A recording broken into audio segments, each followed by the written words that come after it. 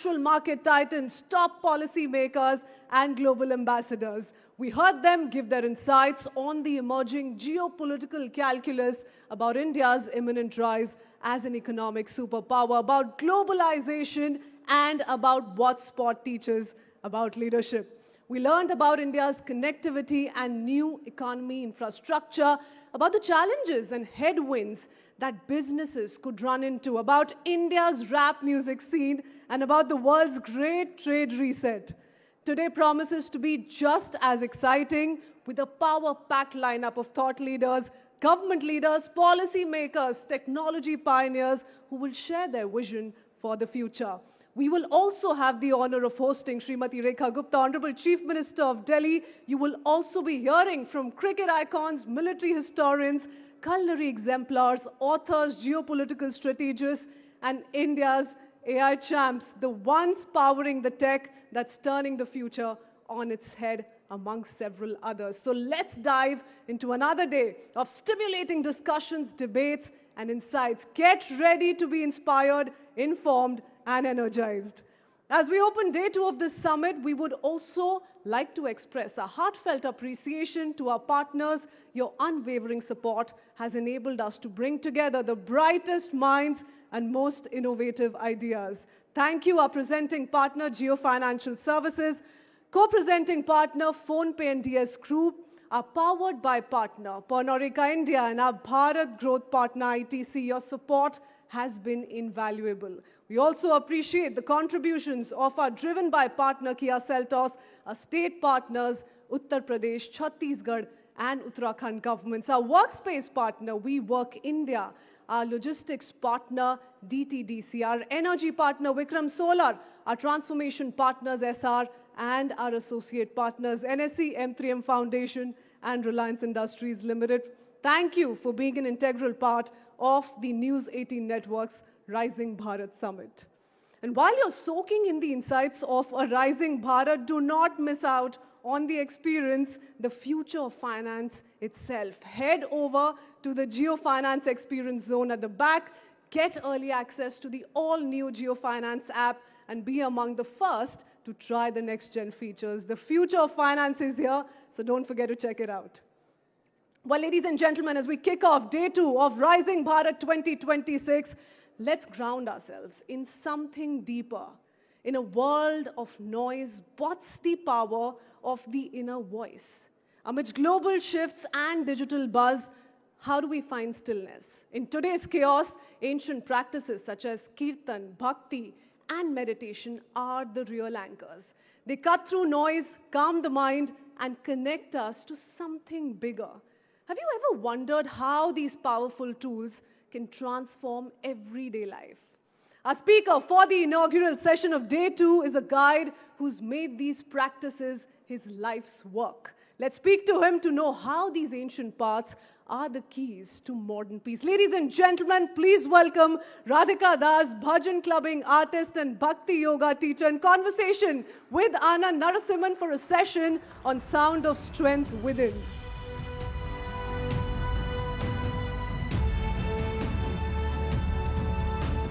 Can we have some energy for this brilliance, please? Anand, over to you.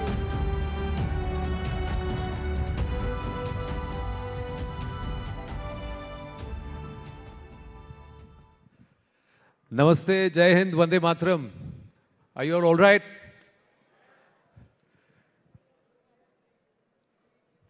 इनको आप जानते हैं? Do you know him?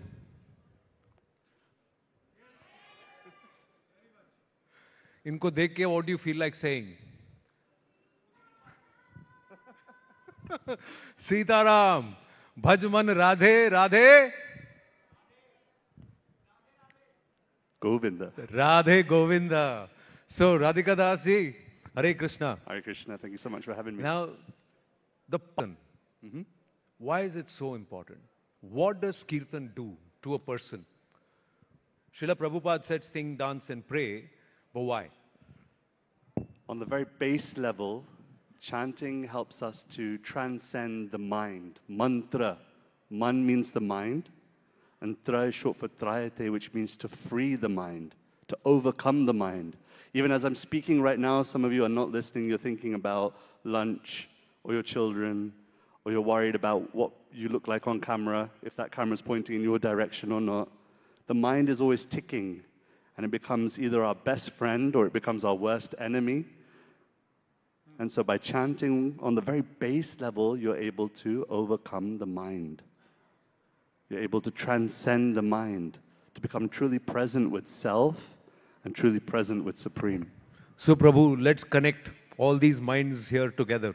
Let's start with getting to that base level of chanting. You have a technique how you get everybody to do. You don't have your instruments with you today. So यहाँ पे थोड़ा impromptu we'll do. Shall we? Yeah, sure. If I All can right, get so everyone... I'll play assist. That's what I'm going to do. Something. Okay, we're going to move this. I don't have my bottle. instruments with me, but we can try something.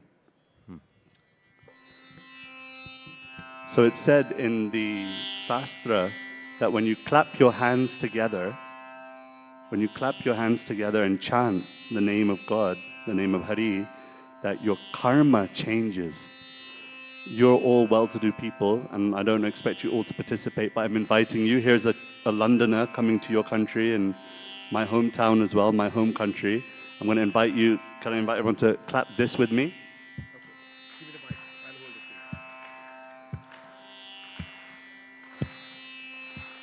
Bhajamana Radhe Radhe Govinda Govinda Radhe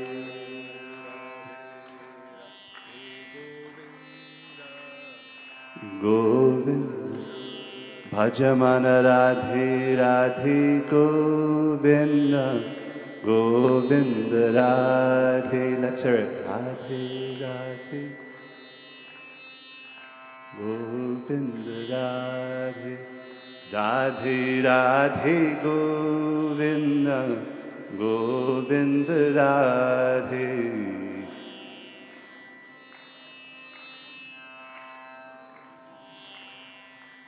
Jai Radhe Radhe Govinda Govinda Radhe.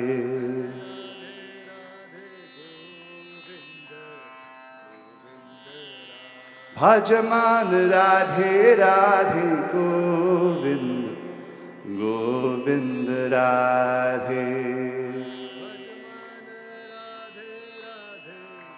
Govinda Radhe. Thank you. Give yourselves a round of applause. Thank you so much.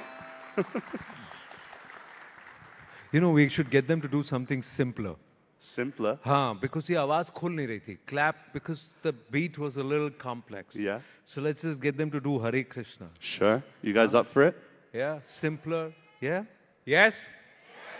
All right. ऐसे गाना है आप सबको.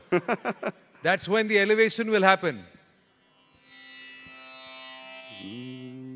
Hare Krishna, Hare Krishna, Krishna Krishna, Hare Hare, Hare Rama, Hare Rama, Rama Rama, Hare Hare. Now you say. Hare Krishna Krishna, Hare Hare, Hare Rama, Hare Rama, Rama Rama, Hare Krishna, Hare Krishna, Krishna Krishna, Hare Hare, Hare Rama, Hare Rama, Rama Rama, Hare Hare. Everyone please. Hare Krishna Krishna. Closing the eyes, open the heart. Hare Rama, Rama Rama, Hare. Thank you so much. Give yourselves a round of applause. Thank you. अब थोड़ा connection बैठ रहा है. See, Krishna says, Uddaret Atmanat Manam, Na Atmanam Avasadhet. That means you've got to elevate your mind. You've got to move away from that pulls you back. Say Yeah, I think you're right. How does Kirtan help? How to? How does Kirtan help? And there are a lot of people who may look at you and say, what is he selling to me? Sure. So how do they react? When you enter the stage, when you enter an audience, a lot of them, when you started this whole thing, Yeah. people would have come to you and said, what is it that you're doing, mate? How is it going to make I think what's different? really incredible about the time that we're living in is that previously, if you were to do this exact same thing, and even some of you still have that same sentiment, that if you were to chant like this, oh, no, they're religious folk that are brainwashed, that don't really know too much. But I think India is moving in a very, very progressive way towards in reclaiming its spirituality. And I think that's incredible. And the whole world right now is watching India and the way that India practices, how Bharat practices spirituality, Hinduism. And so what's happening now is people are feeling welcome to discover who is God for them and what is spirituality. And I think the reason why is because we've moved so far away from it that the next generation, my generation and people who are younger to me, their parents didn't force them to do anything. They didn't force them too much, just the way that they were forced. And because of that, they're starting to go, okay, well, who is Krishna for me then? Who are all these ancient deities? Who are these ancient murtis? Who are they to me? And so we're in a really, really cool time right now where we can explore and express very publicly our spirituality, our Hinduism, our bhakti. And so I'm very, very happy to be in this place. I'm very honored to be somehow a servitor of this practice. No, I'm very curious. How did you become Radhika Ranjan Das? Yeah. How did you find Krishna? Or let's say the teachings of Krishna, the Bhagavad Gita, Yeah, get initiated, get drawn to him. It's a far out story. I'll tell you the short version. I was forced to go on a youth retreat. And on this youth retreat, I was sitting there with my phone by my side because, to be honest, I didn't really want to be there. My parents forced me to go because they thought maybe I'll learn something. And as I'm sitting in the kirtan, I'm sitting at the right at the back of the room. And my phone starts buzzing, and it's my girlfriend. And she texts me saying, it's over. Breaking up with me on text message. I was heartbroken. And the way I saw it at that moment in time, I had only 2 or 3 options. I could either go to my room and cry about it. Oh, I didn't tell you. I tried texting her back, and I had one of those. Do you remember Nokia 3310? Yes. Where you have to press 3 times to get one letter to come. Yeah. So I was texting furiously, trying to just, what's going on? Why are you breaking up with me? Message send failure. I was in the hills of Madrid. It was in a place called Brihuega. So no messages were going through, and I had a few options. One is I go to my room and cry about it. Or 2 is maybe I get stuck in with the chanting that's happening here, and maybe that will do something. And by the end, I felt so happy. I felt so free. I felt so liberated from my pain. And so then I went up to the person who's leading that kirtan, and I spoke to him, and his name is Sachinandana Swami. He's a German Swami. And after 10 years of hearing from him and traveling with him and finding that he's a very authentic person, I decided to take Harinam Diksha, and that's where the name, I used to be Ravi, and then he gave me the name Radhika Ranjan. But in the West, they can't say Radhika Ranjan. It's very difficult for them to pronounce, so I just kept it very simple, Radhika Das. So that's how the name came. Did you ever think that moment in London would go viral? Because the entire concept of bhajan clubbing, Yeah. you seem to be the genesis of it.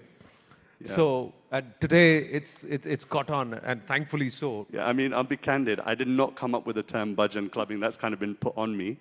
I'm somewhat the poster boy for that right now, so that's okay.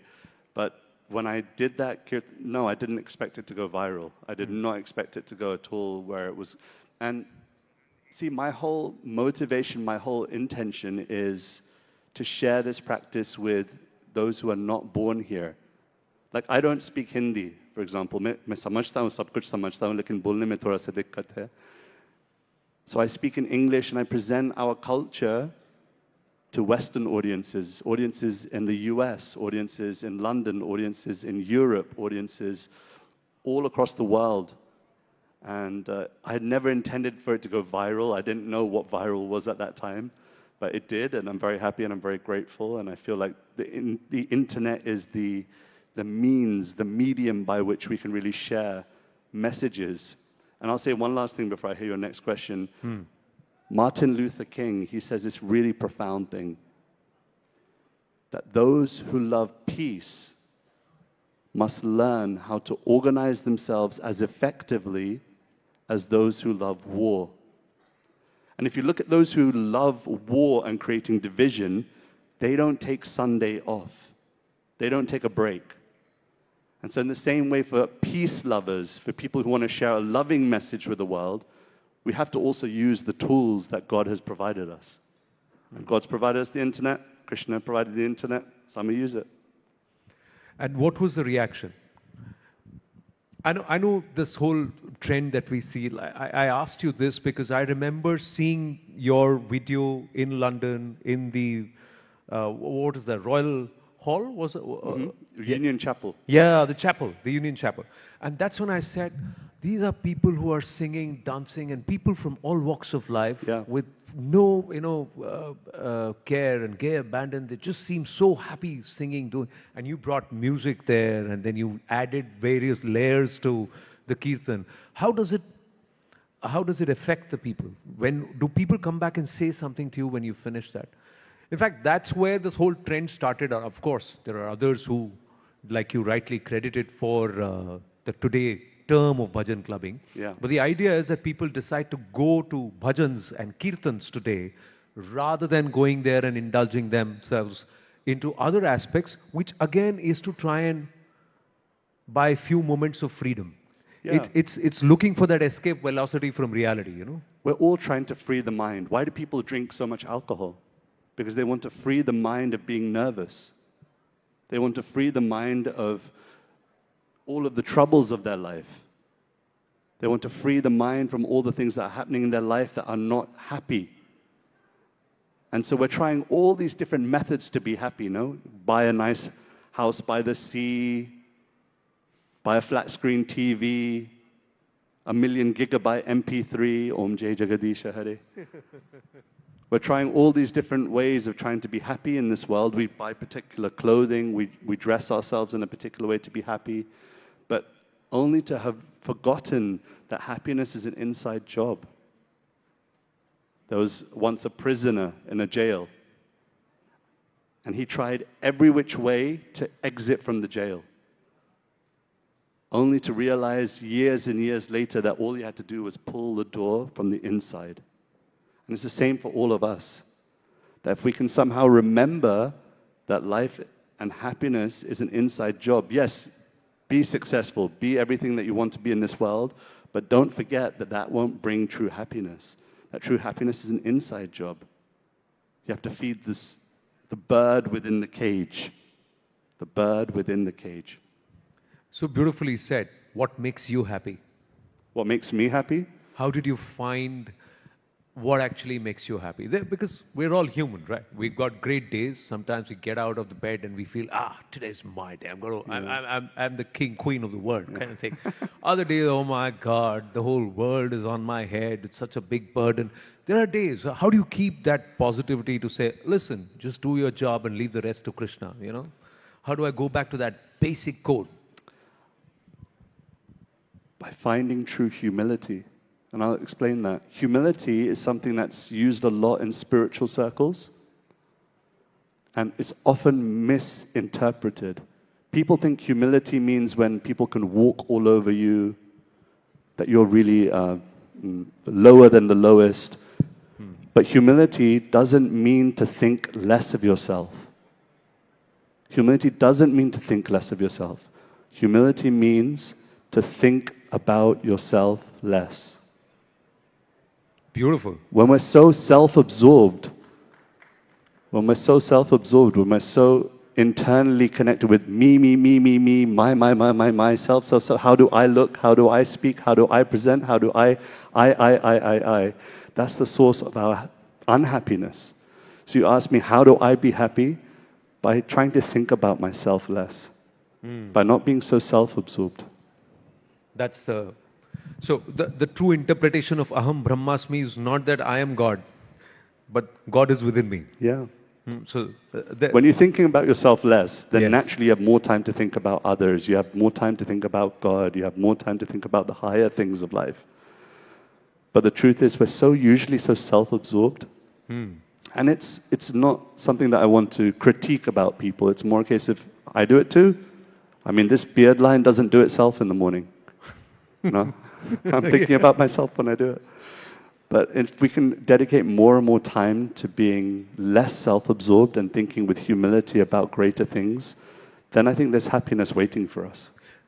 you're doing concerts, you're coming to Bharat so often. Has there been ever a time when you got a packed audience and you just don't feel like singing? Yeah, of course. Has there, how do you turn around and say, listen, I want to do this? You do this, do you do it then because you want to do it? Or you do it then because you have to do it? Yeah. You know, that's the difference between why we are doing a job. Either we have to do it to pay our EMIs, or we want to do it because it makes us happy. It's a very good so question. I'm asking you that. Of course, there's times where I'm presenting and there's 10,000, 15,000 people in the audience and I'm not feeling anything. There's nothing going on. And so it's sometimes the case that it's not that I'm loving what I'm doing, but that I love the person that I'm doing it for more. It's like in a relationship with your wife. Lovely, beautiful. It's like a relationship with your wife or your husband or your partner. Sometimes you might, you don't necessarily love them every time you buy them a present. But you love them so much that, okay, no, I'm going to dedicate my time, my energy, my everything in that resource towards that person. And so, yeah, of course there's times when I'm sitting there on a stage, I'm not feeling anything, but I just try and remember the person I'm doing it for. And based on the audience, let's say if it's a younger audience, it's an older audience, does the music change? Of course, yeah. I think that's been a big point in what I'm trying to share is that you can be spiritual in suit and tie. You can be a bhakta in suit and tie. You can be a spiritualist wearing jeans and trainers. Because ultimately it's between you and your God. It's between you and your divine, your Krishna, your Ram, your Shiva. It was never between you and them anyway. And I think that's what I'm trying to share is that, yes, I might change the detail. I might change it to have a guitar playing, and I might have it with a drum kit, or I might have a saxophone playing in the kirtan. But the point is that if the essence is love of God, prema bhakti, if that's the essence, then the detail can change. All right. So then how would you change the detail for us here at Rising Bharat? This morning, 10 a.m., after a long night for a lot of us, Yeah, a busy me too. day for all of us on a Friday, and just after breakfast, first session this morning, how are you going to set the tempo for this room here?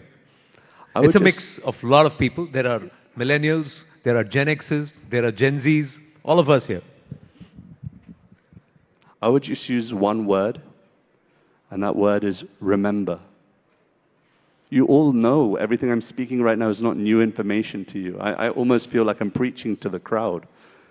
The point is that we have to actively use our awareness to remember that there's so much more to life. There's so much more to this human form of life. And I think that what we often suffer from is forgetfulness, that we forget that it's our birthright. It's our birthright. How do you say that in Hindi? Birthright. Janm Siddh Adhikar. There you go. It's your birthright to remember that you are a loving, connected person with the Supreme, with God. And when you remember that point, the essence point that you are loving, you are loved by the Supreme, and you are always carried by the Supreme, then you'll feel happy internally because you realize this is all an external show, an external play, a drama, if you will. All right. So I'm going to do something with you, Prabhu. Sure. I'm going to request you to take us to that level. The next 5 minutes are yours.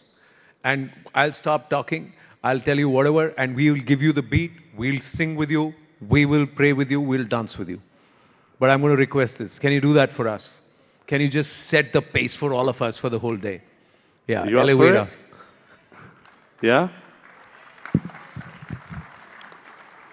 Okay, I don't have any instruments, so the only instrument that we can use is clapping, because you can see I don't have any saxophone or guitar or anything. So I'm going to ask, even for you, you're going to have to get involved and hold the beat down. I'll keep this here for me.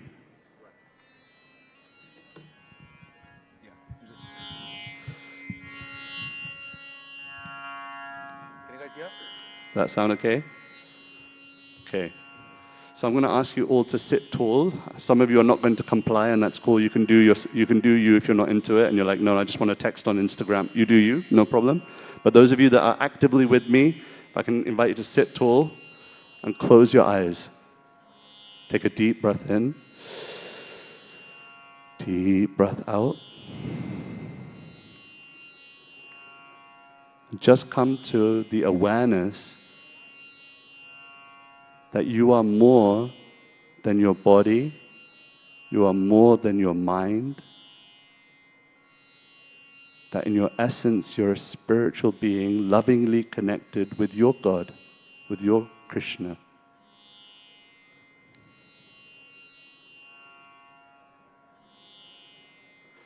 And in one voice, just to set the tone, let's chant the one syllable, Om.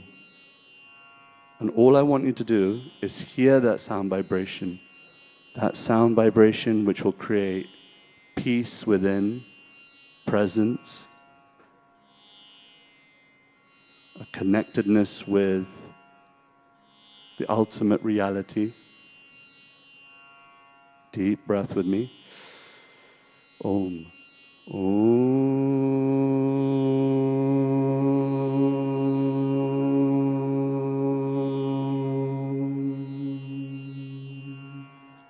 Deep breath twice more.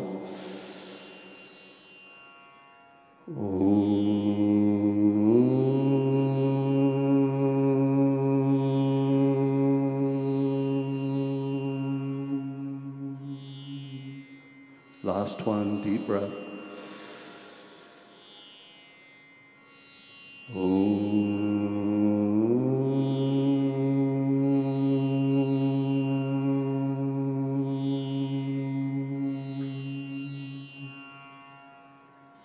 Deep breath in, deep breath out.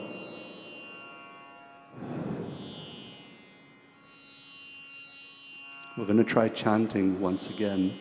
And I want you to keep your eyes closed. We'll chant Om Namah Shivaya. I request you to just try your best not to think about everybody else around you, not to think about the cameras and the lights, not to think about what other people will say about you. This is between you and your God, between you and your Supreme. Mahadev is described, Lord Shiva is described in the Srimad Bhagavatam as being the gatekeeper to bhakti. That with Mahadev's mercy, with Mahadev's kripa, one can once again reclaim their loving devotion to God. So pray. When you chant, I know some of you haven't done this for years, some of you haven't done this for lifetimes. Between you and your God. I'll chant, and then in response, please everybody chant together. Om Namah Shivaya, Om Namah Shivaya.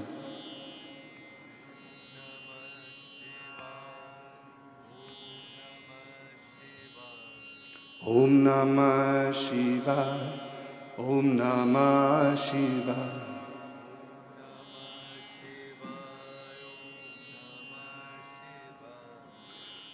Om Namah Shivaya, Om Namah Shivaya.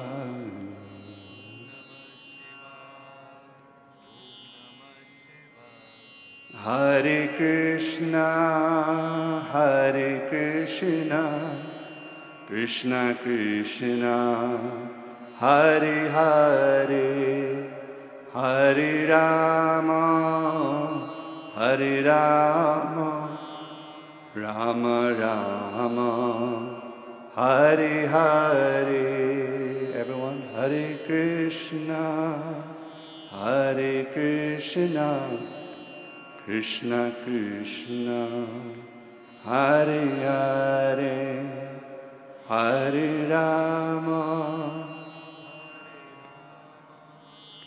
Rama Rama, Hare Hare, Hare Krishna, Hare Krishna, Krishna Krishna, Hare Hare, Hare Rama, Hare Rama, Rama Rama, Hare Hare.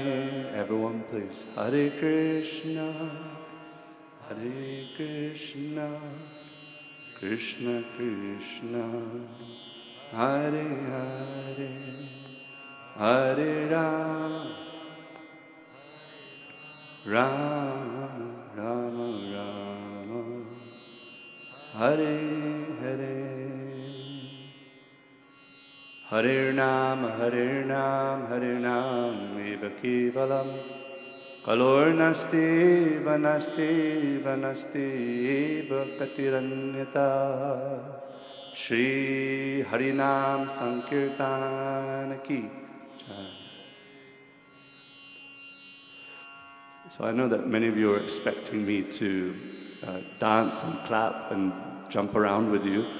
But I think that sometimes these meditative moments also make a difference to our consciousness, and I hope that that was something that really helped and, yeah, changed your awareness to remember that you're something more in this lifetime. You're meant for something more. It's your birthright. So the key word I leave you with, remember. Fantastic. Do you all feel better?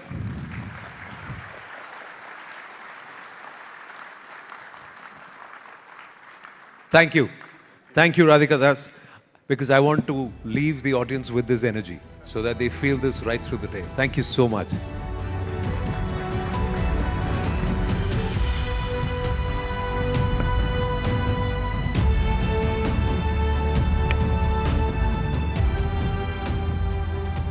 Thank you, Radhika Das, for that beautiful reminder to pause, reflect, and realign. I'm sure all of us here are feeling a lot more centered this morning. Okay, on that note, from the realm of devotion and community with Kirtan singer Radhika Das, let's ground ourselves in a different kind of harmony, the symphony of finance and technology, where trust meets tech, barriers break, and possibilities unfold.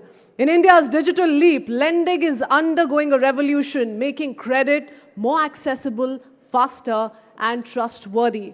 The stage is now set for currency of lending, trust, tech, transactions. Let's dive into how India's lending landscape is getting a tech makeover and becoming more inclusive. Please welcome Kamlesh Chandra Vashni, whole-time member SEBI, Mr. Hemant Gala, CEO of PhonePe Lending, Mr. Ashok Hariharan, CEO of ID5, and Mr. Aditya B. Chatterjee, MD, Equifax India. In conversation with Chandra Shrikant. Thank you, gentlemen. Can we have a huge round of applause, please? Chandra, the stage is yours. Thank you for that. From the spiritual realm to the financial realm. Thank you very much for joining us on Rising Bharat. And I think I want to start with an anecdote that Emmanuel Macron shared last week at the AI Impact Summit, where he said in 2014, a tea seller in Mumbai did not have a bank account, did not have access to credit. But in just 10 years, because of the UPI revolution, he's now able to just use a scanner and accept payments. So he called it a transformational moment for India, something that no other country has been able to do in terms of giving a digital identity to 1.4 billion people. So I guess that's the biggest win as far as Rising Bharat is concerned. But with every technological advancement also come attached risks. So while we've seen rapid strides in digital payments, digital credit, we've also seen instances of digital arrests, cyber frauds, especially for people over 60, over 70, senior citizens, hard-earned savings being lost this way. So today we will discuss how far we have come, but also what we should prepare for going forward, and we have the perfect blend for that. We have a regulator view, a lender view, a credit view, and the risk view. So, you know, a very good mix of all four. But let's start with the regulator view. You know, we are talking about Rising Bharat, sir, and I just want to ask you, SEBI has been talking a lot about leveraging technology, leveraging AI for investor protection, for user protection. But what really separates what we are doing in India, how we are able to do this better than other countries? Because the scale is so huge, the scope is so huge. I'm sure the amount of complaints that you have to deal with are exponentially higher than what other countries face. So take us through that. Yeah, thank you, Chandra. And really a very entertaining session we had just before this one, talking about what we are doing at SEBI. So SEBI regulate capital market, and we can proudly say that there are some initiative which we have taken to protect investor interest, to develop market, to deepen market integrity, which no other country has done. And after we have done that, other countries are taking steps. So this is exactly what Prime Minister was referring yesterday, Rising Bharat, something that we are doing on our own. So I will just give 3 examples. There are more examples, but just to touch 3 examples. The first one relates to how we do settlement, trading, and everything. So we were the first country to have T+1 settlement. And, you know, it is only after us, US came out with T+1 settlement. And by that time, we were experimenting with T+0 settlement, which means faster settlement. You sell your stock today, you will get money tomorrow. Or the other way around, you pay money today, you will get your stock tomorrow, which brings a lot of efficiency in the market, reduces chances for manipulations. So this is one thing. And not only that, in the case of settlement, there was one case which we had many years ago when brokers who was handling client securities pledged that security with banks, and then that broker went bankrupt. Now, who will lose the security? You know, banks will say, I want to encash this security. If you and bank encashes that security, the investor lose their security without their fault. So that case is still going on in Supreme Court. You know, SAT has given a verdict, but somebody has to lose. So, but that's not ideal for the market. So you must have sufficient system in place that nobody loses. And therefore, SEBI came out using technology with a system where there is a system of pledging, repledging, but security remains in customer account. Even when customer sells the security, we have come out with a system where is upstreaming of fund and direct payout of securities, where the fund and securities go directly to the client's account and not through broker's account. This kind of system is nowhere in the world. You know, we are the first one to do it so that the fraud doesn't take place. We have a unique system where clearing corporation has full visibility of the client level visibility, not broker level visibility. All other countries only know brokers level visibility. That means broker can use one client fund against another client's obligations. This cannot happen in India. So once again, this prevents fraud. So we can proudly say the way our stock market works, settlement, margining system, pledging, repledging is unique in the world, and many countries came us, we showed it to them, and they were hugely impressed, and they want to implement that system in their country. So that is one part.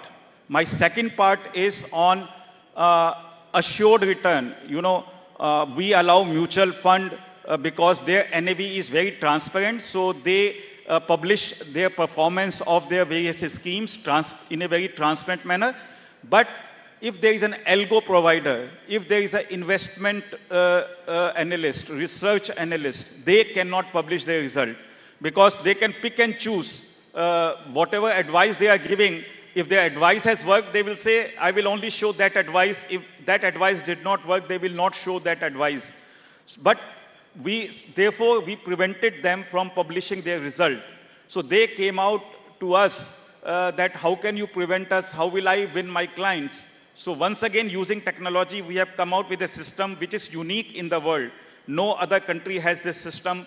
What we have a Parva, NSE and CARE together have developed a system which is right now on trial basis. More than 25 people have already registered in that system. So in that system, algo provider or IARA, they come on board right from the beginning. So whatever is their advice, performance gets monitored on real-time basis. And then after a period of 3 months or 6 months, a result is published, whether their advice did well or did not do well, or how much return it gave, or algorithm, how much return it generated. So that is a transparent way of publishing your result. That pilot project will get over in March or April, and from May or June, we will actually have a full-fledged system, which I can proudly say is nowhere else in the world. The third point which you raised about cyber fraud, that digital arrest, different kind of fraud takes place in security market, where you will get a fake app, fake payment link. So lot of people have lost money, and it is not uneducated people. Many of people who are well educated and professional like you, doctors, engineers, chartered accountants, they all highly placed professionals, retired people, have lost crores of rupees because they think that app is genuine. It is Zerodha app or it is Grow app, but it is a fake app.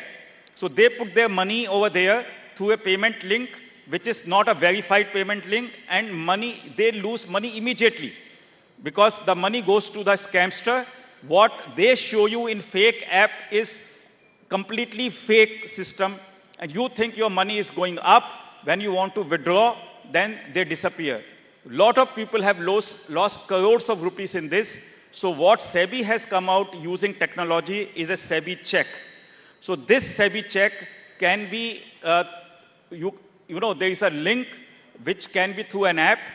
So we have an app also, Sarthi 2.0. Investors can download, or if they don't want to download the app, there is a link on our website. You use that link and you scan the QR code of the payment link. It will show you it is a genuine or a fake one. Genuine means only from security market perspective. So, and that, or there is another system there that you can enter bank account number and IFSC number in that SEBI check. If this bank account is of a market intermediary, capital market intermediary, then it will say, yes, you can make the payment. It is verified. So that way, through SEBI check, you can actually know, particularly if you are making a big payment to somebody, that whether your money is going to the right person. So that SEBI check has initiative we are popularizing through advertisement. We are going to all colleges, universities, telling students, actually demonstrating that SEBI check to them. Yesterday also I was in quite a big university, thousands of students. We demonstrated how this SEBI check is to be used, because this is one thing we feel that, once again, this is not anywhere else. We have also done very important step, which is right now only with Google Play Store, not with Apple Play Store, is if you open your Android phone, Play Store, and you type any, want to download any capital market, security market intermediaries, let's say Grow, Zerodha, Motilal, anybody's app, it will show verified. Now that verified tick is available only on those apps which have been verified by SEBI. Right. So that is a very important step which has been taken. We are very thankful to Google, who has helped us in doing this. We are still negotiating with Apple because we want to tell them one simple thing, in this digital world, there is a good use of technology and bad And a use bad of use. technology. It Correct. is important that all these people who are using technology for good should come together and pool their resources. Got it. That is how we convinced Google. Apple, we still have to work with them, but hopefully they will also come, and It's this good that will you be... convinced Google, because I think 95% of India is on Android. Yeah. So Apple should come through hopefully soon as well. But just out of curiosity, through a show of hands, how many of you know people who have been victims of digital arrests? Okay, that's not a high number, but I think, I don't know, I think I have at least come across many people, even doctors who have lost 15 lakhs, which is absolutely No, stunning. even crores. Okay, my friend lost 15 Yeah. lakhs, but yes, there have been people who've lost crores.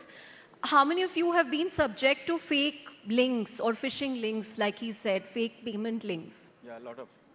Okay, but I think you've listed out some interesting steps, especially the verified one on Play Store is a good step, and the others as well.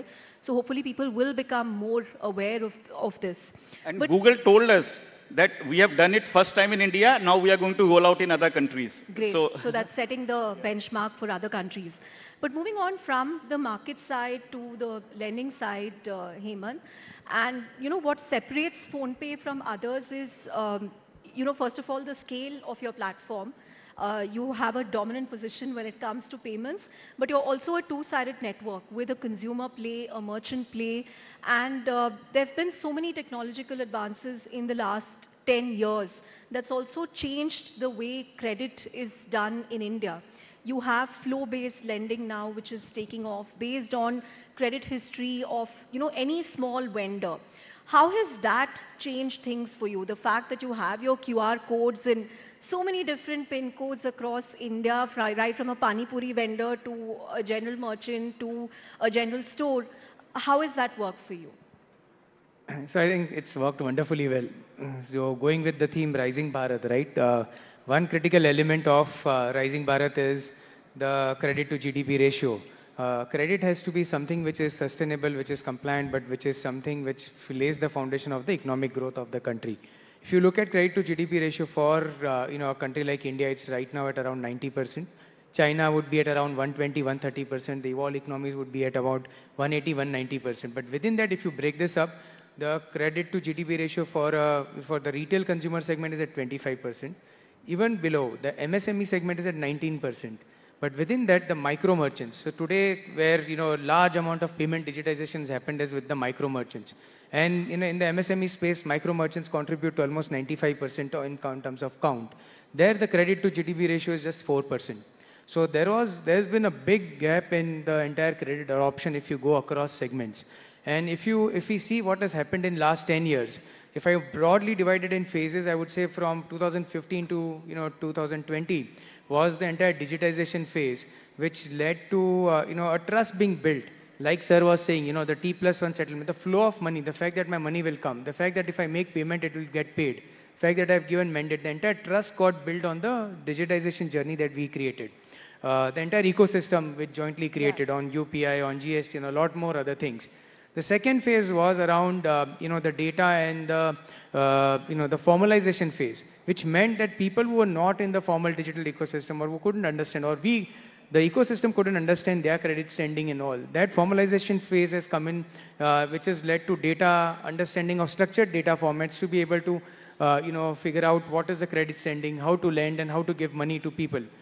And with such growth, and this thing comes rightfully the regulatory intervention, because it brings in the right structures. RBI has played a fantastic role in bringing out digital lending guidelines, which has helped look at it in a very structured way. It has helped looking at ensuring the money goes in the customer's bank account. There's key fact statements, the privacy elements have got taken care of.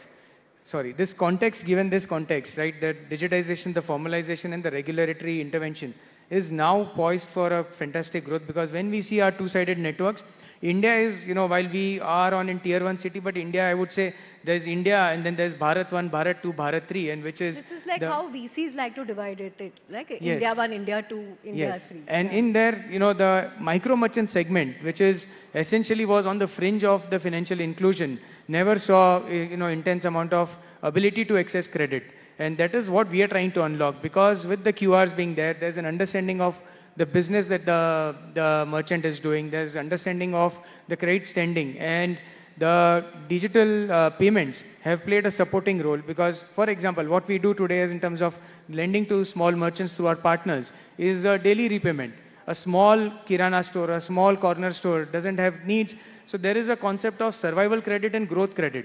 So medium and small enterprises would need growth credit, but a lot, 95% of MSME is survival credit, which means they need money to be able to run their business the next day, or the next month, or to be able to sustain festive period. So that is what we have led, unlocked, because with the flow-based lending, with the digital payments, which means there's mandates, UPI-based mandates where there is daily repayments, with the bureau guardrails improving, with the regulatory intervention coming in, which means that instead of a 45-day update or 30-day, it is now a weekly cycle with which, there is updates on the bureau.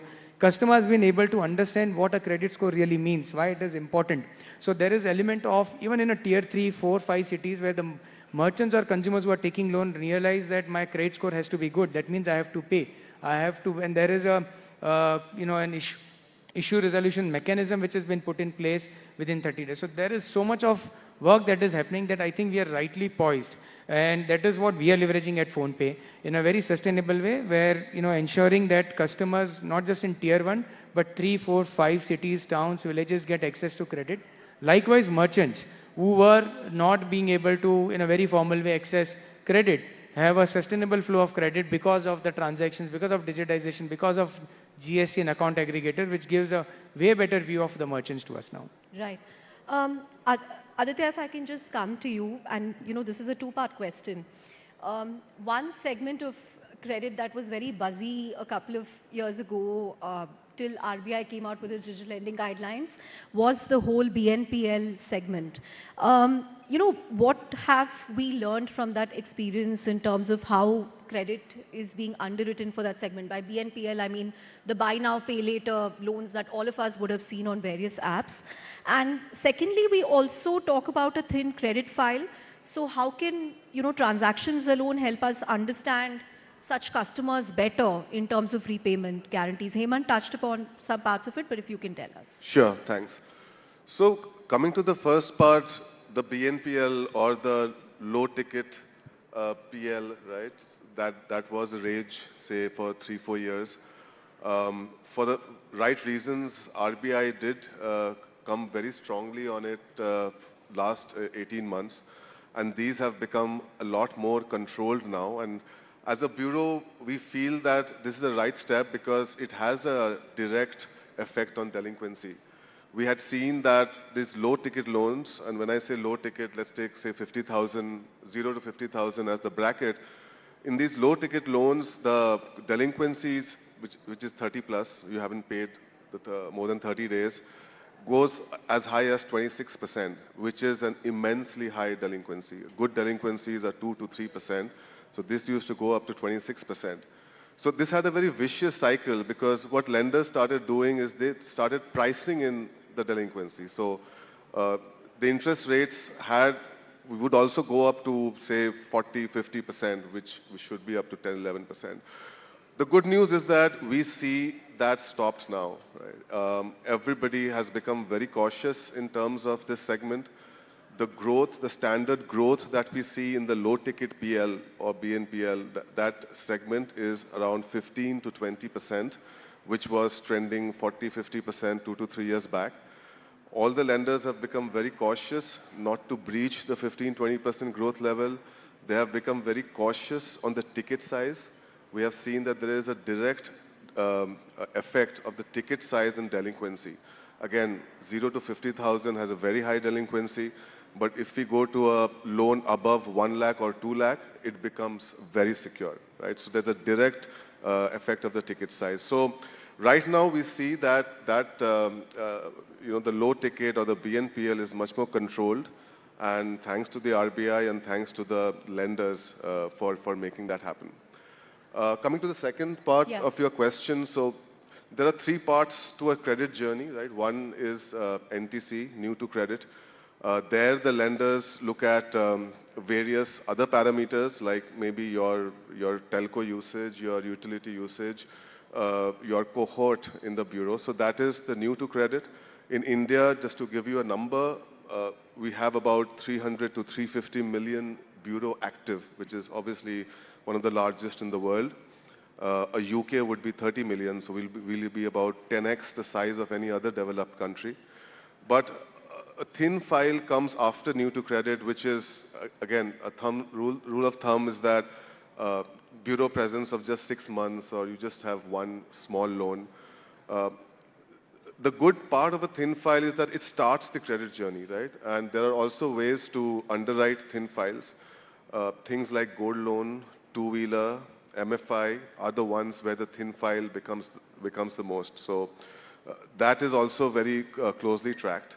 And lastly, I'll come to one last point, as Hemant spoke about the micro. I think to make India credit-worthy, the micro, which is 95% in size, but only 4% in terms of the volume of the loans, have to grow. The second thing we all have to grow is the MFI, which is the microfinance. Microfinance is an average household income of 3 lakhs per year, so absolute bottom of the pyramid. And there is about more than 8 crore bureau presence of MFI customers. And I think that's a very good sign as well for credit inclusion. Wow, that's an amazing statistic. 95% in terms of size, but only 4% in terms of credit, the micro market. So you actually have a very large market to go after, Hemant. But Ashok, Identify plays a very important role in the whole digital KYC, background verification space. And I want to understand, is AI helping you or harming you? Because it's become significantly easier to create fake profiles which look extremely original. So has it made your work tougher or easier? So I think fraud keeps me up all night, right?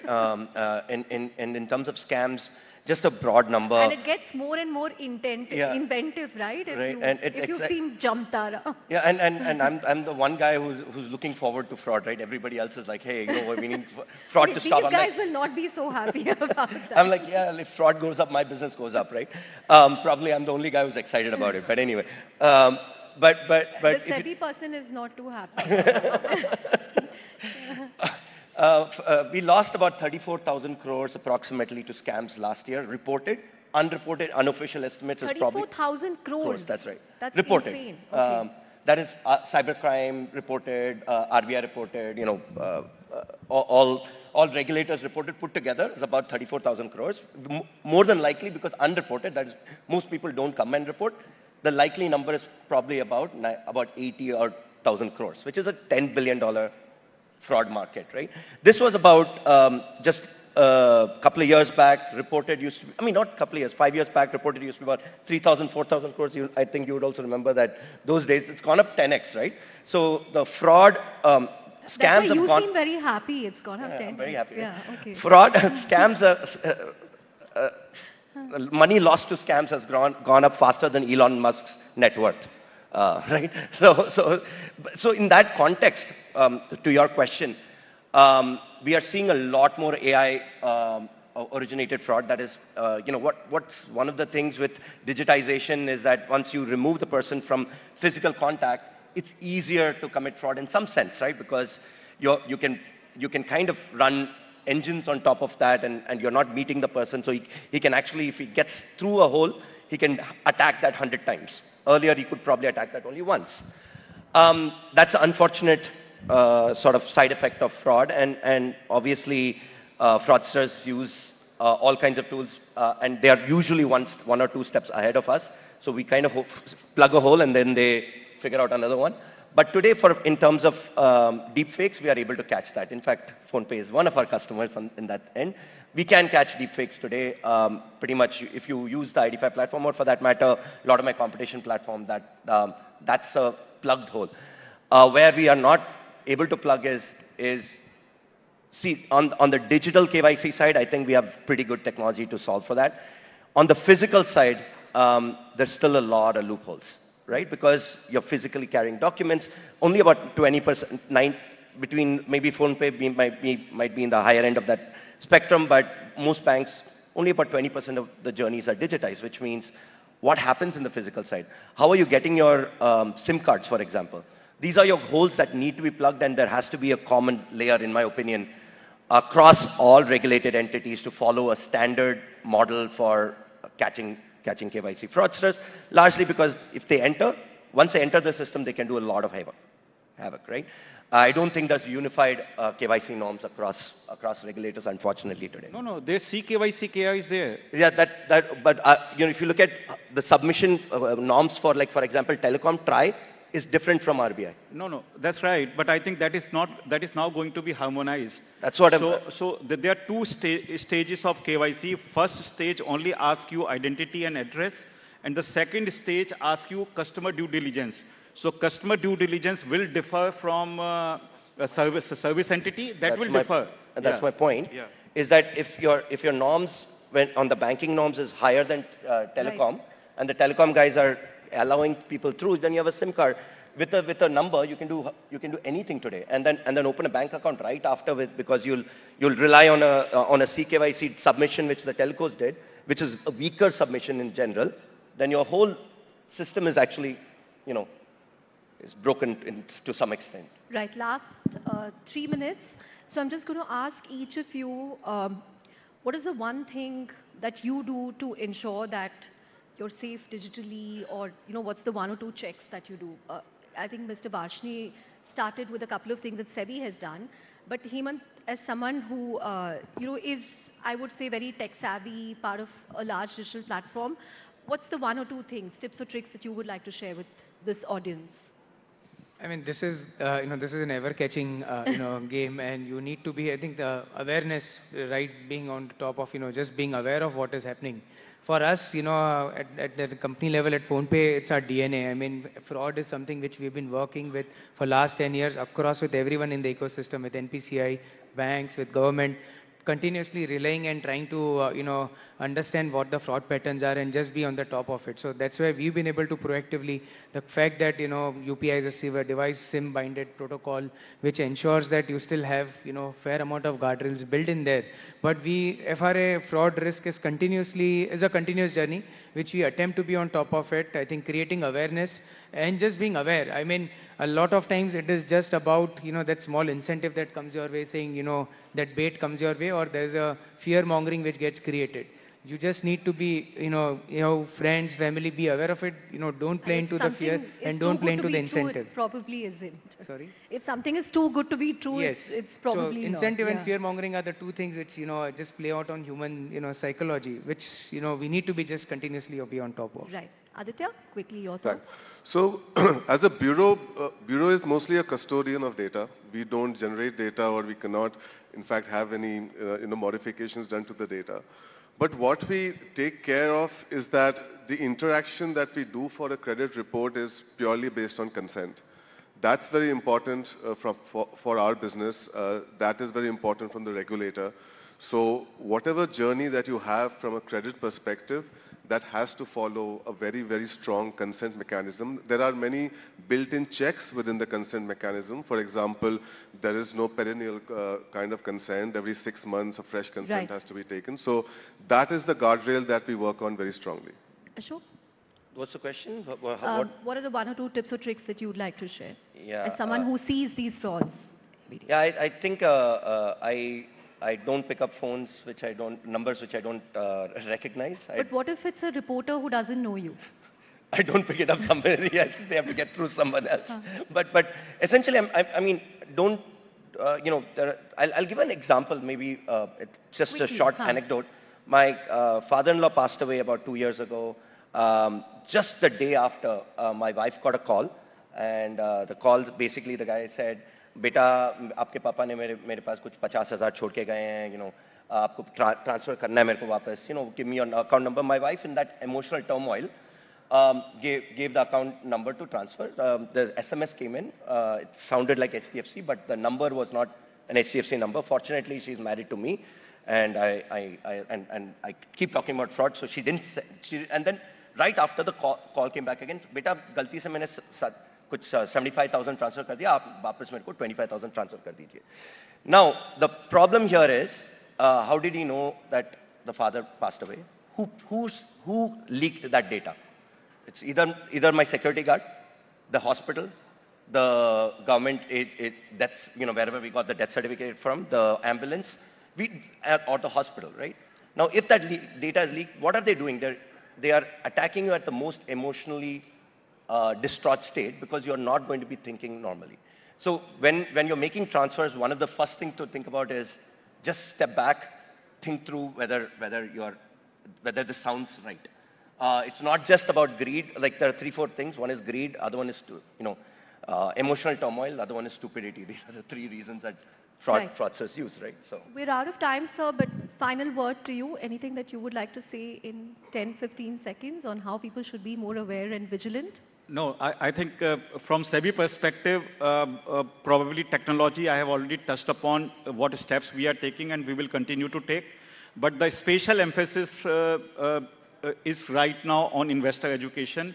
And we are, all our market intermediaries, infrastructure institutions, SEBI, we are reaching out to all villages through panchayat, to students and all, and creating this awareness about the kind of frauds which are taking place and what is the right way of investing. So hopefully, with that kind of educational initiative that we are taking, there would be some change. Great. On that note, this has been a very informative, enlightening panel. Thank you very much. A huge round of applause for our speakers.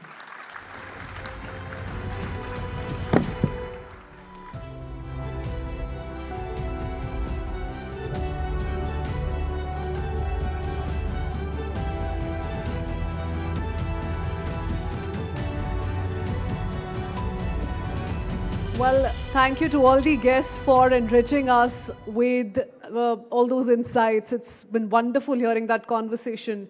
Truly honest, to say the least.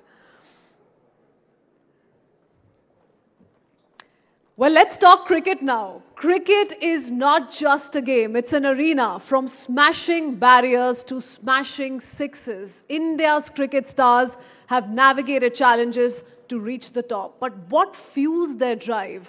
What battles did they fight on and off the field? For the next session, joining us are trailblazers. We will dive into their journeys, their grit and their triumphs. From maiden test caps to record-breaking innings to match-winning bowl spells, they have written India's cricketing story over and over again. Please welcome he who needs no introduction, Mohammad Shami, Indian cricketer. Indian women's cricket legend Mithali Raj. And Indian cricketer and World Cup winner Yuzvendra Chahal. Let's warm up those hands, please. A huge round of applause, ladies and gentlemen, in conversation with Shivani Gupta for a session on boundaries and breakthroughs.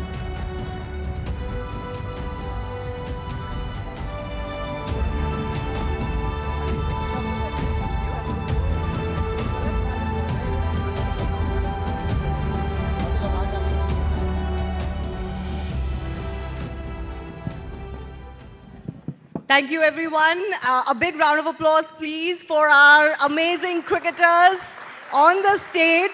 This is going to be a tough one for me because I already see they have not followed the nameplates. So I don't know whether they're going to follow any direction that I give to this panel. They're going to do their own thing. बैठिए, चलो शुरू करते हैं.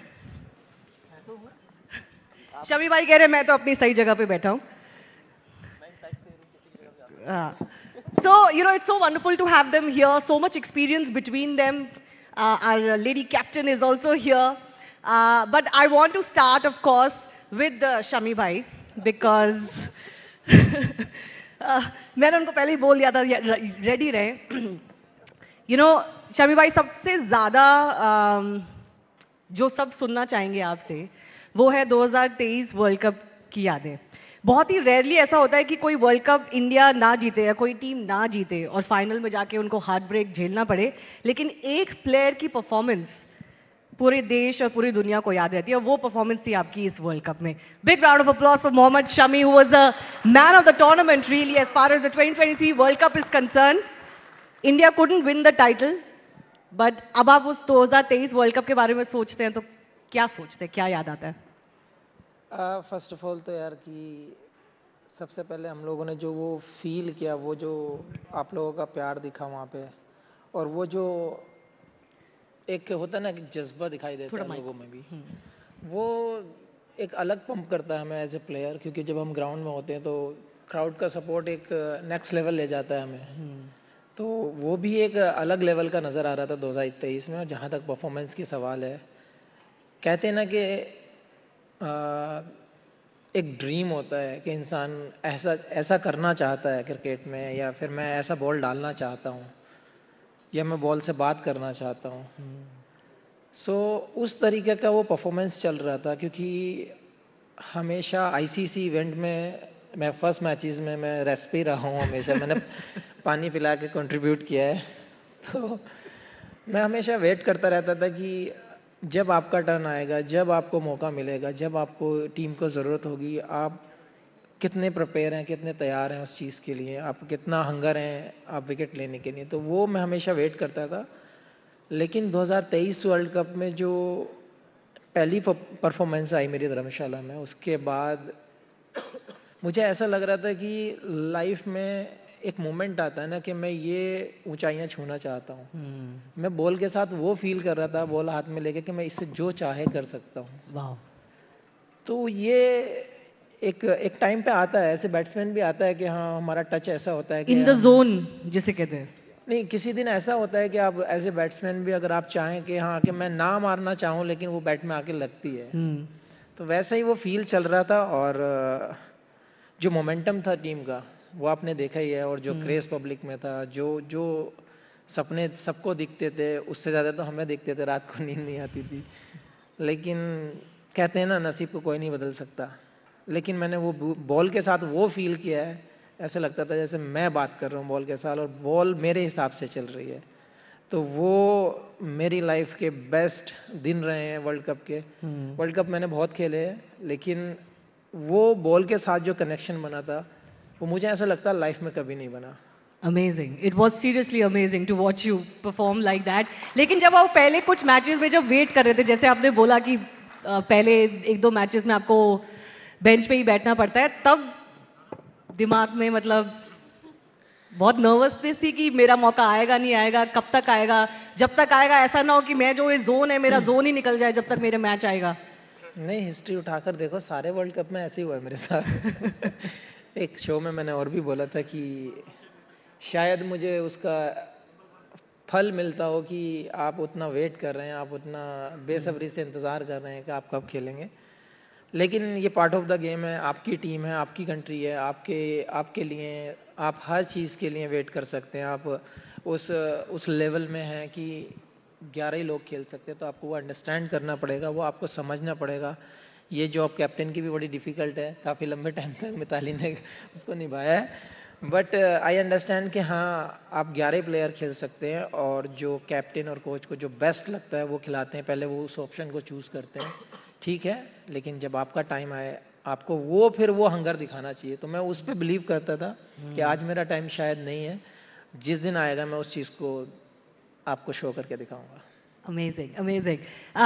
Before I ask you about what happened after the 2023 World Cup, क्योंकि उसकी भी बहुत चर्चा हो रही है, मैं पूछ ही लेती हूँ आपसे, क्योंकि अभी भी लोग यही पूछते हैं कि भाई शमी कहाँ है, टीम में क्यों नहीं है शमी? मैं तो खेल रहा था, मैं तो रणजी ट्रॉफी खेल रहा हूँ, पूरा सीजन खेल कर आया हूँ। लेकिन हाँ, सीरियस इंजरी थी, 4 साल से उसको कैरी कर रहा था।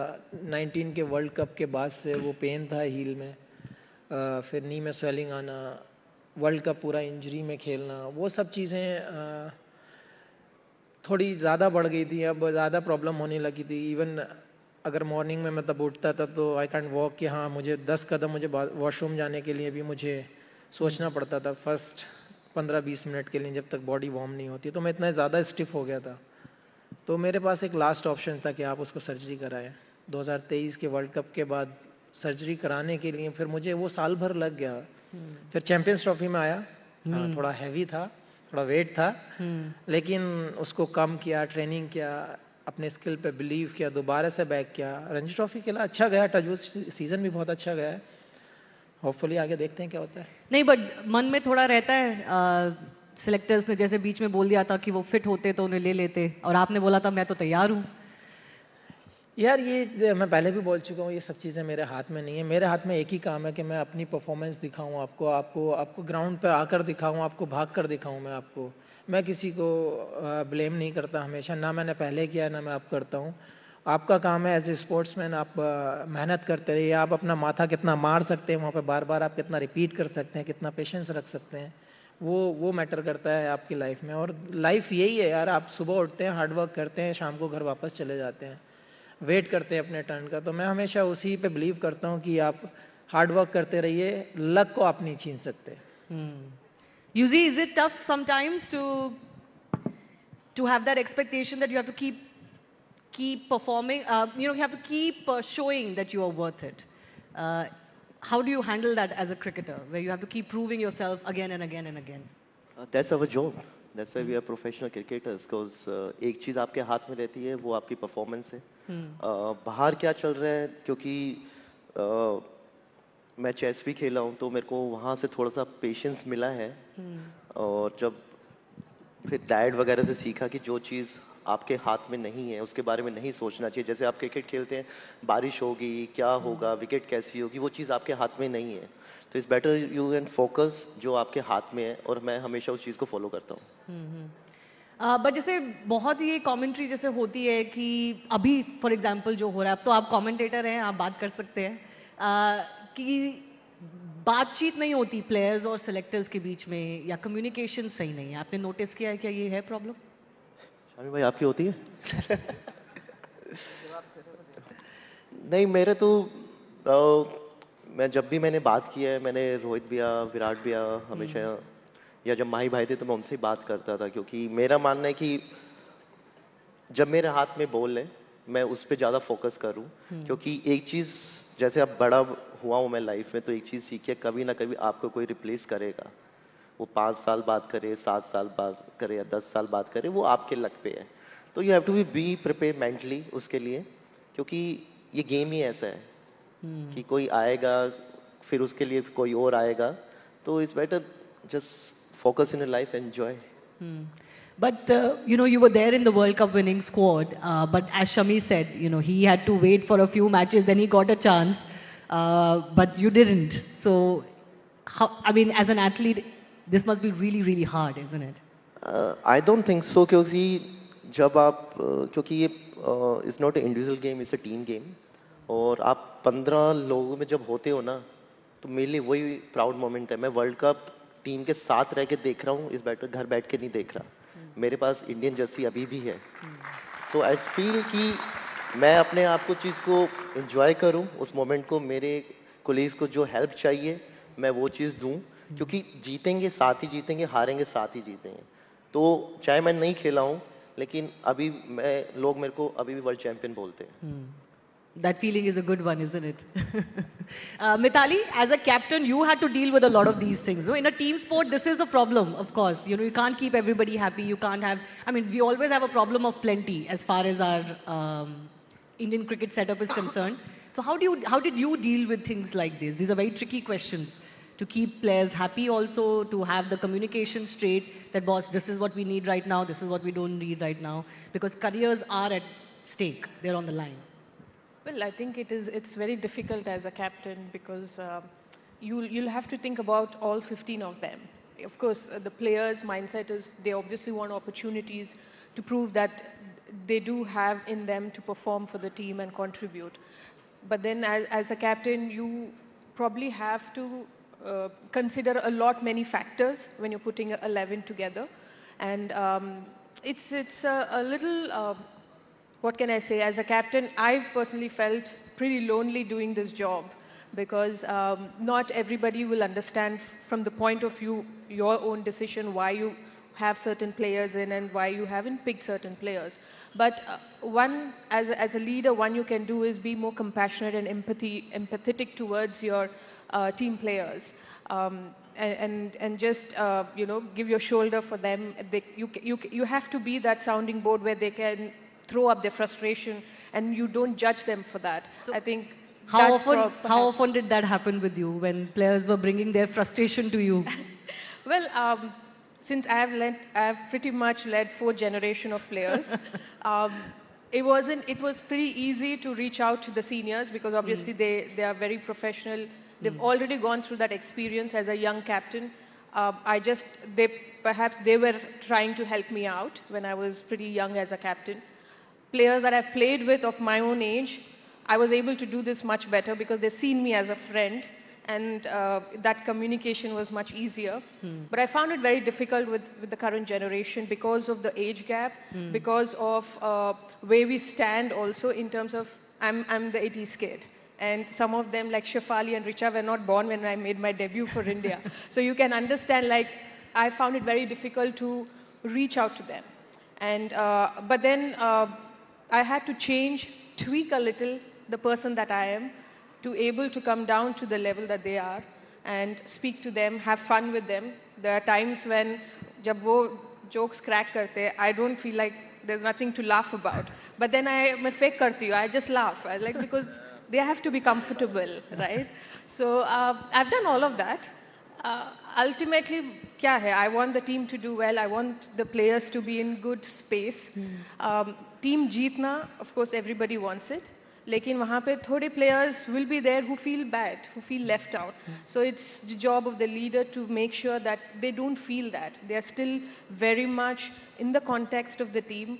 उनकी जो contribution है, you know, like say Arundhati, the current, when they won the World Cup, Smriti or Jemima spoke about Arundhati, the only player who didn't get a chance throughout the World Cup. And it could have been very different for that girl.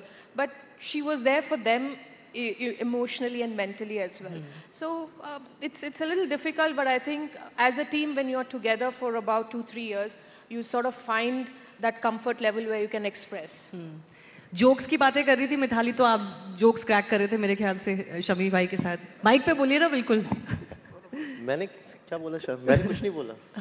नहीं, but you are known as, if I can use the term, the joker of the pack. Clearly आप सबको हंसाते रहते हैं और you know मजा करते रहते हैं. आपकी वो image है UG. So was that one of the reasons why it was easier for you sometimes to handle everything? No, it's nothing like that. It's me. Like I can't be fake. मैं जो field पे थोड़ा सा जब ball हाथ में होता है तो I am a different person, but उसके बाद इट्स मी ओनली. और ये अब से नहीं है, मैं स्टार्टिंग से ऐसा हूँ. I love to enjoy every moment of the life.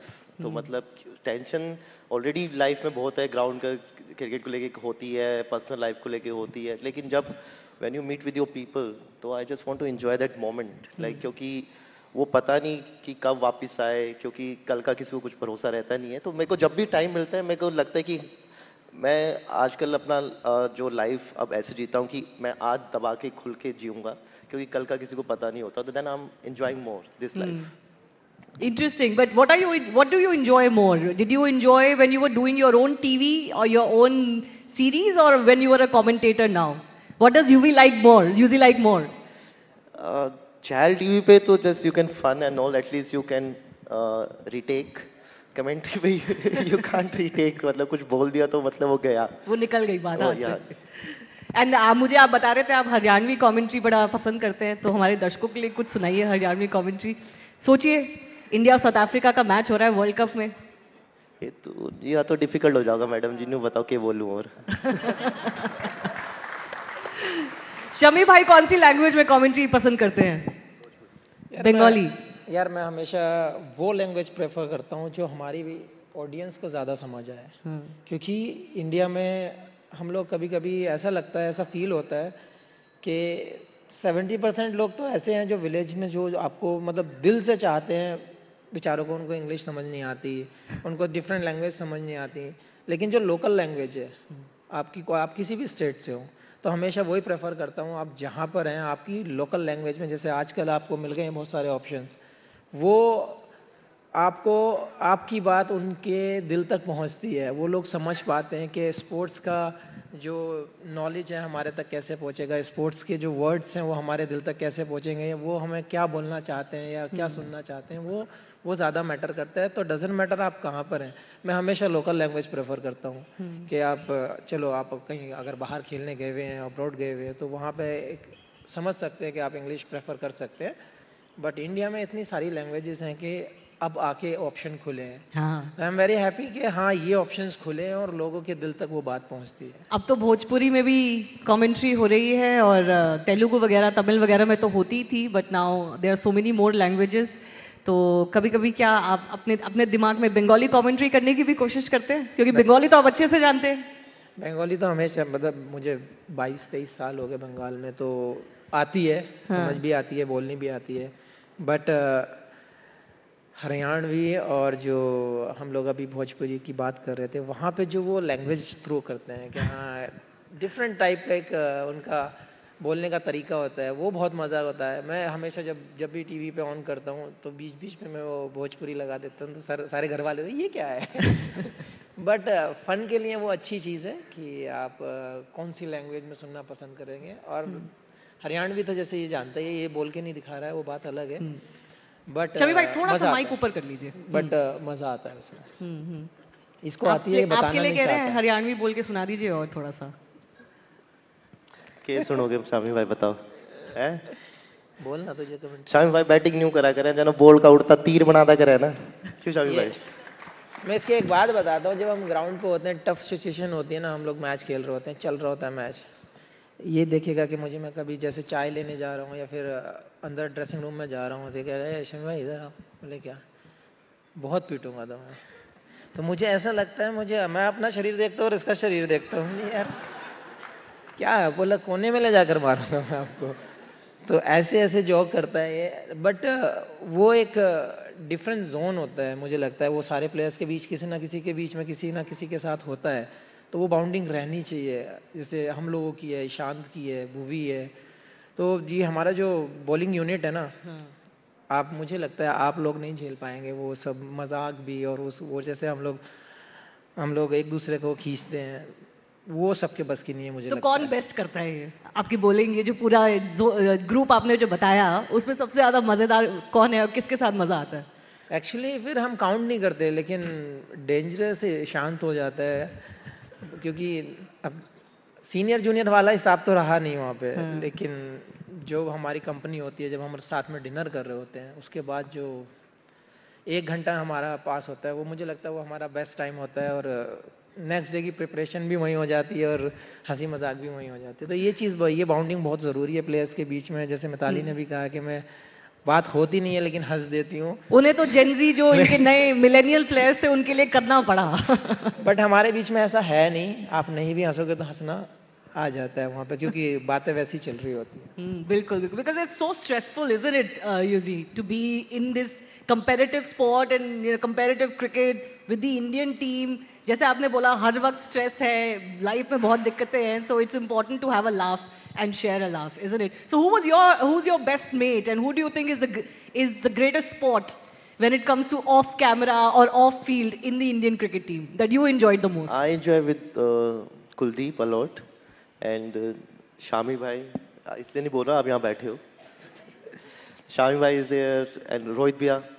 तो actually thanks to all the seniors, क्योंकि कभी इन्होंने हमें वैसा, जब हम टीम में आए तो वैसा ट्रीट किया नहीं कि जूनियर है, फर्स्ट टाइम आया है। तो स्टार्टिंग, क्योंकि आईपीएल हम साथ में खेले हैं, इतने सालों से खेल रहे हैं, तो जब इंडियन टीम में जाते हैं एज ए यंगस्टर, तो कई बार माइंड में आता है यार रोहित भैया से कैसे बात करना या सचिन सर से कैसे बात करना। पर जब भी, जितना भी मैं खेला हूँ, कभी सीनियर्स ने उतना मतलब रियलाइज़ नहीं करवाया कि आप फर्स्ट टाइम आए हो टूर पे या कैसे आए। तो हम मस्ती करते हैं, उन्हें पता ही है मेरा नेचर, अब तो 10-15 साल हो गए हैं, तो उन्हें पता है कि ये इसके साथ नहीं करेगा, खुद तो करेगा करेगा।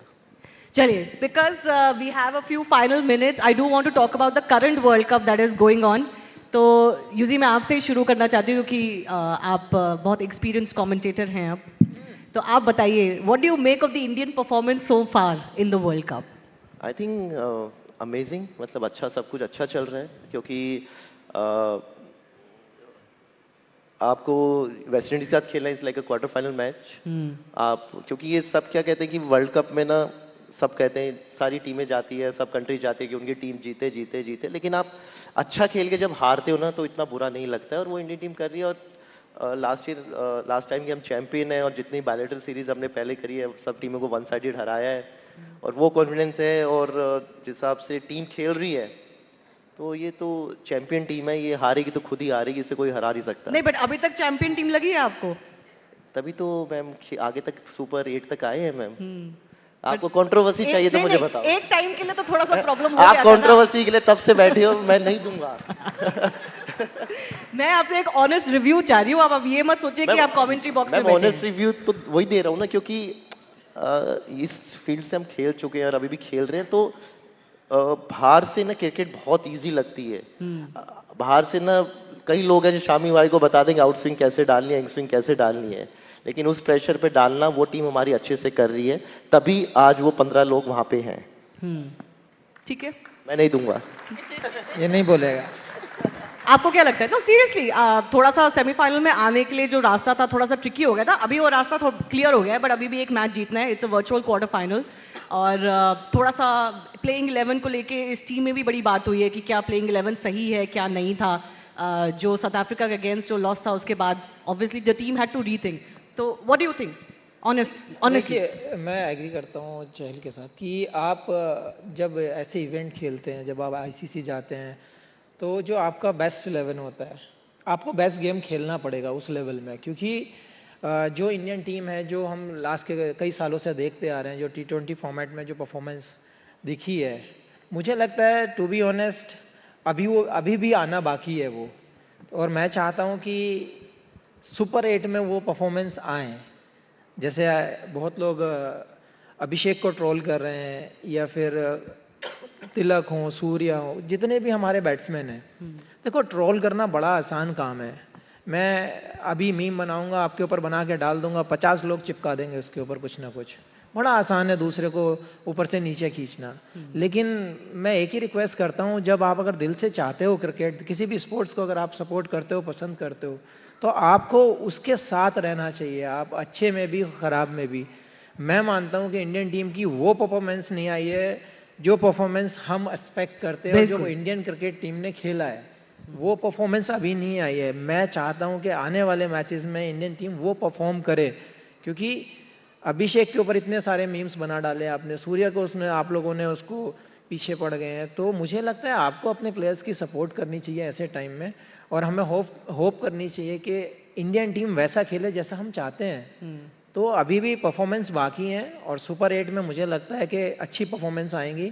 छोड़ दीजिए, आपके हाथ में नहीं है, हमारे हाथ में नहीं है बेस्ट 11 क्या होगी, 15 कौन रहेंगे, क्या करेंगे।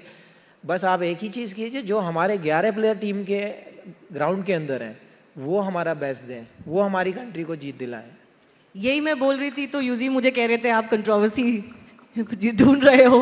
नहीं, मुझे आदत हो गई है, मुझे फर्क नहीं पड़ता आप लोग क्या बोलेंगे। But Mithali, does it look like a champion team to you so far? I'm sure you must be catching some of the action. Lots of expectations.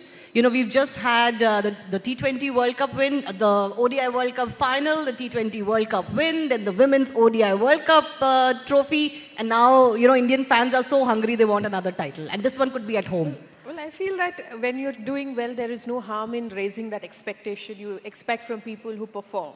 So naturally, everybody wants our team to do well, and it's a home World Cup.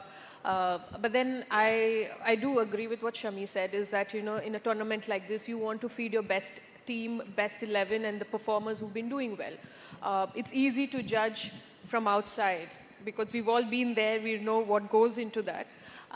But at the end of the day, we all want the Indian team to do well.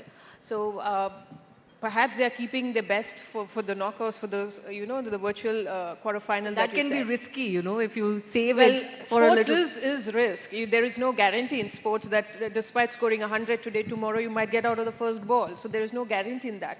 But what you can do best is that you can back them, back a team that, you know, you all are representative, you all are ambassadors, and you'll have been doing well.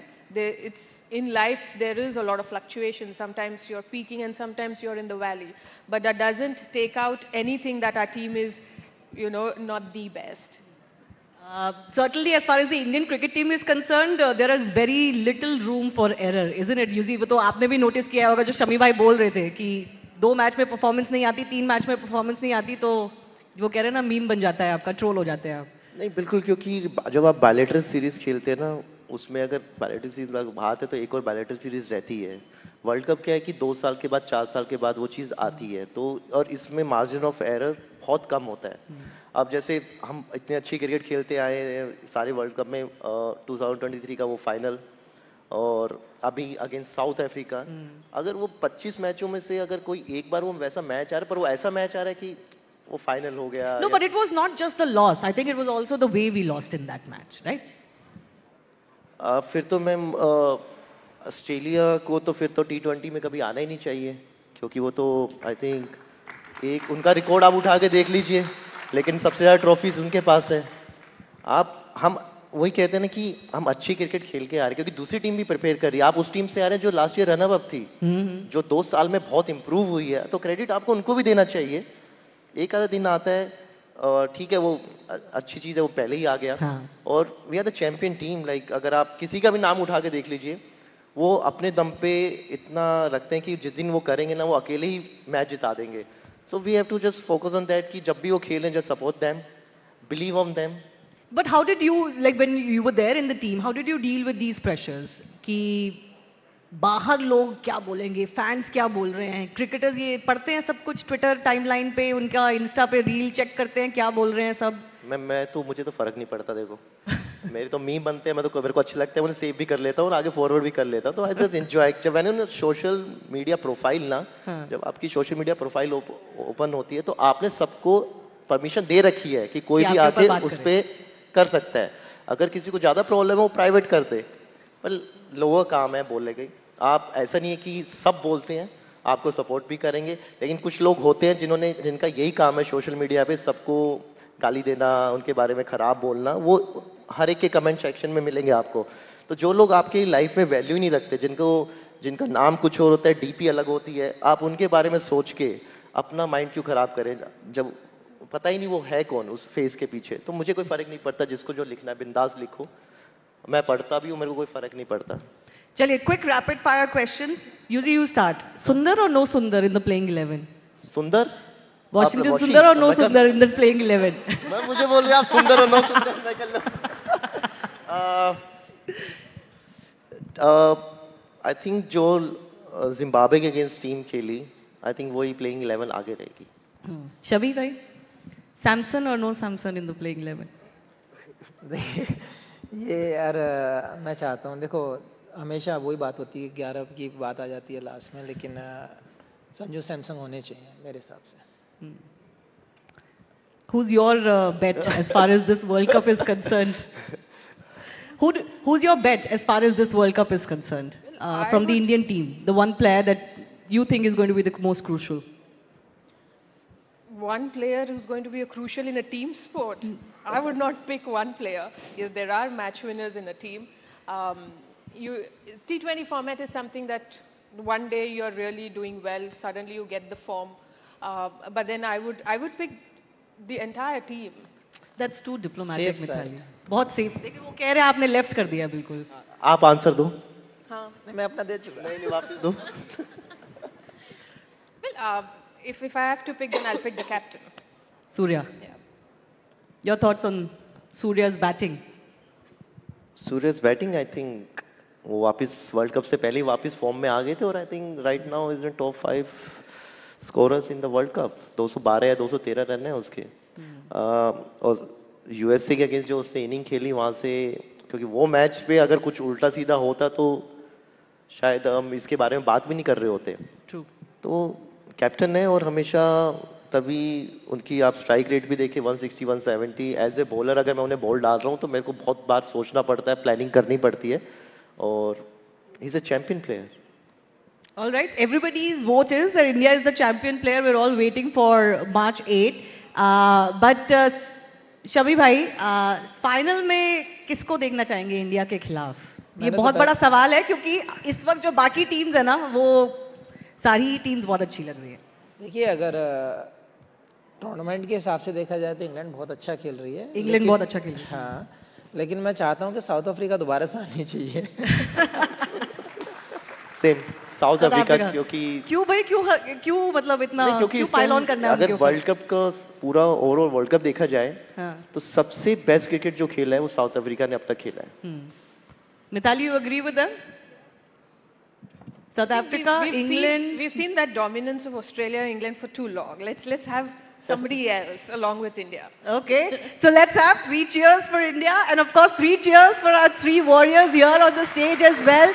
Big thanks to all of you for coming and final एक word मैं शमी भाई को देना चाहती हूँ. मुझे बता रहे थे ये off stage कि मैंने क्या बता दिया? जो एक फ्यूल होता है, आप चाहते हैं कि आपका जो बचा हुआ फ्यूल है वो एक बार सही जगह लगे और सही काम में आए, तो you wish, you hope, you're still working towards it to be in the Indian team soon. यार ये ऑफ स्टेज की बात अंदर कहाँ से आई? बट यार मैं हमेशा यही कहना चाहूँगा कि आप किसी भी डिपार्टमेंट का काम करते हैं, आप किसी भी स्पोर्ट्स में, आप किसी भी लाइन में हैं, तो मैं यही कहना चाहूँगा अगर आपके अंदर पोटेंशियल है, आपके अंदर टैलेंट है, तो उसको वेस्ट ना होने दें. मेरा यही कहना था कि आपके अंदर अगर फ्यूल है तो आपको फूकना चाहिए हमेशा. और जब बात कंट्री की आती है ना, तो मैं पर्सनली ये चाहता हूँ कि आप अपनी जान भी दे सकते हैं, लेकिन एक % भी मुझे ऐसा रिग्रेट नहीं होना चाहिए बाद में कि मेरे अंदर पोटेंशियल था और मैं और नहीं कर पाया. तो ये चीज़ मैं हमेशा कहना चाहता हूँ जितने भी स्पोर्ट्स खेलते हैं कि भाई गिव अप मत करो. आपके अंदर अगर टैलेंट है तो शायद आपकी कंट्री के काम आ जाए. तो हार्ड वर्क में लगे रहें और बिलीव करें अपने ऊपर. Thank you so much. On that note, a big round of applause for our cricket warriors on the stage. Thanks a lot. And we'll certainly hope that their wishes come true for the Indian team, which is that India is the champion of the World Cup once again. Thanks a lot.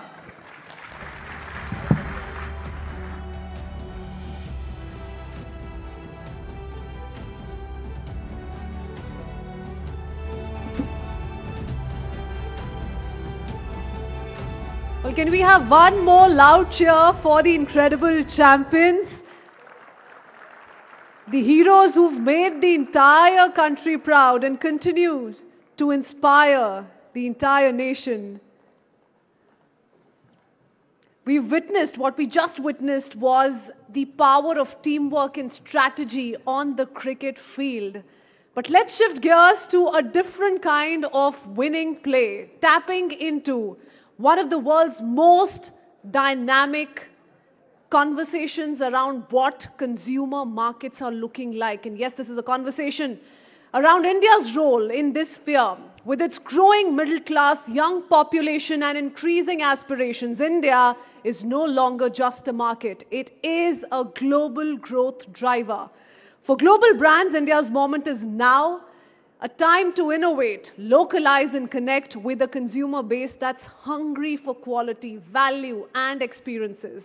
Let's understand how global brands can succeed in this vibrant market. Please welcome Jean Touboul, CEO of Pernod Ricard India, for a conversation on India's consumer landscape, growth opportunities and what it takes to win in this exciting market, in conversation with Anand Narasimhan for a session on India's turn, global brands bet big.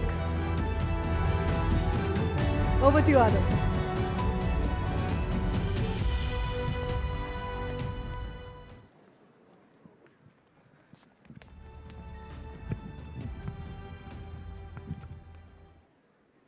Jean, thank you very much.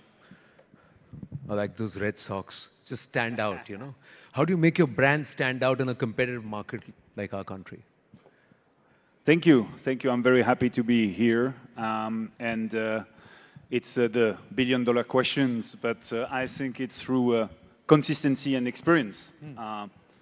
India, and it was said before, is not a market where you apply only global recipes. You have to be locally relevant. That's what we try to do with our brands, which are, for most of them, produced here in India for Indians. And we try to be very accurate in the experience we provide to the consumers. Along with it being competitive, it's also very diverse. You know, they may want to drink the same thing, but they drink it differently or for different occasions, and also culturally, socially, very diverse. So there's certain things which are similar, certain things which are diverse. So how easy or difficult is it then? No, this is very true, and that's something that we have learned throughout the years. We've been in this country more than 3 decades now, and I think my teams have a lot of experience, and the local teams, we have more than 30 local offices across the country. And it's extremely important that we understand the differences of India. Globally, if I take an example, it's mostly a whiskey market.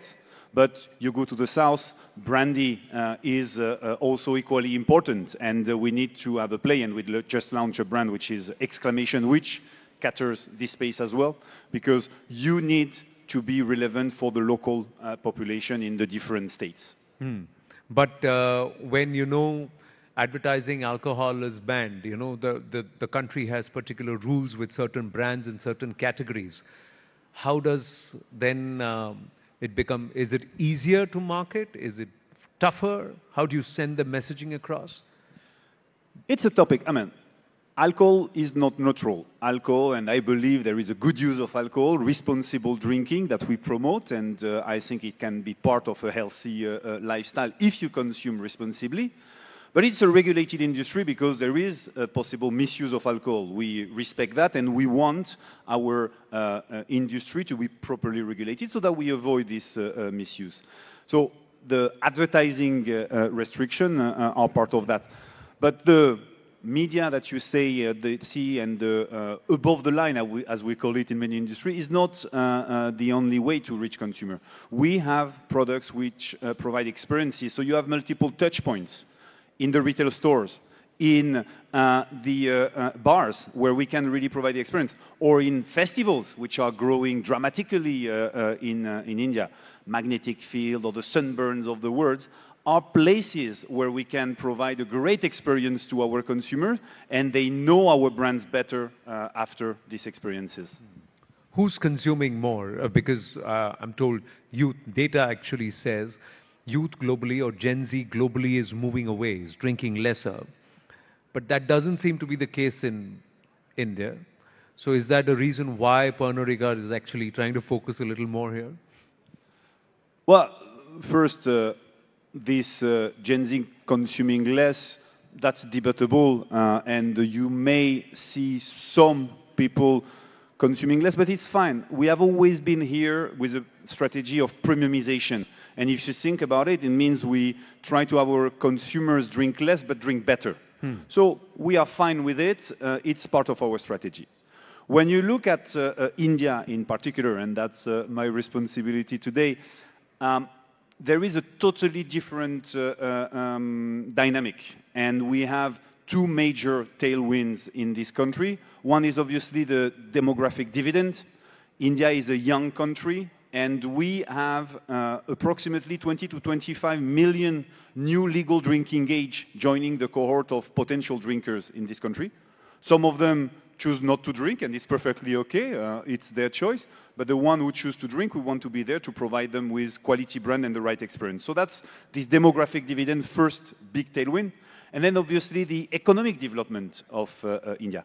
We play in the premium segment of spirits, and with the rise of the income of Indian, average income, but also the discretionary, the disposable income, which is disproportionately growing, we are seeing more and more people interested in our categories, where we provide not only a good liquid, but also a great experience, and being part of the lifestyle of our consumer is really what we aim for. When you were told 3 years ago, Jean, you got to go to India and you got to handle the business there, what did you think about that responsibility? And 3 years later, what do you think about Bharat and its people? Well, I must admit, I didn't know India very much when I was asked to come here. And I'm very happy that I said yes, because it's a fantastic experience. I knew the position was great, the opportunities were there. What I didn't realize before, and that I'm learning every day about, is the diversities of these opportunities and the richness of India. So as I said, we have 30 commercial offices, we have 19 plants across the country, because we need to produce in various states. And I constantly travel in the country. I was in Bangalore yesterday, I was in Vizag the day before.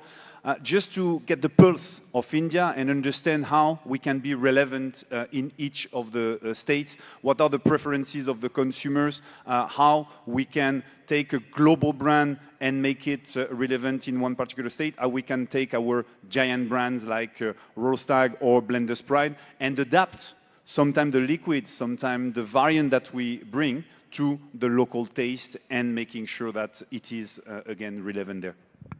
He's a master at his craft, isn't it? How beautifully in 2 answers he's plugged so many of his brands.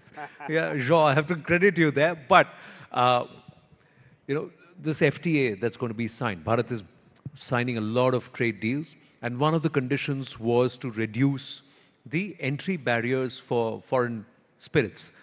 So be it UK, be it the FTA or the mother of all deals with the European Union, how's that going to impact your business, your approach to Bharat?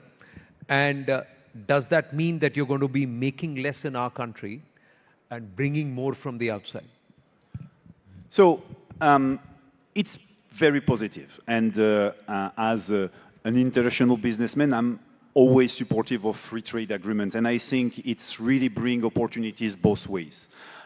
This UK FTA and the EU FTA that will come later, the text was just published yesterday, are great opportunities, of course, for the UK or for European Union to trade with India, but also the other way around. And we do produce in India and sell in India 97% of our volume, but we also export these brands. So there will be these opportunities. At the end of the day, we're talking about different opportunities at different price levels. So we should not see the imported brands as competition to the local brand. It's actually different segments that are catered.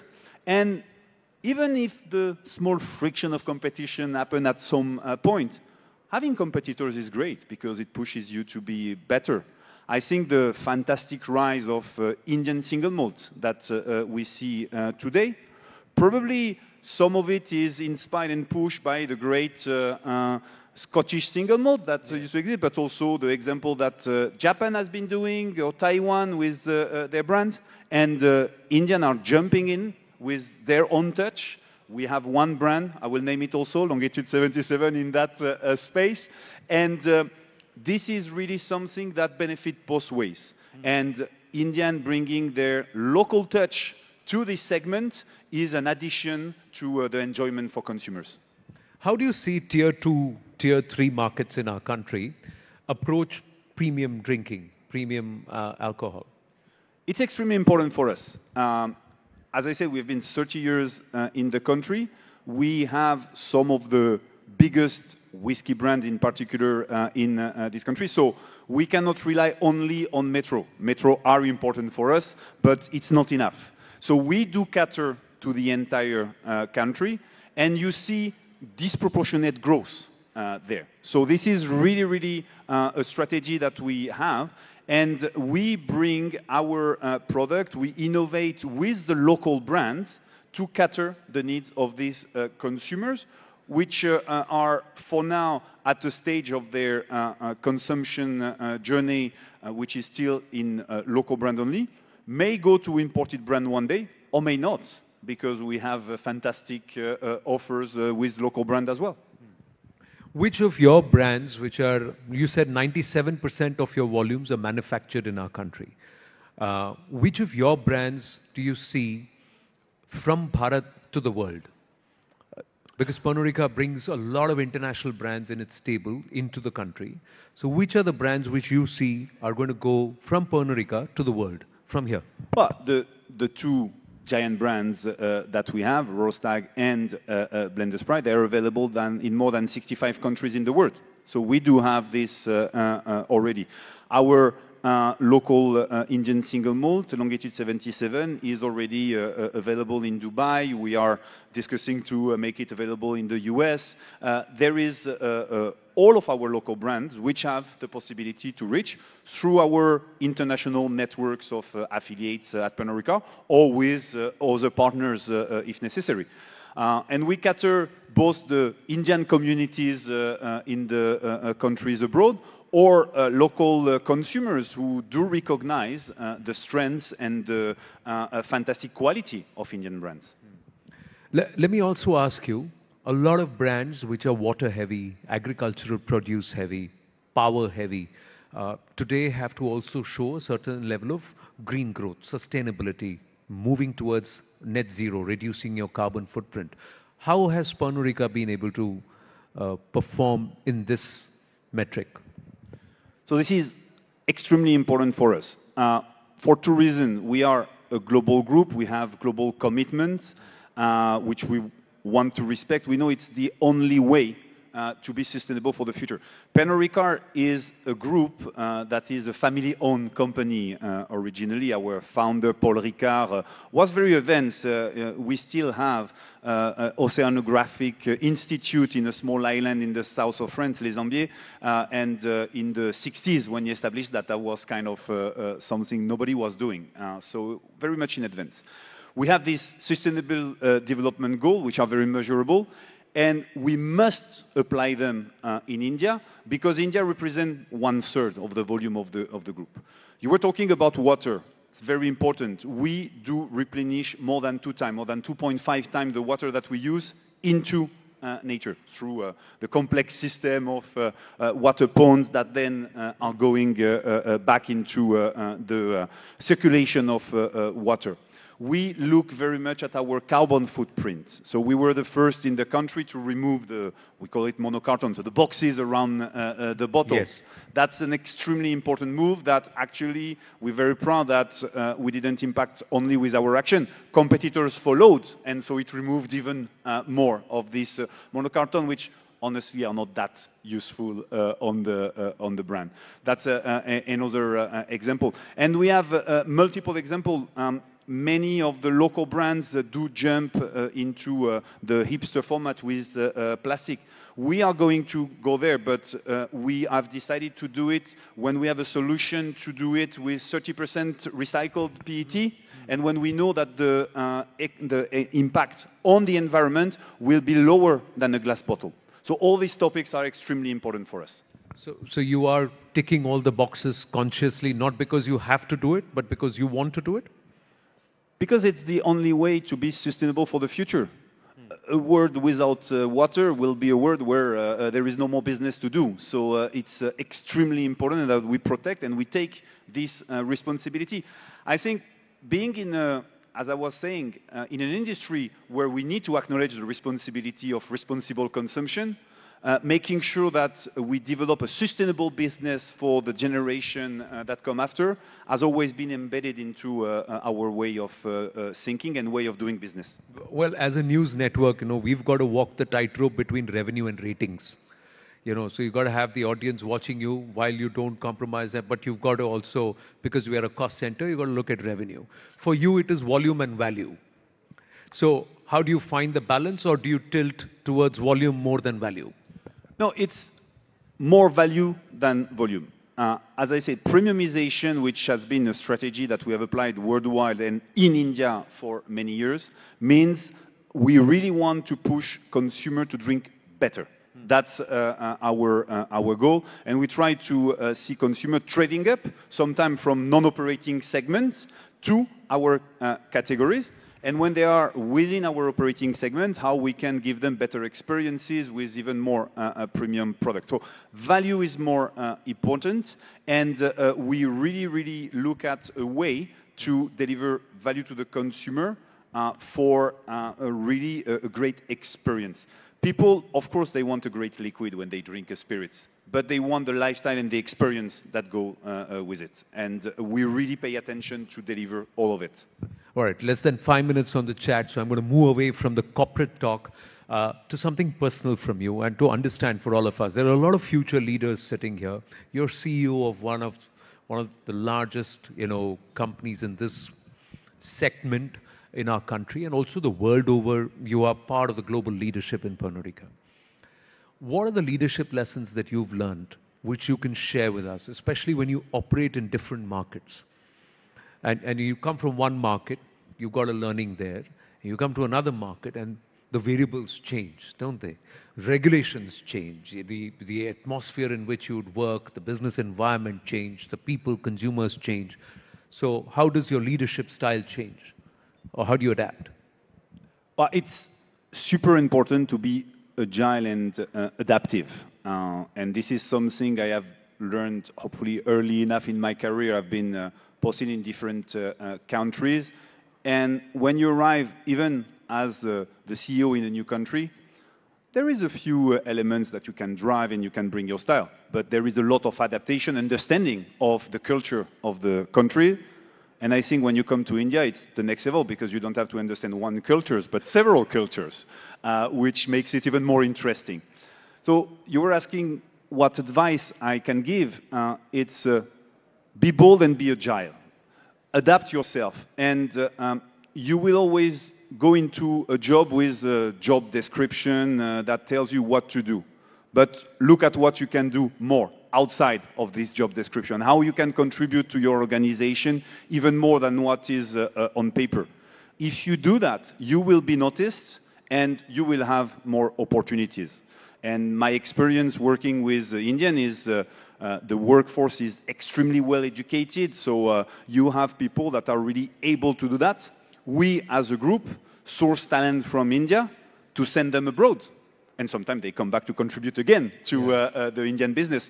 But really, we see India as a manufacturer for talents that is really helpful for the entire group.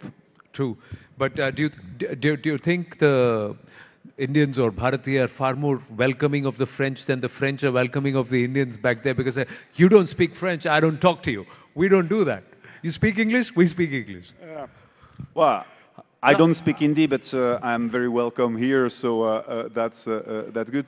No, it's a mindset. Yes, Indians are very welcoming, and I have had a fantastic experience in this country on the almost 3 years I've spent here so far. And I would say most of the French people would be similar. You might experience difficulties with the language because us French are not always good with English, but the intention is there. And I find a lot of similarities in the mindset, in the willingness to be outgoing, to share stories, and the natural exchange is easy, the connection is easy to get. How do you tide over cultural differences and also this entire, if for want of a better word, ego block? Who's he to tell me? Why do I have him to come and tell me what I should do? It happens to every leader. And on the other hand, you as a leader also have to show a certain level of humility to say, listen, I need to learn from them because they work this market more than I have.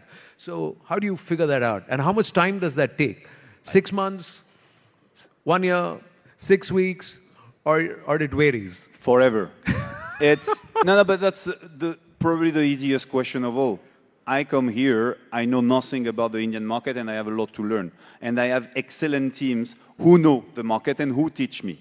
My role is to stitch the things together, to push them to do even better. But I'm not here to teach anybody about the Indian markets. I have people who know much better than me. And I learn from them, I try to understand, and again, I push them to work better together, I push them to exceed the expectation, but I'm not the one who will teach anybody about India. So what are you going to be doing? And what do you learn? Well, so far I've learned so much about how to do business differently in India.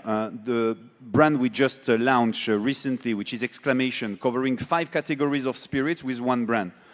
When I was first presented this project, I said, no way, we don't do that in our industry. And there is no good example abroad of a successful brand covering different spirits category. In India, it's possible. An umbrella brand works in our industry. And this is something that my team has taught, showing me examples, being very convincing about it. And then we launched it. Yeah, because you can put an exclamation after anything, right? And change the exclamation. It's true. It's true that India is an exciting country. All right, on that note, Jean, lovely speaking with you. Thank you so much. And thank you so much for being such a wonderful partner and invaluable one with us here at the Rising Bharat Summit 2026. Thank you. Thank you so much. Thank you.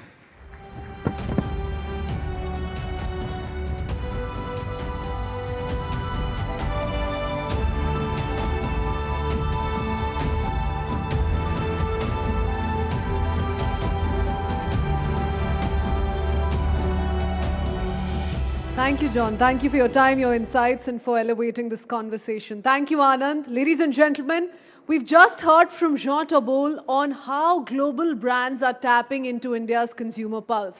Let's now turn the lens on the backbone that makes it all possible. Yes, we're talking about logistics.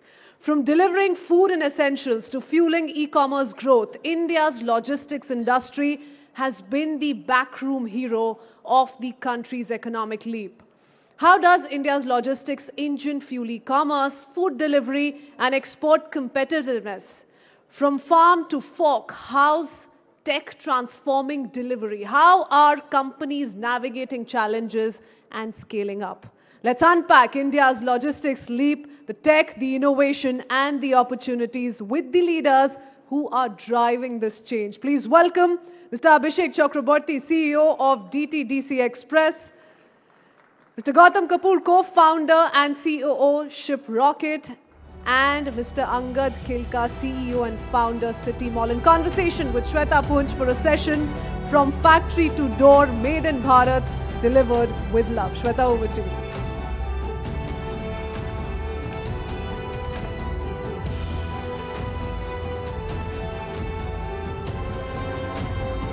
Good afternoon, everyone.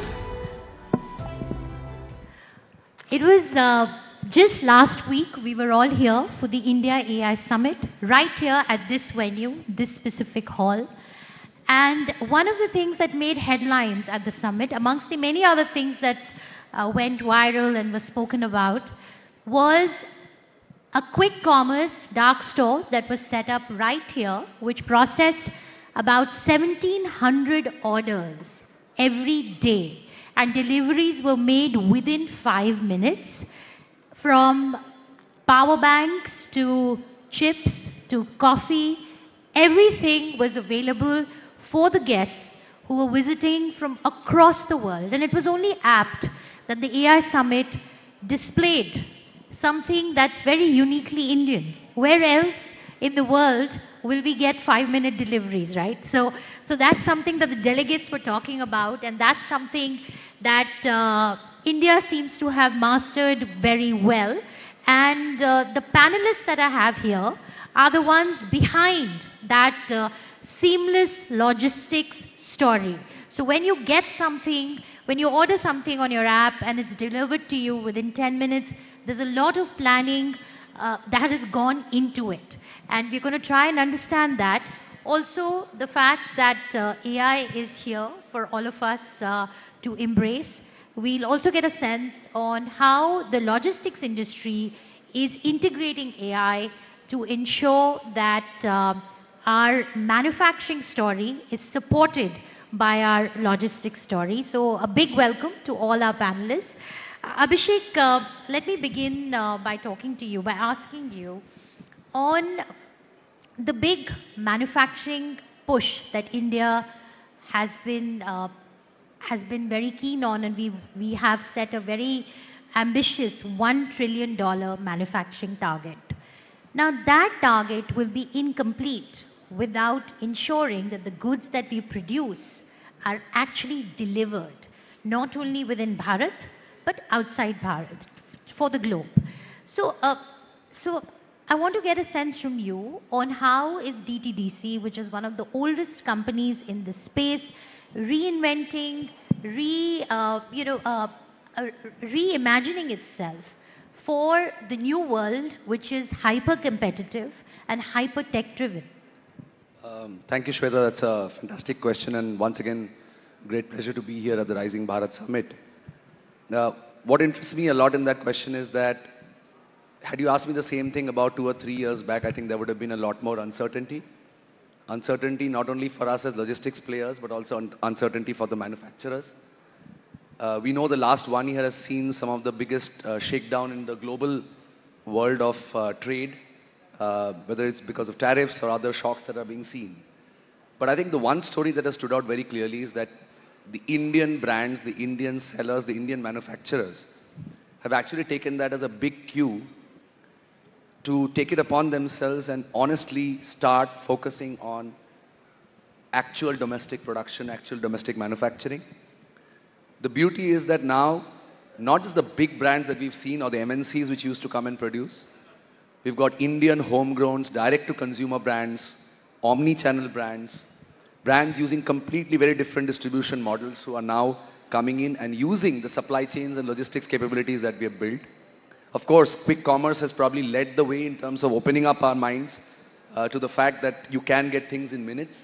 But it's not just about everything that can be delivered in minutes, but certainly the new generation of Indian consumers and the new generation of Indian manufacturers are leveraging the new networks that we are creating. For example, in DTDC's case, last 1 year, our launch of our rapid commerce business, where we now guarantee 2-hour same-day delivery and guaranteed day delivery across states using our 63-strong dark store network.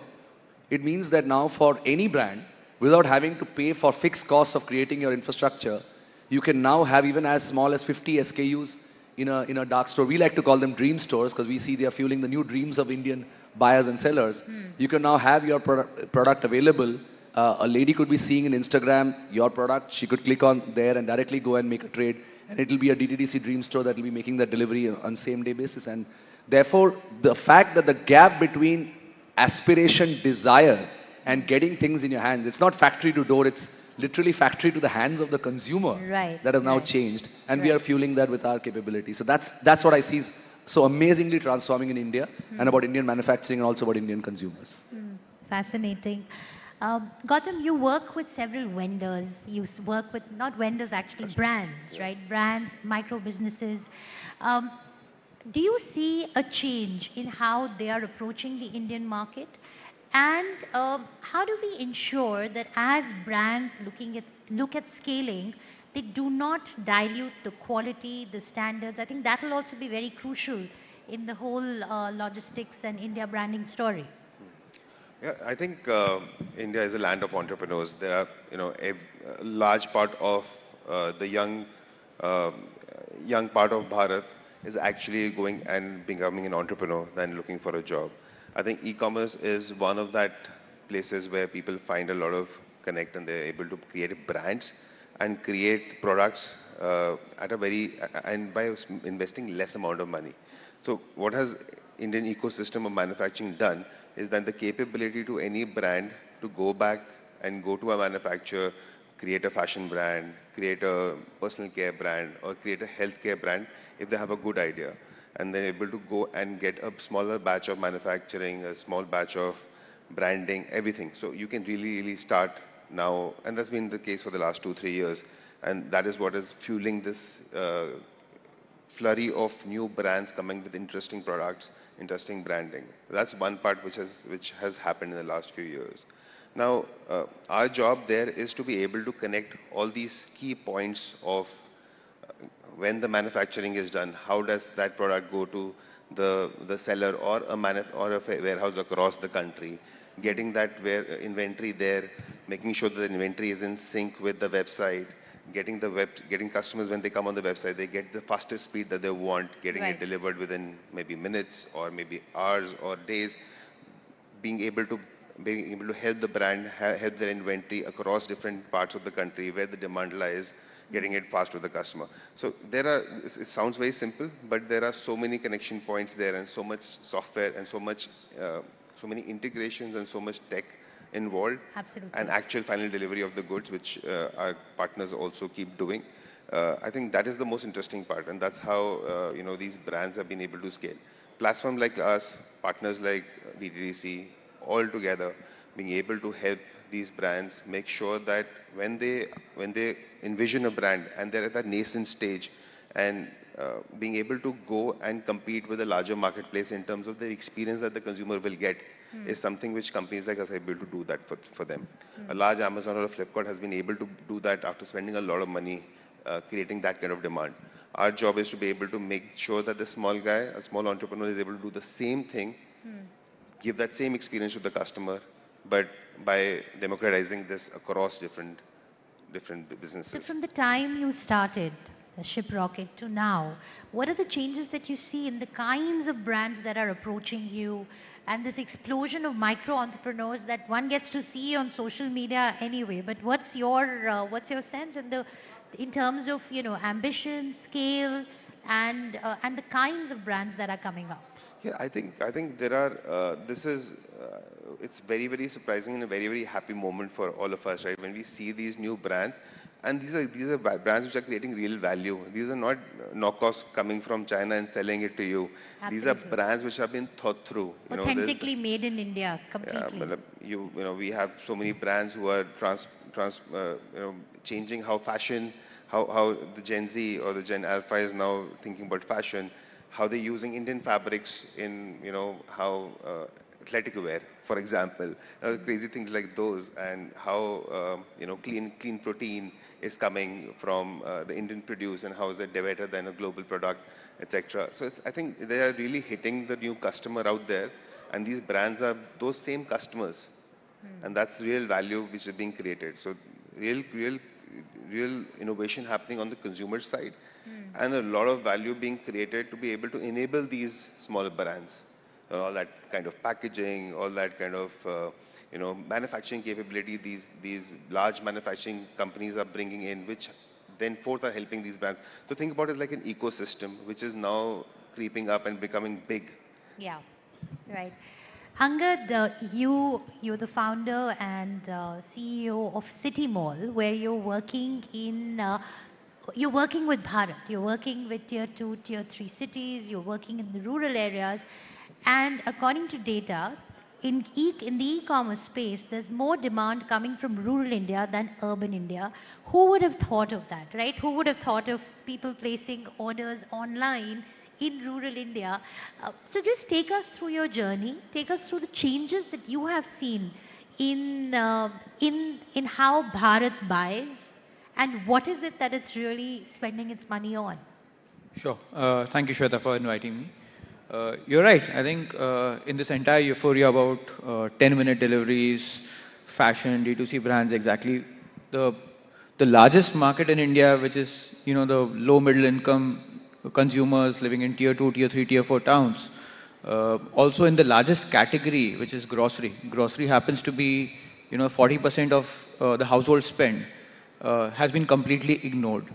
And the biggest reason why it's been ignored so far has been because the logistics infrastructure rails required to deliver a grocery order profitably, reliably at the doorstep of the end consumer has not been made. So, the entire thesis, I would say the vision of City Mall is to build that distribution infrastructure into the tier 2, tier 3, tier 4 households to make, to provide the lowest cost, best price, best quality groceries delivered at home, obviously with love. So, that's the entire idea about what City Mall is all about. What we've been seeing is, and when you talk about the low middle class consumer group in these towns and cities, there is a lot of aspiration, and that aspiration is being driven by the content proliferation. So, just as an example, on our platform, we see a lot of upcoming newer categories like Korean noodles, which is one of the largest growing categories for us, being sold on our platform more than the normal noodles. So, a lot of that aspiration is being driven by content, and our job as a platform is to make those aspirations affordable for these consumers. So is Bharat premiumizing, or is it trading down? So, interesting question. So, Bharat is becoming aspirational. They are wanting to try out newer and newer categories that are aspirational, that are premium in nature, but they want to make sure that they want to have it at affordable price points. So, for example, an aspirational product, let's say like a peanut butter, would sell more in smaller packs than in larger packs, because those smaller packs make it more and more affordable to that consumer segment. So, yeah, so it's like aspirational products and product categories at price points that don't hurt their pockets is what Bharat needs. Okay. I want to talk about data, because data is the new infrastructure behind delivery and logistics. How are you all mining that data? and what have been the key trends that have emerged according to you?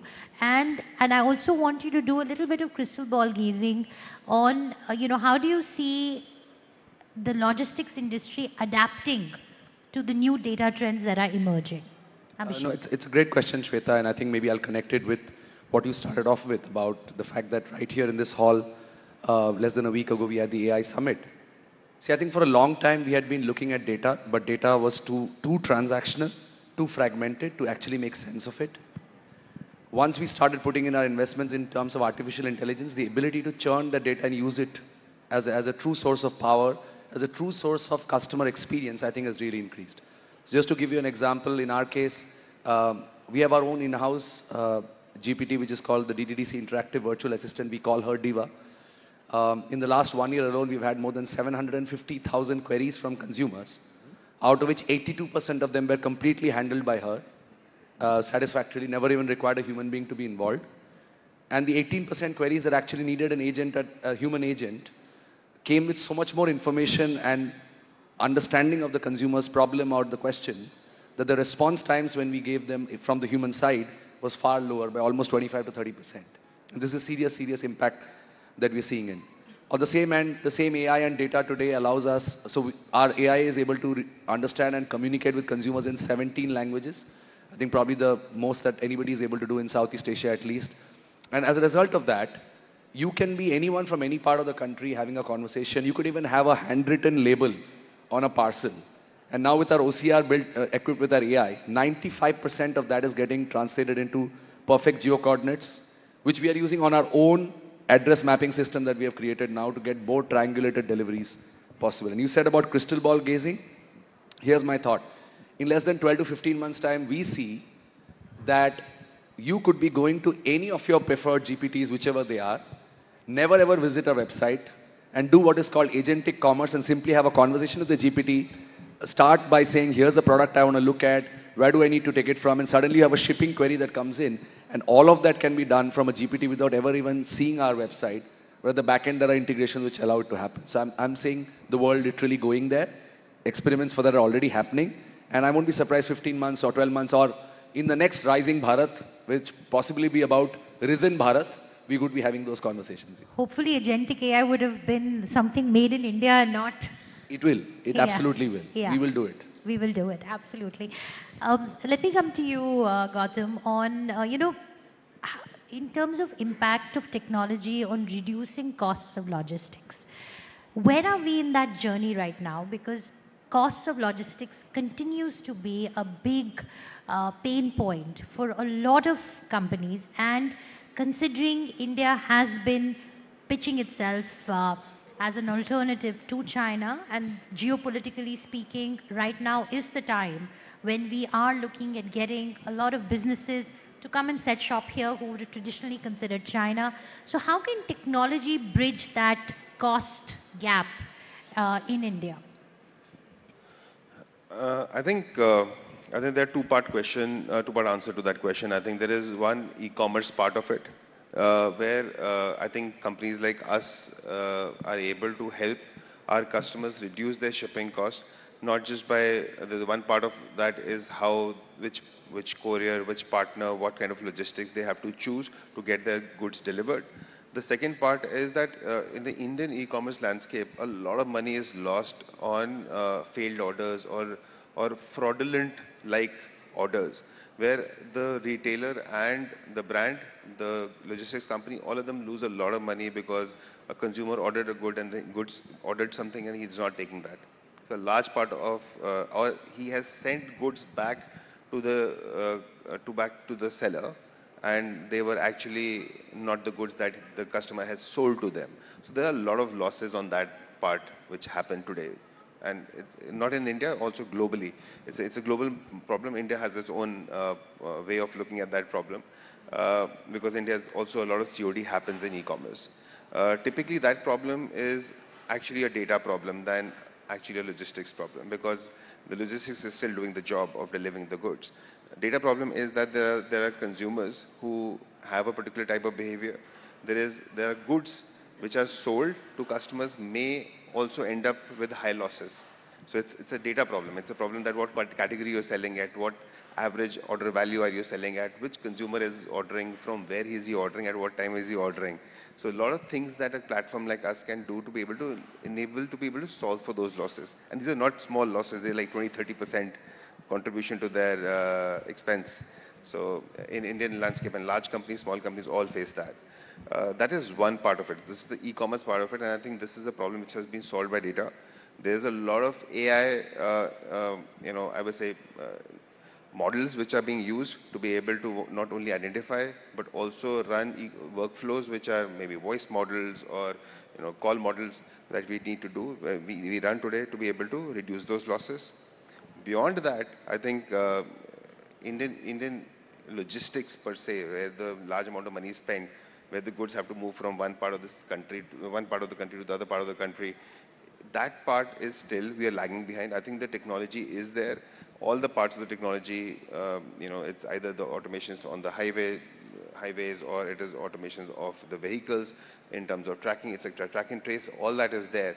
I think the infrastructure, as that improves, our cost will reduce. But again, today we are still the highest logistics cost on a GTB basis and against any global market. So we are still more the expensive one. I think that is largely backed off infrastructure. I think the technology is already there now.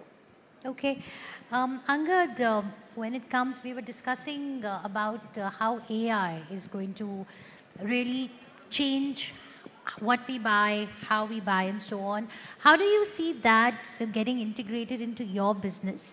And will Bharat be isolated from it? Will it be just an urban India phenomena? Or do you think that AI will continue to influence choices even in tier 3 towns and rural India? Sure. So on the contrary, I think Bharat tier 2, tier 3 towns will be positively impacted by this technology more than the larger towns, and I'll tell you why.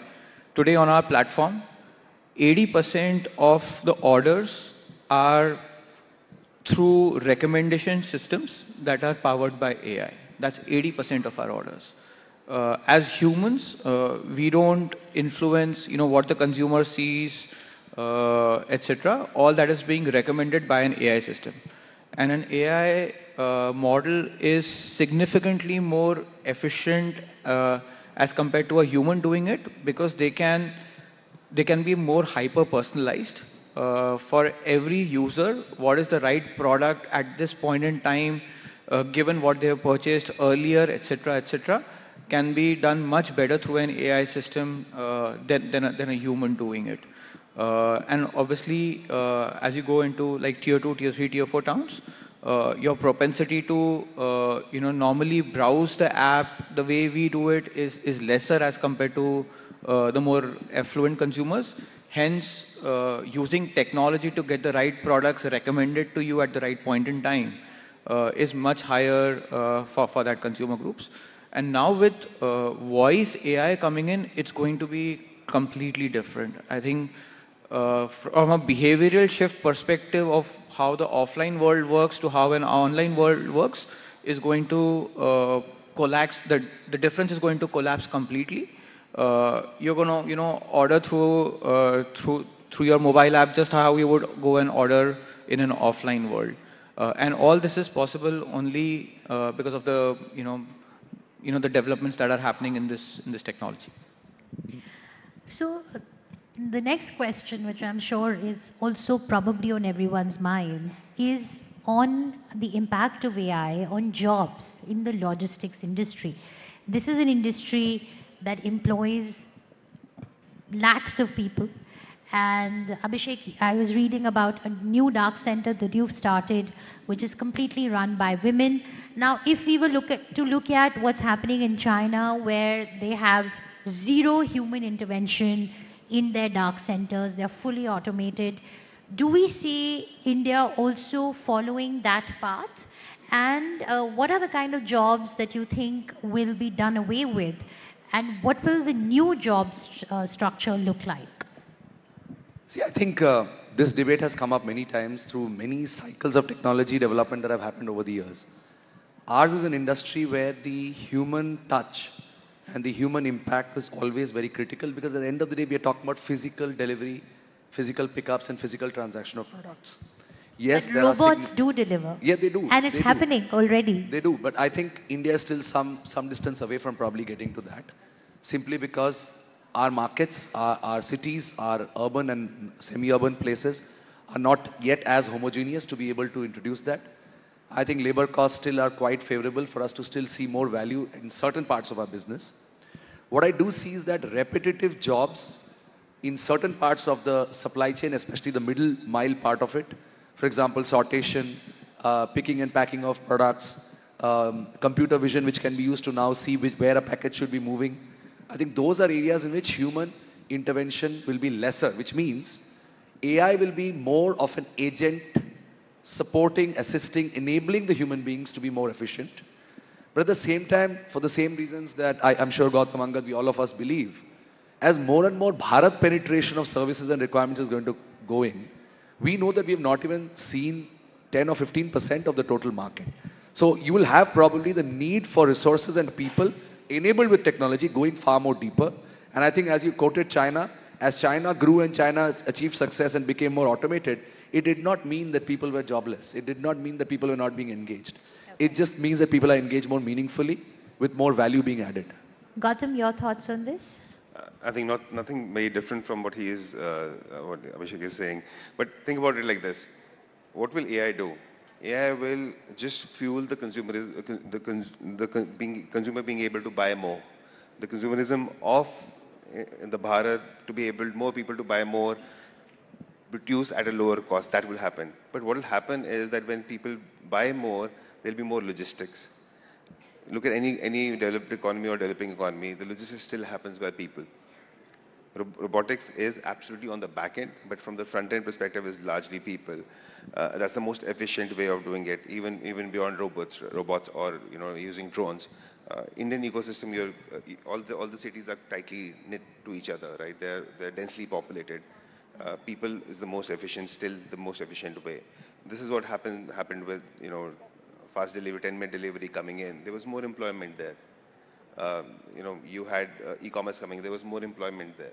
So all the last mile of people going online and buying actually is rightly proportionate to number of people being on the job and delivering goods to you. I think that's what it's more people. I think it's going to be more employment with more AI coming into at least consumer products. Okay, Angad? I think so. The people who are involved in sort of moving atoms and the physical labor, they won't be impacted by AI. But the entire layer in the delivery ecosystem that enables that, they will become 10x more efficient. So the same person would be able to do 10 times more than what they would be. Then you need fewer people to do that job, right? Either that or the size of the pie needs to go up. Or expansion. Yes. Okay. I think the pipe will expand more than... That's always. I think we all believe in that. The pie always happens. Very quickly, we're out of time. But one quick wish list from the government on what can be done to enable more efficiency in our logistics space. Very quickly, Abhishek, you. Just remove any hurdles for domestic or international trade. Specific. You have to be specific. You can't say any hurdles. Even faster and more brighter execution of all the FTA deals. To make sure that Indian products can reach the hands of people across the world. So more FTAs. Gautam? I think there's something interesting which has already happened, where how the new law in terms of helping Indian exporters through the e-commerce mode, being able to sell to global markets, being able to get their goods back. Earlier it was considered as a new import. Now you can actually get it back without paying the additional import duty on your own goods that you had sent forward. So all those things are very interesting. I think there are small little things left around it in terms of helping Indian companies sell to global markets. I think there are very, very small few little things left in that space that has to be corrected. So in the last 1 year or so, we've seen a sense of urgency from the government as well. There were initiatives announced, the budget, expansion of the amount of what MSMEs can export without approvals, and then we've seen the government go easy on quality control orders. So, but we've seen that happening in the last 1 year. Angad, if you were to suggest 2 or 3 steps that the government needs to take this simplification process forward, because logistics is going to form the basis of our manufacturing push. I think I would say just, integration of technology into all the government processes, whether it is compliances, regulations,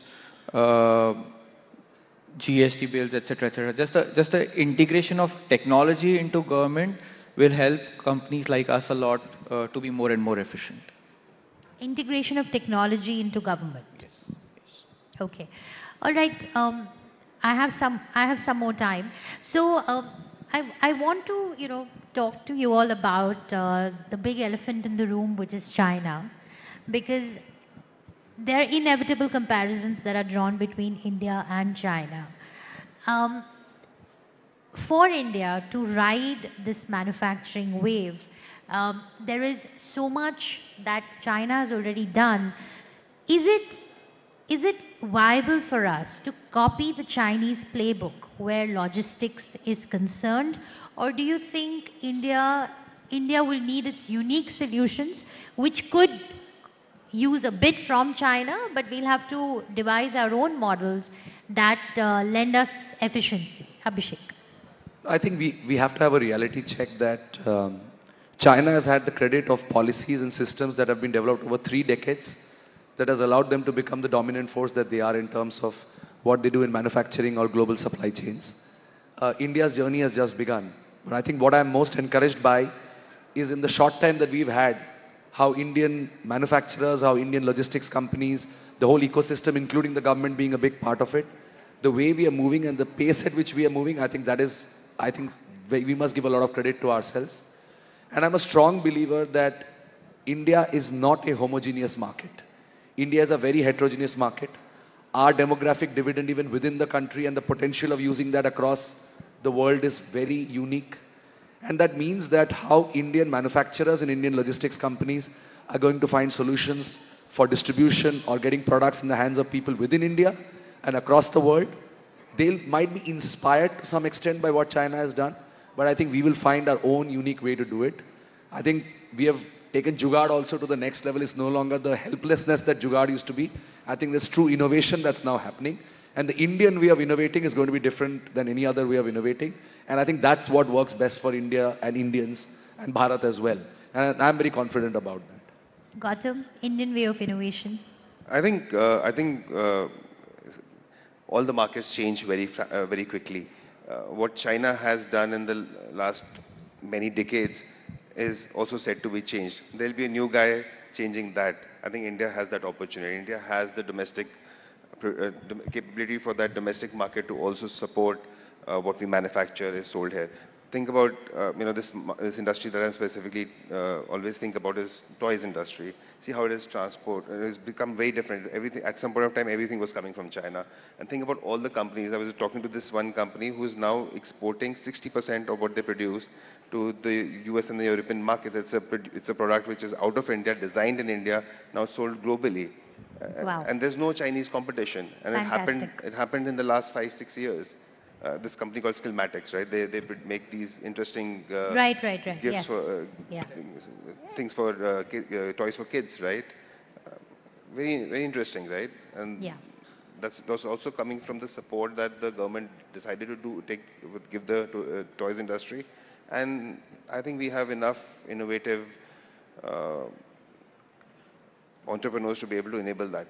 Manufacturing is today still is only a small bit of actually creating a product and making it a success.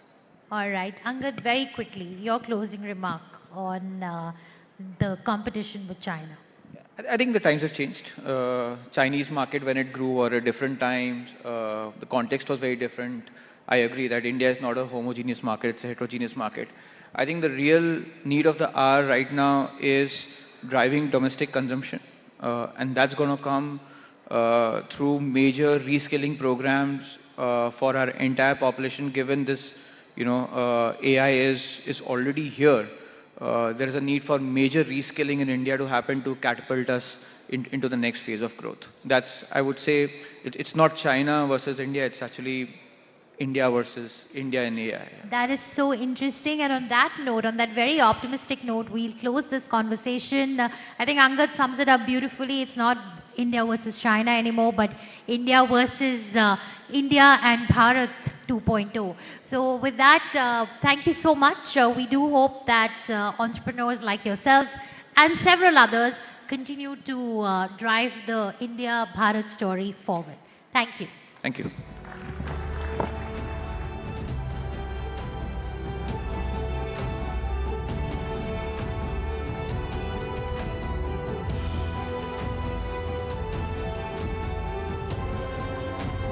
Well, thank you to our distinguished panel for bringing in clarity, depth and honesty to this very important conversation. While the logistics leaders, we have just through their voices seen, they've shown us how India's infrastructure is driving growth. Now, let's explore a different kind of frontier where nations navigate the complex game of defense, diplomacy and strategy, where the stakes are very high and the playbook is evolving. Joining us to decode this complex landscape is an expert who has tracked these shifts in global conflict and cooperation. With his expertise, we will dive into the intersections of defense, diplomacy and technology. Please welcome Adrian Fontanellas, military historian and author, for a thought-provoking discussion on Disruptor's Dilemma, Defense, Diplomacy and the Future of War, in conversation with Rahul Shivshankar. We need some energy in here. Please, a huge round of applause, ladies and gentlemen. Rahul, the floor is yours.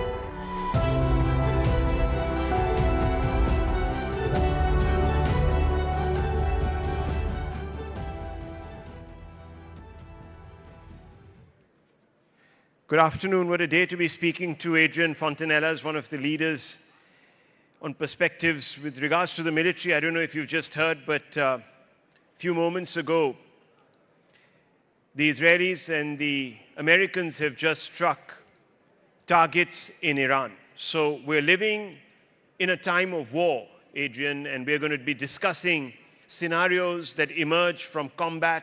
Thank you very much for being here. What is your immediate take? I know it's not easy to comment when we don't have all the information.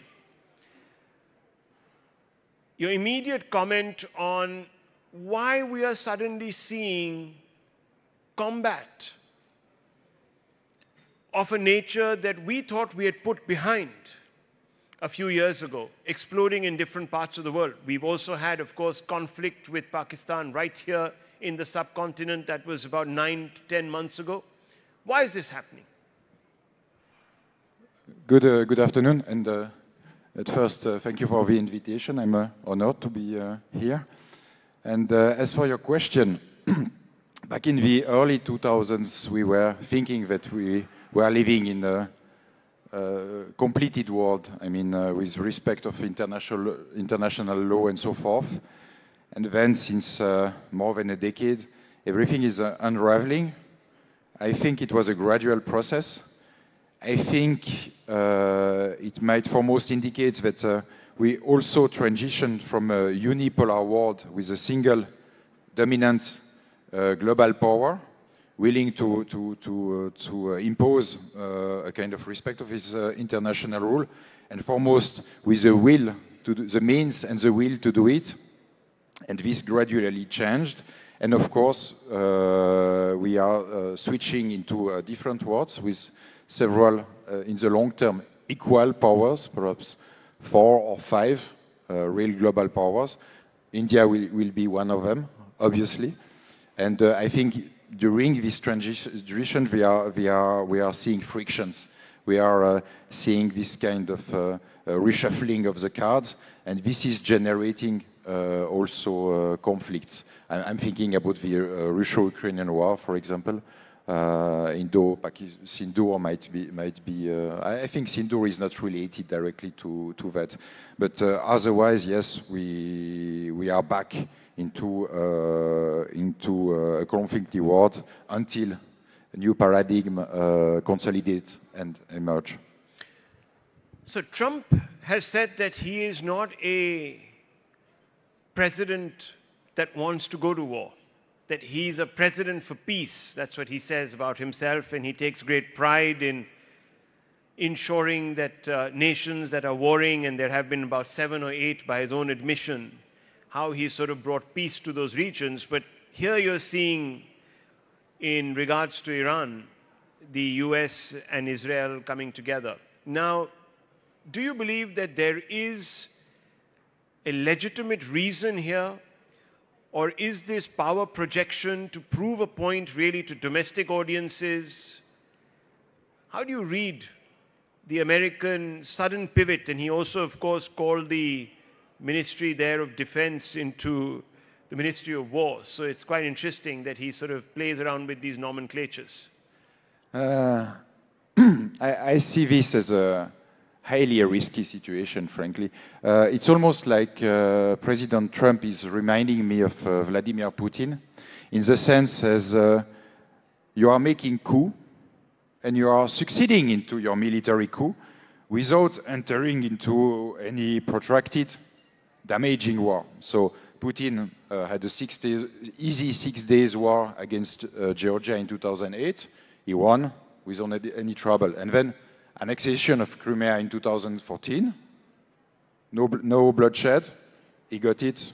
The Donbass was a kind of disguise affair, no problem at all. So he won at each time. Intervention in Syria, he also won. It was not an expensive engagement from the Russians. It was 50 aircraft, a few thousand troops, and appearing as a new power player in the Middle East for such a low cost. And then he overstepped, and then out of hubris, he thought he could repeat a short operations against entire Ukraine, and now both Russia, Ukraine, and Western Europe are stuck into a protracted conflict without an end and without any political solution in view to stop it. And now we see Trump in power, and I think I lost the count already of armed intervention since he began his second term, but we had against Iran last year. Okay, he got it very cleanly. I mean, just this single strike.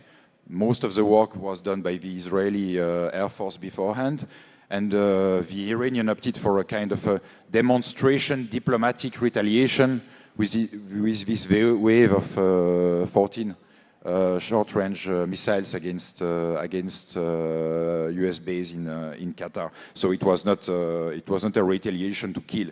It was a retaliation to demonstrate. It was signaling. And then, of course, Venezuela. Fantastic PR military operation. You kidnap a president, you bring him home. So far for him, military operations were easy, well under control, scoring a lot of PR points. And the danger this time with going against again Iran is there is no control about what the Iranian will do. They have plenty of different ways to try to retaliate. So you think this could escalate unpredictably? Absolutely. At least they depend on the adversary to keep reasonable and not escalate too much, because Iran has several serious options to retaliate. For example, they could target American ships in the Persian Gulf. They have, according to the Israeli, at least 1,000 long-range ballistic missiles in stock, according to what Tel Aviv published. They have also thousands of shorter-range missiles, enough to reach bases in Saudi Arabia, the Emirates, and Qatar, for instance. They have also their Houthi allies, which might be activated, and the Houthi had showed enough that they were foes that shall not be underestimated during 2003 and 2004 and early 2025. And of course, there is all the militias supported by Tehran and the IRGC, the Guardians of the Revolution, which are in Iraq. So Iran has plenty options to retaliate. And so you're saying that the Iranians might not respond traditionally. They could. but they may not. They may even engage some of these militias that they contract or they patronize in different parts of the Middle East to perhaps carry out surgical strikes against American and maybe even Israeli targets. Yeah, yeah. Actually, last year, Iraqi militias fired drones against Israel in solidarity with Iran, and Houthis were firing a few ballistic missiles too. So they did it already last year, in a sense. So they really have several options to retaliate, or they could also activate all of them. It depends on how they will react. If they want to go to launch counter-strikes as much as they could, as fast as they could, or if they are settling for a protracted war, just trying to survive the strikes, counting on a lucky shot of their air defenses to shoot an American aircraft. Because you have to recall the Sindhua affair with the Rafale, but can you imagine if the Iranian managed to shoot a F-35? It would be the same in terms of PR campaigning. So they have several options in front of them, and it is not the Americans who are controlling these options. So this latest round of strikes on Iran are being described as preemptive strikes. Obviously, the intention is to try and bring Iran to the negotiating table so that they can open up their nuclear facilities to inspections, or even perhaps push them into demilitarizing or weaponizing, rather, their nuclear options. Are we expected to see Iran comply, or do you think the fact that it has been described as a premeditated strike is not something that the Iranians will look at and say, okay, well, you know, maybe we need to come back to the table, but we can go ahead and do what we have to? At this stage, I'm very skeptical, because basically the long-range ballistic missiles and the nuclear threshold capability are kind of insurances from Iranian, or rather guardians of the revolution perspectives. So I guess they will not, my assumption is they will not renounce on them so easily. But we'll see. It is, of course, impossible to predict the dynamics. An unknown quantity is the reaction of the Iranian public too. This is of utmost importance in such a context. But again, what is frightening is the Israeli and the Americans don't have the control of so they the don't Iranian have reaction. the control over Iranian escalatory ladder, and that can be problematic. Well, exactly. I want to pivot, because we've just done halfway of our conversation. I want to pivot a little bit and go back 9 months to Operation Sindoor, which was, of course, a military success. What are the key takeaways for you? Because here you had 2 nuclear powers. This is territory that no one thought anyone would enter. 2 nuclear powers going at each other. What are your takeaways? At first, but it is more on the political than military level, but it is really impressive. The entire war lasted only 4 days, so it went so fast that nobody had really the time to consider that.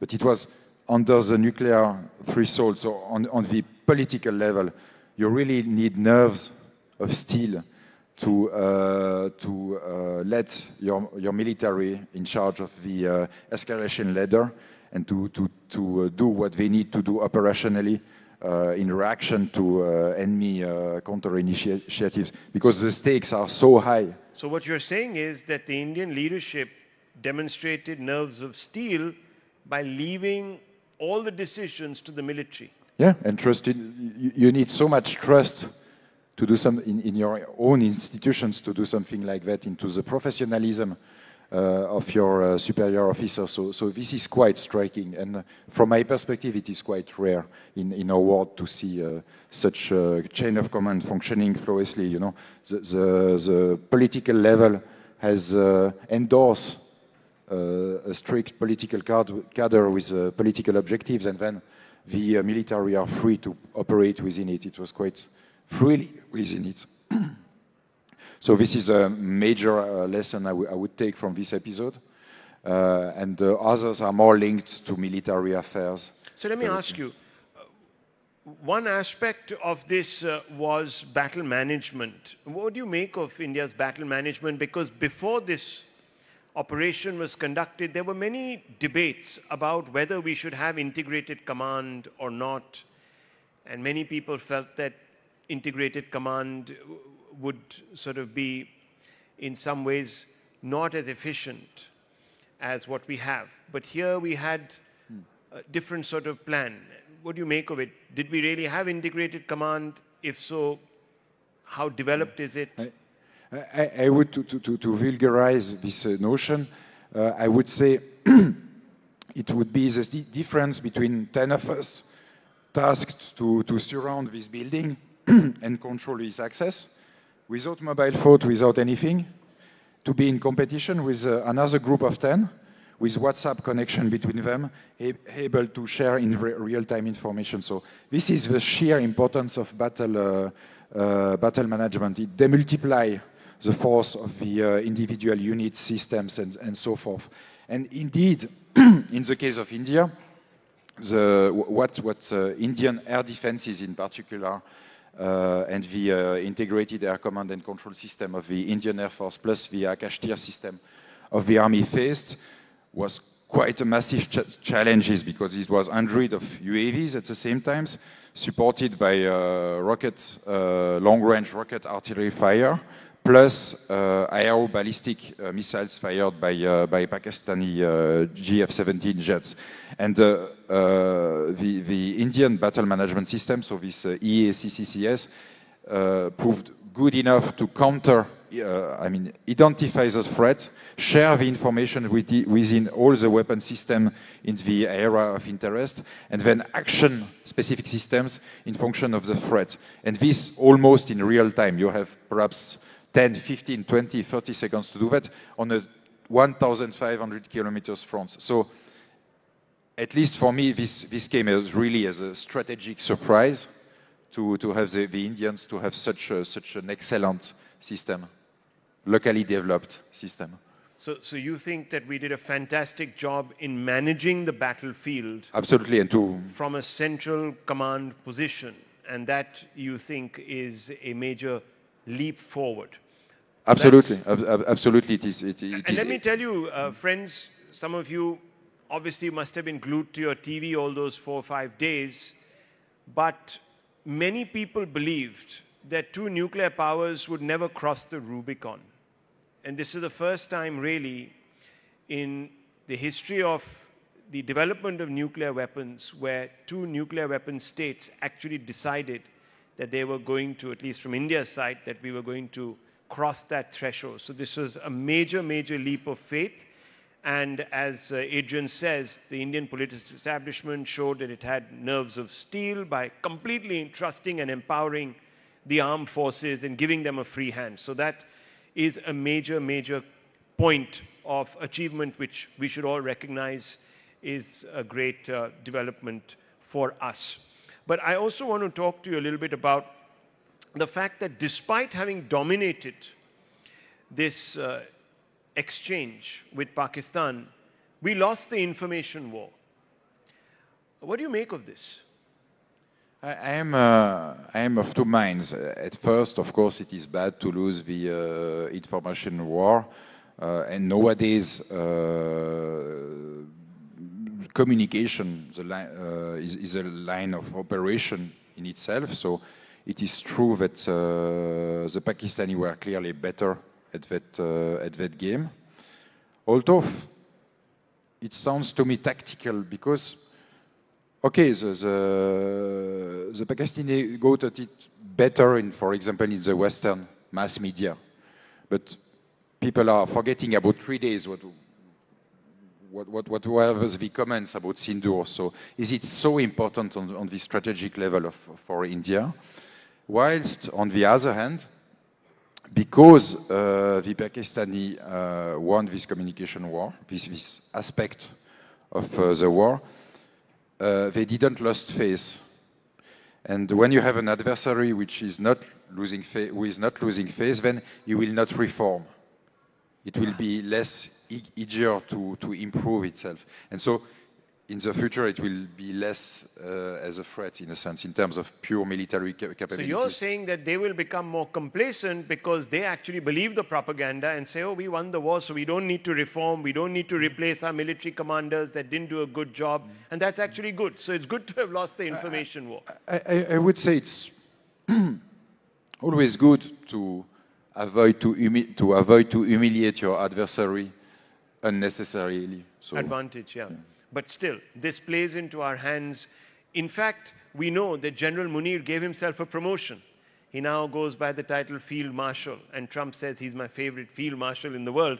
So maybe it is good that the Pakistanis are living in their world of illusion because they may not go for those next responses. But let's not also be so complacent.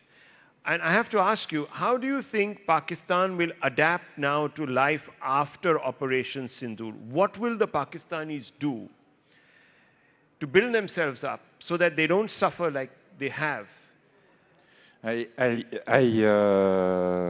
would think that they will invest into long-range ammunitions of the same kind as India had already and deployed with such a great effect during Sindoor. So they had some already, and they have some local development of cruise missiles, for example, but they will probably intensify their efforts. Tactically, I would expect them to hone their attack waves, mixing UAVs and rocket artillery and missiles, perhaps try to concentrate more on them, on a single target, rather than trying to strike several Indian air stations at the same time.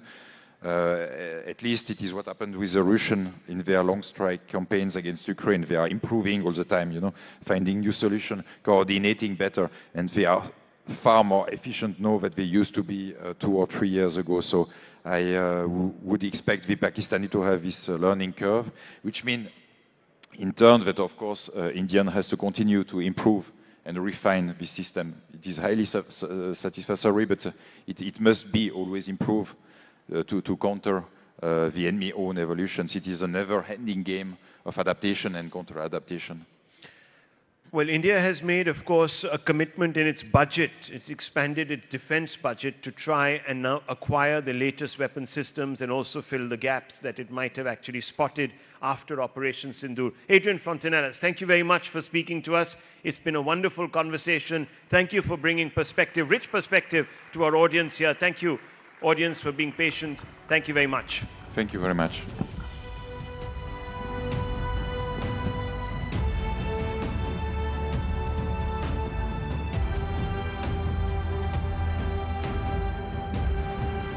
Thank you so much for that engaging and thought-provoking session. Ladies and gentlemen, with that, as we break for lunch, we would also like to express our heartfelt appreciation to our partners. Your unwavering support has enabled us to bring together the brightest minds and most innovative ideas. Thank you. Our presenting partner, Jio Financial Services, our co-presenting partner, PhonePe and DS Group, and our powered by partner, Pernod Ricard India, our Bharat Growth Partner ITC. Your support has been invaluable. We also appreciate the contributions of our driven by partner Kia Seltos, our state partners Uttar Pradesh, Chhattisgarh and Uttarakhand governments, our workspace partner WeWork India, our logistics partner DTDC, our energy partner Vikram Solar, our transformation partners SR, and our associate partners NSE, M3M Foundation and Reliance Industries Limited. Thank you for being an integral part of News 18 Network's Rising Bharat Summit. And while you're soaking in the insights of a Rising Bharat, once again, a humble reminder, do not miss out on experiencing the future of finance itself. Head over to the Jio Finance Experience Zone right at the back. Get early access to the all-new Jio Finance app and be among the first to try the next-gen features. The future of finance is here. Go check it out. We'll see you in just a bit, right after lunch. We'll, ladies and gentlemen, reassemble at 2 p.m. It's a humble reminder. Enjoy your lunch. Thank you. Well, let's talk cricket now. Cricket is not just a game, it's an arena. From smashing barriers to smashing sixes, India's cricket stars have navigated challenges to reach the top. But what fuels their drive?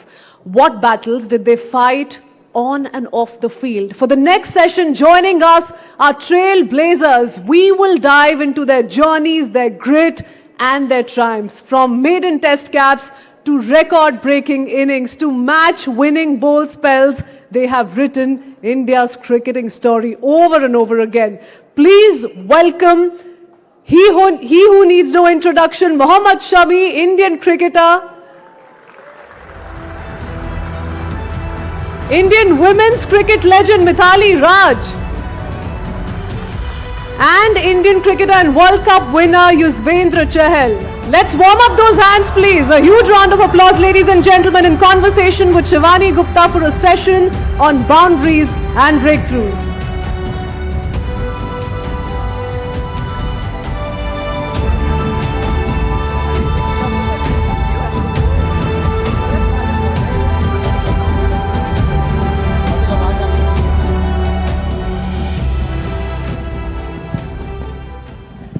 Thank you, everyone. A big round of applause, please, for our amazing cricketers on the stage.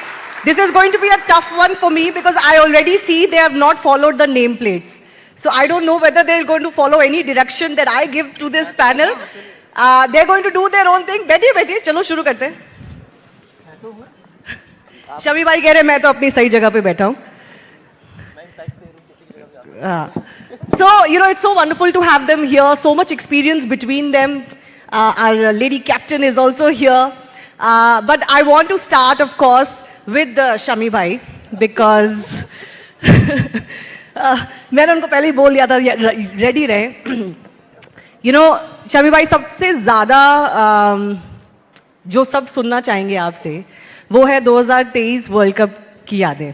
बहुत ही rarely ऐसा होता है कि कोई world cup India ना जीते या कोई टीम ना जीते और फाइनल में जाके उनको हार्ट ब्रेक झेलना पड़े, लेकिन एक प्लेयर की परफॉर्मेंस पूरे देश और पूरी दुनिया को याद रहती है और वो परफॉर्मेंस थी आपकी इस वर्ल्ड कप में. Big round of applause for Mohammed Shami, who was the man of the tournament really as far as the 2023 world cup is concern. India couldn't win the title, but अब आप उस 2023 वर्ल्ड कप के बारे में सोचते हैं तो क्या सोचते हैं, क्या याद आता है? फर्स्ट ऑफ ऑल तो यार कि सबसे पहले हम लोगों ने जो वो फील किया, वो जो आप लोगों का प्यार दिखा वहाँ पे, और वो जो एक होता है ना कि जज्बा दिखाई देता है लोगों में भी, वो एक अलग पंप करता है हमें एज ए प्लेयर, क्योंकि जब हम ग्राउंड में होते हैं तो क्राउड का सपोर्ट एक नेक्स्ट लेवल ले जाता है हमें. तो वो भी एक अलग लेवल का नज़र आ रहा था 2023 में. और जहाँ तक परफॉर्मेंस की सवाल है, कहते हैं ना कि एक ड्रीम होता है कि इंसान ऐसा करना चाहता है क्रिकेट में, या फिर मैं ऐसा बॉल डालना चाहता हूँ, या मैं बॉल से बात करना चाहता हूँ. सो उस तरीके का वो परफॉर्मेंस चल रहा था, क्योंकि हमेशा आईसीसी इवेंट में मैं फर्स्ट मैचेस में मैं रेस्ट पे रहा हूँ. हमेशा मैंने पानी पिला के कंट्रीब्यूट किया है. तो मैं हमेशा वेट करता रहता था कि जब आपका टर्न आएगा, जब आपको मौका मिलेगा, जब आपको टीम को ज़रूरत होगी, आप कितने प्रिपेयर हैं, कितने तैयार हैं उस चीज़ के लिए, आप कितना हंगर हैं आप विकेट लेने के लिए. तो वो मैं हमेशा वेट करता था. लेकिन 2023 वर्ल्ड कप में जो पहली परफॉर्मेंस आई मेरी धर्मशाला में, उसके बाद मुझे ऐसा लग रहा था कि लाइफ में एक मोमेंट आता है ना कि मैं ये ऊंचाइयां छूना चाहता हूँ. मैं बॉल के साथ वो फील कर रहा था, बॉल हाथ में लेके, कि मैं इससे जो चाहे कर सकता हूँ. वाह.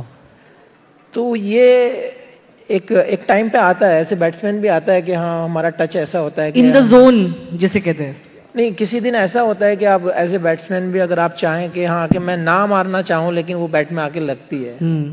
तो वैसा ही वो फील चल रहा था. और जो मोमेंटम था टीम का वो आपने देखा ही है, और जो क्रेज पब्लिक में था, जो सपने सबको दिखते थे, उससे ज़्यादा तो हमें दिखते थे. रात को नींद नहीं आती थी.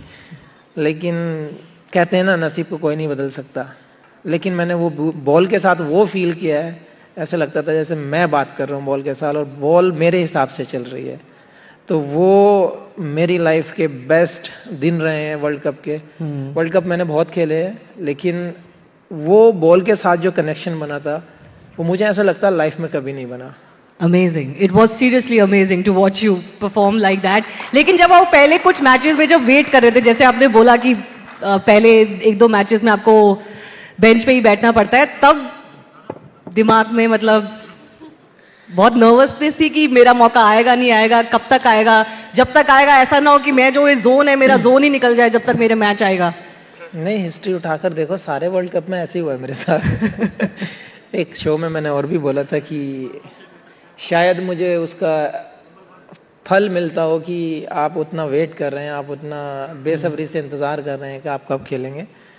लेकिन ये पार्ट ऑफ द गेम है, आपकी टीम है, आपकी कंट्री है, आपके लिए आप हर चीज़ के लिए वेट कर सकते हैं। आप उस लेवल में हैं कि 11 ही लोग खेल सकते हैं, तो आपको वो अंडरस्टैंड करना पड़ेगा, वो आपको समझना पड़ेगा। ये जॉब कैप्टन की भी बड़ी डिफिकल्ट है, काफ़ी लंबे टाइम तक मिताली ने उसको निभाया है। बट आई अंडरस्टैंड कि हाँ, आप 11 प्लेयर खेल सकते हैं और जो कैप्टन और कोच को जो बेस्ट लगता है वो खिलाते हैं, पहले वो उस ऑप्शन को चूज करते हैं, ठीक है।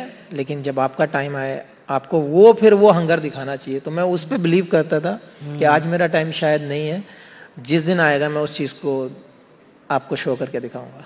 Amazing, amazing. Before I ask you about what happened after the 2023 World Cup, क्योंकि उसकी भी बहुत चर्चा हो रही है, मैं पूछ ही लेती हूँ आपसे, क्योंकि अभी भी लोग यही पूछते हैं कि भाई शमी कहाँ है, टीम में क्यों नहीं है शमी? मैं तो खेल रहा था, मैं तो रणजी ट्रॉफी खेल रहा हूँ, पूरा सीजन खेल कर आया हूँ। लेकिन हाँ, सीरियस इंजरी थी, 4 साल से उसको कैरी कर रहा था। 19 के वर्ल्ड कप के बाद से वो पेन था हील में, फिर नी में स्वेलिंग आना, वर्ल्ड कप पूरा इंजरी में खेलना, वो सब चीज़ें थोड़ी ज़्यादा बढ़ गई थी, अब ज़्यादा प्रॉब्लम होने लगी थी। इवन अगर मॉर्निंग में मैं तब उठता था तो आई कैंट वॉक, कि हाँ मुझे 10 कदम मुझे वॉशरूम जाने के लिए भी मुझे सोचना पड़ता था फर्स्ट 15-20 मिनट के लिए, जब तक बॉडी वार्म नहीं होती। तो मैं इतना ज़्यादा स्टिफ हो गया था, तो मेरे पास एक लास्ट ऑप्शन था कि आप उसको सर्जरी कराएं। 2023 के वर्ल्ड कप के बाद सर्जरी कराने के लिए फिर मुझे वो साल भर लग गया। फिर चैंपियंस ट्रॉफी में आया, थोड़ा हैवी था, थोड़ा वेट था, लेकिन उसको कम किया, ट्रेनिंग किया, अपने स्किल पे बिलीव किया, दोबारा से बैक किया। रणजी ट्रॉफी खेला, अच्छा गया, टचवुड सीजन भी बहुत अच्छा गया है। होपफुली आगे देखते हैं क्या होता है। नहीं, बट मन में थोड़ा रहता है, सिलेक्टर्स ने जैसे बीच में बोल दिया था कि वो फिट होते तो उन्हें ले लेते, और आपने बोला था मैं तो तैयार हूँ। यार ये मैं पहले भी बोल चुका हूँ, ये सब चीज़ें मेरे हाथ में नहीं है। मेरे हाथ में एक ही काम है कि मैं अपनी परफॉर्मेंस दिखाऊं, आपको ग्राउंड पे आकर दिखाऊं, आपको भाग कर दिखाऊं। मैं किसी को ब्लेम नहीं करता हमेशा, ना मैंने पहले किया ना मैं अब करता हूँ। आपका काम है एज ए स्पोर्ट्समैन, आप मेहनत करते रहिए। आप अपना माथा कितना मार सकते हैं वहाँ पे, बार बार आप कितना रिपीट कर सकते हैं, कितना पेशेंस रख सकते हैं, वो मैटर करता है आपकी लाइफ में। और लाइफ यही है यार, आप सुबह उठते हैं, हार्डवर्क करते हैं, शाम को घर वापस चले जाते हैं, वेट करते हैं अपने टर्न का। तो मैं हमेशा उसी पे बिलीव करता हूँ कि आप हार्डवर्क करते रहिए, लक को आप नहीं छीन सकते। Yuzi, is it tough sometimes to have that expectation that you have to keep performing, you have to keep showing that you are worth it? How do you handle that as a cricketer, where you have to keep proving yourself again and again and again? That's our job. That's why we are professional cricketers. Because एक चीज आपके हाथ में रहती है, वो आपकी performance है। बाहर क्या चल रहा है, क्योंकि मैं चेस भी खेला हूँ, तो मेरे को वहाँ से थोड़ा सा पेशेंस मिला है। और जब फिर डाइट वगैरह से सीखा कि जो चीज़ आपके हाथ में नहीं है उसके बारे में नहीं सोचना चाहिए। जैसे आप क्रिकेट खेलते हैं, बारिश होगी, क्या होगा, विकेट कैसी होगी, वो चीज़ आपके हाथ में नहीं है। तो it's better you can focus जो आपके हाथ में है, और मैं हमेशा उस चीज़ को फॉलो करता हूँ। बट जैसे बहुत ये कमेंट्री जैसे होती है कि अभी फॉर एग्जांपल जो हो रहा है, अब तो आप कमेंटेटर हैं, आप बात कर सकते हैं, कि बातचीत नहीं होती प्लेयर्स और सिलेक्टर्स के बीच में, या कम्युनिकेशन सही नहीं है। आपने नोटिस किया है क्या ये है प्रॉब्लम? शामी भाई, आपकी होती है? नहीं, मेरे तो मैं जब भी मैंने बात किया है, मैंने रोहित भैया, विराट भैया हमेशा, या जब माही भाई थे तो मैं उनसे ही बात करता था। क्योंकि मेरा मानना है कि जब मेरे हाथ में बॉल है, मैं उस पर ज़्यादा फोकस करूं। क्योंकि एक चीज़ जैसे अब बड़ा हुआ हूं मैं लाइफ में, तो एक चीज सीखी है, कभी ना कभी आपको कोई रिप्लेस करेगा। वो 5 साल बाद करे, 7 साल बाद करे या 10 साल बाद करे, वो आपके लक पे है। तो you have to be prepare mentally उसके लिए, क्योंकि ये गेम ही ऐसा है कि कोई आएगा फिर उसके लिए कोई और आएगा। तो it's better just focus in life, enjoy. But you were there in the World Cup winning squad. But as Shami said, he had to wait for a few matches, then he got a chance. But you didn't. So, as an athlete, this must be really, really hard, isn't it? I don't think so, क्योंकि ये it's not a individual game, it's a team game. और आप 15 लोगों में जब होते हो ना, तो मेरे लिए वही प्राउड मोमेंट है। मैं वर्ल्ड कप टीम के साथ रह के देख रहा हूँ, इस घर बैठ के नहीं देख रहा। मेरे पास इंडियन जर्सी अभी भी है। तो आई फील कि मैं अपने आप को चीज़ को एंजॉय करूं, उस मोमेंट को। मेरे कोलीग्स को जो हेल्प चाहिए मैं वो चीज़ दूं, क्योंकि जीतेंगे साथ ही जीतेंगे, हारेंगे साथ ही जीतेंगे। तो चाहे मैं नहीं खेला हूं, लेकिन अभी लोग मेरे को अभी भी वर्ल्ड चैंपियन बोलते हैं। That feeling is a good one, isn't it? Mithali, as a captain, you had to deal with a lot of these things. In a team sport, this is a problem, of course. You can't keep everybody happy. You can't have, we always have a problem of plenty as far as our Indian cricket setup is concerned. So how did you deal with things like this? These are very tricky questions. To keep players happy also, to have the communication straight, that boss, this is what we need right now, this is what we don't need right now. Because careers are at stake, they're on the line. Well, I think it's very difficult as a captain, because you'll have to think about all 15 of them. Of course, the players' mindset is they obviously want opportunities to prove that they do have in them to perform for the team and contribute. But then as a captain, you probably have to consider many factors when you're putting 11 together. And it's a little... what can I say? As a captain, I personally felt pretty lonely doing this job, because not everybody will understand from the point of view your own decision why you have certain players in and why you haven't picked certain players. But as a leader, one you can do is be more compassionate and empathetic towards your team players. And just give your shoulder for them. You have to be that sounding board where they can throw up their frustration, and you don't judge them for that. So I think how often did that happen with you, when players were bringing their frustration to you? Well, since I have pretty much led 4th generation of players, it was pretty easy to reach out to the seniors, because obviously they are very professional. They've already gone through that experience as a young captain. Perhaps they were trying to help me out when I was pretty young as a captain. Players that I've played with of my own age, I was able to do this much better, because they've seen me as a friend, and that communication was much easier. But I found it very difficult with the current generation, because of the age gap, because of where we stand also in terms of, I'm the 80s kid. And some of them, like Shefali and Richa, were not born when I made my debut for India. So you can understand, I found it very difficult to reach out to them.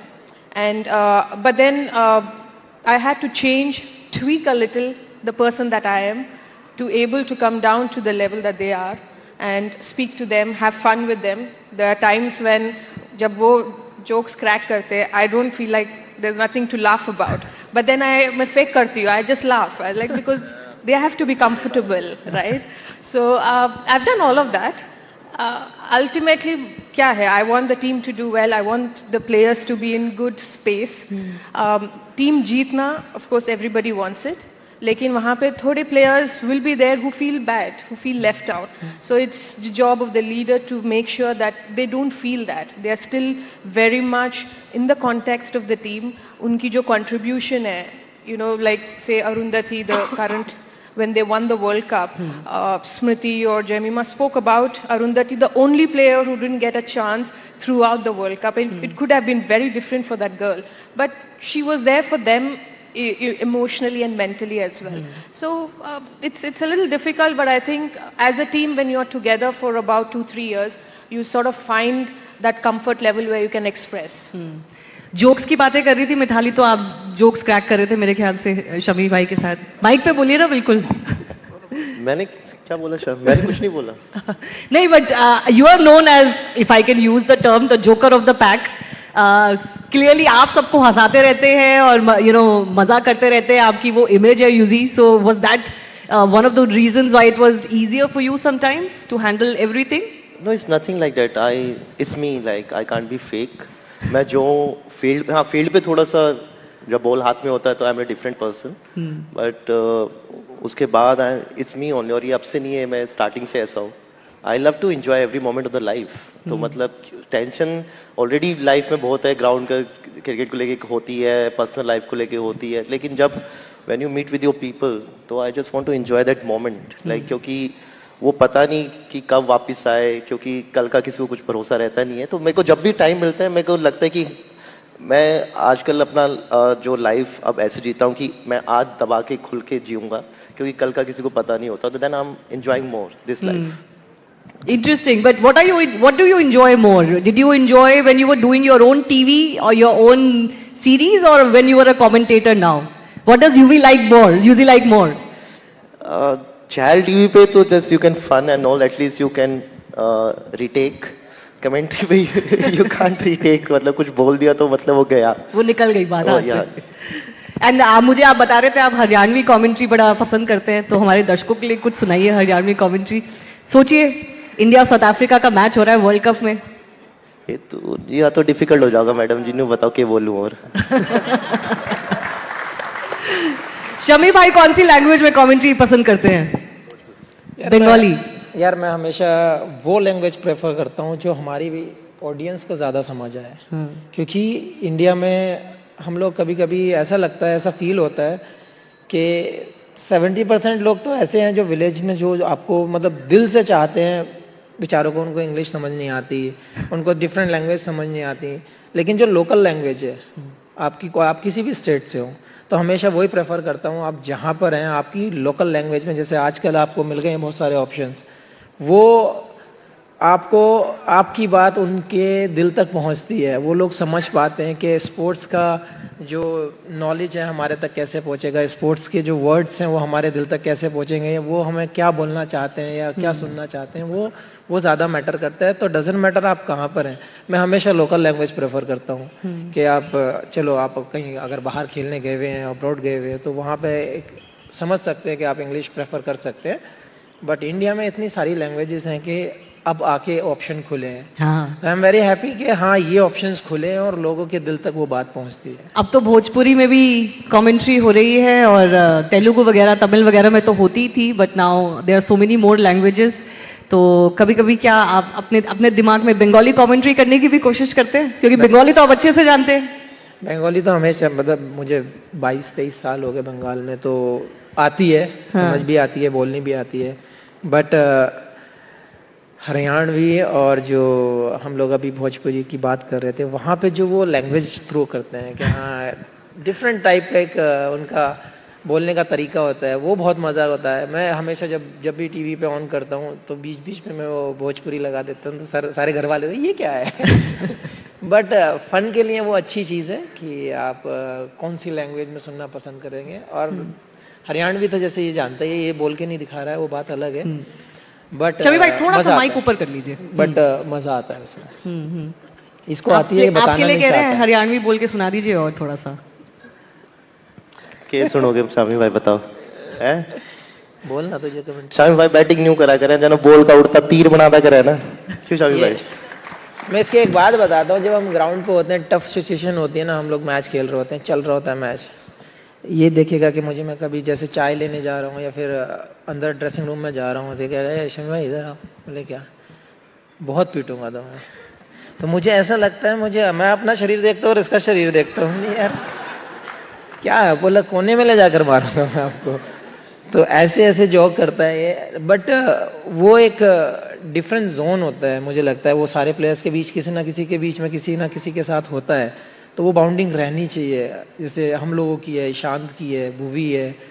तो जी हमारा जो bowling unit है ना, आप मुझे लगता है आप लोग नहीं झेल पाएंगे वो सब मजाक भी. और वो जैसे हम लोग एक दूसरे को खींचते हैं, वो सबके बस की नहीं है मुझे तो लगता कौन है। बेस्ट करता है ये आपकी बॉलिंग? ये जो पूरा ग्रुप आपने जो बताया उसमें सबसे ज्यादा मजेदार कौन है और किसके साथ मजा आता है?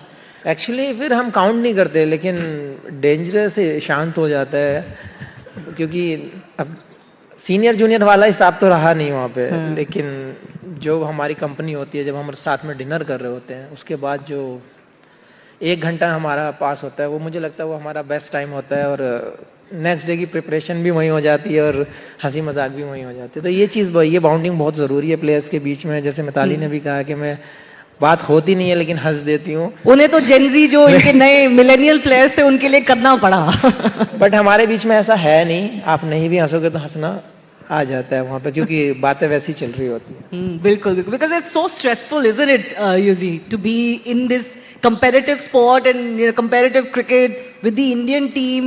जैसे आपने बोला हर वक्त स्ट्रेस है, लाइफ में बहुत दिक्कतें हैं, तो it's important to have a laugh and share a laugh, isn't it? So who's your best mate and who do you think is the greatest sport when it comes to off camera or off field in the Indian cricket team that you enjoyed the most? I enjoy with Kuldeep a lot and Shami bhai, इसलिए नहीं बोल रहा, आप यहाँ बैठे हो. Shami bhai is there and Rohit bhaiya.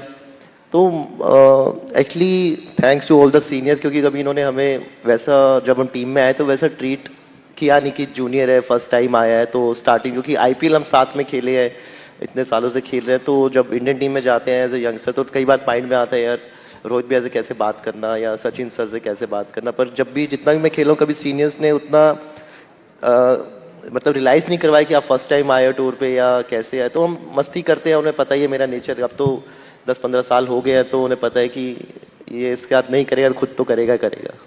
चलिए, because we have a few final minutes, I do want to talk about the current world cup that is going on. तो यूजी मैं आपसे ही शुरू करना चाहती हूँ कि आप बहुत एक्सपीरियंस कमेंटेटर हैं आप, तो आप बताइए what do you make of the Indian performance so far in the world cup? I think amazing, मतलब अच्छा, सब कुछ अच्छा चल रहा है, क्योंकि आपको वेस्ट इंडीज के साथ खेलना is like a quarter final match. आप, क्योंकि ये सब क्या कहते हैं कि वर्ल्ड कप में ना सब कहते हैं सारी टीमें जाती है, सब कंट्री जाती है कि उनकी टीम जीते जीते जीते, लेकिन आप अच्छा खेल के जब हारते हो ना तो इतना बुरा नहीं लगता है। और वो इंडियन टीम कर रही है, और लास्ट टाइम के हम चैंपियन है, और जितनी बायलैटरल सीरीज हमने पहले करी है सब टीमों को वन साइडेड हराया है, और वो कॉन्फिडेंस है। और जिस हिसाब से टीम खेल रही है, तो ये तो चैंपियन टीम है, ये हारेगी तो खुद ही हारेगी, इसे कोई हरा नहीं सकता। नहीं, बट अभी तक चैंपियन टीम लगी है आपको? तभी तो मैम आगे तक सुपर 8 तक आए हैं मैम। आपको कंट्रोवर्सी चाहिए तो मुझे बताओ। एक टाइम के लिए तो थोड़ा सा प्रॉब्लम हो आप गया था। कंट्रोवर्सी के लिए तब से बैठे हो, मैं नहीं दूंगा। मैं आपसे एक ऑनेस्ट रिव्यू चाह रही हूँ, आप अब ये मत सोचिए कि आप कमेंट्री बॉक्स में बैठे हैं। ऑनेस्ट रिव्यू तो वही दे रहा हूँ ना, क्योंकि इस फील्ड से हम खेल चुके हैं और अभी भी खेल रहे हैं, तो बाहर से ना क्रिकेट बहुत इजी लगती है। बाहर से ना कई लोग हैं जो शामी भाई को बता देंगे आउट स्विंग कैसे डालनी है, इन स्विंग कैसे डालनी है, लेकिन उस प्रेशर पे डालना वो टीम हमारी अच्छे से कर रही है, तभी आज वो 15 लोग वहां पे हैं। ठीक है, मैं नहीं दूंगा। ये नहीं बोलेगा। आपको क्या लगता है? तो सीरियसली थोड़ा सा सेमीफाइनल में आने के लिए जो रास्ता था थोड़ा सा ट्रिकी हो गया था, अभी वो रास्ता क्लियर हो गया है, बट अभी भी एक मैच जीतना है, it's a virtual quarter final. और थोड़ा सा प्लेइंग 11 को लेके इस टीम में भी बड़ी बात हुई है कि क्या प्लेइंग 11 सही है क्या नहीं था। जो साउथ अफ्रीका के अगेंस्ट जो लॉस था उसके बाद obviously the team had to rethink. तो what do you think honestly? मैं एग्री करता हूँ चहल के साथ कि आप जब ऐसे इवेंट खेलते हैं, जब आप आईसीसी जाते हैं, तो जो आपका बेस्ट 11 होता है, आपको बेस्ट गेम खेलना पड़ेगा उस लेवल में, क्योंकि जो इंडियन टीम है, जो हम लास्ट के कई सालों से देखते आ रहे हैं, जो T20 फॉर्मेट में जो परफॉर्मेंस दिखी है, मुझे लगता है टू बी ऑनेस्ट अभी भी आना बाकी है वो। और मैं चाहता हूँ कि सुपर 8 में वो परफॉर्मेंस आए। जैसे बहुत लोग अभिषेक को ट्रोल कर रहे हैं, या फिर तिलक हो, सूर्या हो, जितने भी हमारे बैट्समैन हैं, देखो ट्रोल करना बड़ा आसान काम है। मैं अभी मीम बनाऊंगा, आपके ऊपर बना के डाल दूंगा, 50 लोग चिपका देंगे उसके ऊपर कुछ ना कुछ। बड़ा आसान है दूसरे को ऊपर से नीचे खींचना। लेकिन मैं एक ही रिक्वेस्ट करता हूं, जब आप अगर दिल से चाहते हो क्रिकेट, किसी भी स्पोर्ट्स को अगर आप सपोर्ट करते हो, पसंद करते हो, तो आपको उसके साथ रहना चाहिए, आप अच्छे में भी खराब में भी। मैं मानता हूं कि इंडियन टीम की वो परफॉर्मेंस नहीं आई है जो परफॉर्मेंस हम एक्सपेक्ट करते हैं, जो इंडियन क्रिकेट टीम ने खेला है, वो परफॉर्मेंस अभी नहीं आई है। मैं चाहता हूं कि आने वाले मैचेस में इंडियन टीम वो परफॉर्म करे, क्योंकि अभिषेक के ऊपर इतने सारे मीम्स बना डाले आपने, सूर्य को उसने आप लोगों ने उसको पीछे पड़ गए हैं। तो मुझे लगता है आपको अपने प्लेयर्स की सपोर्ट करनी चाहिए ऐसे टाइम में, और हमें होप करनी चाहिए कि इंडियन टीम वैसा खेले जैसा हम चाहते हैं। तो अभी भी परफॉर्मेंस बाकी है, और सुपर 8 में मुझे लगता है कि अच्छी परफॉर्मेंस आएंगी। छोड़ दीजिए, आपके हाथ में नहीं है, हमारे हाथ में नहीं है बेस्ट 11 क्या होगी, 15 कौन रहेंगे, क्या करेंगे। बस आप एक ही चीज कीजिए, जो हमारे 11 प्लेयर टीम के ग्राउंड के अंदर है वो हमारा बेस्ट दें, वो हमारी कंट्री को जीत दिलाएं। यही मैं बोल रही थी, तो यूजी मुझे कह रहे थे आप कंट्रोवर्सी ढूंढ रहे हो। नहीं, मुझे आदत हो गई है, मुझे फर्क नहीं पड़ता आप लोग क्या बोलेंगे। But Mithali, does it look like a champion team to you so far? I'm sure you must be catching some of the action. Lots of expectations. You know, we've just had the T20 World Cup win, the ODI World Cup final, the T20 World Cup win, then the Women's ODI World Cup trophy, and now, you know, Indian fans are so hungry they want another title, and this one could be at home. Well, I feel that when you're doing well, there is no harm in raising that expectation you expect from people who perform. So naturally, everybody wants our team to do well, and it's a home World Cup. But then I do agree with what Shami said, is that, you know, in a tournament like this, you want to feed your best team, best 11, and the performers who've been doing well. It's easy to judge from outside because we've all been there, we know what goes into that. But at the end of the day, we all want the Indian team to do well. So perhaps they are keeping the best for the knockouts, for the, you know, the virtual quarterfinal. That can be risky, you know, if you save Well, it for a little. sports is risk. There is no guarantee in sports that despite scoring 100 today, tomorrow you might get out of the first ball. So there is no guarantee in that. But what you can do best is that you can back them, back a team that, you know, you all are representative, you all are ambassadors, and you have been doing well. It's in life, there is a lot of fluctuation. Sometimes you're peaking and sometimes you're in the valley. But that doesn't take out anything that our team is, you know, not the best. Certainly, as far as the Indian cricket team is concerned, there is very little room for error, isn't it? Yuzi, वो तो आपने भी notice किया होगा, जो शमी भाई बोल रहे थे कि 2 मैच में परफॉर्मेंस नहीं आती, 3 मैच में परफॉर्मेंस नहीं आती, तो वो कह रहे हैं ना, मीम बन जाता है आपका, ट्रोल हो जाते हैं आप। नहीं, बिल्कुल, क्योंकि जब आप बायलैटरल सीरीज खेलते हैं ना, उसमें अगर बायलैटरल सीरीज बात है तो एक और बायलैटरल सीरीज रहती है। वर्ल्ड कप क्या है कि 2 साल के बाद, 4 साल के बाद वो चीज़ आती है, तो और इसमें मार्जिन ऑफ एरर बहुत कम होता है। अब जैसे हम इतने अच्छी क्रिकेट खेलते आए हैं सारे वर्ल्ड कप में, 2023 का वो फाइनल और अभी अगेंस्ट साउथ अफ्रीका, अगर वो 25 मैचों में से अगर कोई एक बार वो वैसा मैच आ रहा है, पर वो ऐसा मैच आ रहा है कि वो फाइनल हो गया। No, but it was not just the loss. I think it was also the way we lost in that match, right? फिर तो मैम ऑस्ट्रेलिया को तो फिर तो T20 में कभी आना ही नहीं चाहिए, क्योंकि वो तो आई थिंक एक उनका रिकॉर्ड आप उठा के देख लीजिए, लेकिन सबसे ज्यादा ट्रॉफीज उनके पास है। हम वही कहते हैं ना कि हम अच्छी क्रिकेट खेल के आ रहे हैं, क्योंकि दूसरी टीम भी प्रिपेयर कर रही है। आप उस टीम से आ रहे हैं जो लास्ट ईयर रनर अप थी, जो 2 साल में बहुत इंप्रूव हुई है, तो क्रेडिट आपको उनको भी देना चाहिए। एक आधा दिन आता है, ठीक है, वो अच्छी चीज है, वो पहले ही आ गया।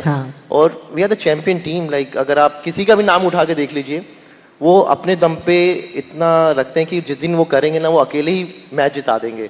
सो we have to just focus on that कि जब भी वो खेलें, just support them, believe on them. But how did you, like when you were there in the team, how did you deal with these pressures? कि बाहर लोग क्या बोलेंगे, फैंस क्या बोल रहे हैं, क्रिकेटर्स ये पढ़ते हैं सब कुछ ट्विटर टाइमलाइन पे, उनका इंस्टा पे रील चेक करते हैं, क्या बोल रहे हैं सब। मैं तो मुझे तो फर्क नहीं पड़ता, देखो मेरे तो मीम बनते हैं, मैं तो मेरे को अच्छे लगते हैं, उन्हें सेव भी कर लेता हूँ और आगे फॉरवर्ड भी कर लेता हूँ। तो आई जस्ट एंजॉय। जब मैंने सोशल मीडिया प्रोफाइल ना, जब आपकी सोशल मीडिया प्रोफाइल ओपन होती है, तो आपने सबको परमिशन दे रखी है कि कोई भी आके उस पर कर सकता है। अगर किसी को ज्यादा प्रॉब्लम है वो प्राइवेट कर दे, पर लोगों का काम है बोलने का। आप ऐसा नहीं है कि सब बोलते हैं, आपको सपोर्ट भी करेंगे, लेकिन कुछ लोग होते हैं जिनका यही काम है सोशल मीडिया पे सबको गाली देना, उनके बारे में खराब बोलना। वो हर एक के कमेंट सेक्शन में मिलेंगे आपको। तो जो लोग आपकी लाइफ में वैल्यू नहीं रखते, जिनका नाम कुछ और होता है, डीपी अलग होती है, आप उनके बारे में सोच के अपना माइंड क्यों खराब करें, जब पता ही नहीं वो है कौन उस फेस के पीछे। तो मुझे कोई फर्क नहीं पड़ता, जिसको जो लिखना है बिंदास लिखो, मैं पढ़ता भी हूँ, मेरे को कोई फर्क नहीं पड़ता। चलिए, quick rapid fire questions. Usually you start. Sundar or no Sundar in the playing 11? सुंदर Washington आपने Sundar or no Sundar in the playing 11? मैं मुझे बोल रहे आप सुंदर और नो सुंदर मैं कर लो आई थिंक जो जिम्बाब्वे के अगेंस्ट टीम खेली आई थिंक वही प्लेइंग 11 आगे रहेगी शबी भाई, Samson or no Samson in the playing 11? ये यार मैं चाहता हूँ, देखो हमेशा वही बात होती है, 11 की बात आ जाती है लास्ट में, लेकिन संजू सैमसंग होने चाहिए मेरे हिसाब से. Who's your bet as far as this World Cup is concerned? Who's your bet as far as this World Cup is concerned from the Indian team? The one player that you think is going to be the most crucial? One player who's going to be crucial in a team sport. I would not pick one player. Yes, there are match winners in a team. T20 format is something that one day you're really doing well, suddenly you get the form. But then I would pick the entire team. That's too diplomatic, Mithali. बहुत safe. देखिए वो कह रहे हैं आपने left कर दिया बिल्कुल. आप आंसर दो. हाँ. मैं अपना दे चुका. नहीं वापस दो. Well, if I have to pick, then I'll pick the captain. Surya. Yeah. Your thoughts on Surya's batting? Surya's batting, I think वो वापस वर्ल्ड कप से पहले ही वापस फॉर्म में आ गए थे और I think right now is in top 5 scorers in the world cup. 212 या 213 रन है उसके. और यूएसए के अगेंस्ट जो उसने इनिंग खेली वहां से, क्योंकि वो मैच पे अगर कुछ उल्टा सीधा होता तो शायद हम इसके बारे में बात भी नहीं कर रहे होते. True. तो कैप्टन है और हमेशा तभी उनकी आप स्ट्राइक रेट भी देखिए 160 170. एज ए बॉलर अगर मैं उन्हें बॉल डाल रहा हूं तो मेरे को बहुत बार सोचना पड़ता है, प्लानिंग करनी पड़ती है और he is a champion player. All right, everybody's vote is that India is the champion player. We're all waiting for March 8. But शबी भाई, फाइनल में किसको देखना चाहेंगे इंडिया के खिलाफ? ये बहुत बड़ा सवाल है क्योंकि इस वक्त जो बाकी टीम्स है ना, वो सारी टीम्स बहुत अच्छी लग रही है. देखिए अगर टूर्नामेंट के हिसाब से देखा जाए तो इंग्लैंड बहुत अच्छा खेल रही है. इंग्लैंड बहुत अच्छा खेल रही है. हाँ, लेकिन मैं चाहता हूं कि साउथ अफ्रीका दोबारा से आनी चाहिए. सेम साउथ अफ्रीका, क्योंकि क्यों भाई, क्यों मतलब इतना क्यों पाइल ऑन करना है? अगर वर्ल्ड कप का पूरा ओवरऑल वर्ल्ड कप देखा जाए तो सबसे बेस्ट क्रिकेट जो खेला है वो साउथ अफ्रीका ने अब तक खेला है. Mithali, you agree with them? South Africa, England. We've seen that dominance of Australia, England for too long. Let's have somebody else along with India. Okay, so let's have 3 cheers for India, and of course 3 cheers for our 3 warriors here on the stage as well. Big thanks to all of you for coming. And final एक word मैं शमी भाई को देना चाहती हूँ. मुझे बता रहे थे ये ऑफ स्टेज की मैंने क्या बता दिया? जो एक फ्यूल होता है, आप चाहते हैं कि आपका जो बचा हुआ फ्यूल है वो एक बार सही जगह लगे और सही काम में आए, तो you wish, you hope, you are still working towards it to be in the Indian team soon. यार ये ऑफ स्टेज की बात अंदर कहाँ से आ गई? बट यार मैं हमेशा यही कहना चाहूँगा कि आप किसी भी डिपार्टमेंट का काम करते हैं, आप किसी भी स्पोर्ट्स में, आप किसी भी लाइन में हैं, तो मैं यही कहना चाहूँगा अगर आपके अंदर पोटेंशियल है, आपके अंदर टैलेंट है, तो उसको वेस्ट ना होने दें. मेरा यही कहना था कि आपके अंदर अगर फ्यूल है तो आपको फूकना चाहिए हमेशा. और जब बात कंट्री की आती है ना, तो मैं पर्सनली ये चाहता हूँ कि आप अपनी जान भी दे सकते हैं, लेकिन 1% भी मुझे ऐसा रिग्रेट नहीं होना चाहिए बाद में कि मेरे अंदर पोटेंशियल था और मैं और नहीं कर पाया. तो ये चीज़ मैं हमेशा कहना चाहता हूँ जितने भी स्पोर्ट्स खेलते हैं कि भाई गिव अप मत करो. आपके अंदर अगर टैलेंट है तो शायद आपकी कंट्री के काम आ जाए. तो हार्ड वर्क में लगे रहें और बिलीव करें अपने ऊपर. In a world of noise, what's the power of the inner voice? Amidst global shifts and digital buzz, how do we find stillness? In today's chaos, ancient practices such as Kirtan, Bhakti and meditation are the real anchors. They cut through noise, calm the mind and connect us to something bigger. Have you ever wondered how these powerful tools can transform everyday life? Our speaker for the inaugural session of Day 2 is a guide who's made these practices his life's work. Let's speak to him to know how these ancient paths are the keys to modern peace. Ladies and gentlemen, please welcome Radhika Das, bhajan clubbing artist and bhakti yoga teacher, in conversation with Anand Narasimhan for a session on sound of strength within.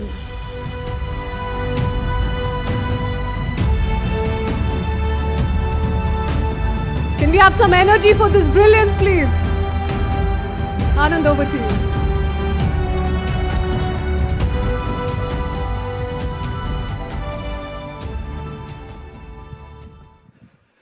Namaste, Jai Hind, Vande Mataram. Are you all right?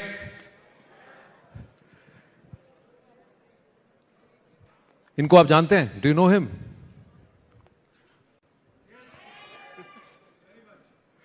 इनको देख के what do you feel like saying? Sitaram, भज मन Radhe Radhe Govinda. Radhe Govinda. So, Radhika Das ji, Hare Krishna. Hare Krishna, thank you so much for having me. Now, the power of Kirtan. Why is it so important? What does Kirtan do to a person? Srila Prabhupada said sing, dance and pray, but why? On the very base level, chanting helps us to transcend the mind. Mantra. Man means the mind. And tra is short for trayate, which means to free the mind, to overcome the mind. Even as I'm speaking right now, some of you are not listening, you're thinking about lunch, or your children, or you're worried about what you look like on camera, if that camera's pointing in your direction or not. The mind is always ticking, and it becomes either our best friend or it becomes our worst enemy. And so by chanting on the very base level, you're able to overcome the mind. You're able to transcend the mind, to become truly present with self and truly present with Supreme. So Prabhu, let's connect all these minds here together.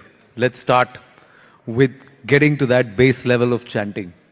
You have a technique how you get everybody to do. You don't have your instruments with you today. So यहाँ पे थोड़ा impromptu we'll do. Shall we? Yeah, sure. If I all can right, get so everyone... I'll play assist. That's Yeah, what I'm going to do. Something. Okay, we're going to move this. I don't have my photo. instruments with me, but we can try something. So it's said in the Shastra that when you clap your hands together, and chant the name of God, the name of Hari, that your karma changes. You're all well-to-do people, and I don't expect you all to participate, but I'm inviting you. Here's a Londoner coming to your country, and my hometown as well, my home country. I'm going to invite you, can I invite everyone to clap this with me?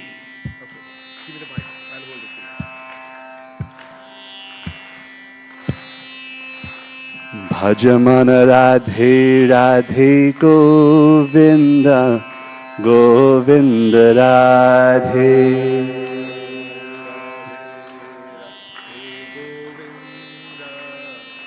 Govinda Bhajamana Radhe Radhe Govinda Govinda Radhe. Let's hear it. Radhe Radhe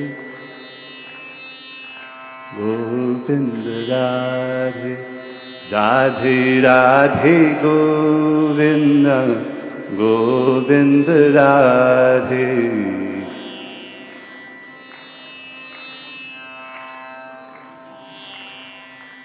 Jai Radhe Radhe Govinda Govinda Radhe.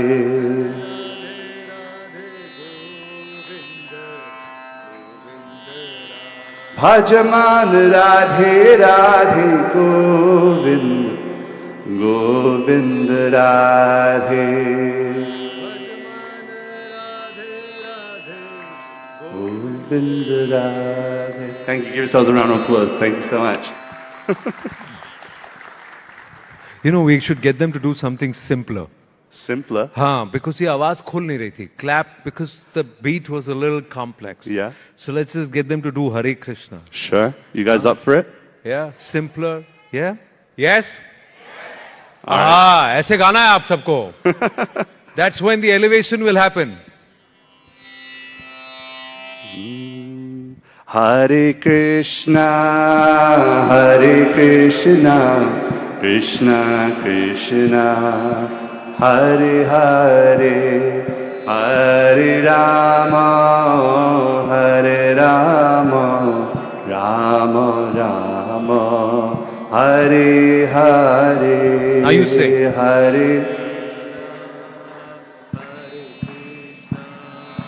Krishna Krishna Hare Hare Hare Rama Rama Rama Hare Krishna Krishna Krishna Hare Hare Hare Rama Rama Rama Hare Hare. Everyone please. Hare Krishna Krishna. Closing the eyes, open the heart. Hare Rama Rama Hare. Thank you so much. Give yourselves a round of applause. Thank you.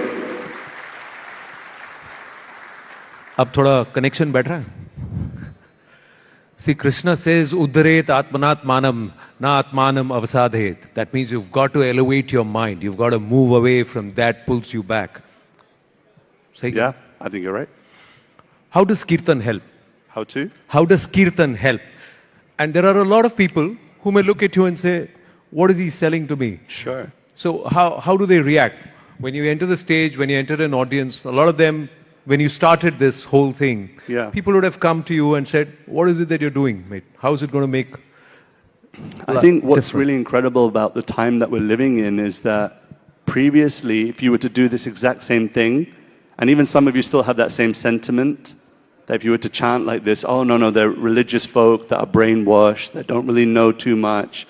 But I think India's moving in a very, very progressive way towards in reclaiming its spirituality. And I think that's incredible. And the whole world right now is watching India. And the way that India practices, how Bharat practices spirituality, Hinduism. And so what's happening now is people are feeling welcome to discover who is God for them and what is spirituality. And I think the reason why is because we've moved so far away from it that the next generation, my generation and people who are younger to me, their parents didn't force them to do anything. They didn't force them too much, just the way that they were forced. And because of that, they're starting to go, okay, well, who is Krishna for me then? Who are all these ancient deities? Who are these ancient murtis? Who are they to me? And so we're in a really, really cool time right now where we can explore and express very publicly our spirituality, our Hinduism, our bhakti.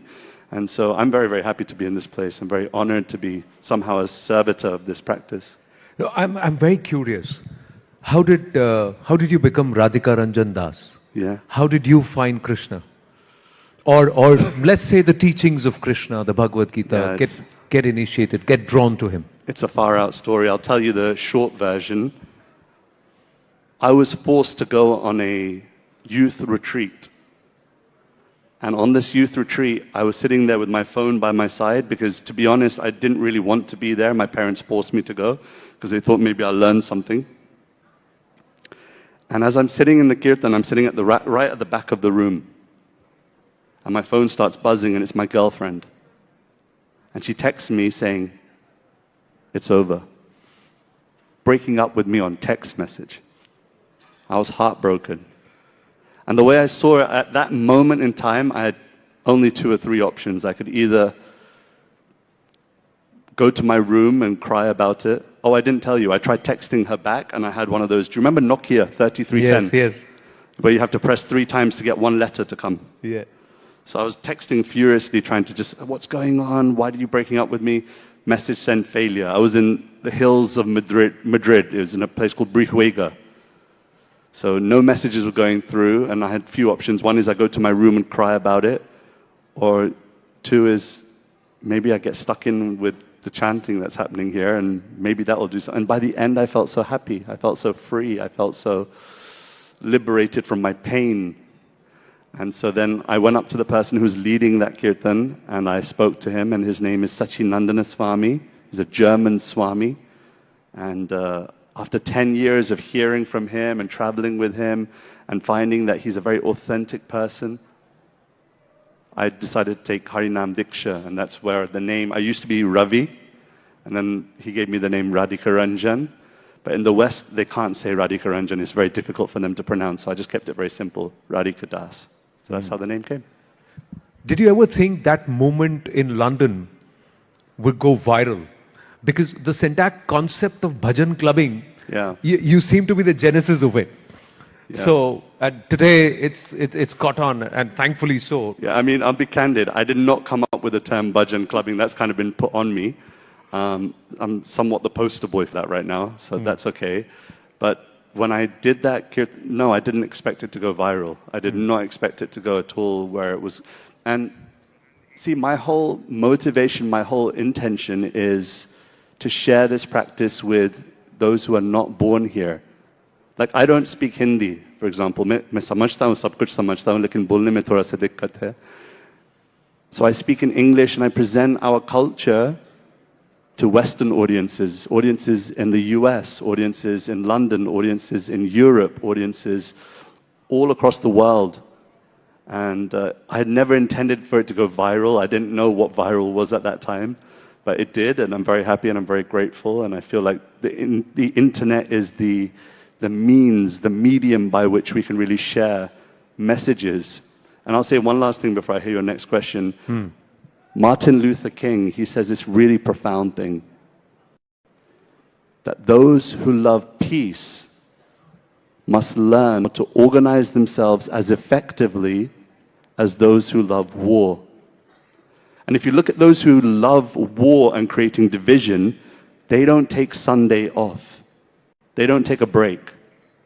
And so in the same way, for peace lovers, for people who want to share a loving message with the world, we have to also use the tools that God has provided us. And God's provided us the internet, Krishna provided the internet, so I'm going to use it.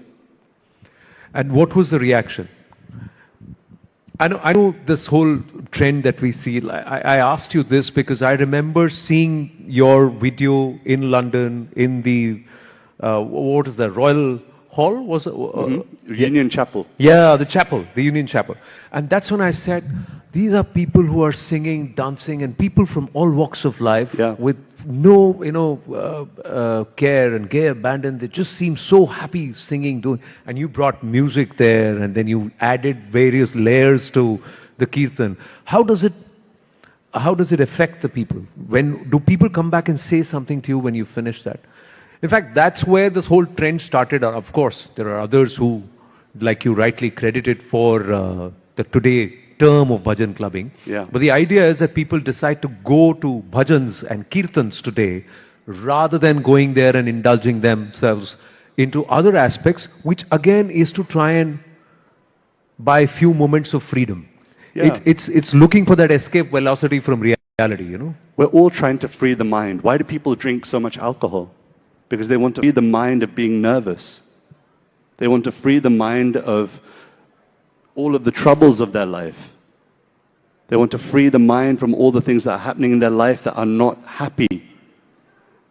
And so we're trying all these different methods to be happy, Buy a nice house by the sea, buy a flat screen TV, 1 million gigabyte MP3, Om Jai Jagadisha Hare.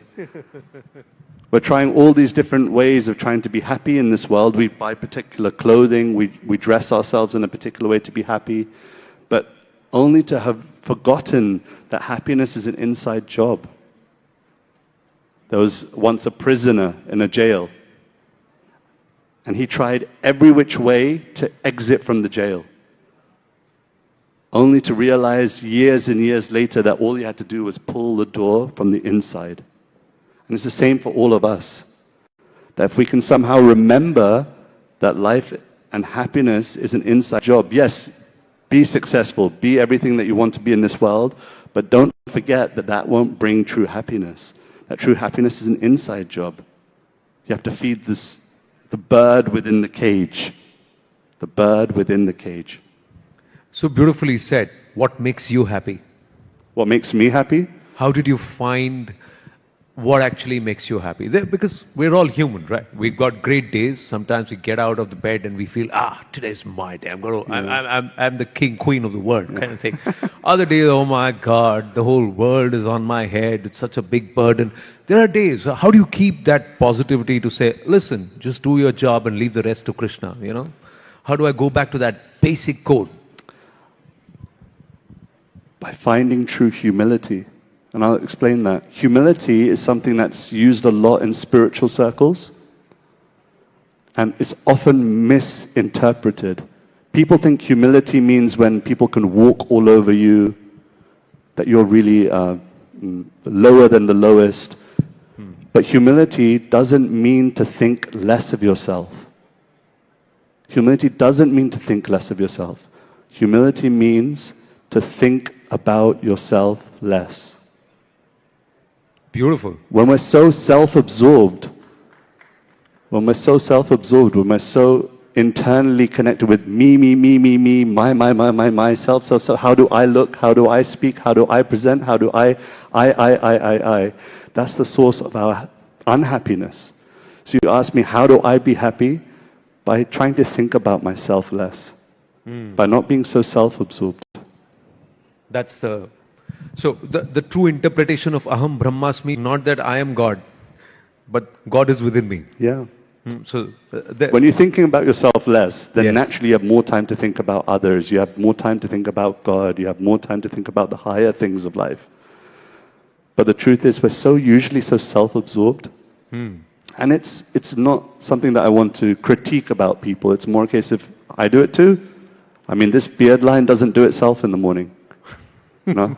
I'm thinking about myself when I do it. But if we can dedicate more and more time to being less self-absorbed and thinking with humility about greater things, then I think there's happiness waiting for us. You're doing concerts. You're coming to Bharat so often. Has there been ever a time when you got a packed audience and you just don't feel like singing? Yeah, of course. How do you turn around and say, listen, I got to do this. You do this. Do you do it then because you want to do it?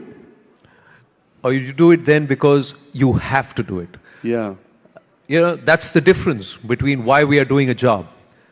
Either we have to do it to pay our EMIs, or we want to do it because it makes us happy. It's a very good question. So I'm asking you that. Of course, there's times where I'm presenting and there's 10,000, 15,000 people in the audience and I'm not feeling anything. There's nothing going on. And so it's sometimes the case that it's not that I'm loving what I'm doing, but that I love the person that I'm doing it for more. It's like in a relationship with your wife. Lovely, beautiful. It's like a relationship with your wife or your husband or your partner. Sometimes you might, you don't necessarily love them every time you buy them a present. But you love them so much that, okay, no, I'm going to dedicate my time, my energy, my everything in that resource towards that person. And so, yeah, of course there's times when I'm sitting there on a stage, I'm not feeling anything, but I just try and remember the person I'm doing it for. And based on the audience, let's say if it's a younger audience, it's an older audience, does the music change? Of course, yeah. I think that's been a big point in what I'm trying to share is that you can be spiritual in suit and tie. You can be a bhakta in suit and tie. You can be a spiritualist wearing jeans and trainers. Because ultimately it's between you and your God. It's between you and your divine, your Krishna, your Ram, your Shiva. It was never between you and them anyway. And I think that's what I'm trying to share is that, yes, I might change the detail. I might change it to have a guitar playing, and I might have it with a drum kit, or I might have a saxophone playing in the kirtan. But the point is that if the essence is love of God, prema bhakti, if that's the essence, then the detail can change. All right. So then how would you change the detail for us here at Rising Bharat? This morning, 10 a.m. after a long night for a lot of us, Yeah, a busy me too. day for all of us on a Friday, and just after breakfast, first session this morning, how are you going to set the tempo for this room here? I would It's a just- mix of a lot of people. There are millennials, there are Gen Xs, there are Gen Zs, all of us here. I would just use one word, and that word is remember. You all know everything I'm speaking right now is not new information to you. I almost feel like I'm preaching to the crowd.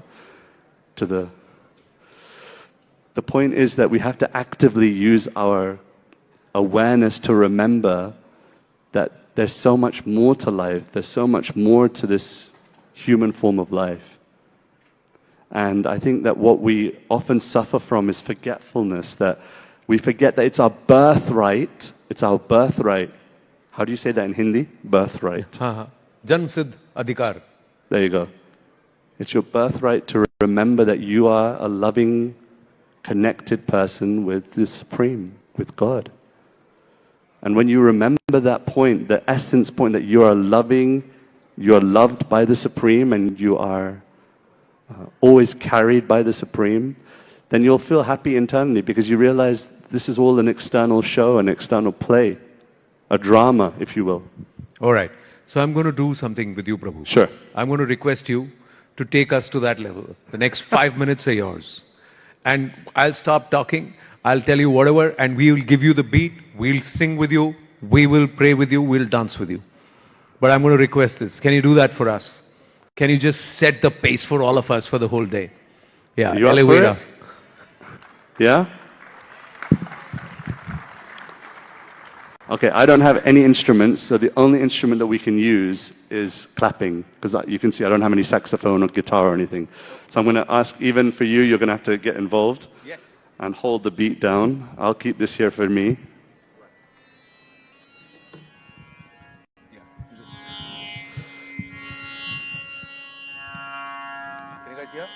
Does that sound okay?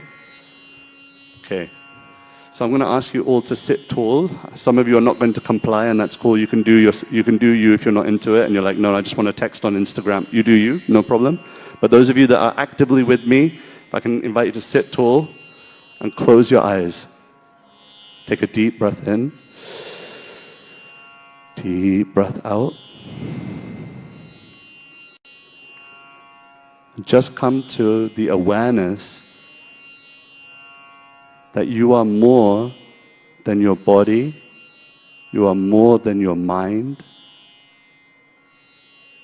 that in your essence you're a spiritual being lovingly connected with your God, with your Krishna.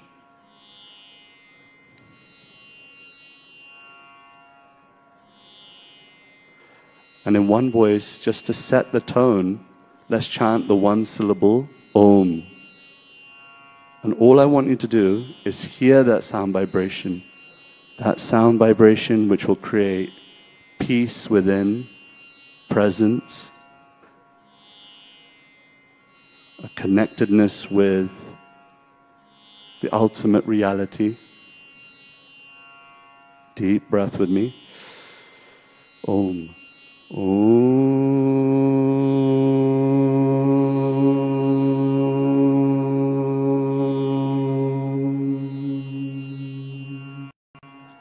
Deep breath twice more.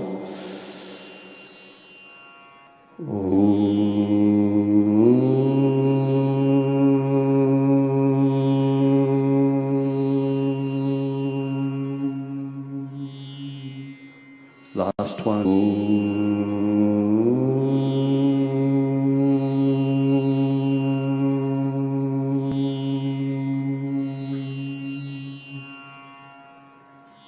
Deep breath in, deep breath out.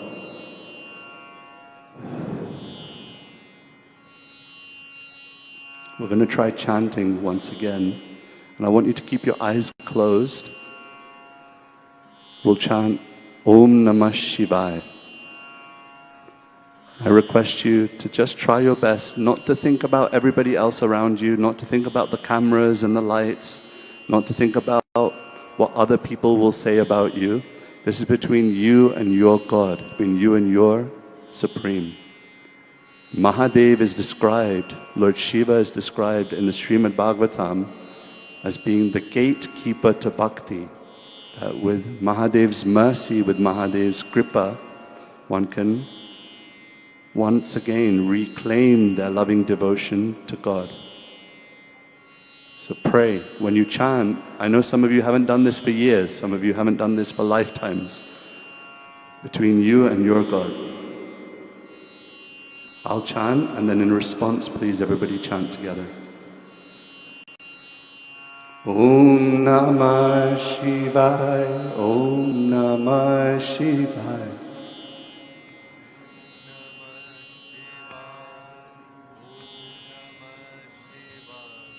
Om Namah Shivaya, Om Namah Shivaya.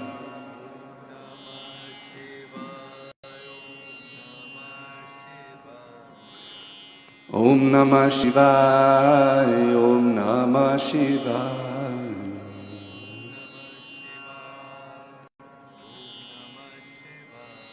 Hare Krishna, Hare Krishna, Krishna Krishna, Hare Hare, Hare Rama, Hare Rama, Rama Rama, Hare Hare. Everyone, Hare Krishna, Hare Krishna, Krishna Krishna, Hare Hare, Hare Rama, Rama Rama, Hare Hare.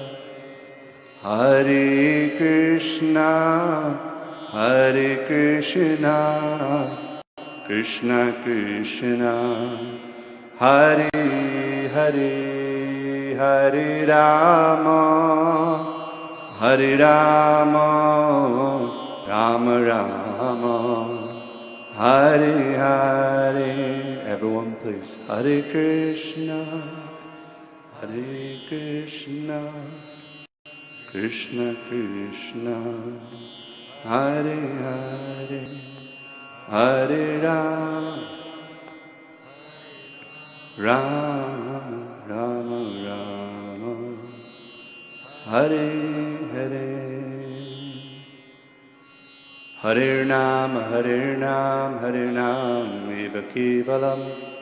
Kalor nasti vanasti vanasti bhaktiranyata.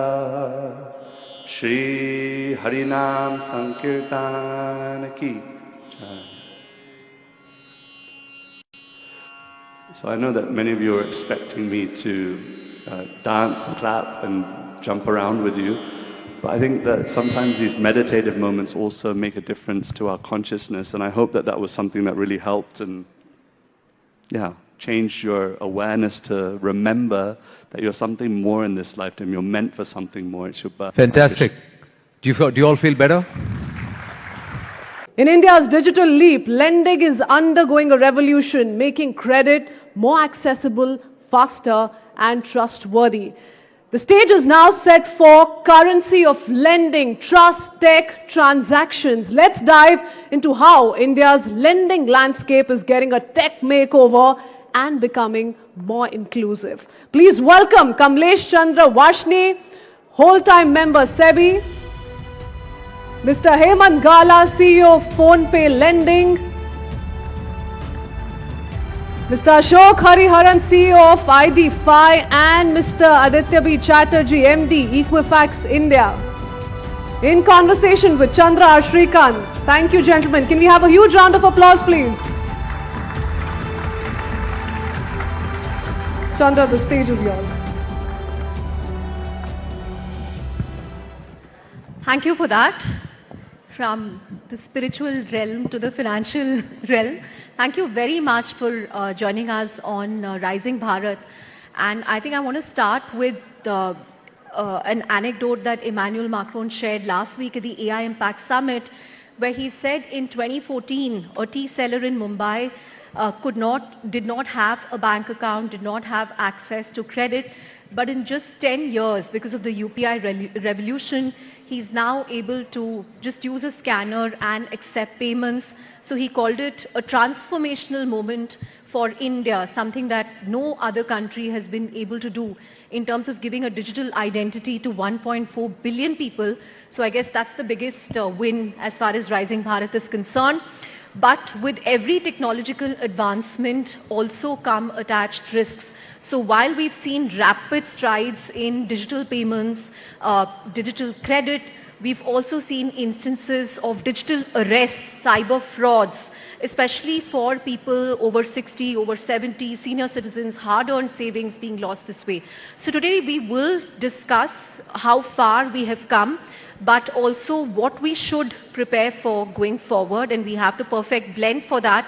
We have a regulator view, a lender view, a credit view, and the risk view. So, you know, a very good mix of all four. But let's start with the regulator view. You know, we are talking about Rising Bharat, sir, and I just want to ask you, SEBI has been talking a lot about leveraging technology, leveraging AI for investor protection, for user protection.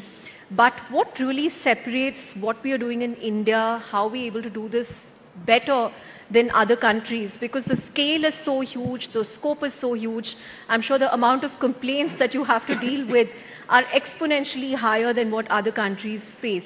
So take us through that. Yeah, thank you, Chandra. And really a very entertaining and session we had just before this one, talking about what we are doing at SEBI.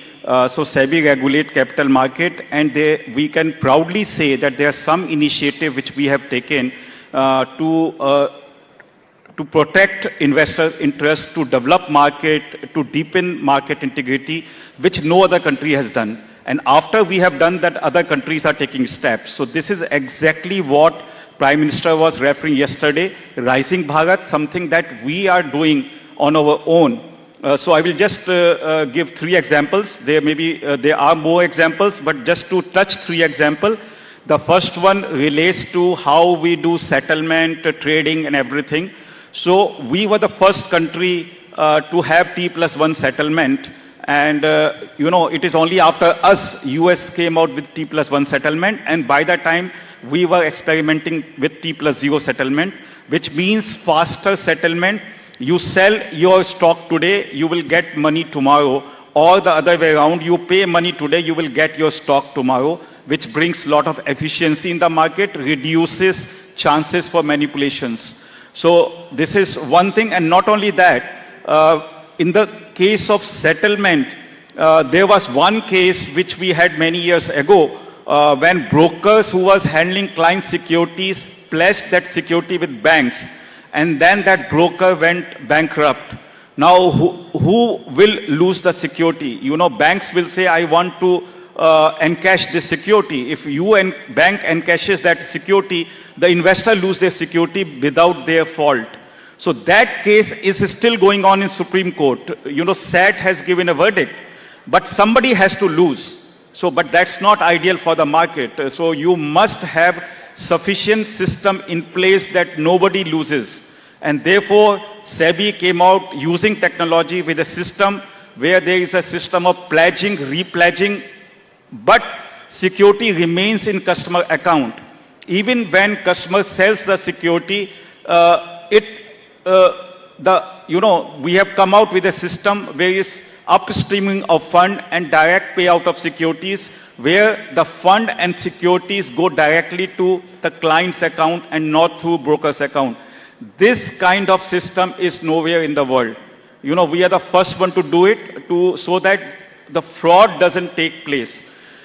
We have a unique system where clearing corporation has full visibility of the client level visibility, not broker level visibility. All other countries only know brokers level visibility. That means broker can use one client fund against another client's obligations. This cannot happen in India. So once again, this prevents fraud. So we can proudly say the way our stock market works, settlement, margining system, pledging, repledging is unique in the world. And many countries came us, we showed it to them and they were hugely impressed and they want to implement that system in their country. So that is one part. My second part is on assured return. You know, we allow mutual fund because their NAV... After that delicious lunch, midday fuels kicked in, but the mind still craving something fresh, isn't it? After a hearty lunch, let's shift gears and talk about the art of balance in life, work, and everything in between. How do we juggle it all without dropping the ball? How do we find our center in a world of extremes? Joining us for this session is a balancing artist. Yes, that's his thing. He will show us how to find equilibrium in a world of extremes, how to pivot and how to thrive. We'll get him to spill the beans on balancing life, work, and maybe even a few tricks to dodge the afternoon slump. Please welcome balancing artist Gautam Vaishnav to the stage. Gautam, can we please have you here? Ladies and gentlemen, be prepared to be amazed, stunned, and maybe even a little breathless. Over to you, Gautam. Thank you. Without wasting time, I'll just come to the balance. And I know it's running late, so I have pressure from behind. So I'll start the art of rock balancing. Maybe I think you will have patience to see what I do.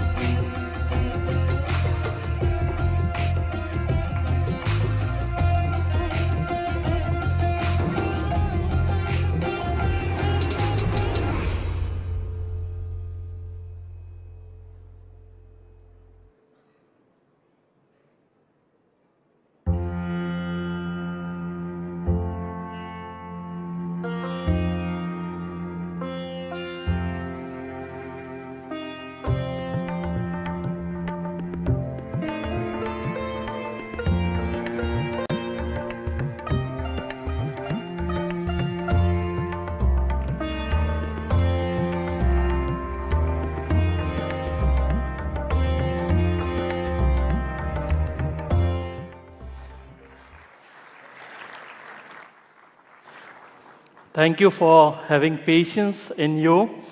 I would like to invite some anchors where I will showcase that it's not me, but it's the rock and the person's focus and patience with how they are going to balance some rocks in front of you.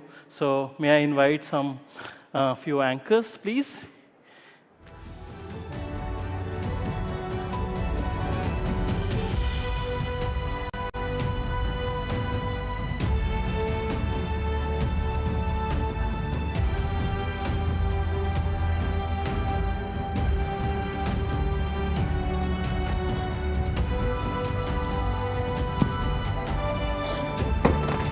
It is just a feeling of letting it go, because everything in my life is not permanent. It is just let it go.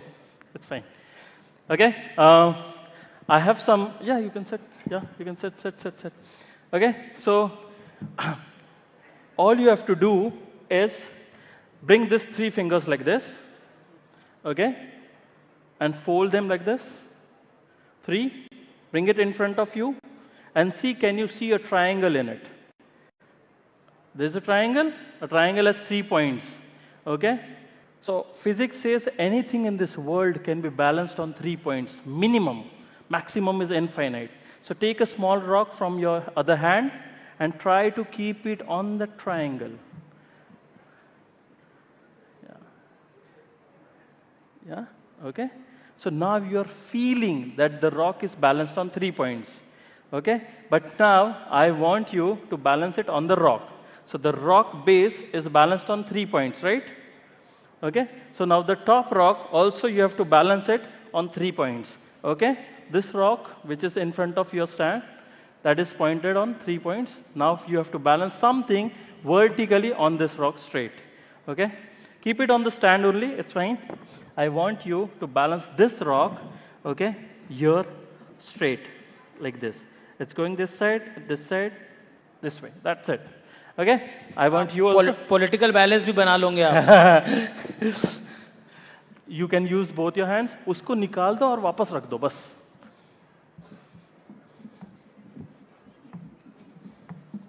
Make sure that the base rock is not moving. It's okay, very good. You can just move it this way. हाँ.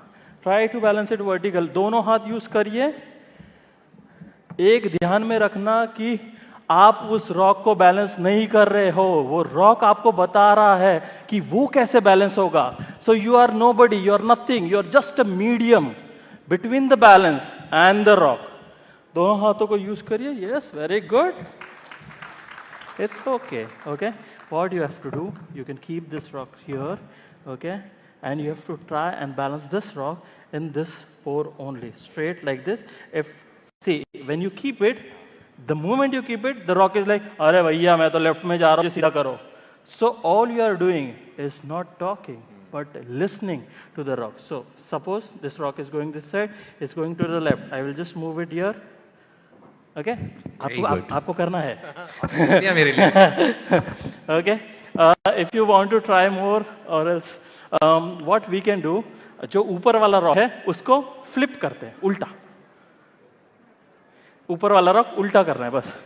ये rock को, ठीक है, मुझे ये वाला rock कर दो ना एक बार, straight. Use both your hands. आराम से, कोई घाई नहीं है. ये वाला रॉक मुझे सीधा चाहिए, मुझे इसमें बैलेंस करना चाहिए. आप दोनों हाथ यूज कर सकते हो, कोई दिक्कत नहीं है. Use both your hands, it's fine, it's okay. Yes yes yes yes, it's okay. आराम से. Yes, very good. मैं थोड़े स्टूडेंट्स पे ध्यान रहता हूँ बराबर से. ये वाला थोड़ा सा मस्त है. So if you balance it this way, it will look like a Ganapati. Okay, maybe if you can, we want this rock straight here. Okay, यहाँ पे ऐसा स्ट्रेट. ठीक है? Yeah, are we using any glue? Yeah, we are using. We are using gravity. Yes, very good. This one you can also balance. Yeah, the straight one, straight. Yeah, आराम से, कोई दिक्कत नहीं है सर, कोई दिक्कत नहीं है, कोई आपके पीछे लगा नहीं है. We are in silence, we are in patience. It's okay. देखो, मैं आपको सिखाता हूँ. ये रॉक है, मुझे इस पे रखना है. ठीक है? जैसे ही मैं रखता हूँ तो ये इस साइड जा रहा है. मैं इसको इधर मूव करूँगा, नहीं जा रहा है. इधर मूव करूँगा, नहीं जा रहा है. इधर मूव करूँगा, नहीं जा रहा है, ऐसे मूव किया, नहीं जा रहा है, वापस मूव किया, ठीक है, कर दो, हो गया? You have done it. ये तो मैंने किया है, okay. Thank you very much. It was a small act of balancing, and that's it. Thank you very much. Very nice, very nice. जोरदार तालियां इनके लिए। देखिए बैलेंस ही सबसे ज्यादा इंपॉर्टेंट होता है। Thank you so much. Thank you very much.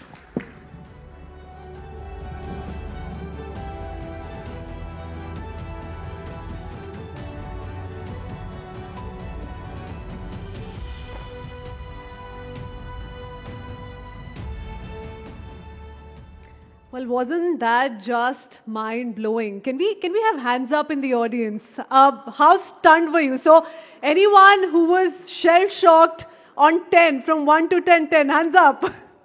Okay. Okay, great.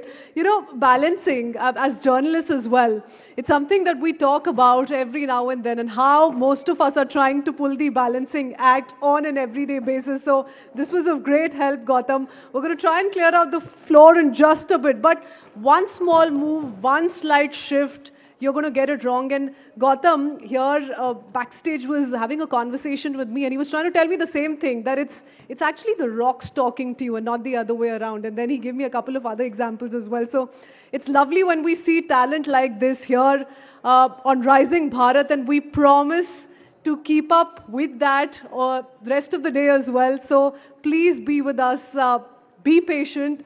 That was mind-blowing indeed, and our anchors also did a fab job in really being sporty. They played along. We saw Gautam making Parikshit, Chandra, Amish, Shivani do the balancing act, and like I said, we're all journalists and we're all used to this. But for now, as Gautam showed us how to find balance in life, we need to talk about balancing flavors, balancing tradition and innovation. India's culinary identity is what we'll focus on next.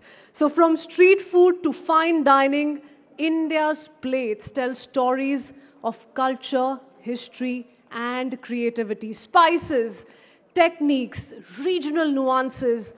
How do top chefs define India's culinary soul? And we all know how Indian food is something the entire world obsesses over. So how do they blend tradition with modernity? Let's dive into India's food journey, the classics, the experiments, and the trends. And for that, I'd like to quickly invite our next set of panelists on the stage.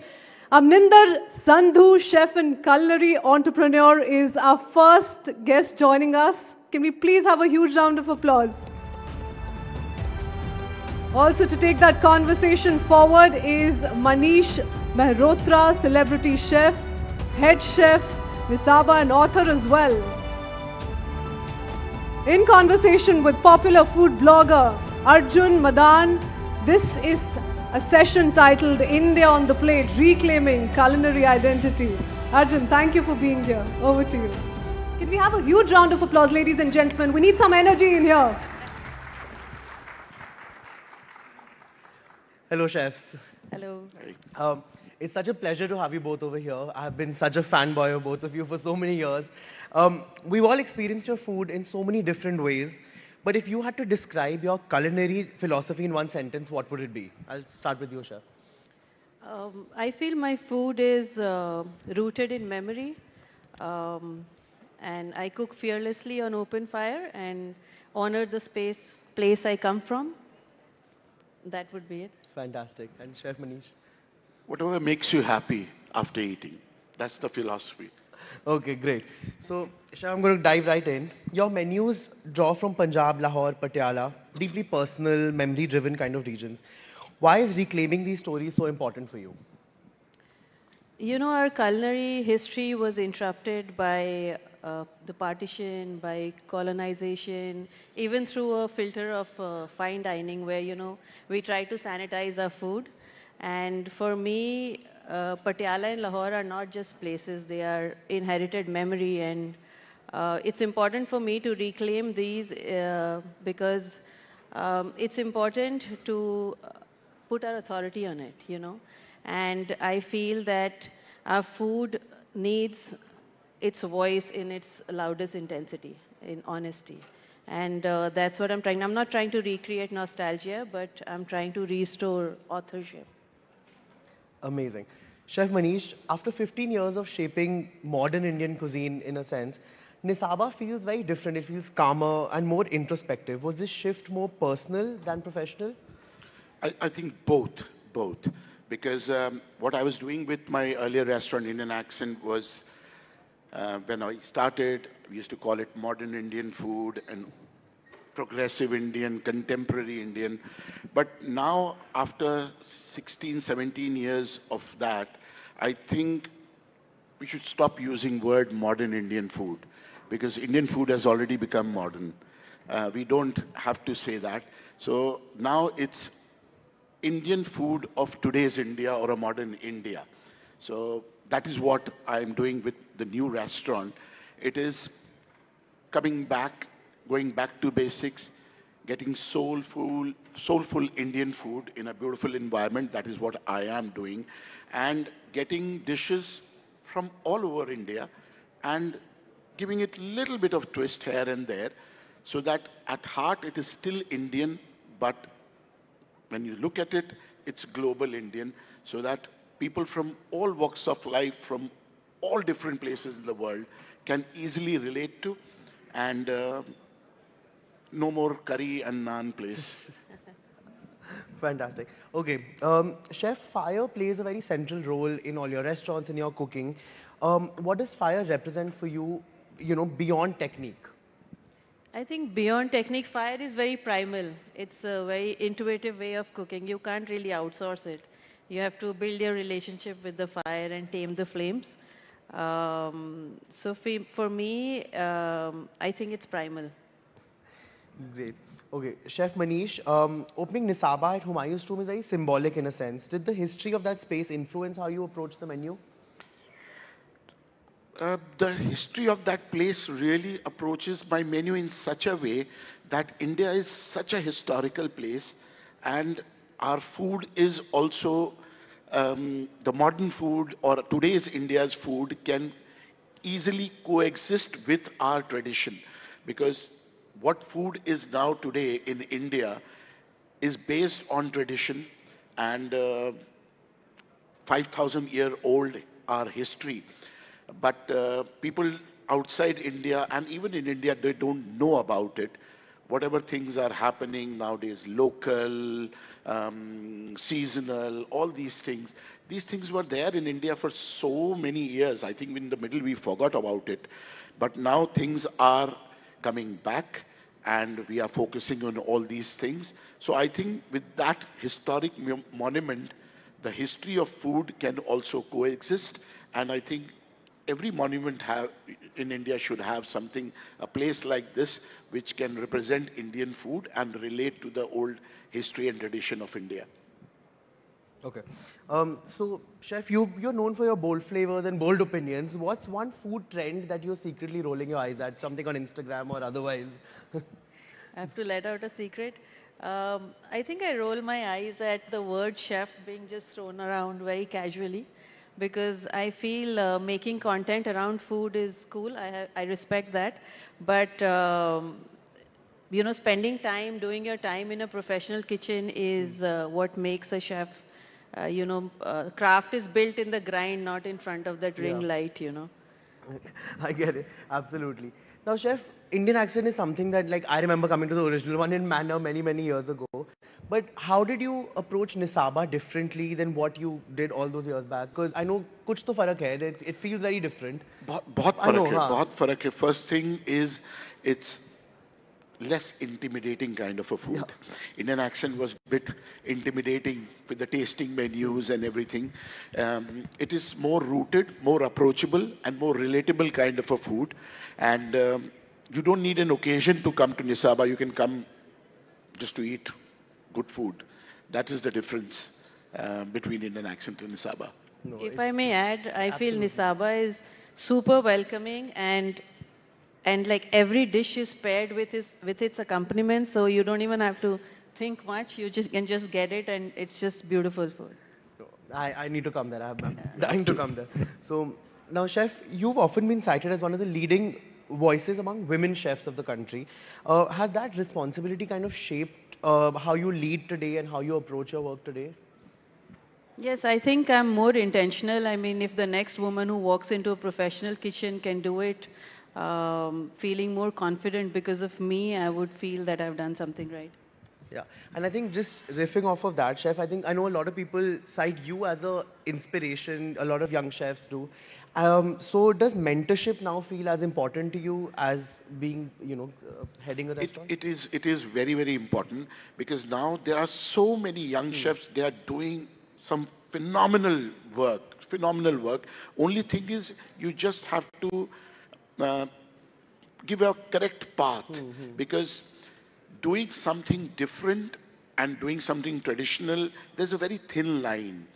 So if you cross that line, it becomes something weird. So tandoori, momos, gelato, something. So that is a thin line you don't have to cross. And what I tell all the young chefs, that when you start working, create your own boundaries, create rules for yourself, and then follow those rules. When I started doing this kind of a food, there are few rules I followed.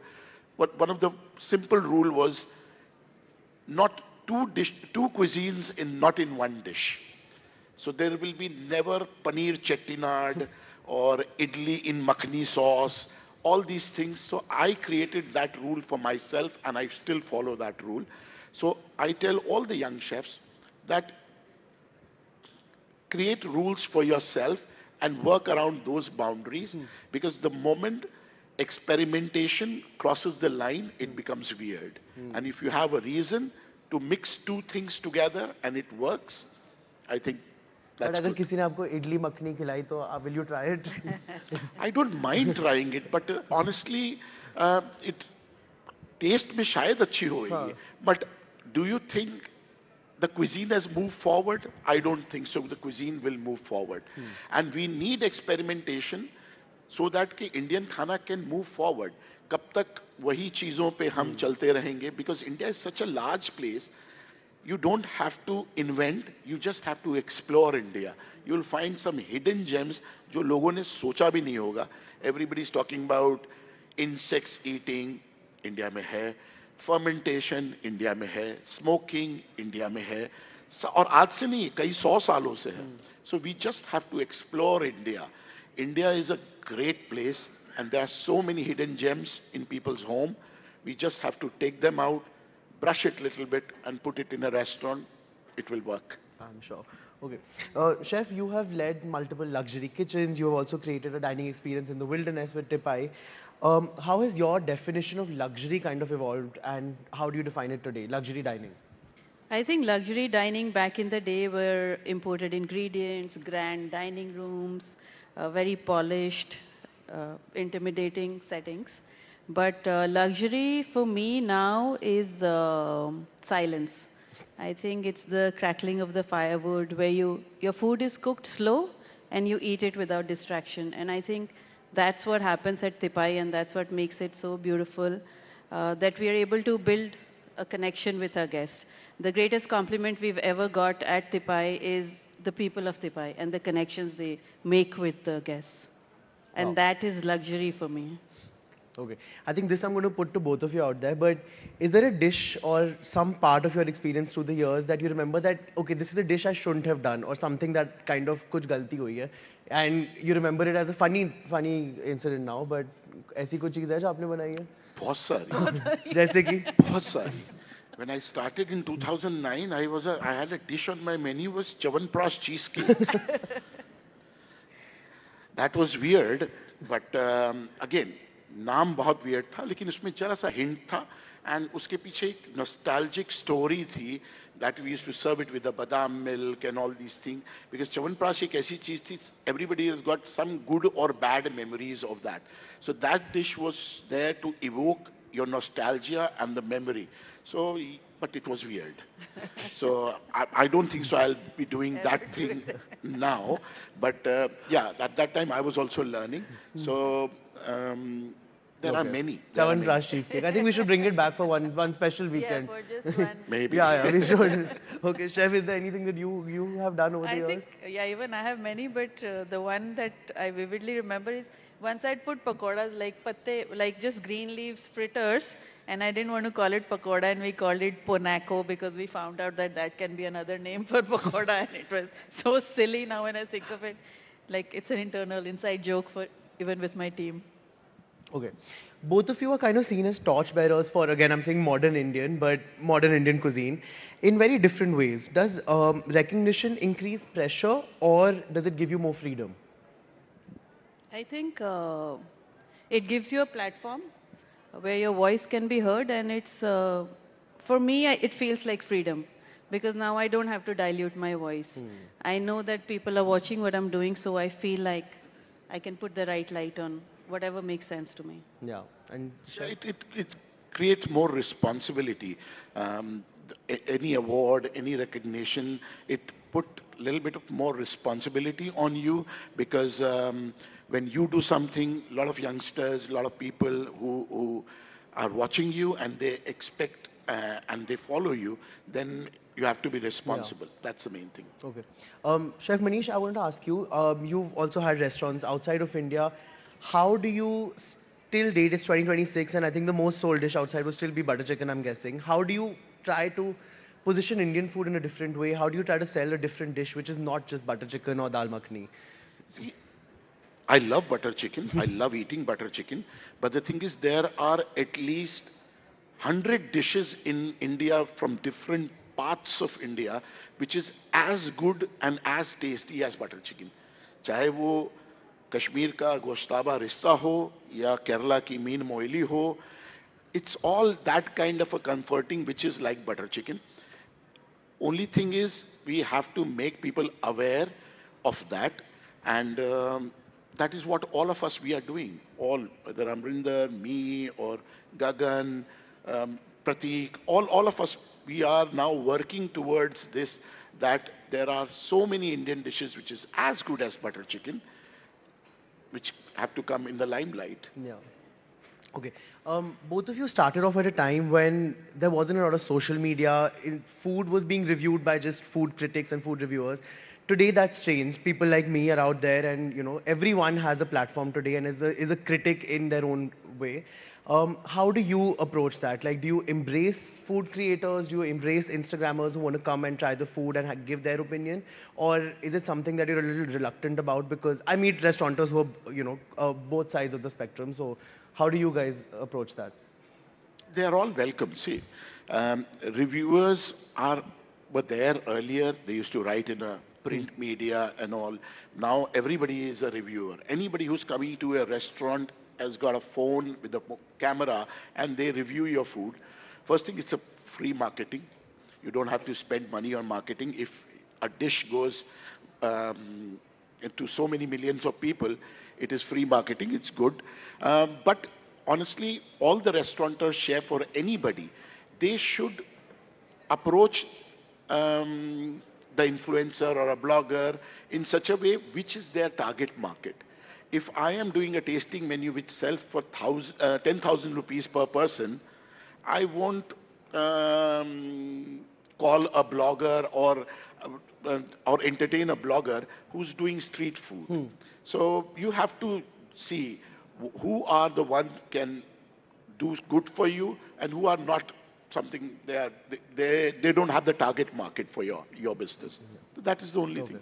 And chef, anything if you have? I think social media is really great because besides the influencers, I feel for you to put your story out there, you were so heavily dependent on food writers earlier, and if you were not in their, if you were not in their network, they would probably not even show up to your restaurant. But now it's easier to put your message across, and I think it works really well. Yeah. I think I'm going to add a question over here for you, is that I saw a lot of amazing content you did, especially with Bawri, and a lot of storytelling. What was the journey behind that, and how do you decide to create content around that? Because that was very nice how you did it. Yeah. So, I used to run this restaurant called Earth in Bandra before Bawri, which was the first gasless kitchen where I cooked on open fire on wood and charcoal in a city setup. And there were a lot of things which I just assumed that people know. But with Bawri, I said I'll just talk about things that I'm not going to assume that people know. So, you know, like we made a reel on how to season a tandoor. Yeah. Because it's just assumption कि सबको पता होगा. But सबको पता नहीं है कि तंदूर में रोटी लगाने से पहले उसको season करना पड़ता है. So we just made a reel on that and that got so much traction. Then I started talking about why I cook on open fire and that. So I think that was the starting point for us and then we just built on that. Okay. आप लोग सबको तो fine dine बहुत अच्छा खाना खिलाते हो, बहुत फैंसी अमेजिंग खाना खिलाते हो, पर आप लोग को खुद क्या खाने में पसंद है? घर पे क्या खाते हो या what do you like to order in? Like really basic stuff. I think everyone, सबके घर में कोई एक dish होती है which makes us feel that you're home. For me, it's mutton curry rice, which makes me feel I'm home. So that's my comfort food. And chef, yours? I'm more of a craving centric कि आज चाट खाने का मन कर रहा है, आज van वाला नूडल्स खाने का मन कर रहा है. But most of the time after restaurant, you end up eating Maggie at 2 o'clock in the night at your house. That's the only thing. That is the best, yeah. Nothing beats Maggie at 2 o'clock. Okay, so when the world tastes Indian food today, what do you hope that they understand as like India's strength? Like how are we projecting India's food today? I feel our cuisine has gone through so much history that when someone eats Indian food, they should feel that this is a resilient cuisine. That it is ancient, yet it's constantly evolving. And it stood the test of time. Okay. Chef? I would say food is not a soft power. Indian food is a superpower. And Indian food, we have food or dish for every palate in the world. हमारे यहाँ तीखा खाना, मीठा खाना, healthy खाना, indulgence वाला खाना, हर तरह का खाना है, हर किसी के लिए. So we are a strong superpower in terms of food, and all of us and so many other chefs are doing some fantastic work all over the world. And believe next 10 years, the way Indian restaurants are opening all over the world, it's amazing, and there is a great future for Indian food from all different parts of India in the world. Next 10 years is our time. Yeah. Okay, speaking of... that definitely requires a round of applause for sure. But but speaking of the different parts of India and the food that comes from there, what do you think is the one part of India which we still haven't tapped into or is still very underrated? Because I mean, there's so much. Every state, every corner of India has such amazing food. But according to you? I would say every part of India is not well represented in the world scene. But if you ask me, one part even I am not very familiar one is the Northeast, which we really have to learn and promote, because there are some specialty ingredients which is not you can't access it in Delhi easily. But that food is again which is a hidden gem. It has to come in the focus.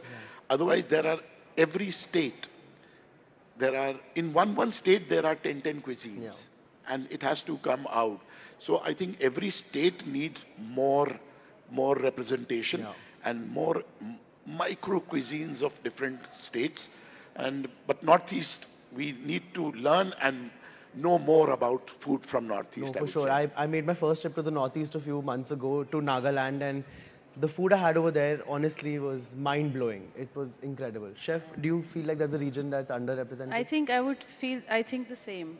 It's Northeast. I grew up in the Northeast and I do use a lot of Northeastern ingredients in my cooking. In fact, one of my signature dishes is pork, which is cooked inside a bamboo and it's served with sticky rice, which is wrapped in Alpinia leaf, which is a leaf indigenous to the Northeast. So, like Chef Manish rightly said, I think Northeast, because all the 7 states need representation.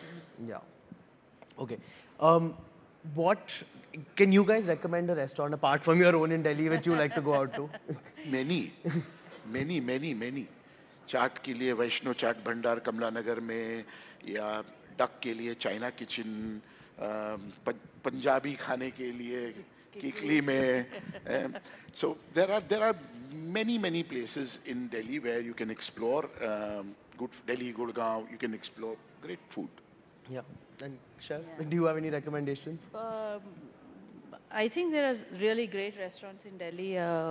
Recommendation, like I like the Sikh kebabs at Jama Masjid. I like that large jalebi in Chandni Chowk. Those two are my favorite. When I think of Delhi, I think of that, or the Sohan halwa, that Karachi halwa, which you don't find anywhere else. That felt like Delhi. अभी होली आ रही है, चेनाराम के यहाँ घियर बनता है, वो घेवर नहीं है, घियर बनता है, वो एक अलग किस्म की जलेबी है. If everybody can go and try that thing, it's amazing. Yeah. It's from the Sindhi community. Yeah, and it's only during Holi. So, yes. Okay, social media has made chefs personalities now. That's, you guys are celebrities also.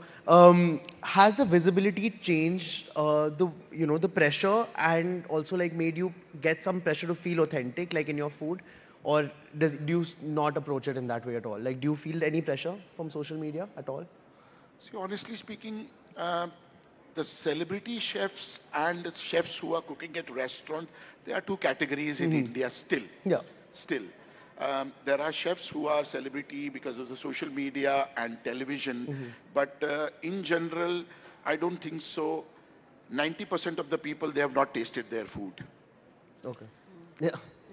They have not tasted their food. True. So we are the chef who cooks in the restaurant. We have restaurant where everybody can come and taste their food. So it's two different categories. Okay. So I would say doesn't matter. Doesn't matter. Till the time people are coming to your place, eating your creation and going happy from there, I think your job is done. Okay. And Chef, anything you have to add? I don't feel pressure. I feel it's just a great time. Everything is, there's a big boom in this industry, and we just need to adapt with whatever the new means of running a restaurant is. Okay. Before we wrap up, I just have one last question for you both. If there's a young chef who's starting out today, 18-year-old, 20-year-old, is there a piece of advice you would like to give them that you wish someone would have given you when you were young? I would say it's not a 100 meters race, it's a marathon, so don't expect anything too fast. Okay. And even when you get results, you'll feel it's too little too late, and you have to love it sincerely to do it. Just keep your head down, focus.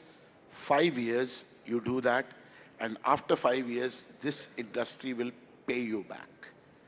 I would say this industry will pay you back. But 5 years, focus and just learn, because खाना बनाना is a skill का काम है, और वो skill जो होती है वो काम करने से आती है, वो किताब पढ़ के या कॉलेज जाके वो नहीं हो सकती है. You have to practice, practice, practice. तो first 5 years बहुत कमी है हिंदुस्तान में शेफों की. First 5 years, just bend your head, focus and learn. After that, sky is the limit. Perfect. That's great advice. And if all the young chefs listening out there, they should take note of that. But thank you so much. You both have been amazing, and you've given such incredible, insight into your world over here to us. Thank you. So thank you.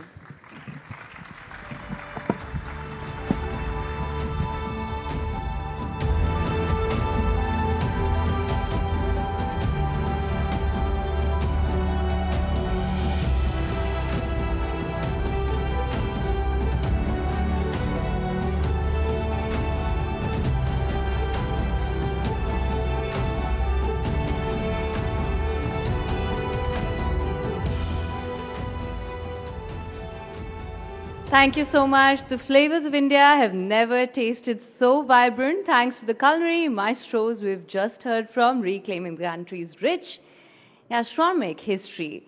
Just as good dish requires the right blend of spices, understanding global conflicts requires a nuanced reading of the narrative. The real story often lies in the subtleties of strategy, tactics, and human experience.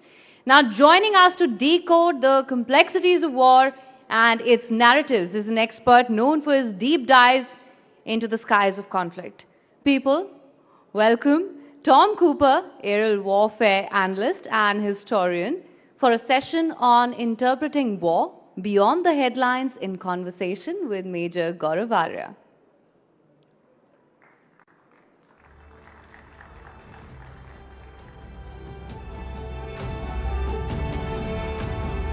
That's a very lukewarm welcome, everyone. Can we please have a huge round of applause?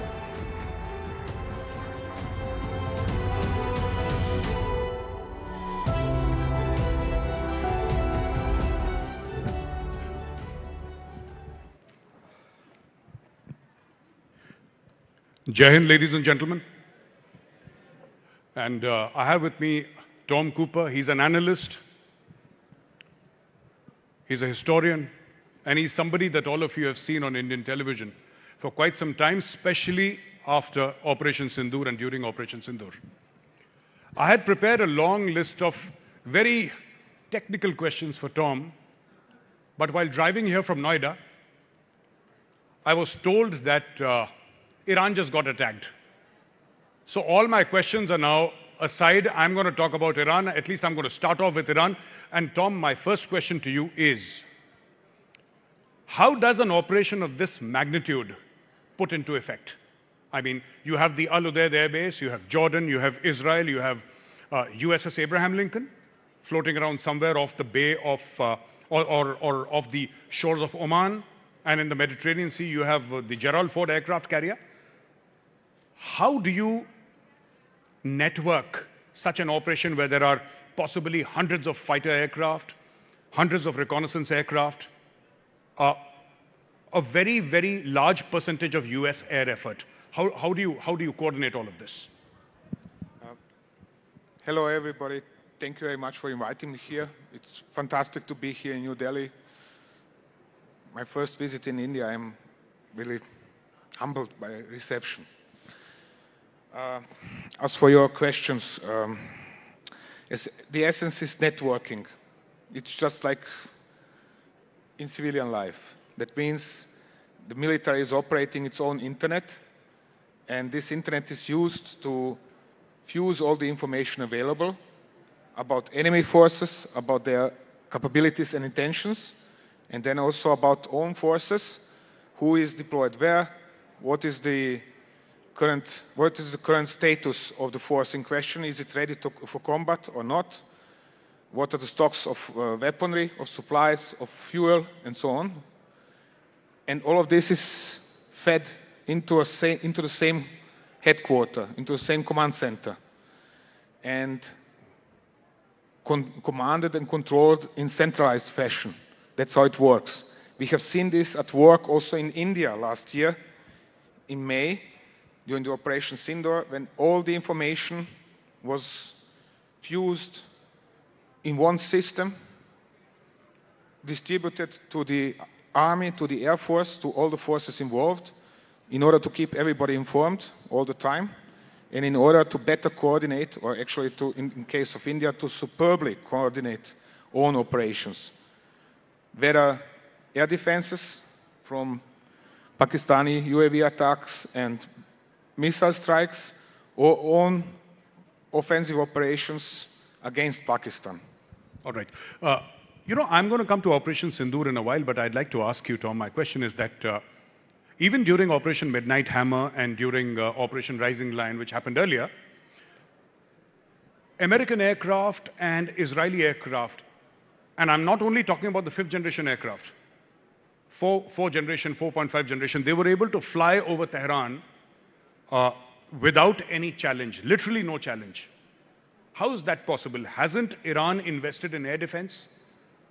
And do you think, what are the lessons that Iran drew from Midnight Hammer, from Rising Lion, that even in this, they knew that they could be attacked again, and today they have been attacked again. Why didn't they strengthen their air defense? Okay, let me try to dissect this in following fashion. On one side, Israeli aircraft were never free to fly over Tehran. This is Israeli propaganda. Excuse me for expression, but it is as simple as that. What the Israelis were free to do was to fly up to the border with Iran and to lob their missiles either over longer range into Tehran area or to drop their GPS-assisted bombs on targets up to 100 to 120 kilometers deep inside Iran. But they were never free to fly deeper over Iran.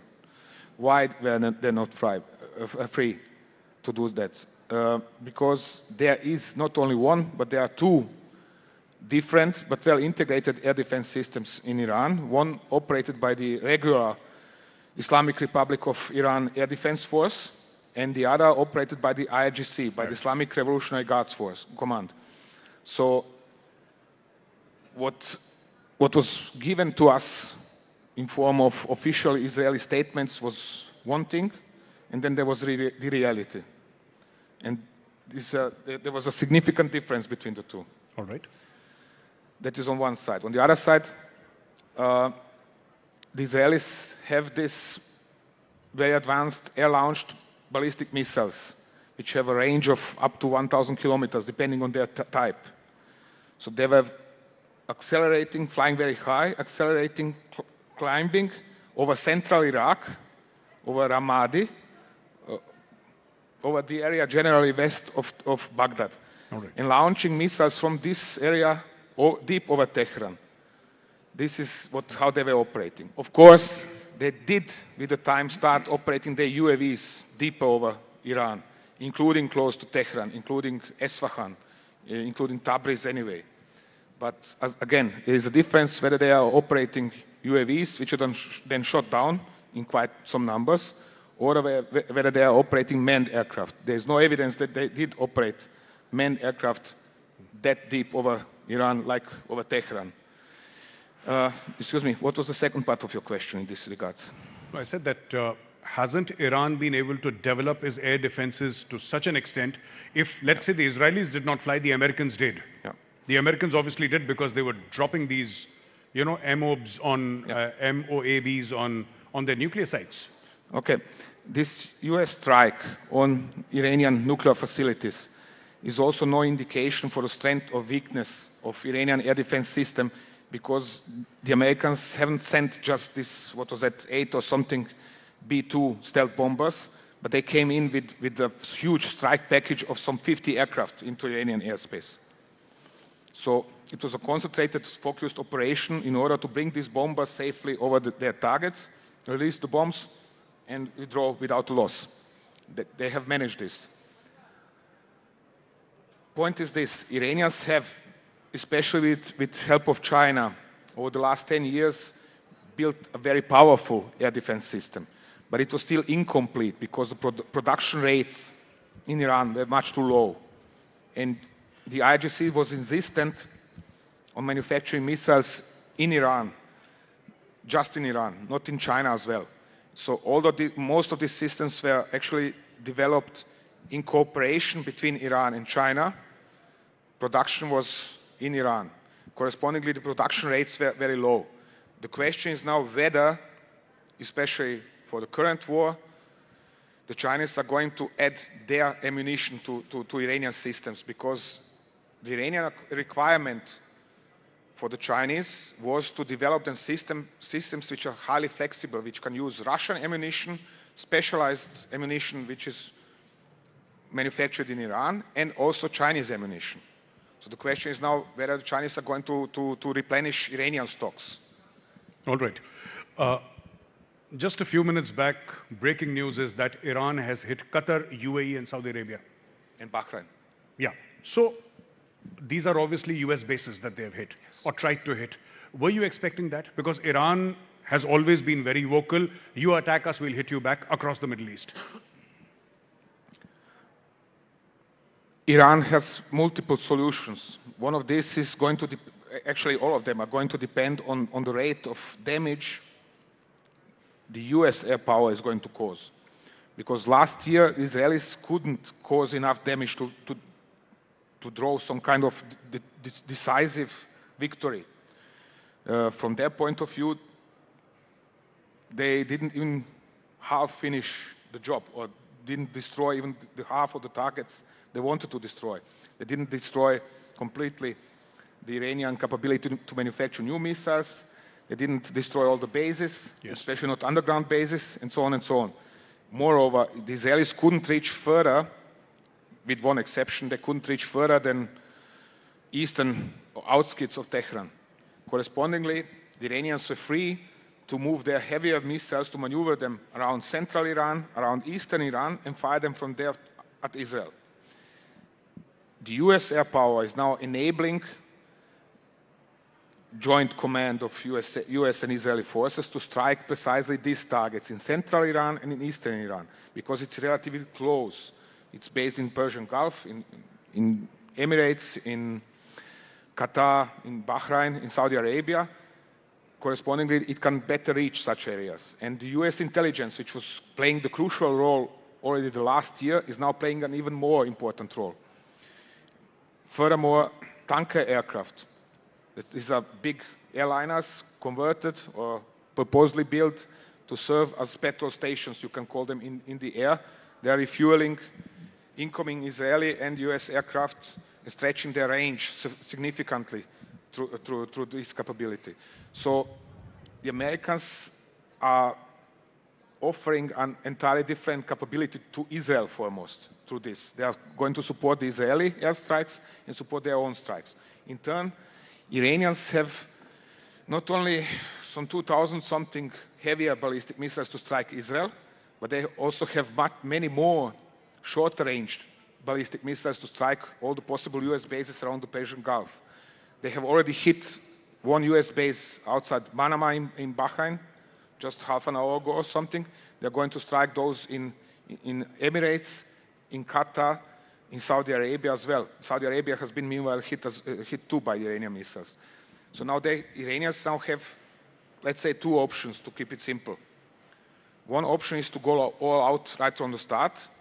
For example, if they are afraid that their missiles might get destroyed by Americans in their underground facilities, in their underground bunkers, shelters, or they go for something like drip feed option, which is to fire every day 15, 20 missiles, and those wait for similar effect like the last year, which is to attrit Israeli stockpiles of anti-ballistic missile defense systems to the level where the Israelis were out of missiles to shoot at incoming Iranian ballistic missiles.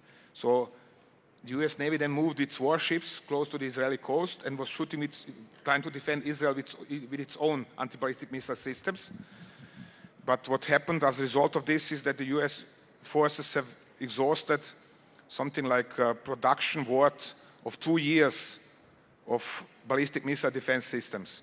So now the question is whether the Americans have enough missiles to defend Israel and their own bases for longer than, let's say, 1 week. That is my rough estimate. All right. Now, Tom, I'm going to ask you about Operation Sindoor because that is, I think, what many people would like to know.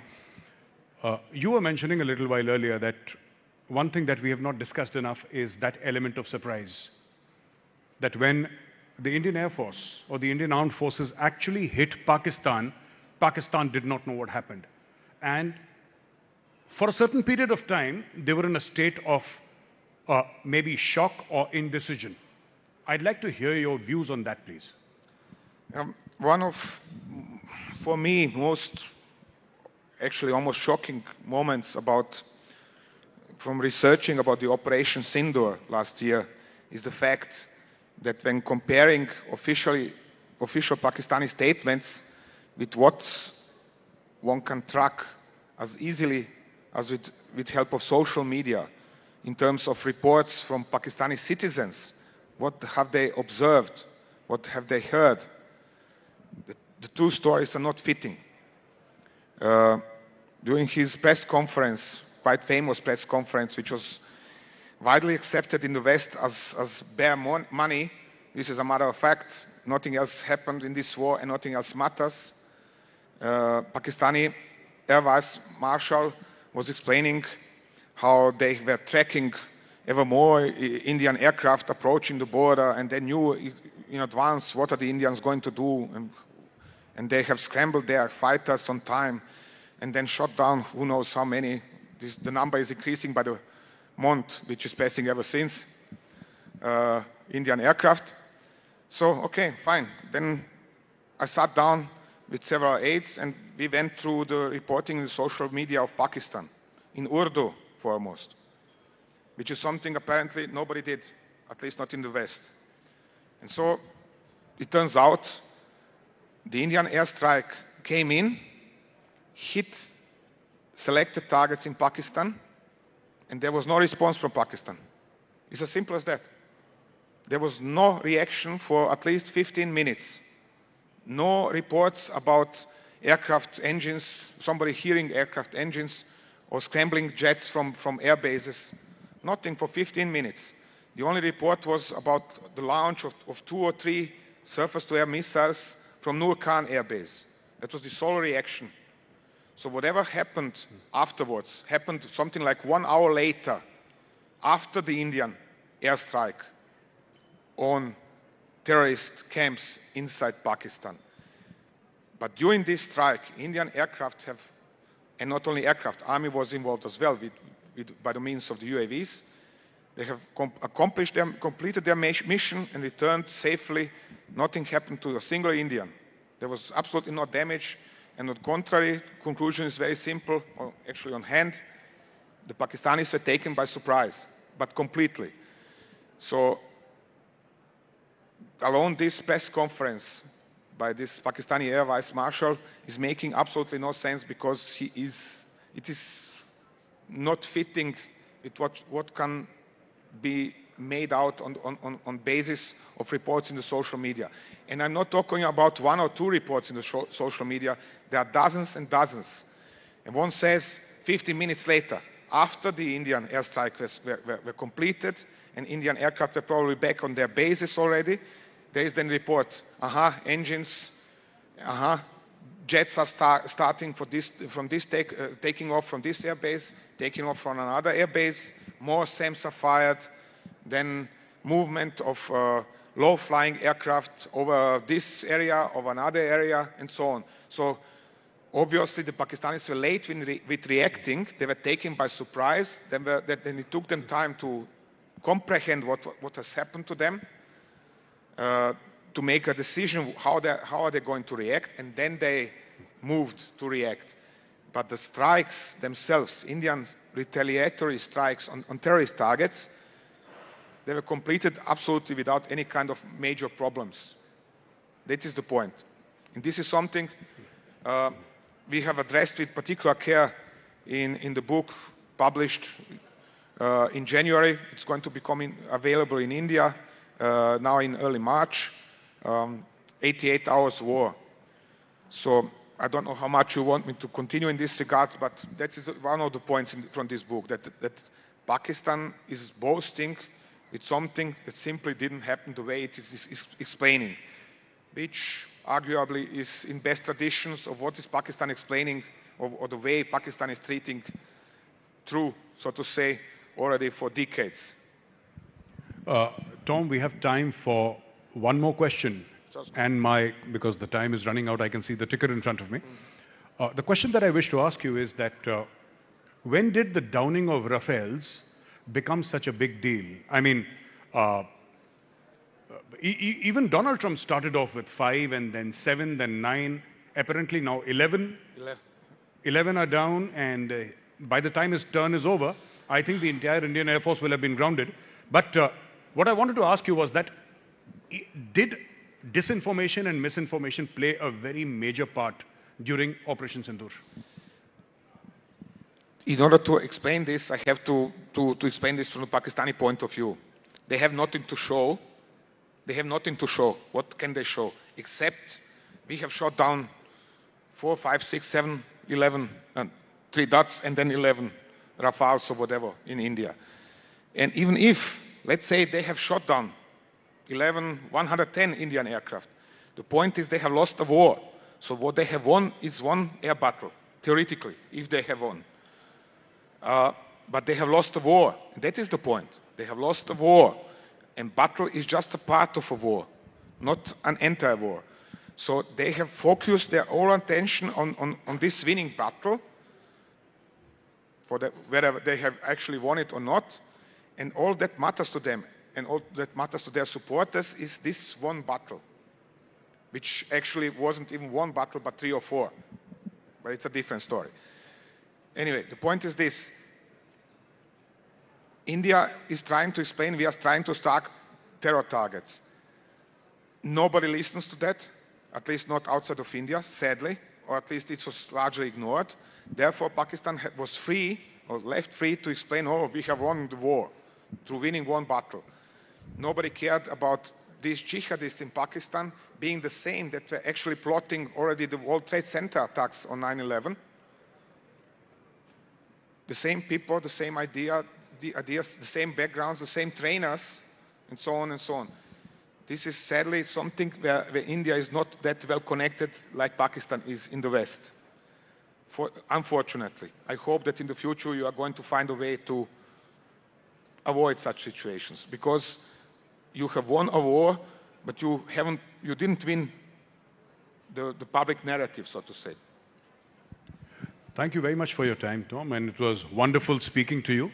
Ladies and gentlemen, a huge round of applause for Tom Cooper. Wonderfully explained. Thank you very much.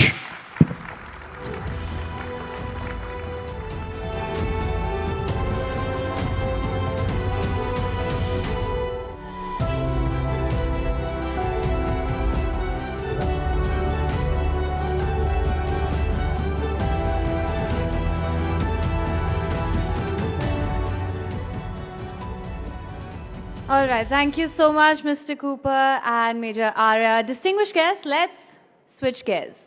Let's talk about the tech that's redefining the future, AI. How is India building sovereign AI, democratizing innovation and powering growth? From language models to enterprise solutions, what's the AI play for India? As the Global South rises, can India lead the narrative on equitable AI? How will India balance innovation with ethics? How will AI drive inclusive growth?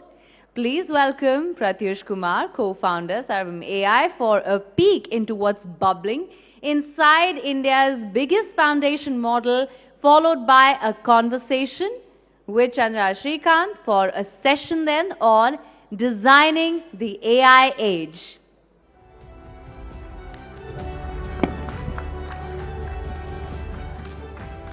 Thank you. Namaskar. I'm expecting some slides to come up. Yes, there you go. It's great to be here. I just saw the billboards outside. It said inner strength with the picture of the Prime Minister. A little bit what we are showing here is aligned with that picture, which is what can India do in this fast-moving space of AI. Have started a company a couple of years back called Sarvam. There is usually intent in the name. The word Sarvam means everyone or everything. The goal is so that building of AI, which is the defining technology of this decade, should not be restricted to a couple of companies in the Bay Area. It should be built by more, and it should, more importantly, be used affordably by many more people. I'm going to see if this works. Yeah. So we had a theme ourselves, which in our own way we called it India Can, because some people asked, can India build, should India build, must India build, and so on. But over the last 2 years, a small team out of Bangalore has proved that you can actually build globally competitive AI models grounds up with our own data, our own algorithms, our own engineering. Somewhere here, Abhishek Singh sir is there. The government has been an important catalyst in making that belief come true. But now we are somehow in Sarvam 2.0, where we have proved, there is proof of concept that deep tech in AI can happen in India. Now it's time to have proof of scale and make AI available to all at affordable rates. Let's see. Next slide, please, if you are controlling it. Yeah, so India can train its own state-of-the-art models. India can bring AI to billions of Indians and do it all in the sense that I think we always keep talking about our success in UPI and in Aadhaar and so on, and they are tremendous and global successes. But in the balance of things, India today does not have any large consumer or enterprise platform at scale, whether it is media, whether it is social networks, etc. So I think now we really have to, in this decade, have that inner strength and say we can go and build out there. And the landscape is changing. And when the landscape changes, it's really a moment to see what we can do. I was asked to continue the spirit of the the AI summit that happened here and give demos. So the team has a bunch of videos. I'll quickly show you. For example, we built Saras, which is for recognizing what you speak. India is a very voice-led country. So it all starts with recognizing what somebody is speaking and then processing with AI. We name our model sometimes on birds. Saras means crane, and a crane is usually intent and listening. So we called it Saras. It is multilingual, does 11 languages. In fact, now 22 languages, real time, and a bunch of things. I'm not going to bore you with numbers, but essentially it is the world's most accurate speech recognition model compared to many different companies. And there's a little bit of video here. You can play the video, please. There should be audio. अडचणी येत असतात, संकट येत असतात, परंतु संकटांचा अडचणींचा मुकाबला तितकाच निर्धास्तपणे बिनधास्तपणे करायचा असतो आणि संकटांनाही सांगायचं असतं तू ये कितीही वेळा तुझा सामना करण्यासाठी मी तितक्या ताकदीने तितक्या सामर्थ्याने सज्ज आहे. आणि त्याचंच प्रत्यय पुन्हा जितूच्या माध्यमातून पहिल्या चेंडूवर चौकार गेल्यानंतर लगातार 3 चेंडू निर्धाव टाकत आपली स्ट्रेंथ, आपली ताकद, गोलंदाजीतलं कौशल्य पणाला लावत आपण या क्रिकेट मधलं, या खेळामधलं सामर्थ्य दाखवताना गोलंदाज जितो. No, that is not from, I guess, the Network 18, but that is a stress test of somebody saying something in one language and the model keeping pace with it and actually accurately transcribing it. Again, this is where AI starts in recognizing what somebody is speaking, and we do it across languages. The other one is the opposite of it. We call it bulbul, a bird that sings. This is text to what you get on a telephony. We have the most accurate, most high fidelity model out there, and here is a video of it.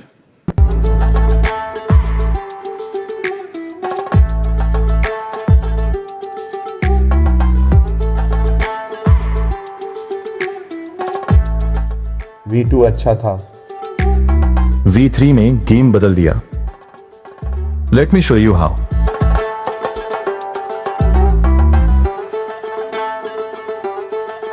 जब आखिरी wicket गिरा, कुछ second के लिए सन्नाटा हुआ, and then people just exploded with joy. I think we can stop the video.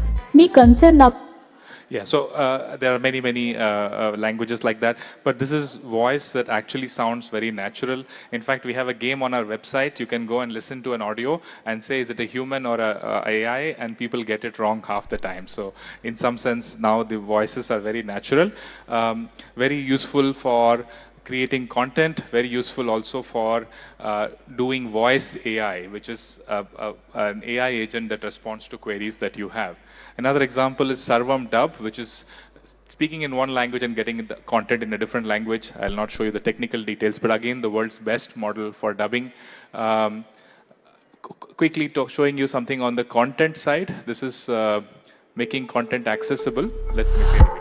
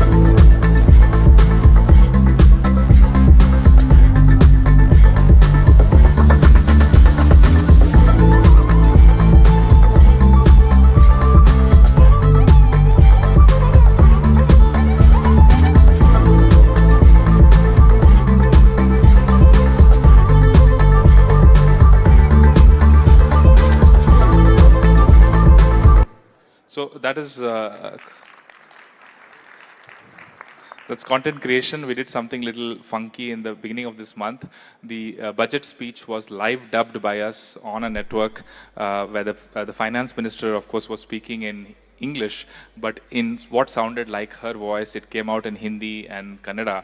And people actually said that for the first time I understood the budget because it came out in a language which I understand, right? And I think there is genuine possibility for language not to be a barrier, right, but to be a bridge. And I was chatting with the executives of the network as well. We really can think about content being available irrespective of language. So this whole idea of strength within, somehow we felt for multiple centuries that we have to all learn English and do things, but a strength within is also preserving what is natively yours. And I think AI helps do that in a different way.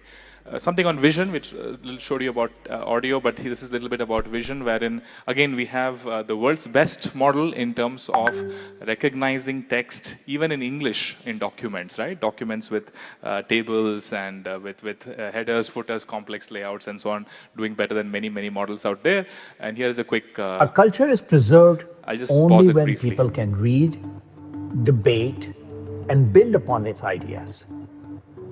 When literature circulates, when it inspires new writing, new thinking, and new creativity. The result was about 90% accuracy. That may sound good until you realize it means nearly one error per line.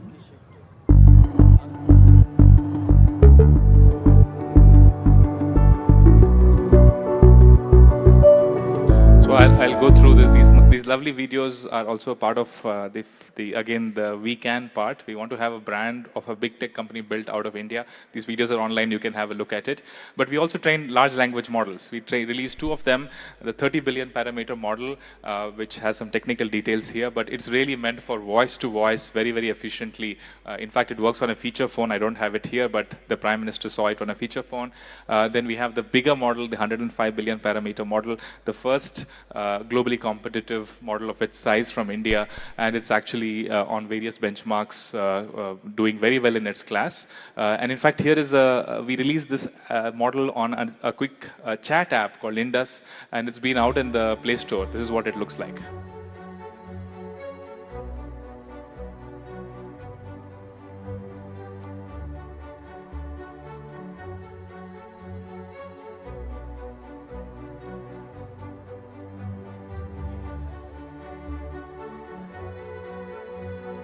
Hello, मेरा wait 60 kg है और मैं 5'1" हूँ। मुझे weight loss करना है। क्या आप मुझे हाई प्रोटीन डाइट प्लान बना सकते हैं?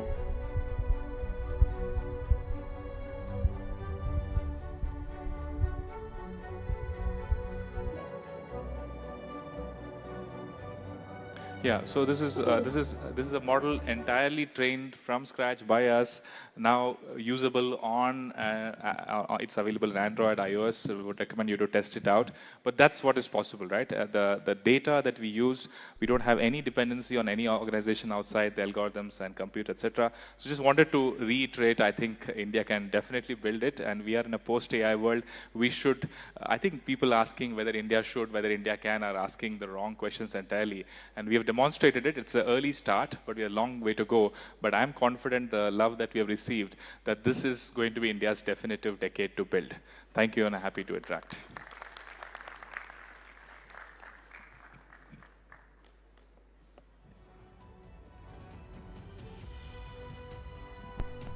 Thank you, Pratyush, for making it to Delhi, and a huge round of applause. This is actually the first model to come out of India. We go on and on about OpenAI and Anthropic, but Sarvam deserves a lot of love, so a bigger round of applause, please. And Pratyush, I think what also makes Sarvam very distinct is that this was completely trained on Indian data, right? If you can take us through that, why it gets languages, why it gets dialects and subtexts right. That would also be one of the factors.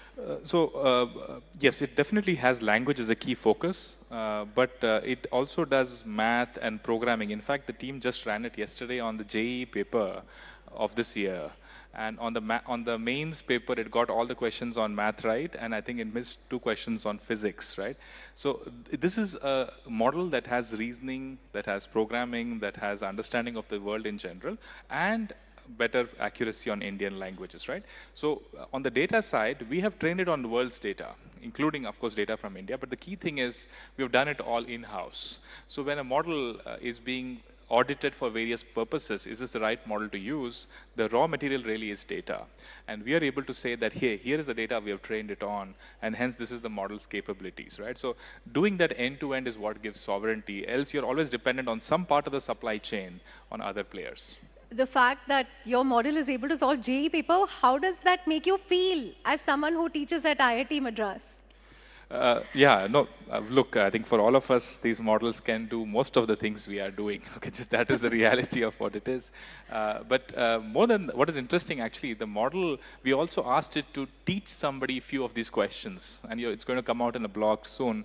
And actually, it does a good job. It actually takes the question, helps somebody understand what are the reasons behind it.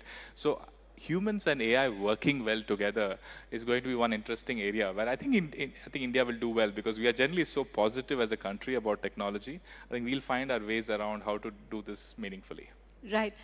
You've also managed to build Sarvam at a fraction of the cost that, what Silicon Valley companies are doing. OpenAI yesterday, I think, raised $100 billion. Anthropic raised $30 billion 2 weeks ago.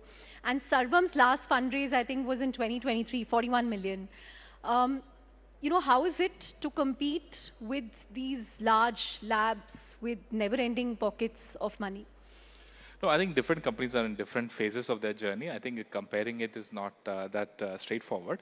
I think the bottom line is that AI leads to improved productivity no matter what you're doing, including building AI. And that is the interesting part, right? It's almost like a reactive system that can improve itself, right? And I think, at least for us, the journey is very clear. You can train models very accurately with a lesser amount of resources. But from there, we want to step up. We want to be building larger models that are globally competitive on all fronts, right? And that will require more compute. But the bottom line is it's really crossing the hump of saying that we are in the race, right? As opposed to saying we'll always be users of stuff that frontier companies across other countries would do. Yeah, I think in your opening slide put it very well. Can we, must we, should we, to we can. So I think that's the overriding message. But Pratyush, we are also in somewhat interesting and scary times. If you look at what's playing out in the US, the government is at war with Anthropic over, how, and Anthropic doesn't want their model to be used for surveillance and other purposes. What does this mean for India? Does it sort of all the more make the case for sovereign AI? If they can have such differences with the government there, if they can go at war with them, what will it mean for us? I mean, we are using all these models right, left and center. It's clearly something very geopolitical, the way these labs can be used. I mean, I think you know it better than me that this is a bit of a theater, right? Different things get done for different reasons. But independent of that, I think that these models are so important that they are geopolitical. In fact, the summit that just concluded in its fourth instance, attracted 100+ countries. Which other technical domain attracts heads of state, right? It's clearly something that is geopolitically relevant. And we are in a post-AI world. It's not like we are going back. So it's really now onwards and upwards in terms of what these models can do. And the fact that most of what we do as individuals, as companies, as countries will first touch these models. They become resources of very high significance, almost national interest, right? And just like in nuclear and in space technologies, we need healthy partnership between private and public, but there is deep national interest. And I think we should think very deeply about how India can have sovereignty across the layers. While we are great users of the tech, we should continue to use them and innovate on top of them. There should be a very, very active thread and increased focus on having a sovereign alternative, which we would need at various places. Right. If you look at how the internet economy has played out in India, the Uber of India is Uber, the Amazon of India is Amazon. But do you think there is a space for Sarvam to become the preeminent AI company in India? We do have Ola and Flipkart, right? So I think we do have options. No, I think, look, I think I believe that this is the decade to change that more meaningfully. The belief in the country that we are builders is there. Developer strength is there. I feel there are a few other things that we typically miss. We need far greater flow of capital, which is chasing much larger outcomes. And we need to bring in distribution in terms of organizations which can absorb innovation. I think that's something that's typically, it's a bit of a premium in India. I think we'll do more of that. I'm convinced, at least at Sarvam, our mission is to be a conduit for getting the talent which is waiting to come back to India to say that, hey, let's go back to India and do it, right? So I'm confident this will happen. There are a few things that need to be in line. But again, platform shifts are great opportunities to disrupt it. Whether it is hardware, whether it is the operating system, whether it is the cloud, whether it is AI, it's all for grabs in the next decade. And we should be playing a very, very strong, with a straight bat and saying we want it all, in alternatives at least in India. Right. The MeitY Additional Secretary Abhishek Singh is here, and I must mention that the government has played an outsized role in ensuring that India has foundational models. We haven't seen a matching level of commitment from the venture capitalists here. In fact, many of them are now looking at bets in the US. They are setting up offices in the US. Are you a little disappointed? Has that behavior changed? No, firstly, let's count our blessings, right? I think the government, it's not, by the way, it's not usual. Having seen how the government is working, the challenges, the complications are significant, right? In that, making strong bets and seeing those bets come off, I think is a moment to celebrate, right? I think that taking decisions and risks in the government is so hard, right? Venture capitalists, I think, see, look, everybody is, have not met one person who knows with clarity what is happening and will happen, right? So it's everybody's bet, everybody's making bets, and they're reacting to things that as they are coming in. I think once we show potential, things will happen. I think we need more, intent in the country to absorb innovation, because innovation needs playgrounds, right? And that's one thing that we'll have to create more of. But I'm sure it's going to happen in the years to come. Right. Last question, Pratyush. You've demoed, what you've been up to. What can we expect in the next 1 year from you? Will you be more active on the enterprise side, the consumer side? Because you also showed us about, the Indus chatbot that you've developed. Yeah, no, probably not discuss strategy here with you, but no, the bottom line is this. I think we'll stay true to our name, which is that we want to bring AI to all in India. That's our turf. We want to work on doing that. And I don't have it with me. I thought I have it in my coat, but we have built these glasses, right? Glasses, yes. The case glasses. We genuinely believe that we should. It's interesting how many meetings I walk into and say, hey, we built models, and these models are available through these glasses, and everybody's like, okay, when can I get the glasses, right? So I think we need to make AI consumable, and I think these devices will play a major role in that. It's coming out in May. It's being built and manufactured in India, the first glasses to be manufactured in India. So we are very clear on what our goals are. We are also very clear that while we focus on India in the coming years, we also will focus on how India can then be an exporter of AI globally, right? Because our strengths in IT services, when combined with our ability to do R&D in this, will be a potent mixture, and we'll find the right partnerships there to make that happen. Great. On that note, thank you very much, and may you find the strength within. Congratulations. Absolutely. And a huge round of applause for Pratyush. Thank you. Thank you.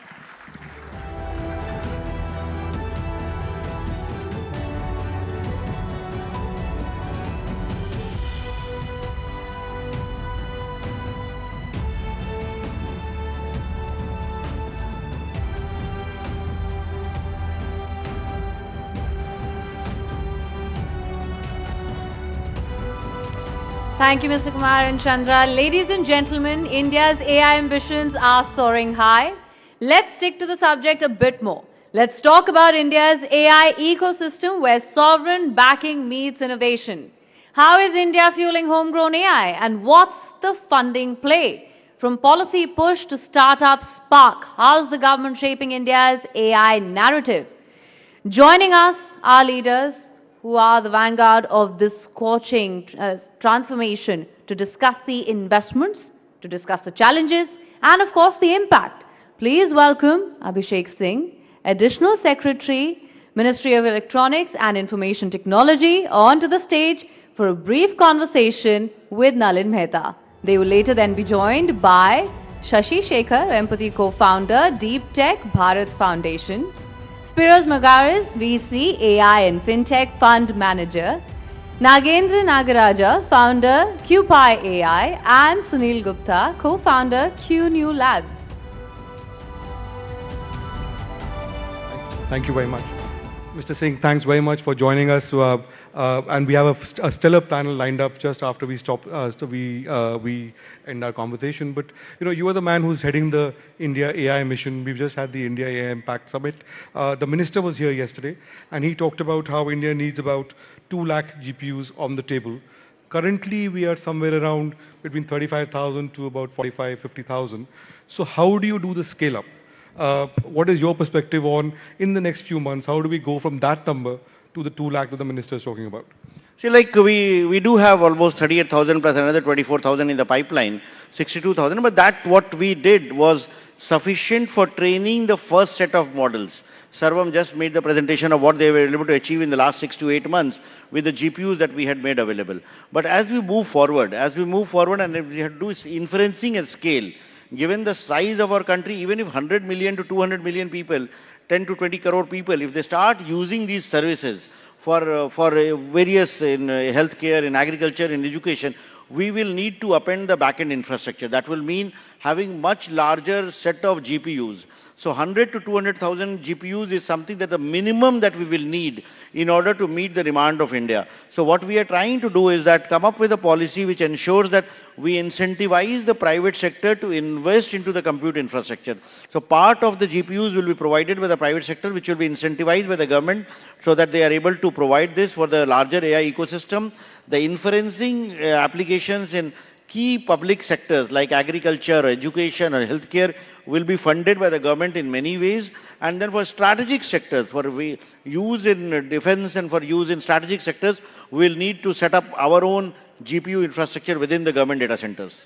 So, Mr. Singh, you oversee the India AI mission, you're also the DG for the National Informatics Center, you oversee emerging technologies, cybersecurity, digital skilling. So you really have a big picture view of the AI ecosystem. One of the things that we've been talking about in the last few weeks is about the idea of sovereign AI, right? That why we need to have indic models and all of those things.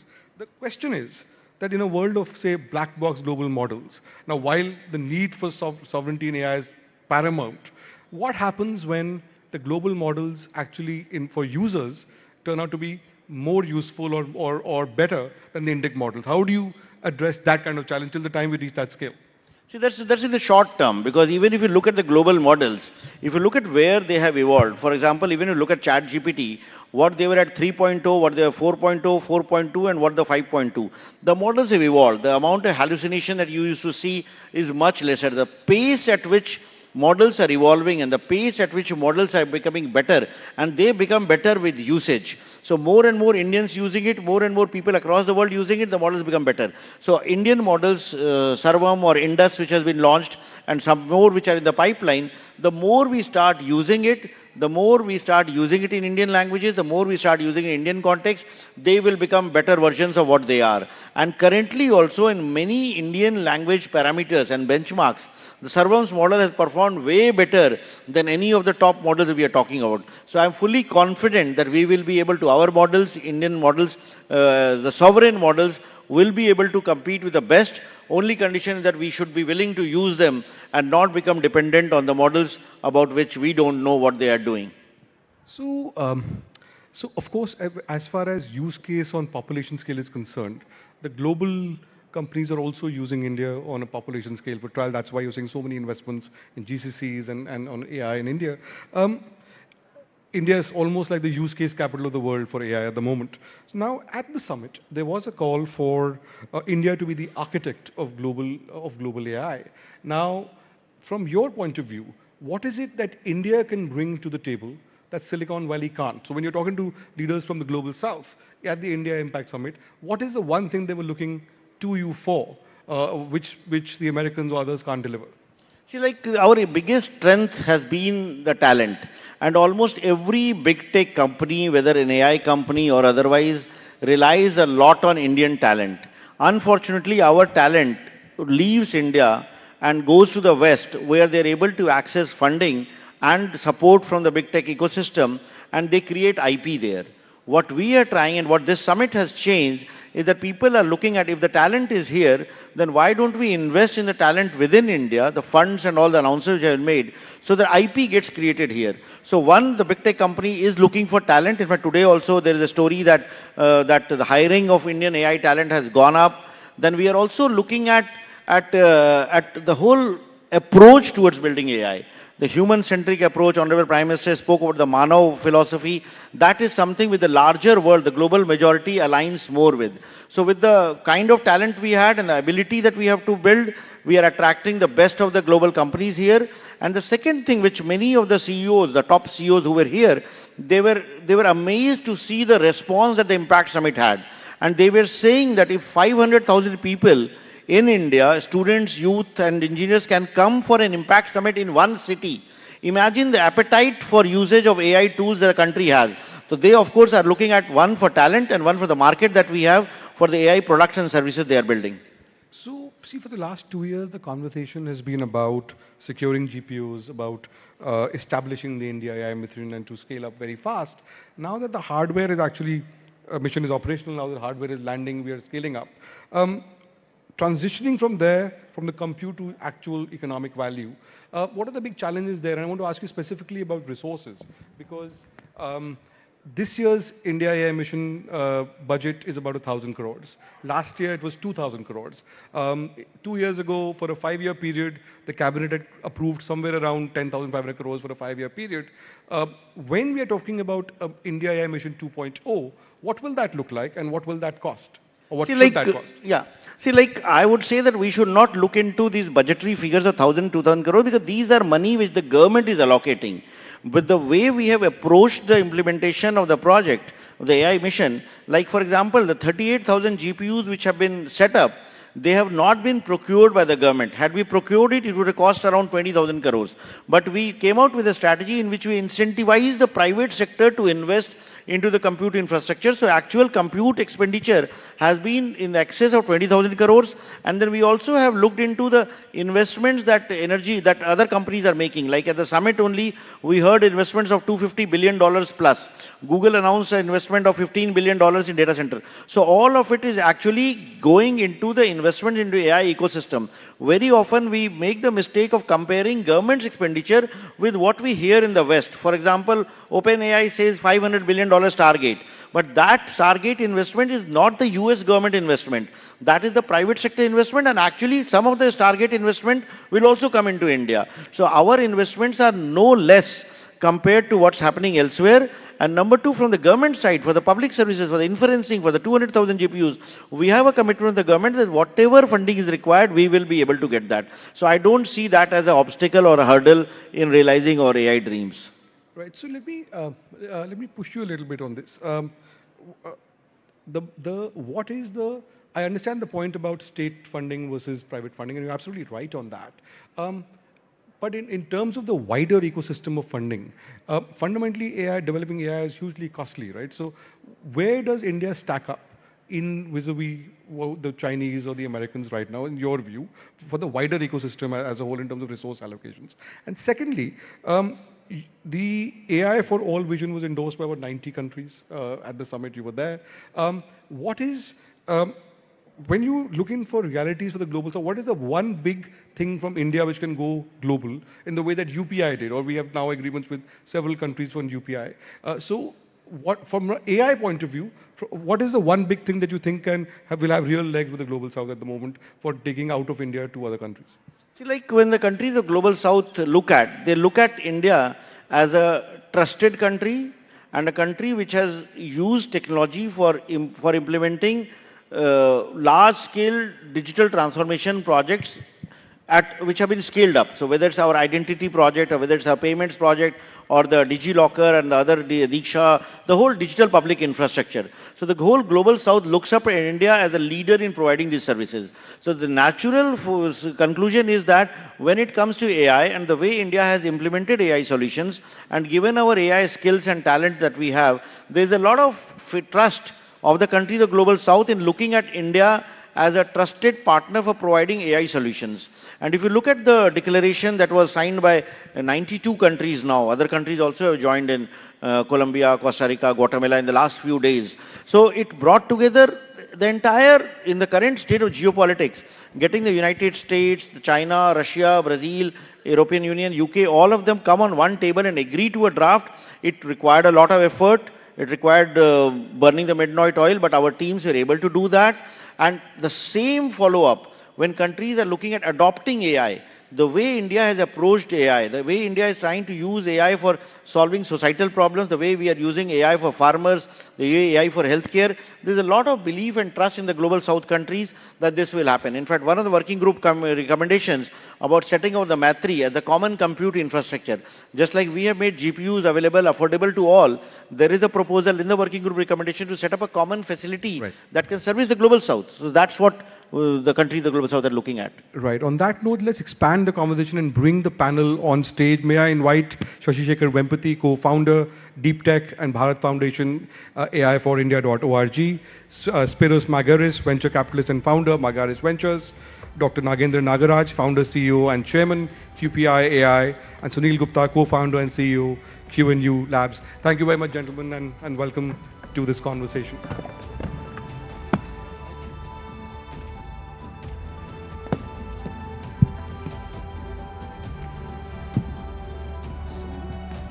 So Shashi, let me begin with you as we expand this conversation. So firstly, welcome to the Rising Bharat Summit. You have often emphasized that AI must be a national capability rooted in Indian languages. How do we move from just training engineers to making AI tools accessible for a farmer or a small business owner in rural India? What is the one human skill that you believe will still remain very valuable in what is increasingly going to be an automated economy? Your perspective on some of these big picture issues. Sure. So I think the language diversity that we have in India, often is looked upon as a barrier. But it's also, I think, a great opportunity, right? Because now you can potentially, with models like what Sarvam that was just demonstrated, what BharatJan is building, and looking at the voice capabilities, you can open up now opportunities to every part of India. For example, All India Radio creates content in almost 100+ dialects, right? And when you look at a region like the Northeast, there are so many languages which probably don't even have a written script. Now, if you could use AI to unlock the commerce potential where, someone living in down south is able to transact without any barriers with, someone in the Northeast, you're looking at, immense economic opportunity there. So that's one aspect that I see from, investing in languages and building AI models in Indian languages. Of course, to the question of, what human capability can be augmented with AI, I think one of the most important things is going to be the very Indian sort of innate, intrinsic, traditional knowledge. What the Prime Minister spoke about in Man Ki Baat on Gyan Bharatam is a great example where you're unlocking the richness of Indian traditional knowledge using the power of AI. Also, as we go forward, increasingly our memories itself change, right? I mean, increasingly what is recorded is what AI is kind of put forward. So it's very important to record all of that and putting Indian knowledge on that. Let me ask you, Spiros, from a VC's perspective, yes. India has sort of privileged innovation over restraint in many ways. So when you compare the ecosystem in India with the ecosystem in, say, Europe, which is in a regulatory, from a regulatory perspective, a lot more rigid, where do you see India in the global firmament from where you sit as a VC? I mean, I'm globally. We have office in California, with Saudi Arabia. I don't really compare India with Europe. I think India has its own place. But it's not America yet. And that also has to do something with the perception that it's very hard to invest unless you have you're based here. And I think from what my experience, just because the Indian people, extremely polite. I mean, this was a very beautiful experience I had here. And modesty, I tell all my startups, modesty is a very bad thing. In the business we have to proclaim we are the best, like we did a little bit, and then go back and say, hey, I was on this podium and I said we're the best, and now we have to deliver on this. And I think the Americans are just much better at, besides of producing great solutions, but also market it better. And I think that's something that India has to do more. And that's why maybe the perception from outside is not as strong as it should be from its talent. But if you look to America of the consequences maybe of immigration, of talent, and the leadership of Indians as CEO roles, you can tell, you should imply from this that there's so much talent here that India should one day, and I hope, and I think not because I'm here now, it's probably closer than later, play on the same level like America and China, you know. But it takes, like everything in life, with success comes confidence, and we keep learning. It's not about knowledge, it's not about smartness, because here is too much of it, which is a compliment, and hardworking. But at the end of the day, it's like you have a beautiful voice. If nobody hears it, it's just a voice. So, so there is an American model, and dare I say a Chinese model, and there has to be an Indian model as well, somewhere in the middle. Let me ask Nagendra.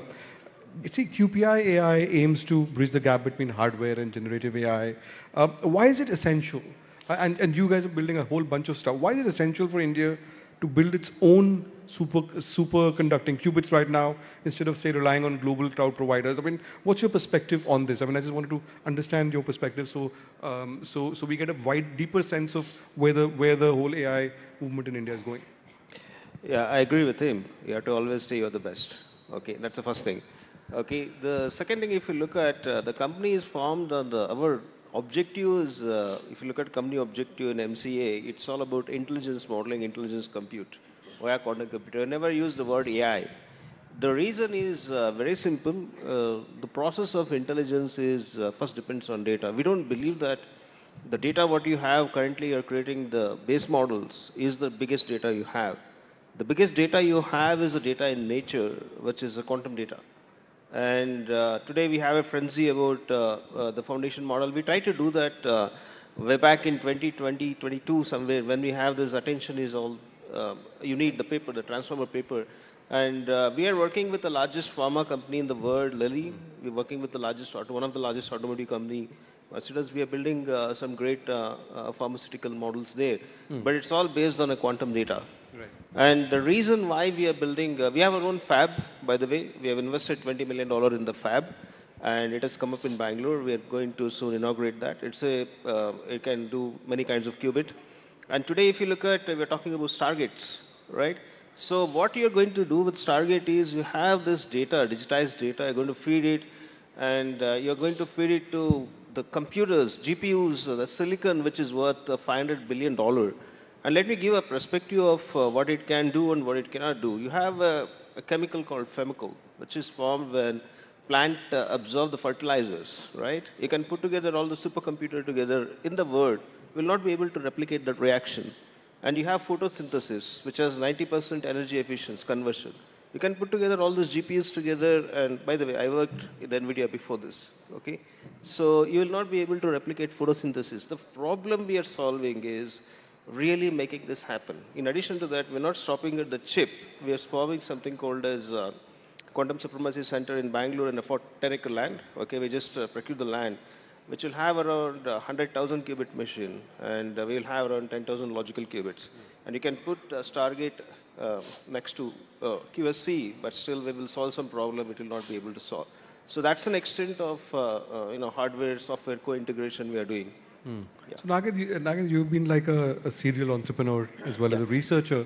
So let me ask you, beyond the lab, which sectors is it where we can see the first radical quantum AI breakthrough from where you sit? Is it healthcare, material sciences, finance? What's your perspective on this? Where we likely to see the first real big breakthroughs from a quantum AI point of view? Yes, the first applications will be with nature and wherever you have molecules. Okay. So today we know around 10 power 10 molecules, and in future for sustainability and also something like precision medicine and precision manufacturing with precision material, you do require 10 power 50 molecules. So 10 power 10 molecules we took around 5,000 years. I'm talking about all the real problem. I'm not talking about processing a human language and making automation. These are real problems. and it has a huge impact on the humanity. This will have extremely huge impact on humanity. We require 10 power 50 molecules. You don't have 25,000 years for that. So that's where the application of quantum comes. So today we are doing something in pharma. Also, we did work with largest cosmetic company in the world on the chemicals. Okay, so our aim is to, the reason why we are forming this QSC Quantum Supremacy Center in Bangalore, we are investing 1,300 crores there. Already it is done. Okay, so is to make sure that we solve all these hard problems, and mostly all these problems are pertaining to materials and the chemistry and also security. Okay, financial security as well as cyber security. These are the areas that will be impacted by quantum. Right. So Sunil, if I can bring you into the conversation, at the AI Impact Summit, you were talking about a hybrid quantum network. You focused a lot on cybersecurity in your work. So as sort of AI becomes the brain of our national superstructure, if you can explain to us why quantum safe encryption, for example, is absolutely necessary today as opposed to being a future nice to have luxury. You can give your perspective to us on that aspect of AI. So our perspective is that in the post AI and quantum world, and India is becoming one of the largest economy. There's no digital economy without digital trust. And trust today, if you look at it, AI, the trust is in the models, trust is in the data, trust is the training data. And if you're not able to protect that, then sovereignty is at risk. Yeah. So, and similarly, what is happening is that both AI and quantum computers are now threatening the encryption, which is the foundation of trust, right? Whether internet security, if you look at it. And as you know today, the world is at the verge of one of the biggest migration of its all time, right? Where in the next 3 to 5 years, the whole world will migrate from current encryption to a quantum safe encryption. The mandates have come, timelines have been drawn. And the good part is, and that is where I think India being the leading country in terms of digital economy, I think it becomes very, very important for us to look at security and data security very, very seriously.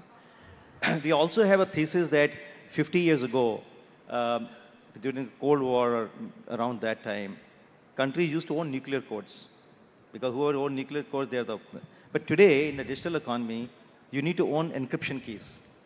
And today, if you see the West, what they're trying to do, they drive the standards, they build the products where you drive and store the encryption keys, how the encryption keys are used, where you store them, and they have the monopoly today. Yeah. Right?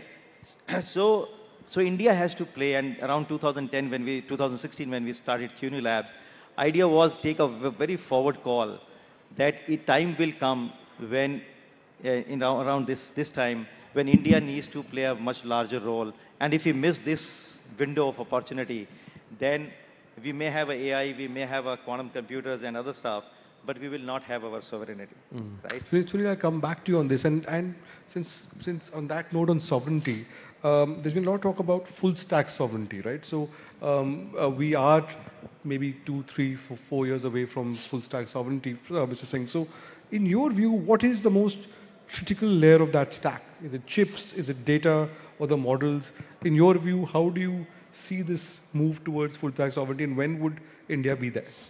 Like, I fully agree with them. Quantum capabilities will be required, but if I have to look at only the AI stack, the AI stack, if you look at the 5-layer AI stack has been described by our minister, by Jensen, all of them, we are very much there at the energy level. We have sufficient energy sources to power the AI compute. We are there at the data center layer. The data centers that we are able to make are much cheaper than anywhere else in the world. The chip layer is something that we are dependent on. Currently, we do not have AI compute, but then the whole world is dependent on one company, which in turn is dependent on TSMC in Taiwan, which in turn is dependent on ASML in Netherlands. So the chip ecosystem is much like a part of the global supply chain, in which no country has complete control over that layer. But when it comes to foundation models, we saw what Sarvam has built. Many others are following it up, and just like in other countries, one model leads to coming up with several other models, and Sarvam is making it open source. I expect that in the next 1 or 2 years, we'll see many other similar models coming up. Application layer, we are very much there. Out of the 5-layer stack, we are there at 4 layers other than chip layer. And chip, given that we do have design capabilities, with the DLI scheme, I expect that in the next 3 to 5 years, we should be able to design our own AI chip And of course, taping out may happen at the fabs in Taiwan, but given the investments as we speak, the Micron facility is being inaugurated today. The first chips are coming out. Tatas are investing in 28 nanometer chip. But to go from 28 nanometer to a 3 nanometer, or to 2 nanometer, it will be a journey. It may take some time, but ultimately with the right vision, the policy support, we should be able to get there. So currently we are no different from any other country, I would say, when it comes to having a sovereign control over the entire AI stack. So Shashi, there's a lot of fear that AI will replace jobs. It's a real fear, and there are many sectors are being impacted. So given your work on employability and its future, what is the one skill Indian students should focus on so they don't get replaced or they actually get hired? I mean, I know it's an omnibus question, but your thoughts. Yeah. No, I don't think there's one skill, but I think there are probably a few traits which are going to be very important in this AI era. First is, I think, learnability. We've got to continuously keep learning. I think learning can never stop. It has to be a lifelong pursuit. Second is deep domain knowledge. In fact, this is what I've been telling every student that I've been meeting with, that you have to get some, pick a domain area and go deep in it and develop a very deep understanding. A good example that I keep sharing is the Star Wars analogy, where you have C3PO, which is like your LLMs, very prolific in multiple languages, but the real work is done by the droids, the R2D2s, right? So that's where deep domain knowledge becomes very important. The third is, of course, lateral thinking. You've got to connect the dots across diverse domains to find solutions to problems. I think that's going to be very important going forward. And then, of course, have multiple skills so that, even if there is a period of economic turbulence or uncertainty, you have those skills to fall back upon. And then lastly, what the Prime Minister always says, right? Don't just be a job seeker, be a job creator. I think the greatest thing, learning for me from the AI summit that was organized by India AI and team, Abhishek and team, was that just the sheer number of Indian startups. I think we have to create that startup culture. Spiros, let's talk a little bit about AI and the markets. Around the world, there's been a lot of uncertainty. There's global geopolitical flux, of course, but there is the whole debate about whether this whole AI thing is a bubble or a bust. That's affecting the markets, right? One of the reasons why India's markets have been lukewarm in the last few months is because India doesn't really have those big AI companies of the kind that are in the American markets. So when you look at bubbles in the past, what's your is this a bubble or is it or is somewhere in the middle? What are the opportunities you see in India, and what are from experience, what should we be careful about? All right, I'm a little biased because I have an AI fund as well, and I don't think it's a bubble. And I make it very quickly. I lived the .com bubble in America, and that Cisco built an infrastructure for startups, which a lot of those startups didn't survive. We're building here something with AI, infrastructure, etc., for companies that have so much cash flow that it's not a bubble. Expectation, it's a new time we are now in, that the volatility in the market is just part of it. It's like life. People expect like a line, but life is not like a line. And there's setbacks, but the direction is clear. If anyone thinks we're in a bubble, it's nice to say. As somebody said, the pessimists sound smart, but the optimists win. It's just going to be volatile, and that's just part of it. And India, with its startup culture, wants to build even further. We will see startups that will go under, but doesn't mean they go under. The good ones get up and do the next one. And it's just, it sounds so simple, but it's so hard to implement. And we are just at the very beginning, and things are moving so fast. And if the smartest guys in the world, the Googles, the Microsofts, you name it, NVIDIA, etc., believe so much in the space. Something is because it's their business, but on the other hand, they put their chips on the table because there will be only few winners out there. And the last thing, optimistic. We all have to become chefs, like in a restaurant. Because the future will be about using different technologies and building cooking a nice meal. Let me ask you a question on this. Shashi's worked in the IT sector. There is a big concern in India at the moment about the IT sector and the impact of AI on that. Infosys, for example, had an AI impact day for investors just this month. The IT services sector contributes is not insignificant part of India's GDP, and there are concerns about that. What is your view on that? With other words, do you think there should be more in it? No. What is your view on how AI will impact the India's services sector? Oh. You know, I could sugarcoat it. It will impact but it impacts the whole world workforce. But I think there will be really a lot of jobs. For instance, just quick, there are a lot of smaller companies that don't have the big consultants who tell them, use Anthropic, use this, use that. So there will be even jobs for translating what's out there for smaller companies. It says, look, you don't have the big consultants, but I can tell you what to do. That's one thing. And second, as I go back to being a chef, maybe those guys think of doing in addition of what they have through AI and say, hey, okay, now coding is not my job anymore, but it's important to understand how to solve a problem for somebody. And then they will use coding indirectly.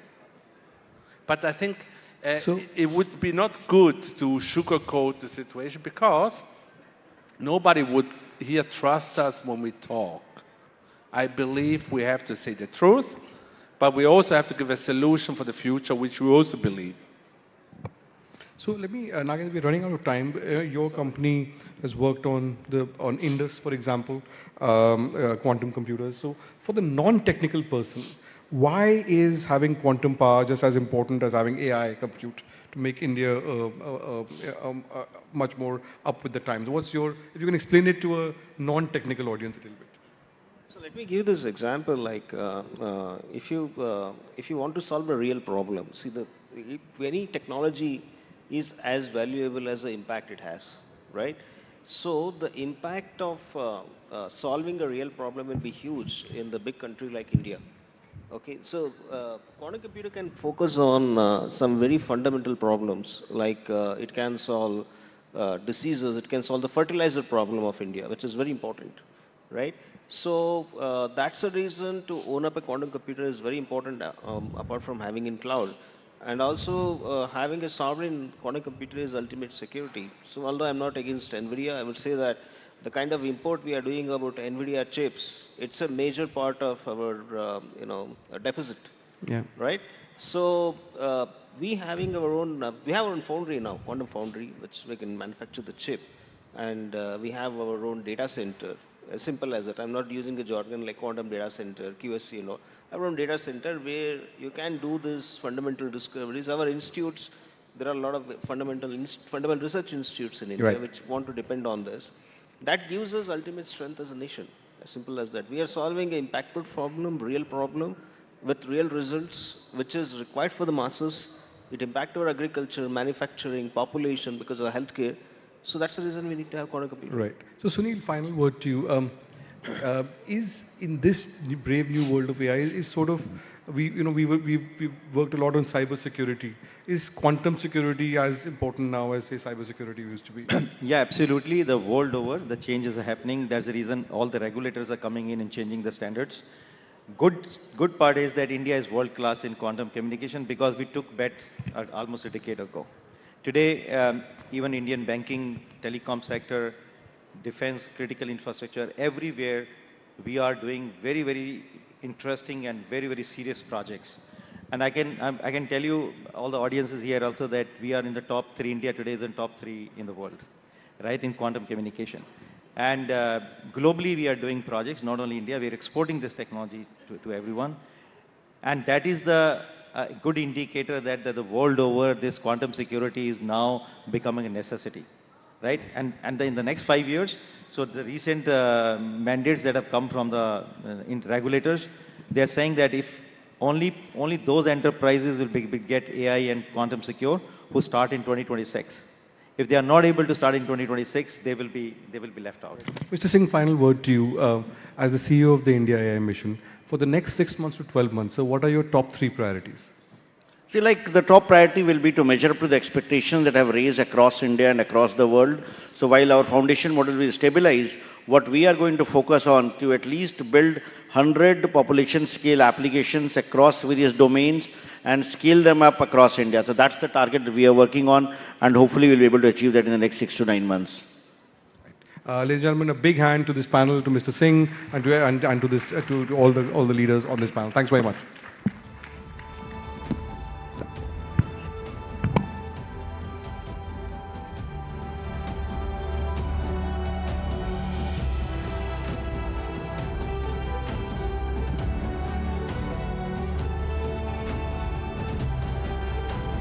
Thank you, Mr. Singh, Mr. Empathy, Mr.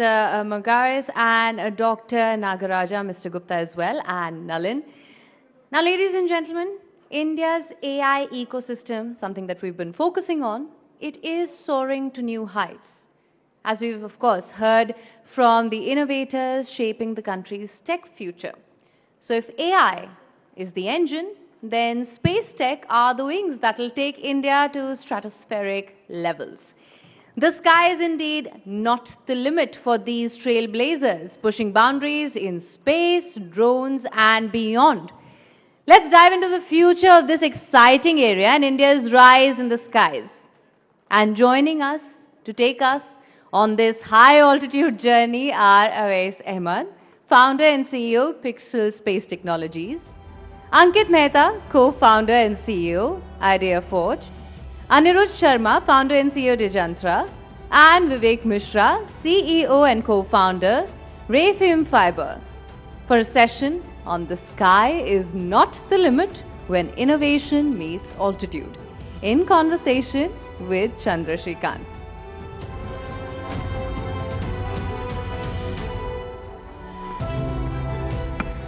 Thank you so much. I know many of you are coming from different cities.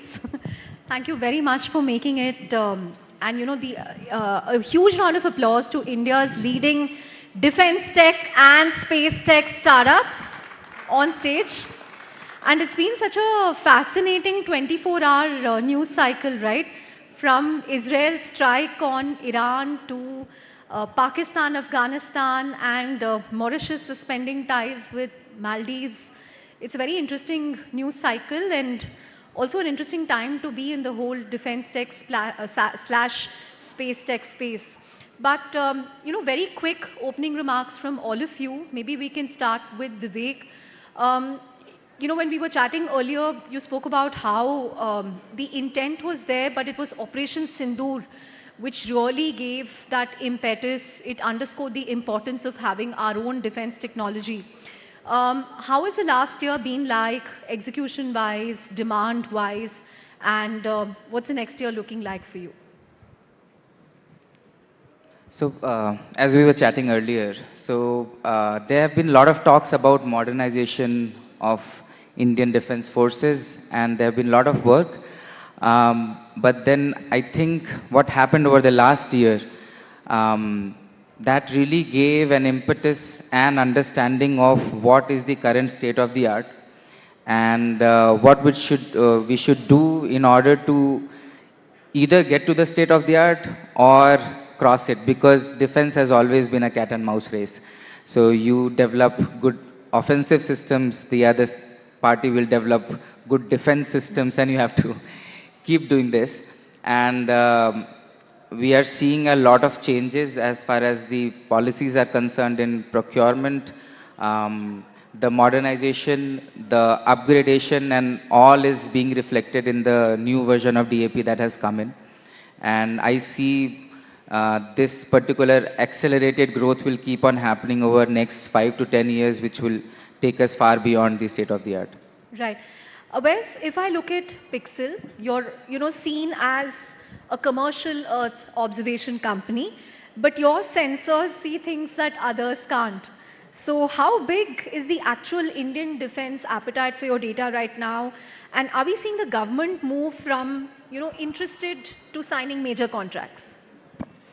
Yeah, I think space technology has for the longest while been what you classify as dual use technology, right? So we started with wanting to build a health monitor for the planet, build a planetary intelligence for what's happening on different parts of planet Earth, whether that's environment, agriculture, oil and gas, mining, etc. But then, as you rightly said, I think defense and intelligence has always been a big buyer of satellite imagery and satellites, the products that we provide. And I think over the last 10 to 12 years, we have seen China being sort of, only having China's National Space Agency do stuff, to now there being hundreds of space startups in China. We have seen what US has done over the last 3-4 decades with so many private companies, obviously SpaceX, Starlink leading the race, but many others following.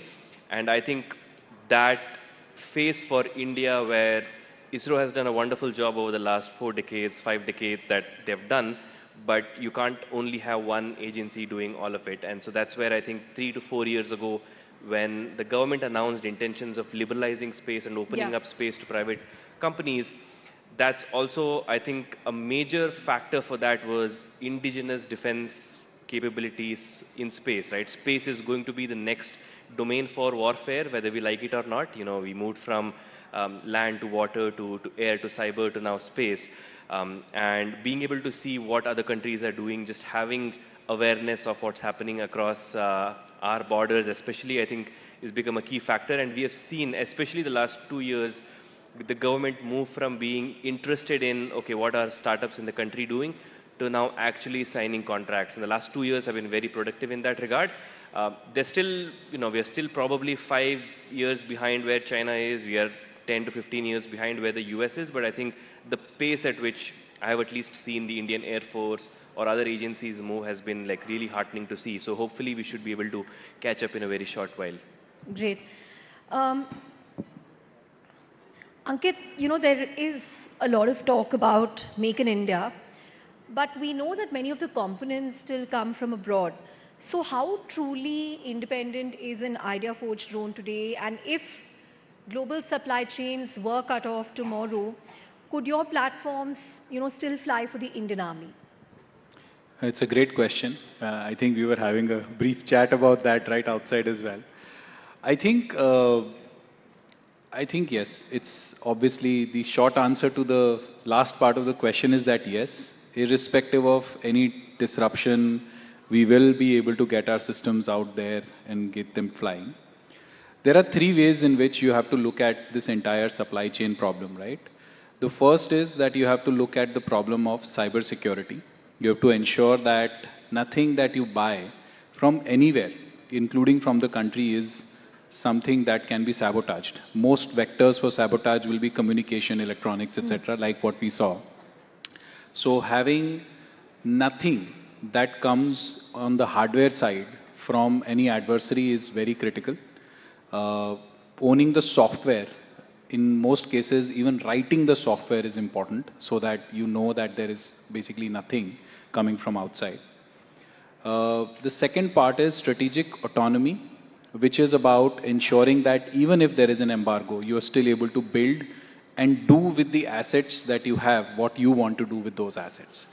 And strategic autonomy is something that you can build by multiple ways. One, you can build local capability, which is very important. You need to build as much as possible from the smaller and smaller building blocks.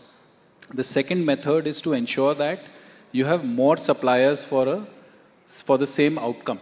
You want an outcome, you basically want something that can image, let's say for example. So you should have enough suppliers, even if it is not done today in our country, we should have enough suppliers so that we do not get hit and there is diversification there. So that is another way of doing it.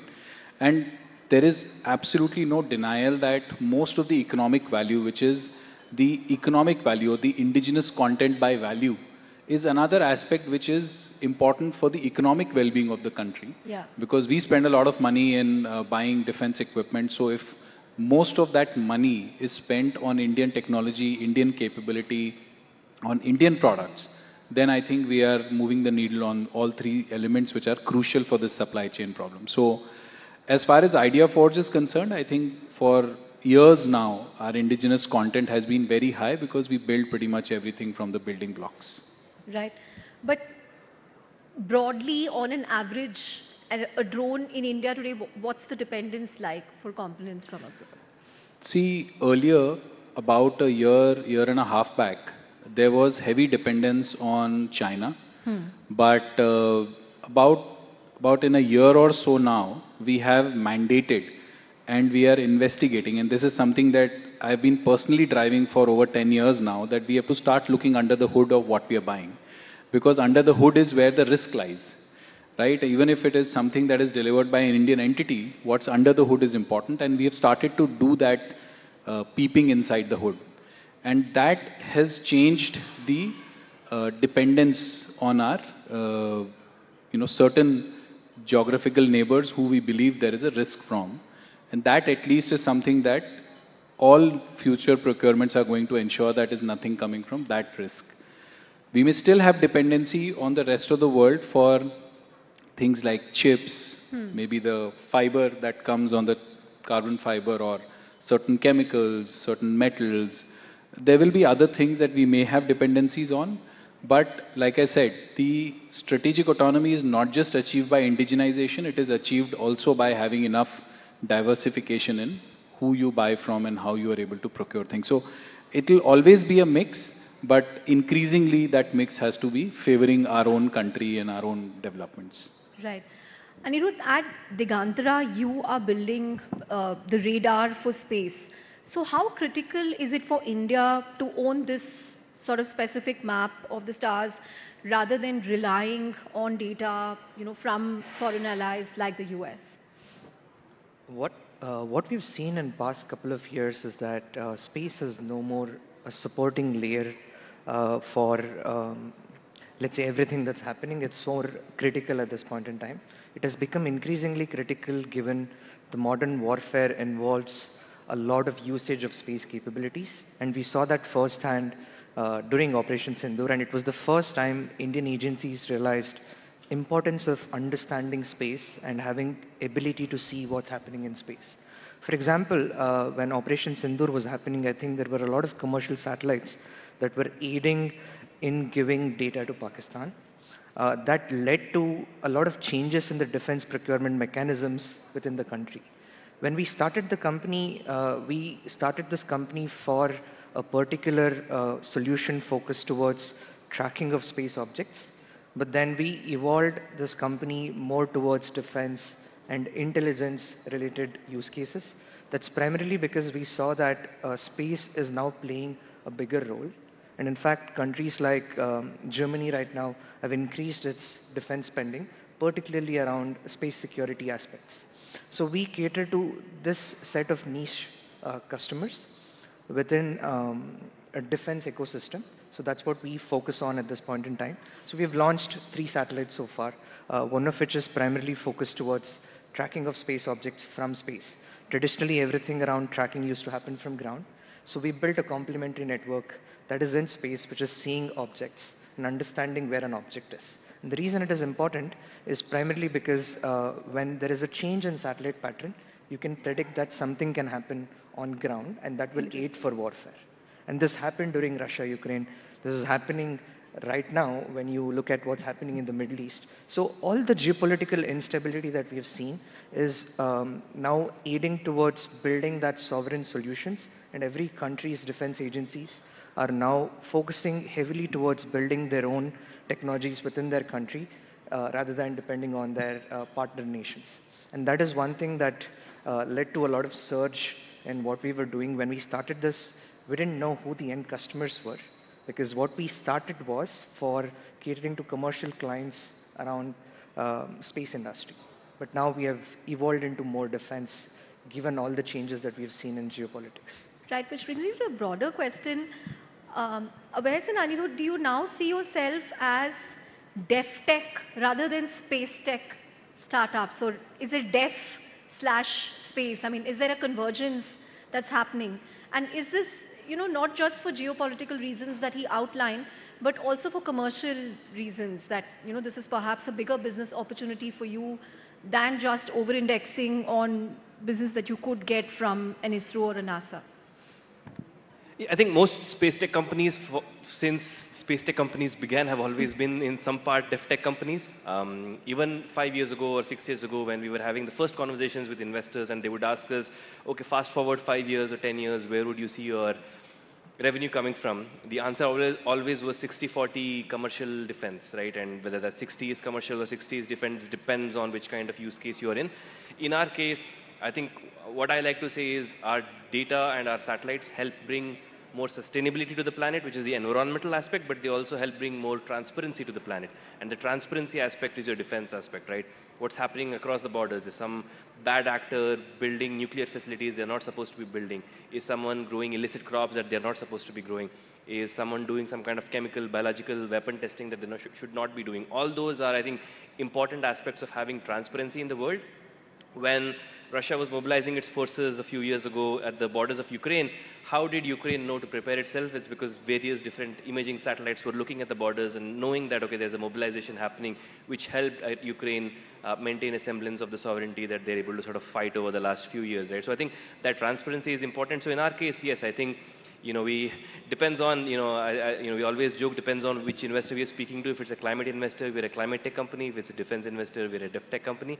But all of that is under the umbrella of us being a space tech company. I think that's the core of it. Half of the business or 40% of the business tends to, just by the virtue of who's the buyer, comes from defense tech. Great. Vivek, we've seen drones being used as workhorses in modern conflict, moving fuel, weapons and food. But are Indian-made drones ready to move from, testing to becoming the primary logistics backbone for our soldiers? So we were the first ones to supply logistics drones to the Indian Army. It's been around 3 years. There are hundreds of drones that are working at the high altitude where logistics had been a challenge. I don't know, you would have traveled to the northern and eastern borders. So when it starts snowing, there is 40 feet snow.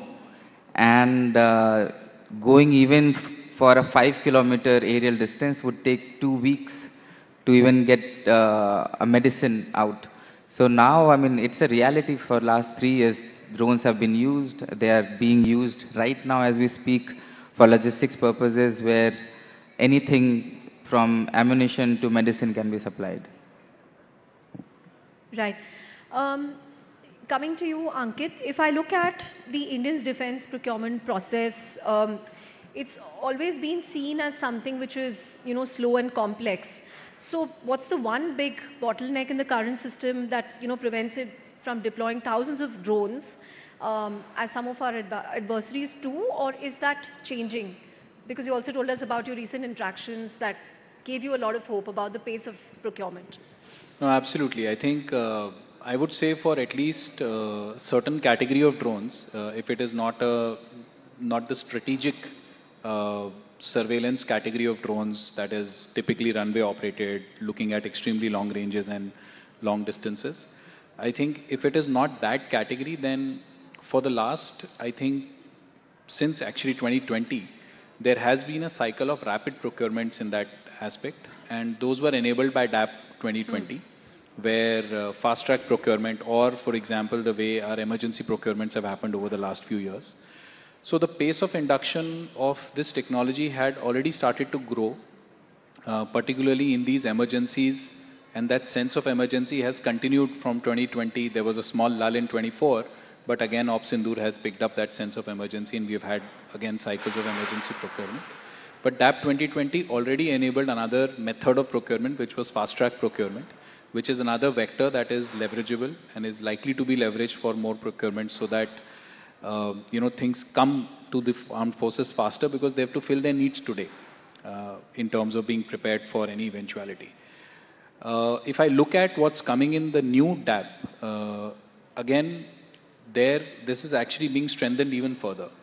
And this is being looked at as a means of procuring a certain category of systems which are fast moving, where the technology is evolving much faster. The life of the asset is not intended to be the life of many of these strategic assets. Many of these strategic assets in our country have lived with us for 30, 40, 50, even in some cases 60 plus years. if the category of systems is not in that category and the technology is evolving fast, obviously the long strategic buying processes won't stand up to the scrutiny of the needs of our forces. And therefore, the evolution that is hinted in the DAP is also of the same nature, where certain categories will be bought far more aggressively with greater flexibility and a lot more impetus on things being done in India.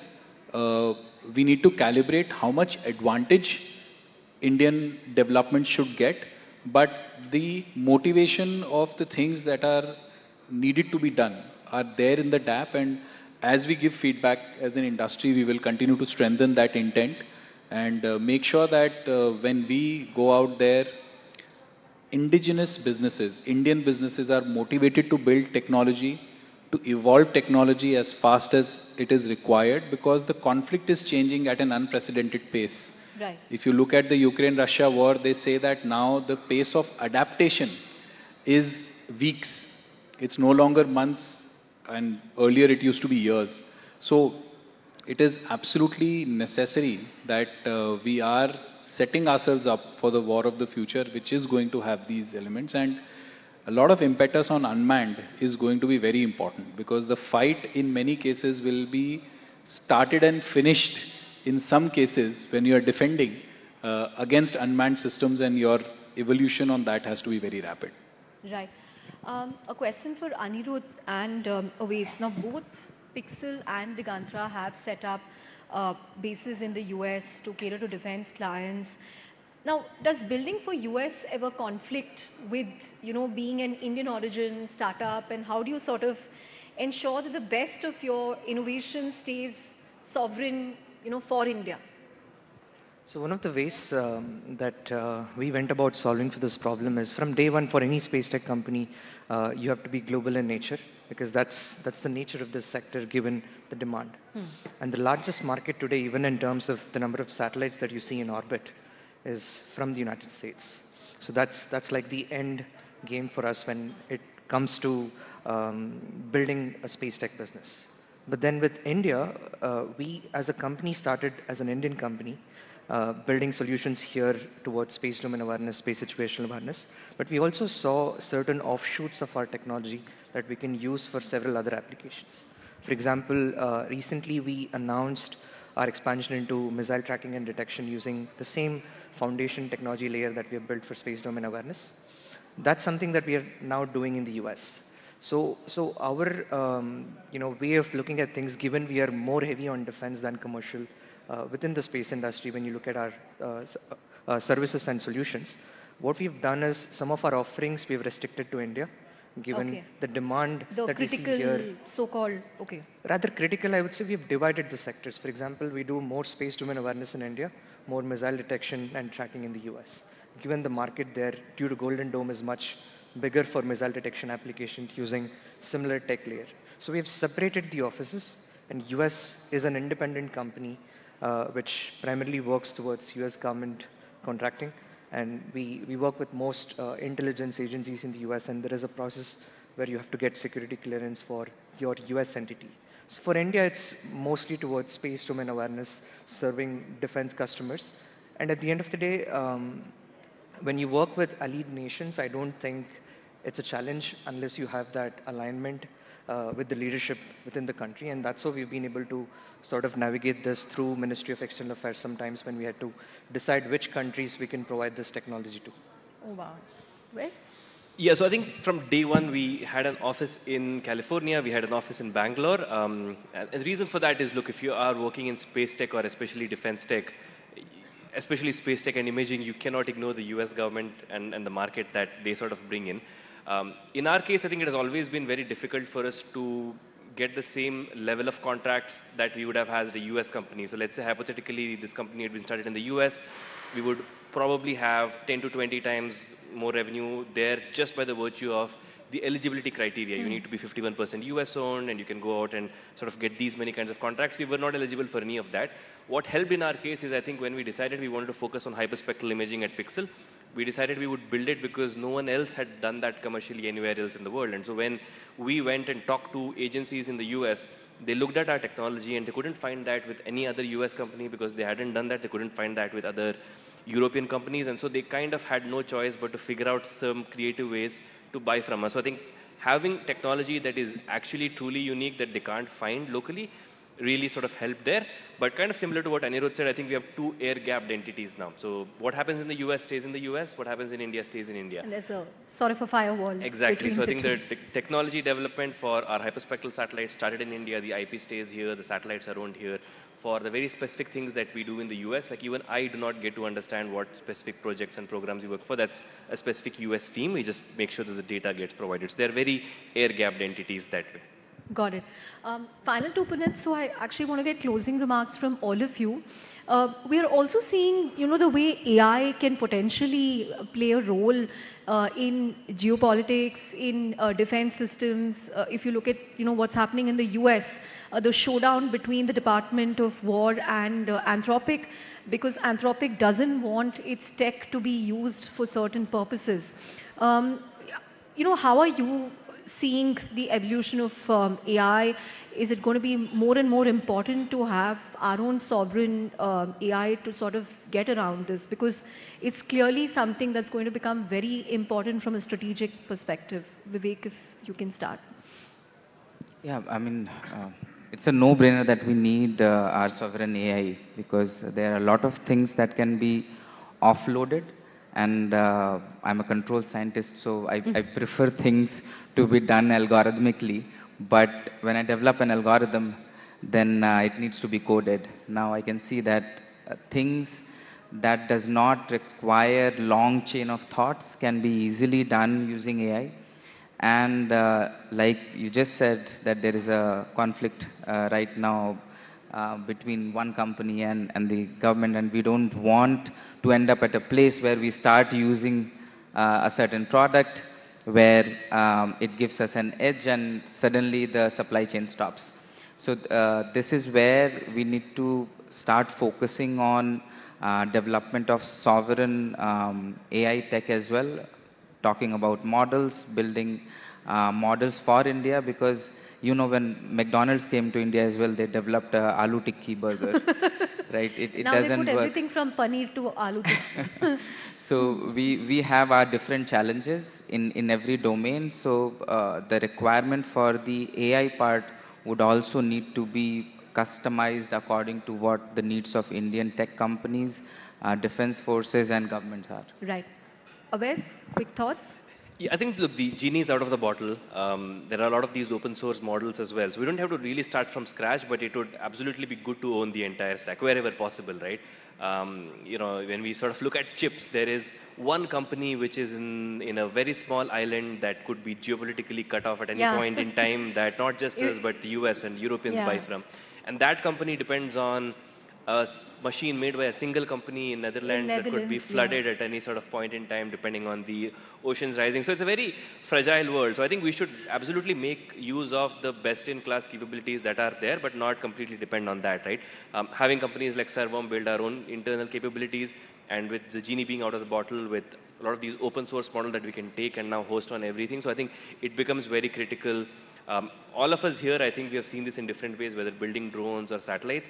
Supply chain has been like a big thing in our minds, that regardless of how cheap or easy it is to buy things from China, we would never do that just because it could be cut off at any point in time. Our customers wouldn't buy from us. It's very similar with AI, but I think there's also other consideration, right? I mean, how many of us have not used ChatGPT and Claude? I think almost every single one of us has, and there's a tug of war between mass surveillance capabilities. Would we really want to put proprietary information of our company and ask Claude and ChatGPT, hey, how do I write an email to this and it's confidential information? Right. No, right? So I think it becomes important, especially in our sector for sure. Right. 10 seconds, 10 seconds.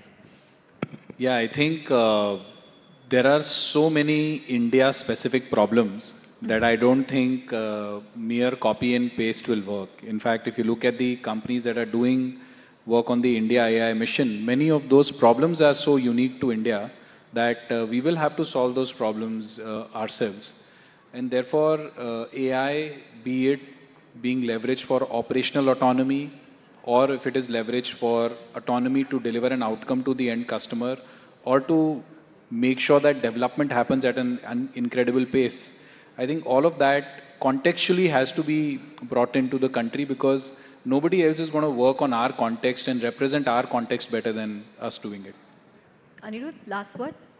I think the modern day warfare has changed more towards sovereignty and adaptability. Every country today is focusing towards building sovereign solutions, be it for AI, defense, space. So at the end of the day, it's all about control and how do you get to control it when there is crisis. So because of that, I think for deterrence, awareness is important. So that's what I would like to say. Great. On that note, a huge round of applause. I don't want to call them rocket boys, but huge round of applause for India's defense tech, space tech startups here. And here's wishing you all the very best. Thank you so much for coming to Rising Bharat.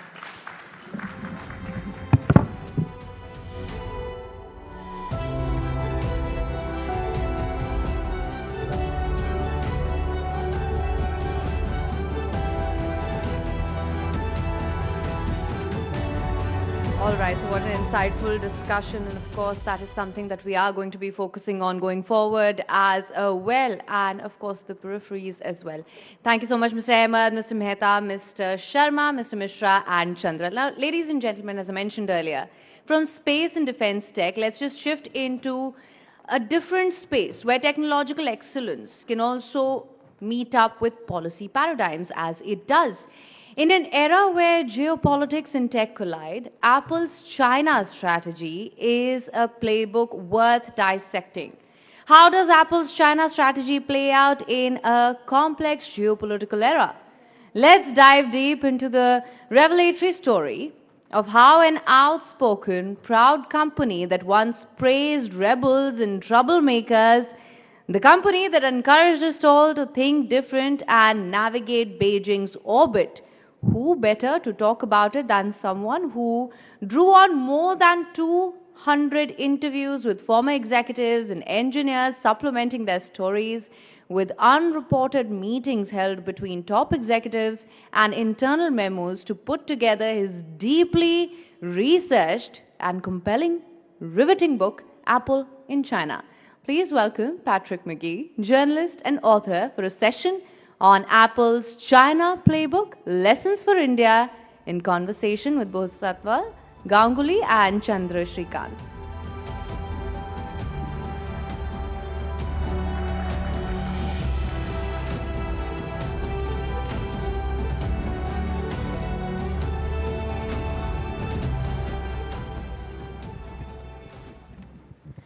Thank you very much, Patrick, for coming to Rising Bharat. So, Patrick McGee is the author of Apple in China, which made it to basically the best business book list across publications. So congratulations for that. Thank you. And it's sort of become a must-read book if you want to understand Apple and if you want to understand China. So that's sort of two birds with one stone. But thank you very much for coming all the way from the US and participating in Rising Bharat. Podi, the opening question for you. So thank you, Patrick. So, you know, your fundamental premise of your book is that China has immensely benefited from the the huge investments that that Apple has made there. You've compared it with the Marshall Plan, which transformed Europe after the Second World War. But would it be also fair to say that China has made Apple the mammoth that it is currently? Yeah, absolutely. I think the second claim is inarguable, and I think was probably already known, which is to say that Apple just would not be able to build the products that it builds, certainly not at that quality, definitely not at that cost, but especially not at that quantity, right? They build 230 million iPhones a year. There's just not another place on the planet that's capable of doing that. But the great irony is that the reason China is capable of that is that Apple made extraordinary investments into the country over a 25-year period. And I think within the world of journalism, that had basically been unexplored, right? So it's just like not a controversial claim to say that Apple couldn't be Apple without China. I think that's tantamount to obvious. I was making the contrarian claim that actually China wouldn't be China without Apple. And that sounds unhinged and absurd, but I think if you read the 400 pages, it's pretty convincing.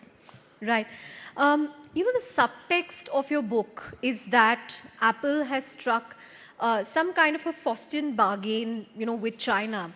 But, did Apple have any other alternative? Because you've also said in the book that, for the first 25 years, they pretty much manufactured their own products at a time when other companies in the industry were outsourcing. They were actually very late to the subcontracting game. Yes. And they also, experimented with multiple countries. I think they tried out Vietnam and South Korea and Taiwan before zeroing in on China. Yeah, there were actually 9 different countries they manufactured their products in between 1996 and 2003, which is a pretty untold narrative. So in addition to the countries you mentioned, Mexico. And this was driven by Wales. Steve Jobs, Tim Cook, both of them together. Yeah, well, I mean, in terms of personalities, yes, but it was driven more by financial desperation, right? The thing that people forget is that the Apple of the 1990s was nothing like the Apple today. It was a company that nearly went bankrupt in 1996, 1997, and again after the dot-com crisis in 2000. So this was a company that got to a stage where they were so close to bankruptcy they couldn't support their own manufacturing operations, and they were forced to outsource. And there was nothing novel about outsourcing. That's what HP, Motorola, so many companies have been doing for years, if not decades. But when Apple sort of applied its special sauce of like, we're going to control sort of every facet of the product, right? We don't just care about the front, we care about the back and the insides. And of course, Apple sort of exudes a certain quality standard that nobody else really has. When they sort of brought that mentality to the likes of Foxconn, Quanta, and Ventec, these Taiwanese companies that were building up major industrial clusters in China, they just had an impact on the entire ecosystem that no company had ever had before. Again, these claims can sort of sound a little bit strange out of context, but if you remember how different the candy-colored translucent plastic iMac was versus a beige box in the PC world, right? The design was so different, and ipso facto, the manufacturing had to be so different in order for that to work. No, I mean, as you said, I think also assembly of electronics products is as old as the 1970s, right? Semiconductors, so it's nothing new. But just to make the conversation a little more forward-looking, so you've been in India. I don't know how familiar you are with India, but you've been in India for the last few days, and India is trying to fashion itself as some kind of an alternative to China in the Apple universe. How plausible is that? So I'm pretty pessimistic that anyone's going to compete with China. It's not that I'm bearish on India in particular. Right. I'm just, I don't want to be bullish about China. But like, for instance, they installed more industrial robots than the rest of the world combined last year. So it's tough for anybody to compete with China. But India is in a position that no other country is in. In other words, there is not another country on the planet besides India and China that have more than 1 billion people, right, that have a sort of comparable land mass. India has, low wages and abundant workers on a scale that China had 25 years ago, and India has far better demographics than China, right? I think by 2050, China's population is going to decline by 200 to 300 million. India's is going to go up significantly, right? So I think the number of workers in India goes up from 900 million to 1.1 billion, and it already has a younger population. And, one thing that sort of is, I've been having conversations about just this weekend is that, before COVID, it was difficult to get things made in India because companies would say it's just going to be easier for us to do it in China. But now, because China plus one strategies are such a big deal for any corporation that's dependent on China, it's not that India is actually having to compete with China, it's having to compete with everybody else, right? Yeah. In other words, the whole game is, I don't want to make everything in China, where else can I go?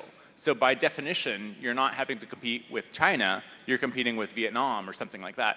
And in that respect, India has great potential. So the question is, can they realize that potential? And that's a question I'm still grappling with. And I have days where I'm optimistic, I have days where I'm not so optimistic. But some a preliminary assessment? What's my assessment? Yeah, what's a sort of initial Honestly, assessment? the one thing I worry about is that sometimes I read the Indian media and there's a little too much hype, I would say. In other words, I would emphasize that this is a multi-decade play, and sometimes my sense of speaking with people or reading the media is that India already thinks it's achieved something that's comparable to China in certain sectors. So I'll give you one example because this one gets hyped up all the time. People will talk about iPhone production and they'll give the value of the iPhones that have been exported. This is sort of an absurd, ludicrous figure because it's forgetting that the value of the export of the iPhone is largely based on imported componentry, mostly from China, also from Taiwan and Korea, and you're in effect counting that as you export it to, let's say, the United States. So your former Reserve Bank of India governor, Rajan, wrote a great paper where he basically showed that, yes, the exports for electronics or smartphones in particular for India look like this over the last decade, but if you just add another tab for net imports of all the componentry, it also looks like that. And so the net value is actually minimal versus the full value. And so I think that's not a wonky point, that's a really important context that India's not at the stage where they're actually building the iPhone, they're doing the final assembly. And if you're going to build out the full-out ecosystem, that's a multi-decade play. Right. In fact, let me just add a follow-up to that. Like you said, the number that gets touted, at least now that even, Tim Cook mentions, I think, India more frequently now in his quarterly earnings call, and India now accounts for, I think, 1 in 4 of all of Apple iPhones globally. And I think Apple is targeting a 30 to 32% share by FY27. But as you said, it's not so much make in India, but assembled in India, because a majority of the components still flows through China. So, how many years will it take to get that entire ecosystem together? Because you don't just need Apple, you need all their suppliers and their tier 2 suppliers and tier 3 suppliers. So, will Apple sort of encourage all of them to come here? Yeah, I talked to one supplier who said Apple was pushing them like hell to set up shop in India, right? So I think from Apple's perspective, they really need this to happen. But it's not just a matter of the companies, it's a matter of the governments, right? Not really just the federal government, that has to be a play, but it has to be the local governments, right? Thing that people get wrong about China all the time is they think it's a top-down government where whatever Beijing says is how things operate. I quote someone in the book calling China an RDA, a regionally decentralized authoritarian regime, where the local governments have a lot of say with how they are going to implement the policies that Beijing wants. Now, obviously, you're not going to copy and paste, a communist, template onto India, but I don't see any particular reason why there wouldn't be more cooperation at the local level to sort of get things done, right? So if Modi is going to have a certain plan, Tamil Nadu, Karnataka, the places where you're going to have the Apple supply chain can respond, but they can respond in ways that they see fit. And that's going to be working with the Taiwanese companies. You absolutely need them. I think everybody all over the world should be courting the Taiwanese as much as possible. It's a small little island of 24 million people, has technical expertise, tacit knowledge, the process knowledge in their heads like nobody else. There's no chance that Apple would have been successful in China without the Taiwanese establishing all the factories and taking care of the politics for them.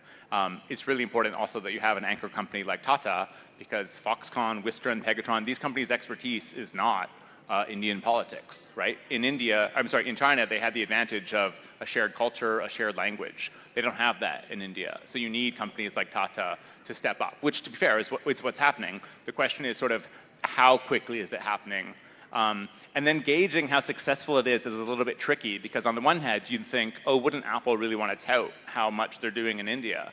And some days, yeah, but other days, no, because they're so entangled with China that the last thing they want to do is hype up how quickly they're de-risking. I've always said that the Chinese, I think appropriately, see the iPhone as an indigenous product. It's been made in China since 2007. The closer, or the more that Apple invests in India, the greater risk there is that the $70 billion market in China, right, the 1.2 billion people there, begin to see Apple as the corporate poster child of de-risking from China. that's not good for our Apple revenue or profits, and indeed for their relationships with local governments and with Beijing. So everything that's going on in India is a little bit murky because Apple doesn't want to help tell that narrative. So just to kind of follow up to that, how much influence does the Chinese government have over a company like Foxconn, for instance, in terms of, discouraging it from moving to India? It already has moved to India. It has a big presence, and also some of the component supplies. I mean, how much of a role could the Chinese government play potentially? I mean, I'll give a slightly historical answer if that's okay. So, the meet cute moment before Apple and China got married was really in Shenzhen, right? And Shenzhen was this specific region where, in a sense, Chinese communism didn't apply. It was basically a capitalist experimentation zone. And Apple got comfortable in that environment, not quite realizing that it was not really China in a certain sense.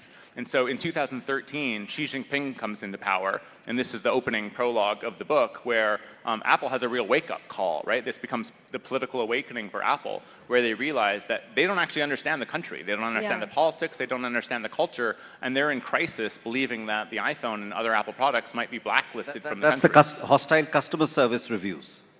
Yeah, it's a really complicated episode, and it sort of hadn't been told well before, but it involves way too much complexity for certain things here. But I'll just say the problem extends to like the world of shadowy gangsters in China and distribution across the whole country, and it's a pretty fascinating narrative. So Beijing sort of becomes part of the picture, if you will, in 2013. And the influence that they have actually on Foxconn today, it's not directly on Foxconn, it's more that China's at this stage where they're sort of done with the idea of being a low-value haven for labor-intensive assembly. They very much want to move up the value chain. And over the last 25, even 40 years, if you're extending back to the area of textiles, they very much earn their place there. And so they have their own companies that are rivaling the likes of Foxconn. So the last 10 years in particular, Foxconn and other Taiwanese companies have really been sort of squeezed out of the Apple supply chain because Apple is playing the political game there, and it knows they're reading the tea leaves. It makes a lot of sense to choose Luxshare, Gore-Tex, BYD, and Wingtech. These are Chinese companies that the Taiwanese call the red supply chain. So the pressure doesn't have to be direct on Foxconn. It's more the wider game and the fact that Apple knows that to build government relationships, it needs to work more closely with the Chinese rather than the Taiwanese.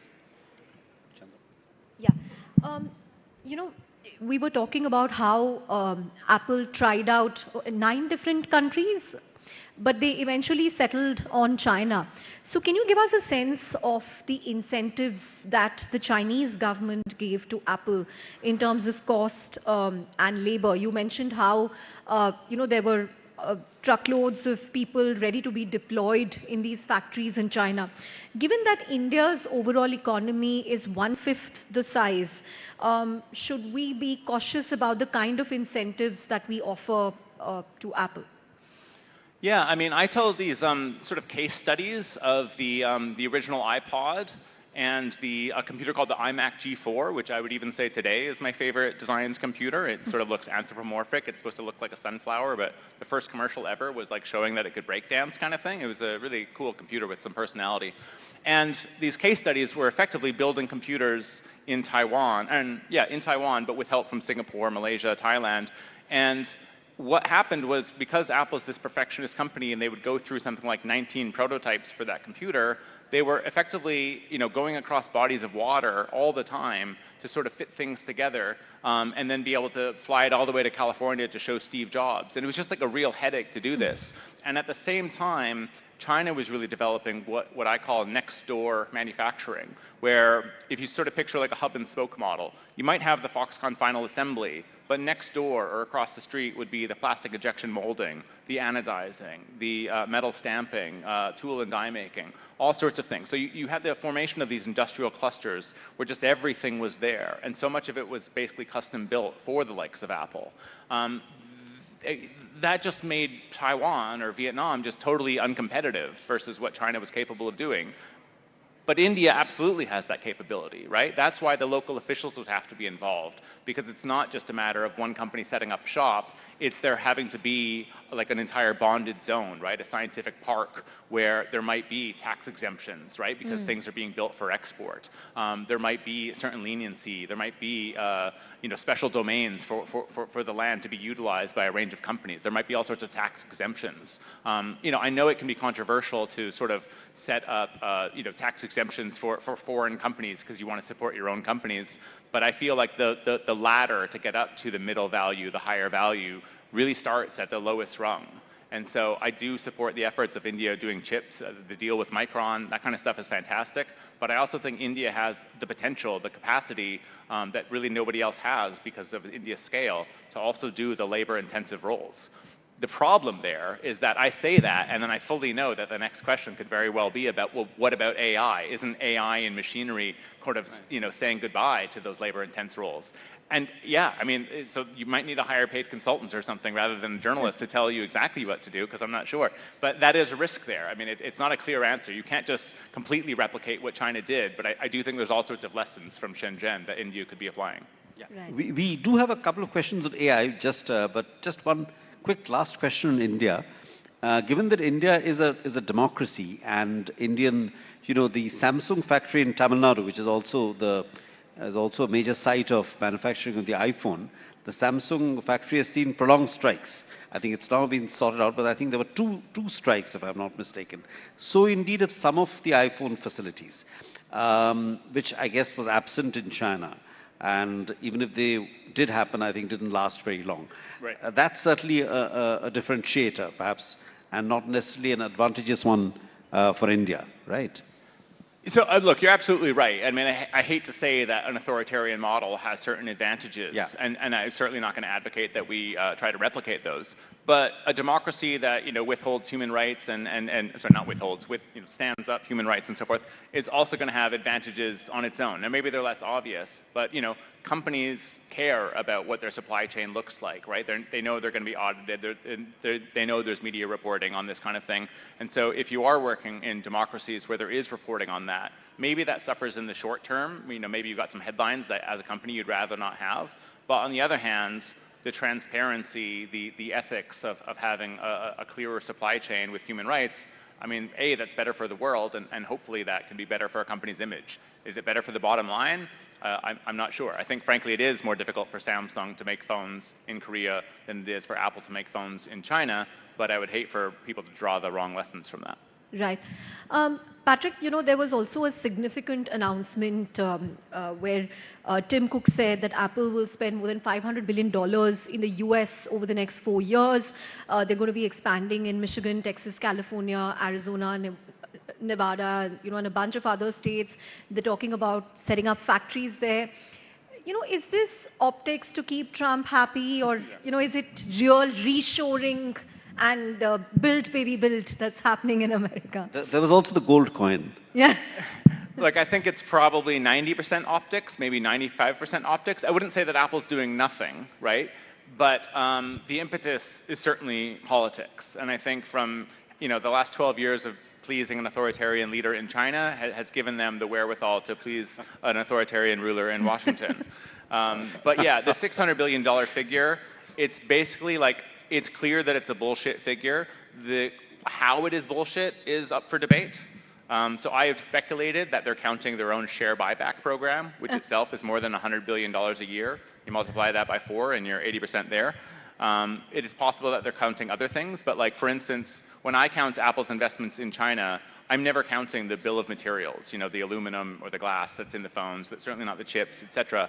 Apple, I think, is counting that when they're adding up the figures in America. So when my colleagues in the journalist world at places like Bloomberg have tried to add up the math and they look beyond Apple, they quickly realize they're doing a bunch of double counting, because TSMC and NVIDIA and an Apple all might be counting the Arizona fab as, in some sense, theirs, with maybe some justification, but not one that would pass by an accounting expert. Right. So you gave the example of in your book of that Apple is like Prometheus, which gave the gift of fire to China.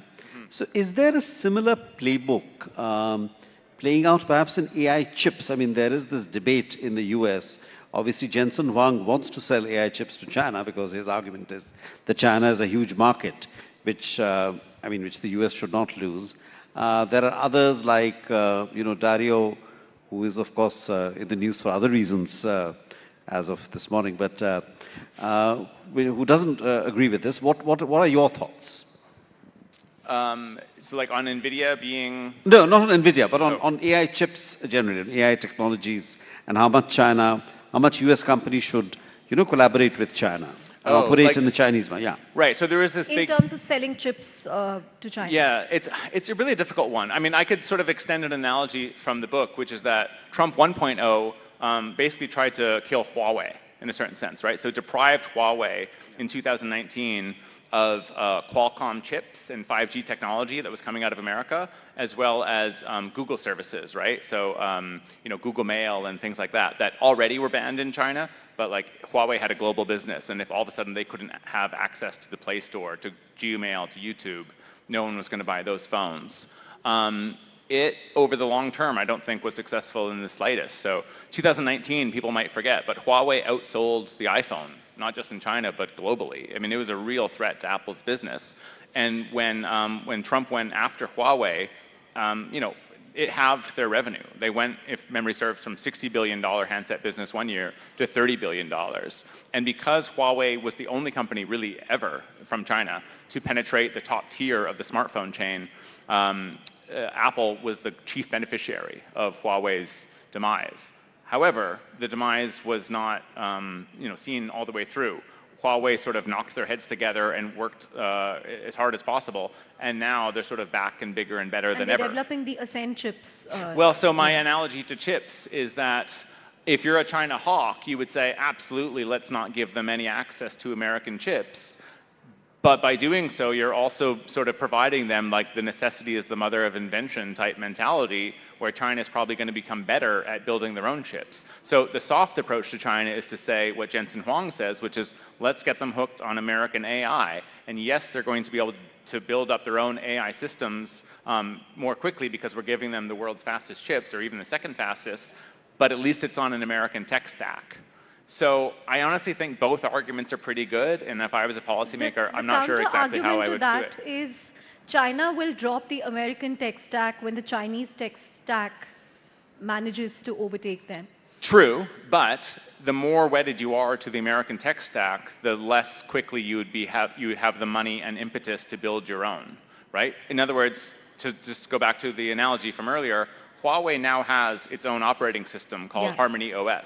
They never would have built it if they weren't deprived of Android, right? So in the same world, in the chips world, if you deprive them of having any NVIDIA chips whatsoever, that's going to put the Chinese into overdrive to out TSMC to out NVIDIA. If they just have access to those chips, they don't have the same drive. They might still think logically they'd like to do it, but it's a question of sort of degree and urgency. Right. Final question, Patrick, because we're running out of time. If you had to write an Apple in India book today, how many chapters is it likely to have? Do you think you will at least have 2 chapters for this book? Well, there is a section on Chapter 40 India. of your Yeah, there you go. book. So that's one chapter written. I've also written a new epilogue for the edition that comes out in May, and it has more to say about India. So let's call that 1.5 chapters. But look, the thing I would like to do is the same thing I do in the book. So, arguably, if someone else was writing the Apple and China book, they might have started in the iPhone era. They might have started in what I call the political awakening. But I chose to go way back to the 1980s to explain the rise of contract manufacturing, which actually took place in Alabama. With the IBM PC before the rise of the Taiwanese, before the rise of China. And so I might want to do the same for India. I daydream about writing Apple in China all the time, right? It's too early. I said yesterday to someone in the government that I want to write it by 2035, and they said, it'll be too late. You got to write it by 2029, I mean, I love that mentality. I love the idea that India is going to surprise us with how quickly they can be. But that would be fascinating. But I think you'd want to give the long history of, India maybe not being part of the supply chain, explain the reasons why, and maybe that would have me writing about, the rise of the software, consultancy, IT sectors, all the things that India did well over the last 25 years as an explanation as to why manufacturing was the missing link in like the civilizational pyramid or something like that, right? So maybe it's not a great idea, but I haven't started the research. Great. We look forward to that if it happens. I mean, look, I'm only going to write it if India achieves excellency in the supply chain, and I'm absolutely cheering for India. So please do it. I would love to write that book. Great. On that note, thank you very much, Patrick, for coming all the way from the US and speaking at the Rising Bharat Summit. Thank you so much. And if you haven't read Apple in China, please check it out. Thank you. Thank you.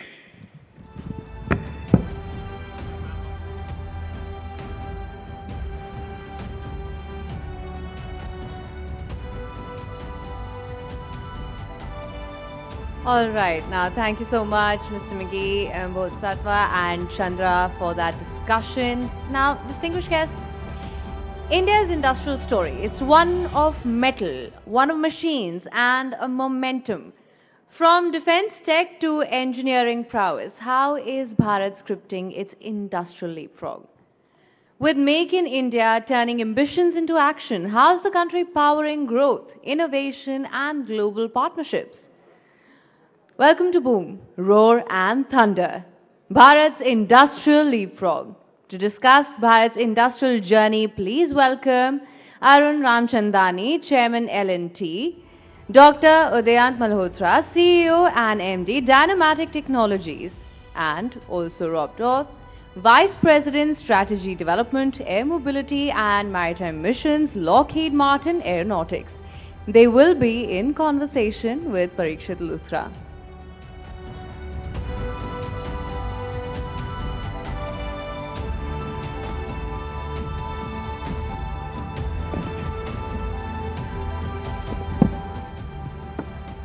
Thank you very much, Haim. Good evening, ladies and gentlemen. I hope you've had a great day so far, and this is going to be a power-packed session. You know why? For two reasons. Foreign affairs, defense, they're going to be the two possibly the most closely watched sectors this year. As we speak, US and Israel are carrying out strikes on Iran. The Russia-Ukraine war rages on. There are tensions in the Middle East. Europe is rearming. India has challenges with Pakistan and China. We have no choice but to be Atmanirbhar and absolutely self-reliant. And today we've got three leaders from the defense sector who are contributing and powering that story. Ladies and gentlemen, let me begin with Udayant Malhotra, somebody who leads Dynamatic Technologies. They're the makers of the Katil drone, the Patang as well. And they are some of the biggest suppliers for Airbus and Boeing Defense. L&T, of course, major supplier to the armed forces. And we've got Lockheed Martin, a US defense major. And they have been betting on the Indian story for decades. And they want to sell more C-130J Hercules aircraft to the Indian Air Force as well. Toby, if I can begin with you. When it comes to defense manufacturing, ladies and gentlemen, it's not an easy business. What's the kind of attitude companies have to bring to defense manufacturing in India? What's going to be the thought, the intention for 2026? Okay, so when we talk about defense, it's not just a business. As citizens, as part of Indian society, it's also our duty to be participants in the safety and security of this nation. That's the first. The second part of it is that defense business is a technology business that requires a lot of patience. And the biggest thing that we need to bring to it right in the beginning is the ability to think long and be able to invest with an idea of creating real technology for our security. I'd just like to ask you to put things in context for us. We're going to speak about Operation Sindoor, but let's also speak, ladies and gentlemen, of what's happening. This is the biggest headline around the world, US and Israel carrying out joint airstrikes on Iran. What's the takeaway from this? So if you look at it today, where war was boots on the ground earlier, a decade ago, 20 years ago, today it's all about use of missiles, drones, and standoff air power. So there's a complete change we saw in Sindoor, we see it every day in Ukraine, and we're seeing it unfold in the Middle East. So it will shape the way we all build products for tomorrow in India as well. Right. Thank you. I'm going to come back to you, Toby, but let me also get in Mr. Arun Ramchandani. Mr. Ramchandani, the lessons from Operation Sindoor. There have been headlines, and you might have read this piece of news, that L&T Defense is hoping that their revenue from the defense business will touch $1 billion in this fiscal year. But how did you change gears after Operation Sindoor? So while Operation Sindoor was a kind of watershed moment, I think the trend has been continuing. So it's not as if, there was a switch, but you could see it coming. You could see that there was a thrust on technology. You could see disruption happening all around us. What we also saw was this big thrust on self-reliance and building equipment within the country. And I think that thrust has now got converted into a wave because, every guy you meet is wanting to do something, build something of their own, offer products. And so it's a movement which has started. I suppose we are riding that wave. Of course, like Toby said, this is a business of patience. I think I'm a standing example of that. I've been 40 years in the industry. When we started, we were, on the coattails of DRDO, supporting them in their programs. And it's been a journey. It's been a transformation. And I think things are just going to change that much faster. Right. But I agree that defense needs patience. The only buyer, the only consumer is the government. But how patient can we be, and how much time do we really have, ladies and gentlemen? We need a fifth generation fighter. US, China, Russia, these are the countries which have fifth generation fighters. There is talk of Pakistan getting fifth generation fighters from China as well. We have an AMCA program, Advanced Medium Role Combat Aircraft Program, where companies like Bharat Dynamatic Technologies, Bharat Electronics and L&T are bidders as well. How soon can we speed up this program and put it on track, Toby?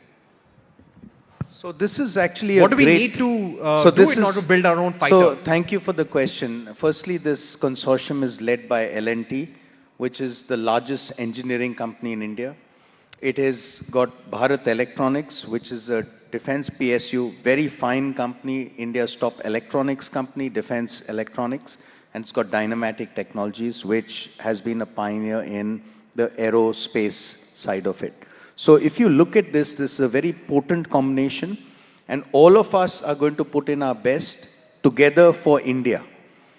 We're setting aside individual ambitions for a greater objective, and I would suggest that by the time the aircraft is flying, it'll be a 5.5 generation aircraft. It's not going to be the fifth generation because there'll be a lot more coming onto this aircraft.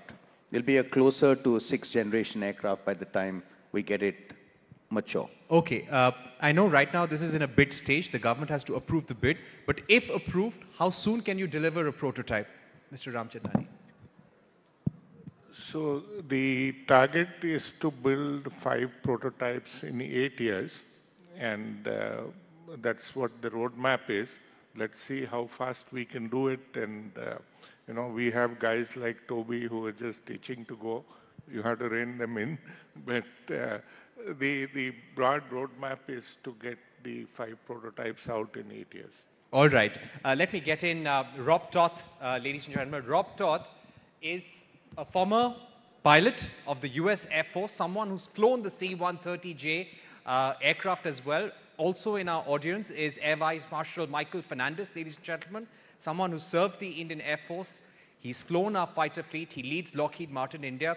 But Rob, how do you see India as a destination for Lockheed Martin over the next 10 years? Well, I think I'd like to start back with about 70 years ago when we first started our presence here in India with the introduction of the Constellation aircraft.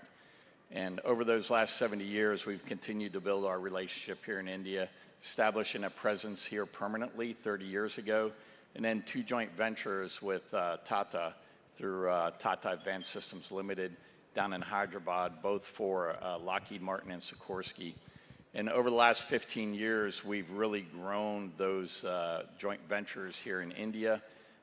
You know, when we think about our partnership with India and the make-buy kind of category here in India, it's really an opportunity to have a partnership with Lockheed in the sense of growing the industrial base, growing the aerospace and defense industry, establishing a stronger workforce, one here right in India to support the Indian industry, and then really being a catalyst for growth. It really, we believe, aligns over the next 10 plus years with the economic and strategic objectives of India, and really allows us to continue to grow the aerospace and defense industry, grow the Indian workforce, and overall provide growth that leads to the security and prosperity of the Indian people. Right. You know, for our Indian audience, many of whom may not be aware of the amount of investments Lockheed has done in India, could you give us a sense of the investments so far? Sure. Going back to our joint ventures, over the past 16 years, Lockheed Martin has invested over $100 million here in India. We have really focused on not only growing our capability to produce aerostructures like the empennage for the C-130, the last 250 have been built here in India, along with 157 cabins for the S-92 air helicopter. And beyond that, we've done a lot to expand the global supply chain here in India. We have grown over 500 suppliers for the global supply chain. 70 of those are directly exporting parts into the Lockheed Martin products. And we work with over 150 MSMEs here in India. So as far as our investment here in India, it's not just been from a financial investment and set up our joint ventures, tooling, establishing facilities. It's really investing in the workforce and the capabilities of the future of aerospace and defense industry here in India. Fantastic to hear, ladies and gentlemen. Toby, if I can come back to you, you're a supplier, one of the main suppliers for Airbus, Boeing Defense as well, HAL for the Sukhoi, for Tejas. What I would like to try and understand, what is going to be the export opportunity? When we see warfare of this kind, Operation Sindoor, that was immediately followed by emergency procurements by the Indian Defense Ministry. And just the way we're seeing the US strike on Iran right now, there will be demand for ammunition, replacement of weapons there as well. What's going to be the demand for exports, and how are you gearing up for that? Yeah, so about 95%, closer to 100% actually, of our production is export. And we are a global sole supplier to How much Airbus. for defense? It's a mix. It's actually the beauty of aerospace is it's a fusion of commercial and defense. And if it's well designed, your manufacturing lines, these are usually counter-cyclical. So when there's war, you have a lesser sale of commercial and vice versa. This is the first time in the world in the last 50, 60 years where both are rising at the same time. So there's a critical shortage of capability, and that's a great, great opportunity for India in terms of the craftsmen, the skills, the engineering capabilities, and the sheer resilience of the Indian supply chain. So if you look at it, what a lot of Indians don't know is that every Airbus is partly made in India. All the military fighters, the helicopters, the heavy lift, the P-8s for Boeing, partly made in India. Bell helicopter fuselage is partly made in India. And Indian companies excelling on the global stage as best of the best. So the beginning is there, the road ahead is phenomenal. Okay, what about you, Thank Mr. Ramchandani? How do you expect defense exports to go up? And what kind of weapons and ammunition will be most in demand? So, of course, whenever there's a war scenario, there is always the need for ammunition. Now, unfortunately, or by design, we don't make ammunition. We build systems. That said, I think today people are recognizing India as a developer of systems and solutions. And that is a new play which we have. Evolving from being a component manufacturer or a subsystem manufacturer to building systems, I think that's the play that is opening up for us. I just returned from Europe and interacted with a couple of countries on, collaborative defense work. And today people are talking about co-development, co-production, which is again an evolution from just being part of a supply chain. So these are transformative things which are happening. What that really calls for, like Toby said, one, of course, is having the right skill sets. That's something which is in demand and which we need to create. The other is the ability to build our own systems and products. And that's something which, as a country, we haven't done enough of. And I think that is a road that we have to travel. And I'm seeing momentum in that direction. Right. Rob, if I were to ask you, what is the one example that defense manufacturers can learn from the US approach to defense manufacturing for the long term? What have you witnessed, which is something that countries like maybe India can replicate, either in terms of rule or in terms of manufacturing processes? So I think one of the things that... Rob, you can bring the mic a little closer. Oh, yes. Okay. I think one of the things that would really benefit here in India is really the focus on code development. I think, there's a lot of focus currently on co-production, establishing the ability to produce aircraft here in India. But it's really that co-development piece, being able to bring in all of the different technologies, AI, 5G.mil type technologies for communications, advanced systems, and really being able to grow the aerospace and defense capabilities from within rather than just import them from outside. So I believe that moving forward, I think India can really learn a lot from a lot of the companies in America that are doing a lot of development across the wide range of technologies.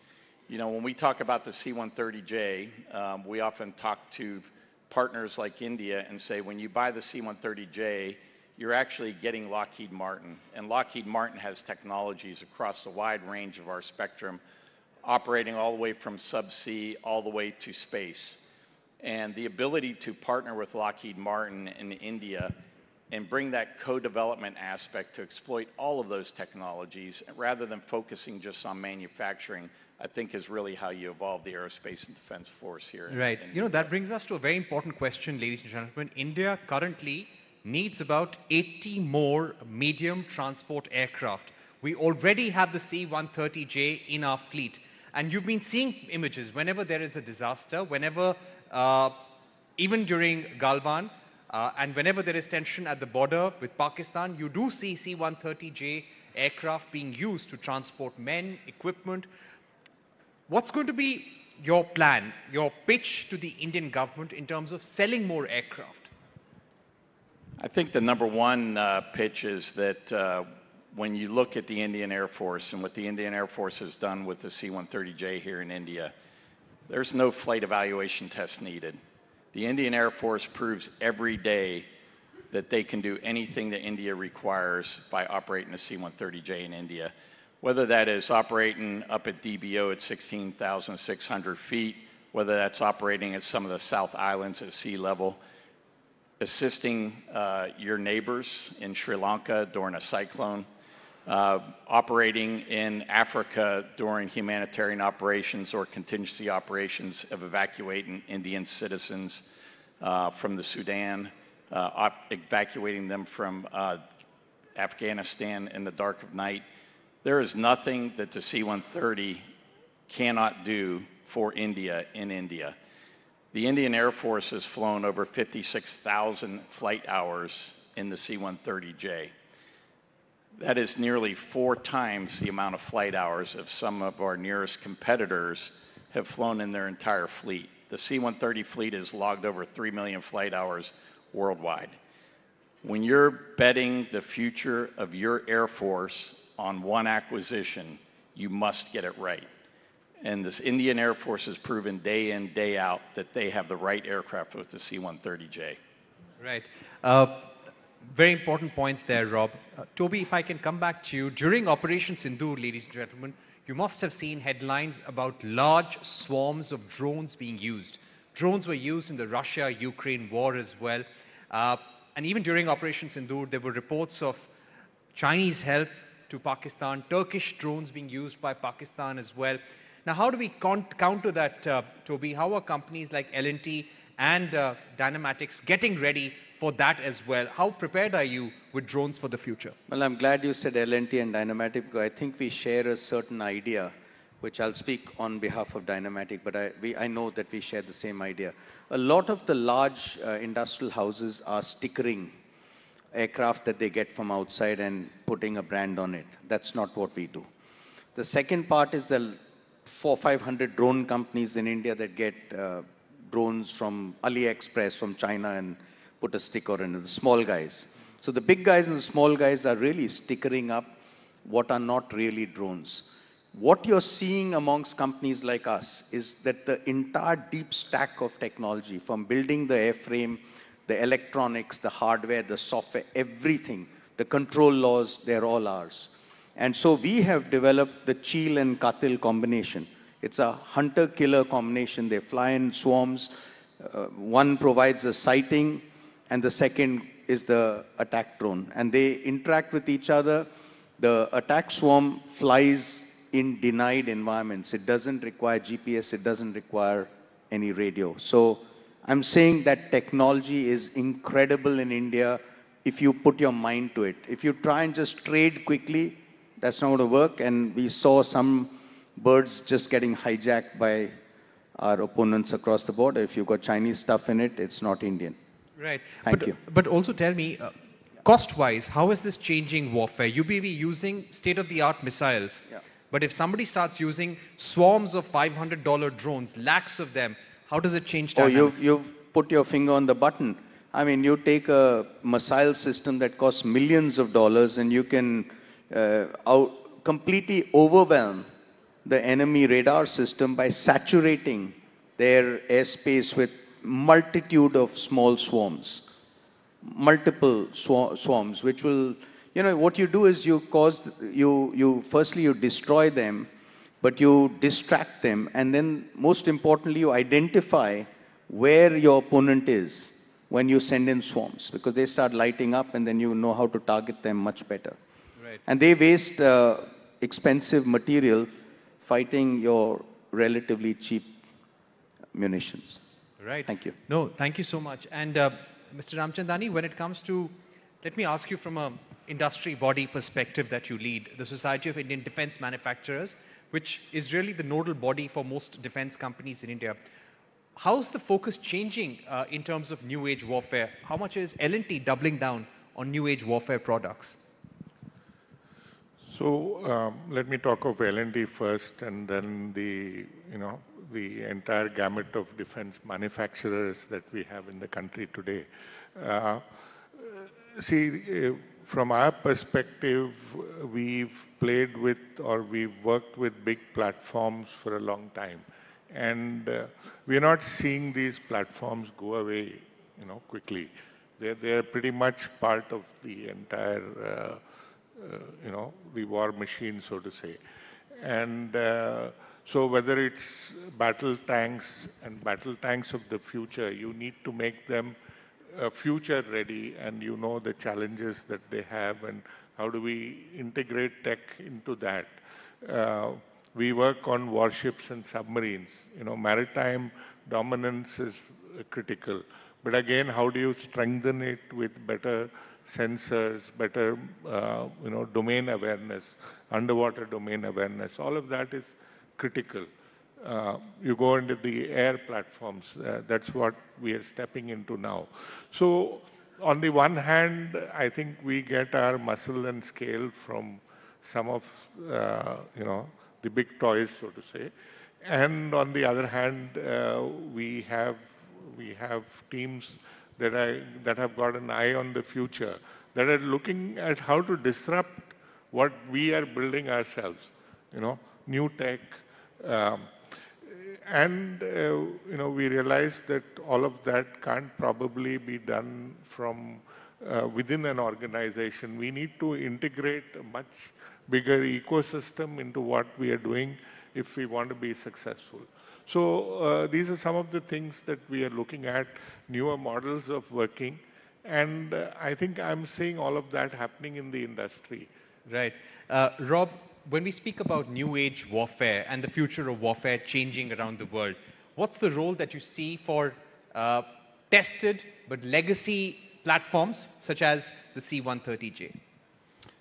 Yeah, so I think we're in a great position with the C-130J.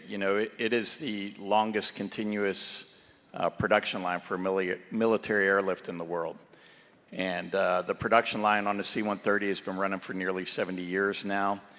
But that is not how the airplane looks today, how it started 70 years ago. We have evolved from an A model 70 years ago to the C-130J now, which is the most modern transport airplane in the world. As far as the capabilities, we have evolved them over time by adjusting to the nature of warfare, adjusting to what our operators in 70 different countries who have flown over 2,700 of the airplanes have told us from lessons learned in warfare, in humanitarian operations, in peacetime operations, what is needed to continue to keep up with the evolving pace of warfare. And for that matter, the evolving pace of taking care of your country in times of need like humanitarian crisis.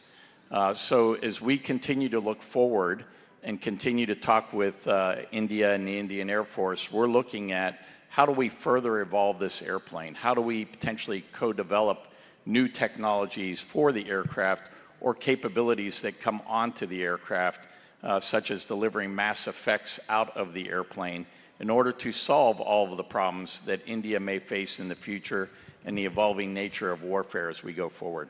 Rob, also tell us, now this is an order that the Indian government will consider whether to buy 20, 40 or all 80 from one company. But what is the kind of scale of order that you need to maybe double down, maybe put more manufacturing resources on the ground, maybe invest more in the Indian Lockheed Martin story? What kind of a scale would you need in terms of order from the government? I'd say let me start out with talking about what we're doing now. We have been investing in the C-130 in India for nearly 16 years. We put a lot of investment in here to build the empennage.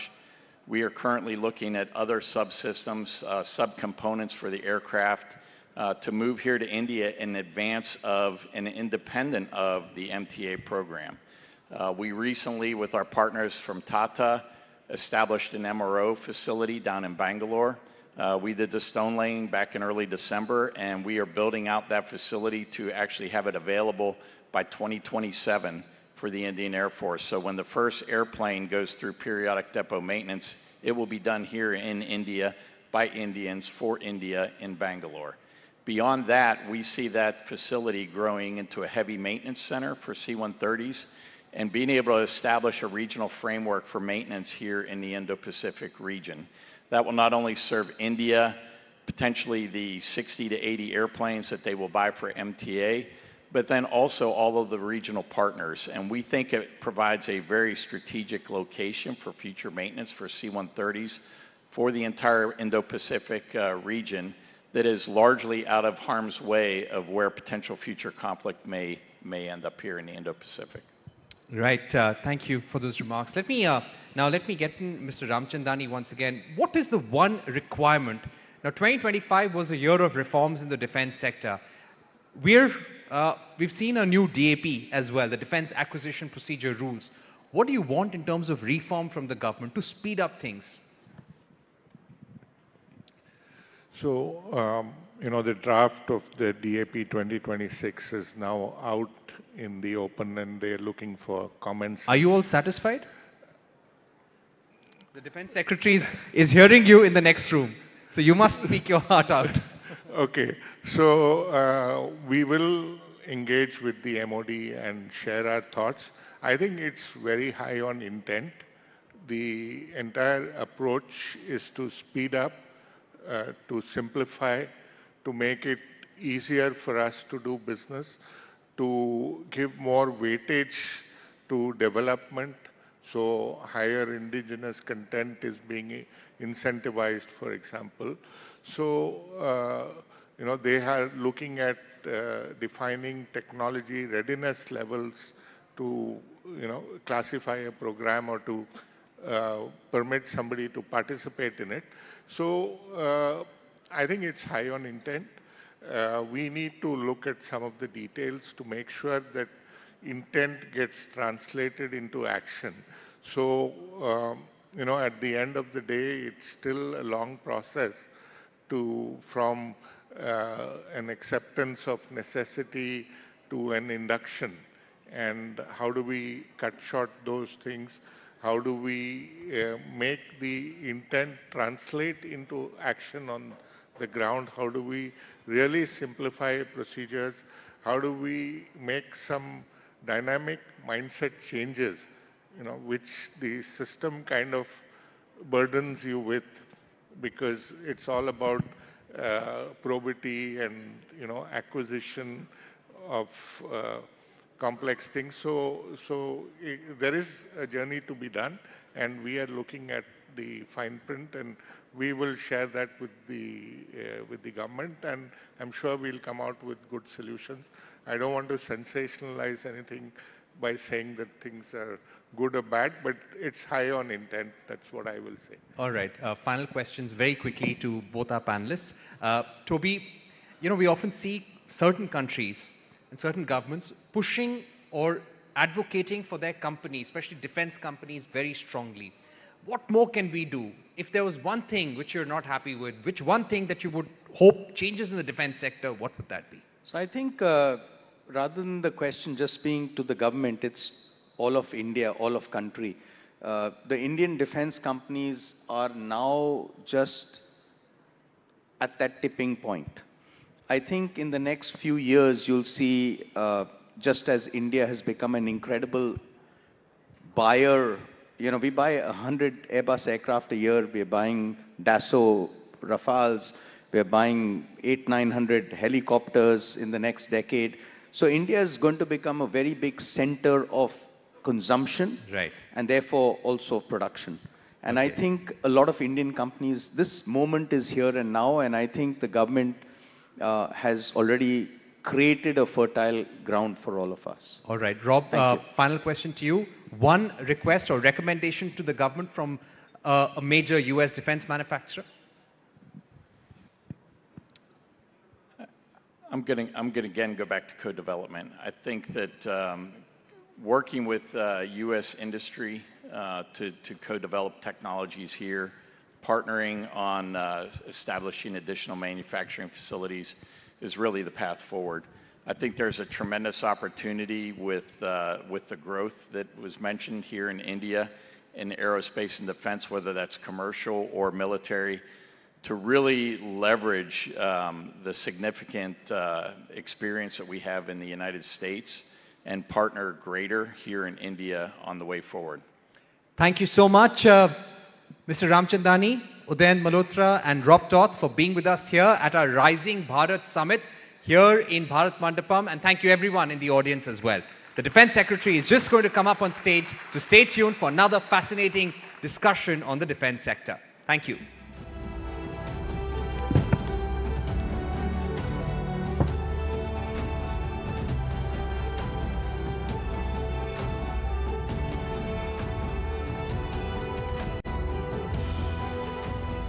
All right. Thank you so much, Mr. Ramchandani, Dr. Malhotra, Mr. Roth, and Parikshit. Thank you so much for that discussion.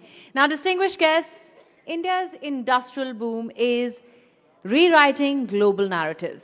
Let's change focus to India's own security playbook now. In a world of shifting alliances and emerging threats, what's driving Bharat's defense strategy? From border dynamics to tech-driven warfare, how is India shaping its security narrative? The next session is about the Bharat Security Doctrine. No compromise, no concession. Please welcome Rajesh Kumar Singh, Defence Secretary to India's Security Priorities, Defence Reforms and Strategic Choices in conversation with Rahul Shivshankar.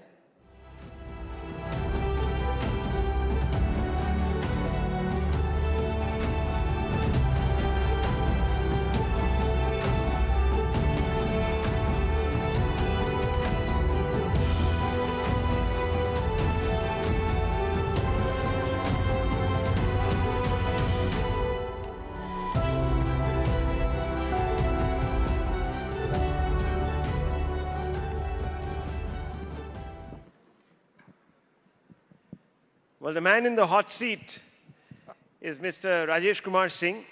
He's India's Defence Secretary, and he's in on a day when there's been another war that has broken out, this time in the Gulf. And as you know, this morning we got news that the US and Israel conducted what they are calling preemptive strikes on Iran, not unexpected. And the Iranians have hit back.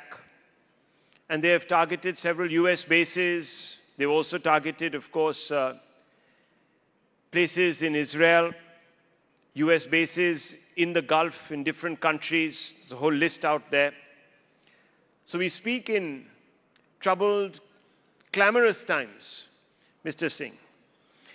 I want us to first look at this and focus a little bit on this latest conflagration. India obviously is going to be in focus because we are friends with Tehran and Tel Aviv. How will India approach this?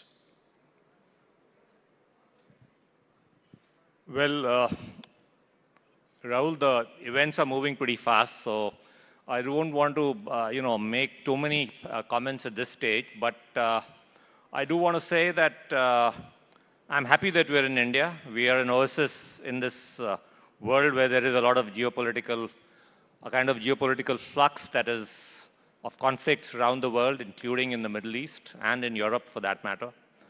So I think the present government under Prime Minister Modi has given us a level of both macroeconomic as well as geopolitical stability. And I'm happy that we are living in this country. But of course, in the Middle East, we have stakes there. We have a very large diaspora. We'll be watching developments very, very closely. We have strong strategic partnerships with some of those countries. And we will have to sort of continue to maintain those. Our policy is to have a multi-aligned kind of a diplomatic engagement. So let's see where it goes. But as of now, I would only say that we hope things will settle down, both for our own interests in terms of its impact on our oil supplies, but also for the people of those countries. Well, let me ask you this, because we also have an important stake in Iran, in a sense. There is the Chabahar port. We were, and this is what has come out in the media, that we were asked to pull back from that arrangement that we have, and we secured an exception, which has now, of course, we've been put on notice, so to speak, by Trump. How does that affect India's strategic play in that particular neck of the woods if we have to give up our interest in Chabahar? Well, Rahul, the short answer is that we'll have to sort of negotiate our way to ensure that our interest in Chabahar is sustained, and it brings us the benefits that we need in terms of access to trade routes, Central Asia, etc., and to Afghanistan. So yeah, I mean, since things are moving very, very quickly in terms of developments, let's see where this takes us. But as far as I'm concerned, we intend to ensure that our investment in Chabahar yields us the dividends that we need. How do we do that? We do that by negotiating. I mean, you would have asked us, a few months back, you would have been wondering how would we manage the US trade relationship along with the defense engagement. And the fact is that we've been able to manage both. So let's see where this takes us. It's a bit early to say, but the intent is obviously to negotiate our way into a situation where our investment in Chabahar is protected. So let me ask you, because I'll just extrapolate on this. India is a firm believer in plurilateralism, multilateralism, and guards its strategic autonomy, as you know, fiercely. But here we have a situation where there are tugs now. Increasingly in a conflict-ridden world, we're expected to take stands, whether it's in the United Nations General Assembly or, of course, by some of our partners. And the United States perhaps is expecting India to stand with it. We've already made a commitment to Israel that we are going to stand with it in the interests of the defense of its realm. The Prime Minister made that commitment. Do you think that alienates Iran and by extension our friends in the BRICS world that support Iran and have a problem with US unilateralism? So let me take you to the recently concluded International Fleet Review that we had in Vizag a few days back, where there were 74 odd countries that took part. Incidentally, that included both the Iranian Navy and the US and the Russians and a bunch of other countries. So India's strategic autonomy and its convening power is quite distinct in that sense. We are able to maintain these high level of alignment with different countries. Of course, it goes without saying that with some countries the relationship is a bit closer. It is more strategic, and you mentioned one of them, Israel, maybe a few others, but I don't want to mention them right now. There's no need to differentiate among friends, but India's ability to strike and align and engage with different countries, even if when they are in conflict with each other, has been sort of shown over the years. Just to press you on that, you said that we don't want to differentiate, but when we don't take a stand, for example, in the United Nations on issues that are shaped as moral questions, and the number of our abstentions has actually gone up over the years. I'm not saying that we're the only ones, because other powers are also abstaining more often than not. So we're not isolated or alone in this. But when we see these abstentions going up, many people will say that we are actually differentiating.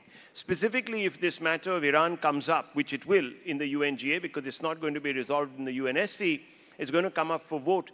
What do you think India should be doing? We haven't heard from the Indian government as of, I checked last about an hour back, so do excuse me if things have overtaken. But fundamentally, should we at least express serious concern? Or should we stand up and say that perhaps it's going a bit too far? We have a political interest also. We have ties with, that go back civilizational ties with Iran. How far can we just keep sitting on the fence and hedging? Well, I'm sure the Ministry of External Affairs will give a response. It's fairly early days. It's not even a day, to be very frank.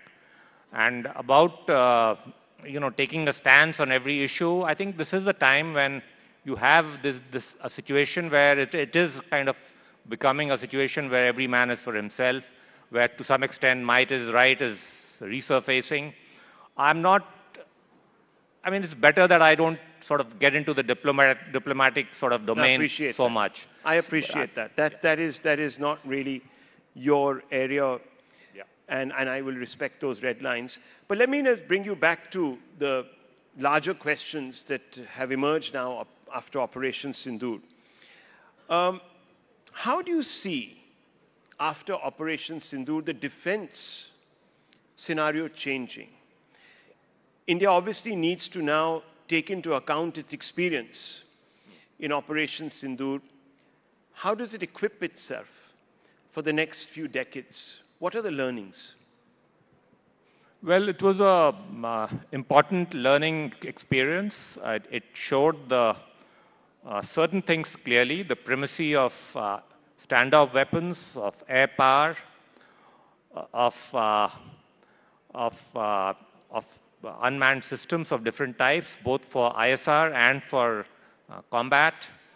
All of those areas revealed certain strengths that we had. they also reveal certain capability voids that were there, and those are being filled up at a very rapid pace. We've created this accelerated green channel for emergency procurements to fill some of those capability voids.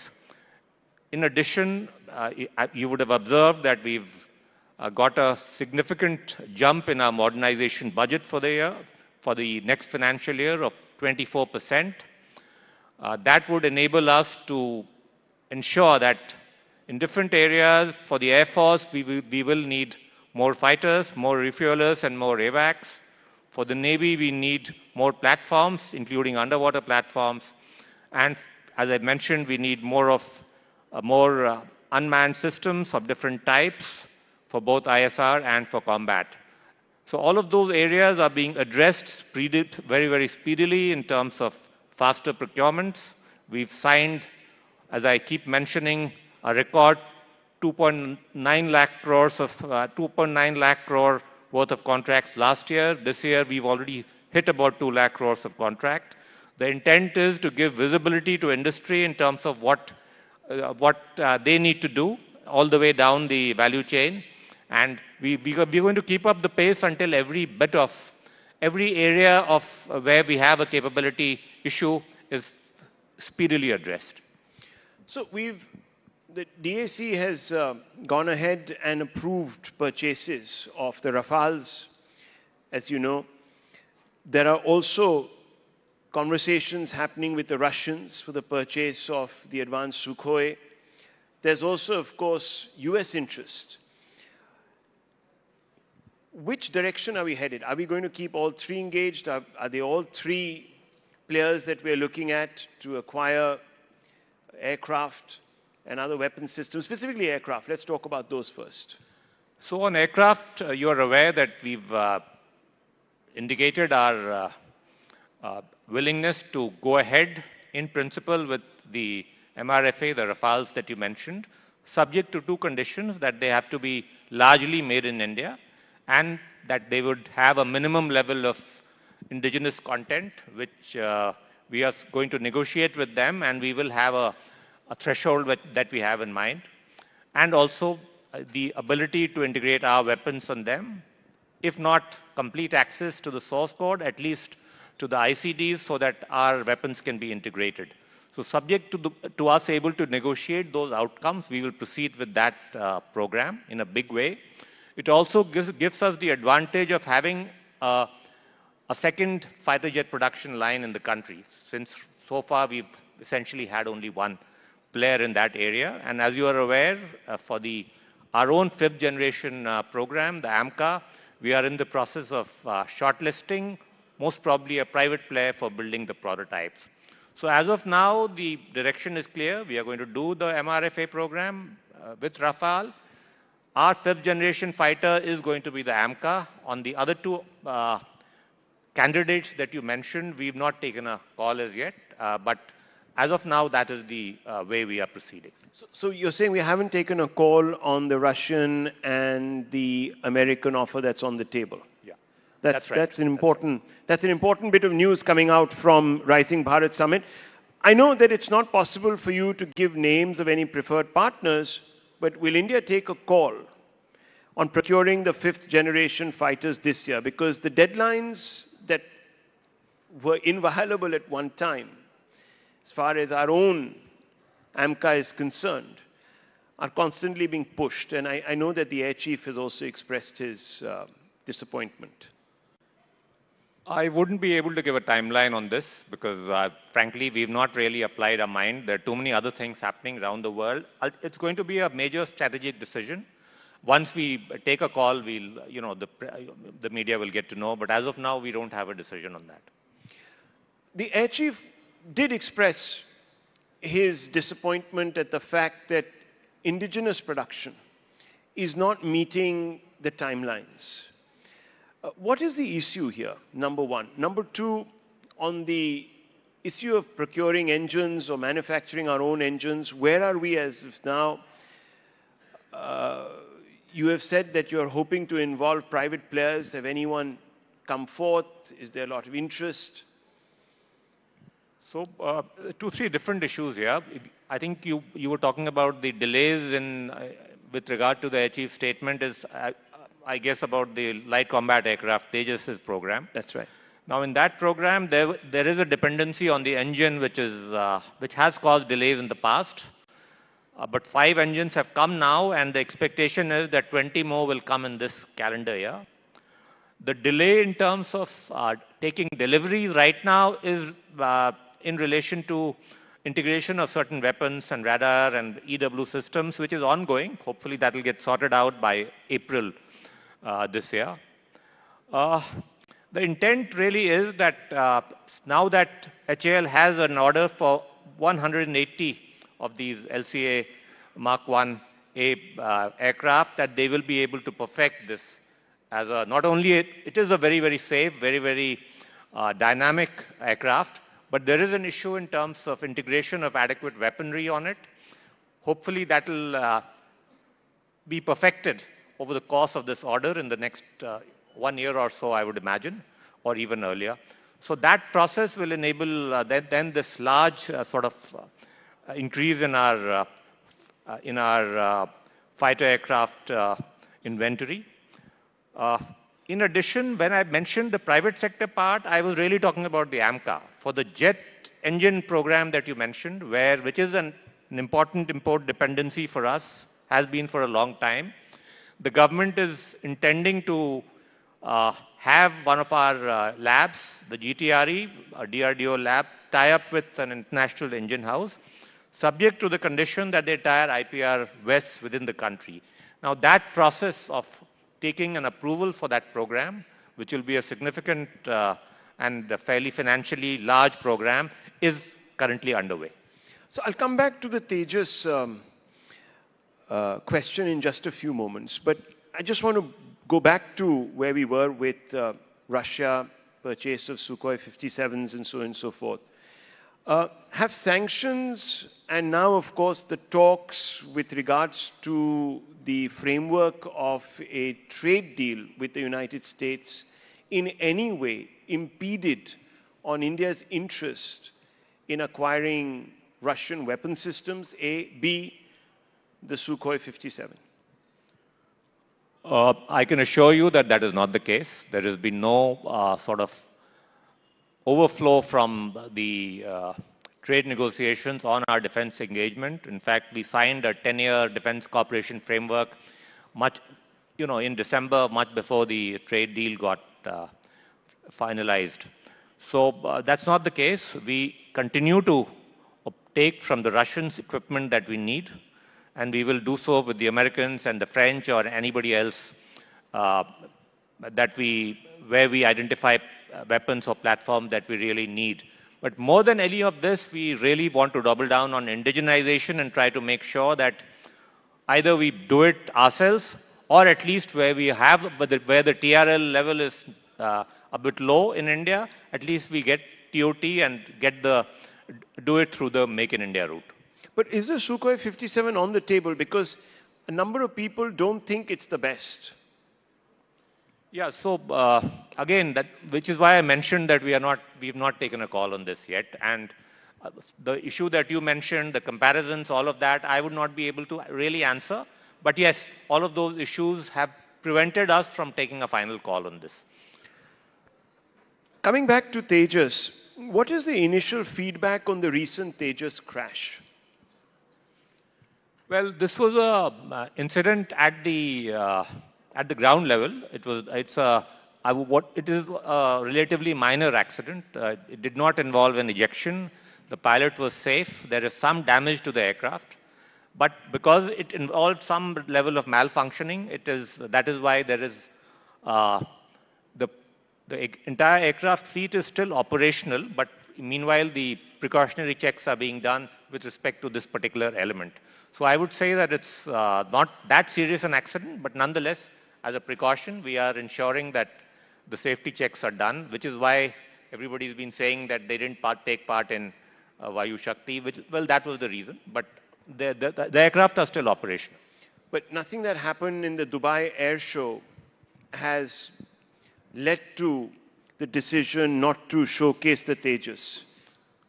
No, nothing to do with that. This was linked to as I mentioned, a ground level incident which happened only much after the Dubai incident.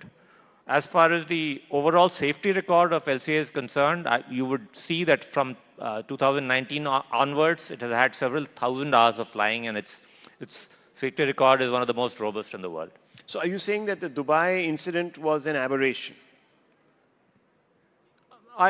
That's what I'm saying, yes. Correct. And there was no underlying technical issue which would raise red flags? Yes, I mean, that is the indication that we have from the Air Force and from HAL. How do you expect defense production and exports to go up? You said Atmanirbharta is obviously the most important spoke in the wheel now going forward. How do we get to the point where we become Atmanirbhar, and what is the timeline that we have in mind? And let's look across all sectors. Well, I mean, the way you make it happen is by taking certain policy decisions and then sticking to those.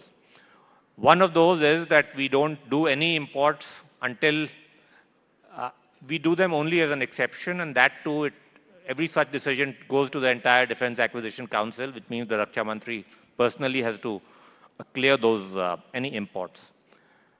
The second is that we ensure that we have a normative target in front of us, that every year we'll ensure that at least 75% of our money, the modernization budget, is spent within the country. And we've achieved that over the last 2 years. Last year it was as high as 88%. So this combination of factors, the fact that global buys would be an exception, that your Indian rupee contracts will dominate to the extent of 75%, and the fact that even when you do any import of platforms, you ensure that the bulk of those two are made in India, as you would have observed in respect of the prospective Rafale deal as well. So these sort of this policy framework in a way ensures that that Atmanirbharta is built into the procurement process itself.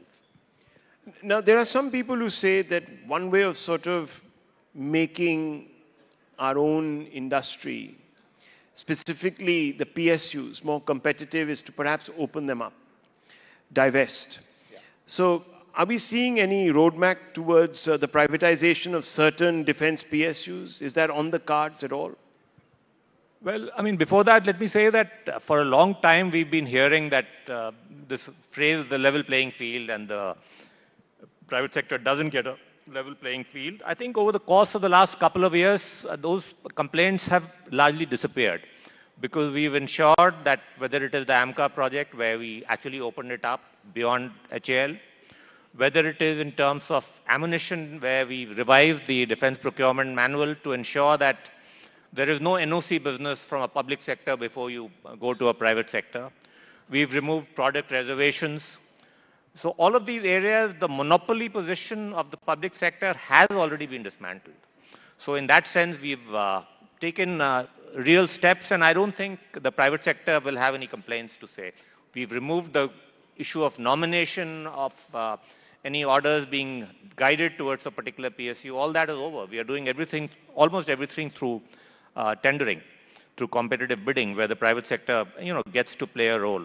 The only area that is different is that the private sector industry in defense needs a license, whereas the PSU, obviously, because it is fully owned by government, doesn't need a license. Everything else is probably the same for both categories. As regards disinvestment or divestment, I don't have a brief on that, so I wouldn't be able to tell you right now as to what is the plan. But are you open to the idea? Personally, I am open to the idea. I think in many of our PSUs, which are in any case public companies with significant quantities which are already on the available in the public in the markets, the possibility of many of them are riding high in terms of their stock prices as well. But in terms of whether you dilute some of it, that is a decision that perhaps is not entirely mine to take. My personal view is that some level of dilution could be done. But more importantly, as I mentioned, we've tried to ensure that the public sector monopoly is dismantled, not only to improve efficiency, but my view, and I believe it passionately, is that the competition from the private sector will improve the performance of the public sector as well. How many applications does the Defense Ministry have for 100% FDI in new and existing defense projects, sir? I don't have a current figure. The only 100% FDI that we have so far is one particular company, a Swedish company. I don't know if there are others as well. The reason why the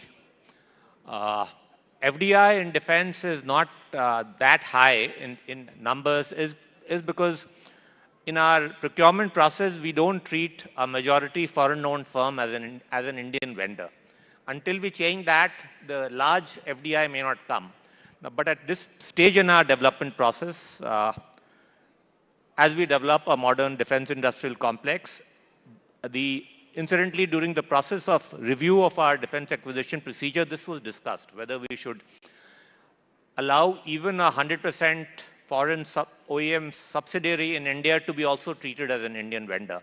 But most Indian companies who are growing their business in this space, including the large ones, the big conglomerates, everybody felt that it's a little too early. This definition of an Indian vendor gives them leverage in terms of getting technology and tie-ups from foreign OEMs, which is why a considered decision right now is that we won't do it right away, which is why I don't expect big numbers in FDI to come. However, I want to say that there could be cases where there is a particular niche technology which is not available anywhere else.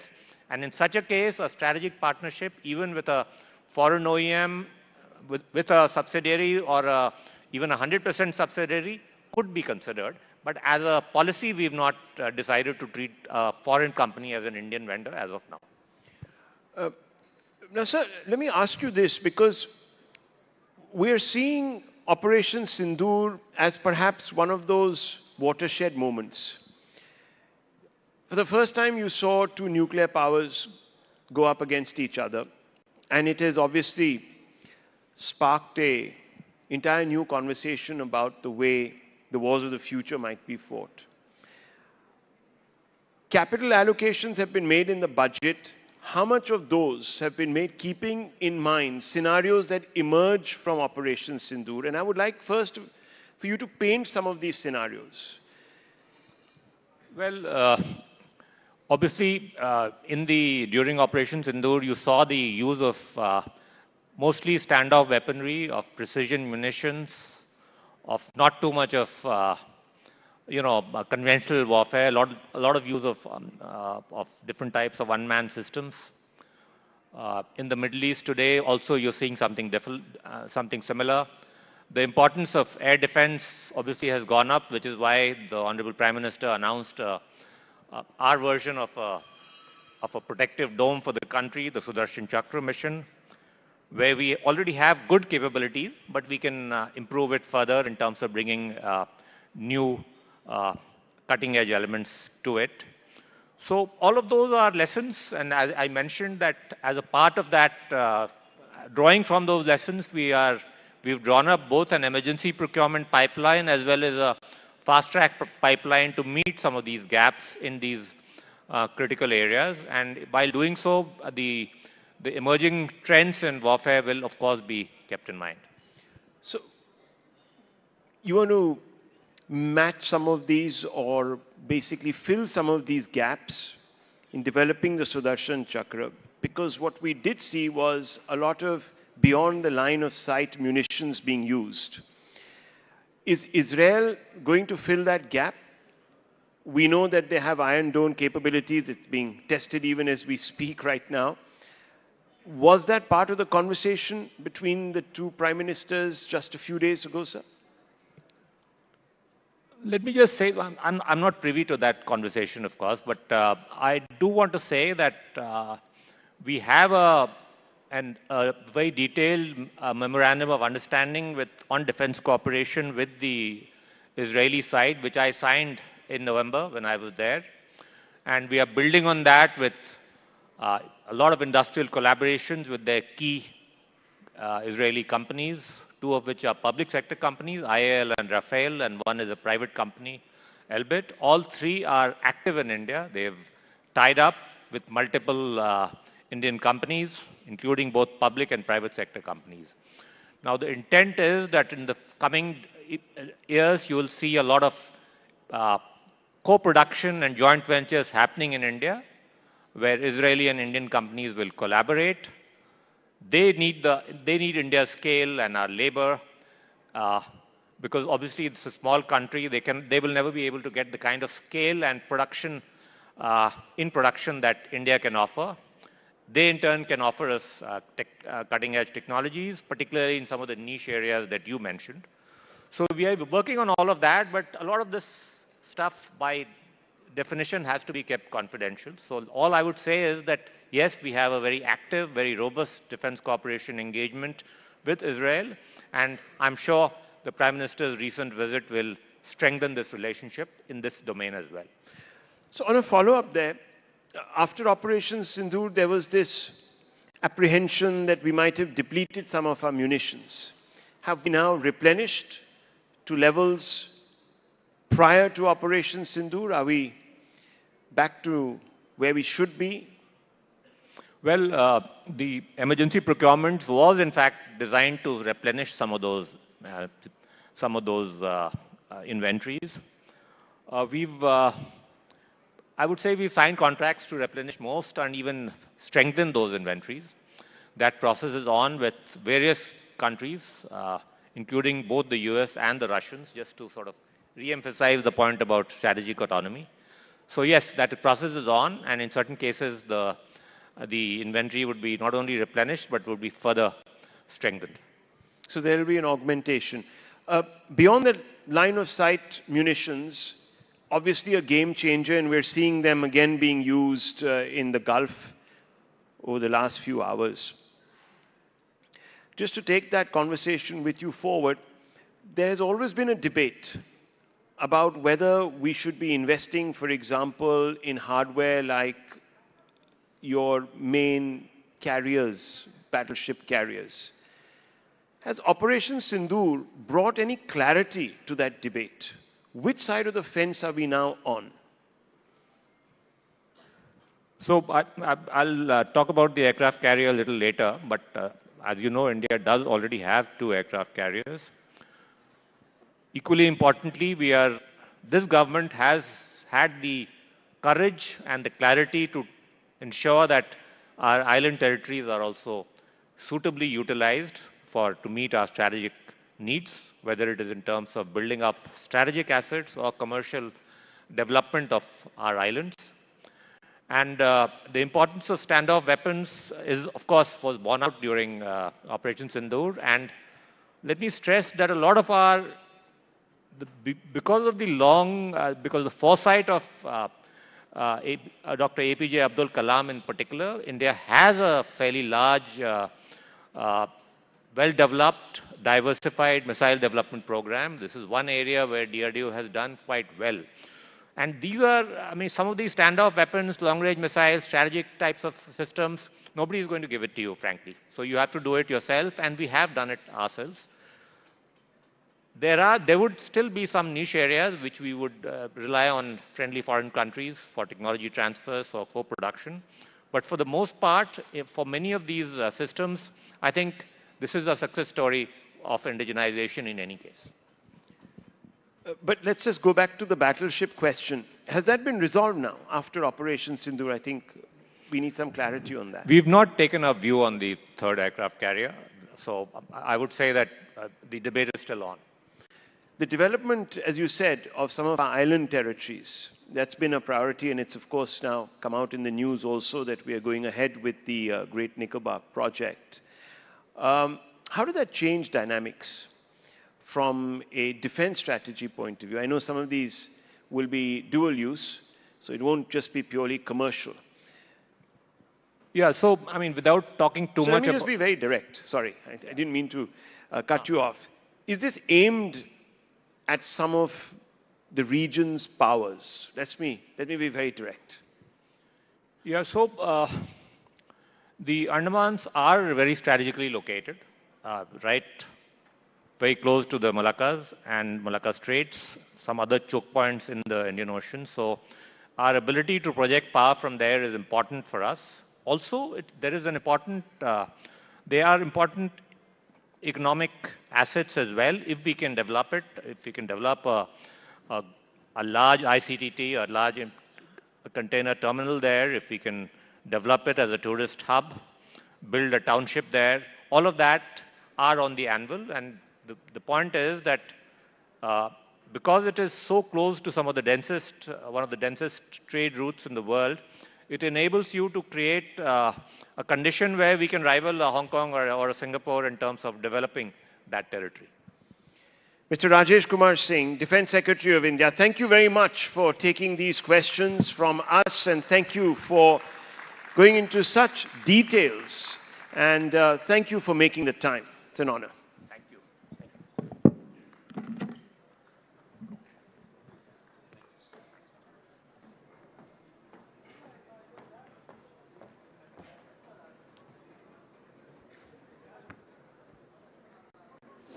Thank you so much, Mr. Singh and Rahul. Now, distinguished guests, India's security doctrine is asserting its strength. Let's shift to a different axis. India and its former colonial ruler, the UK. With the India-UK FTA on the table, how's the relationship evolving beyond its history? From cricket pitches to strategic partnerships, how are London and New Delhi navigating a multipolar world? Let's look beyond the Raj in India-UK relations. Please welcome General Sir Nick Carter, GCB CBDSO ADC General, former Chief of the Defence Staff, UK, in conversation with both Sattva Ganguly and Nalin Mehta for a session on Old Friends, New Foundations.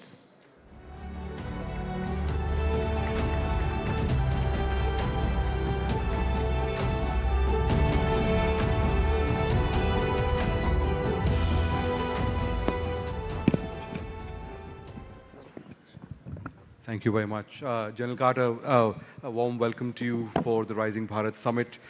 Thanks for coming down all the way to Delhi for this. It's a good day to have a British general on the panel. We are entering a new age, as it were, in the Middle East.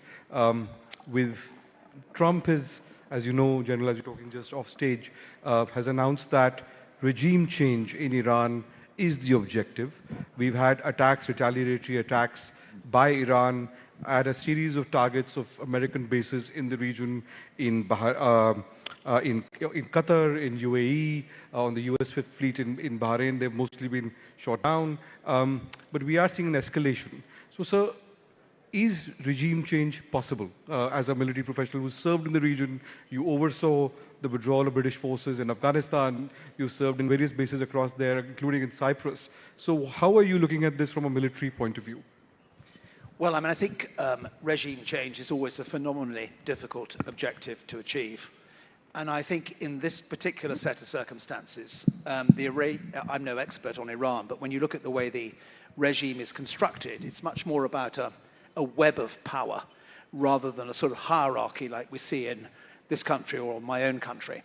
So I think that it may be all well and good taking out the leadership, but of course there's then the IRGC, and there are a whole manner of other systems in place to make sure that the regime can survive and the revolution can endure.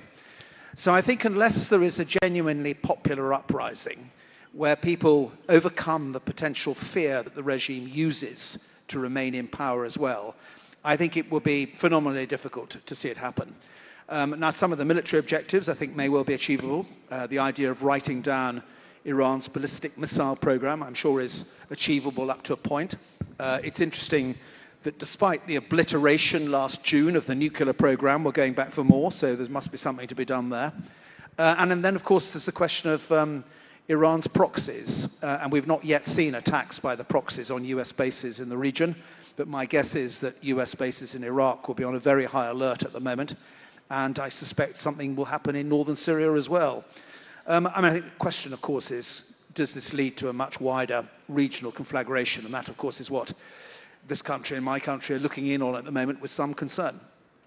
So just to ask a follow-up question, would it be fair to say that the odds are, from a military point of view, military capability point of view, that the odds are stacked against Iran and that it is, in that sense, it's asymmetric?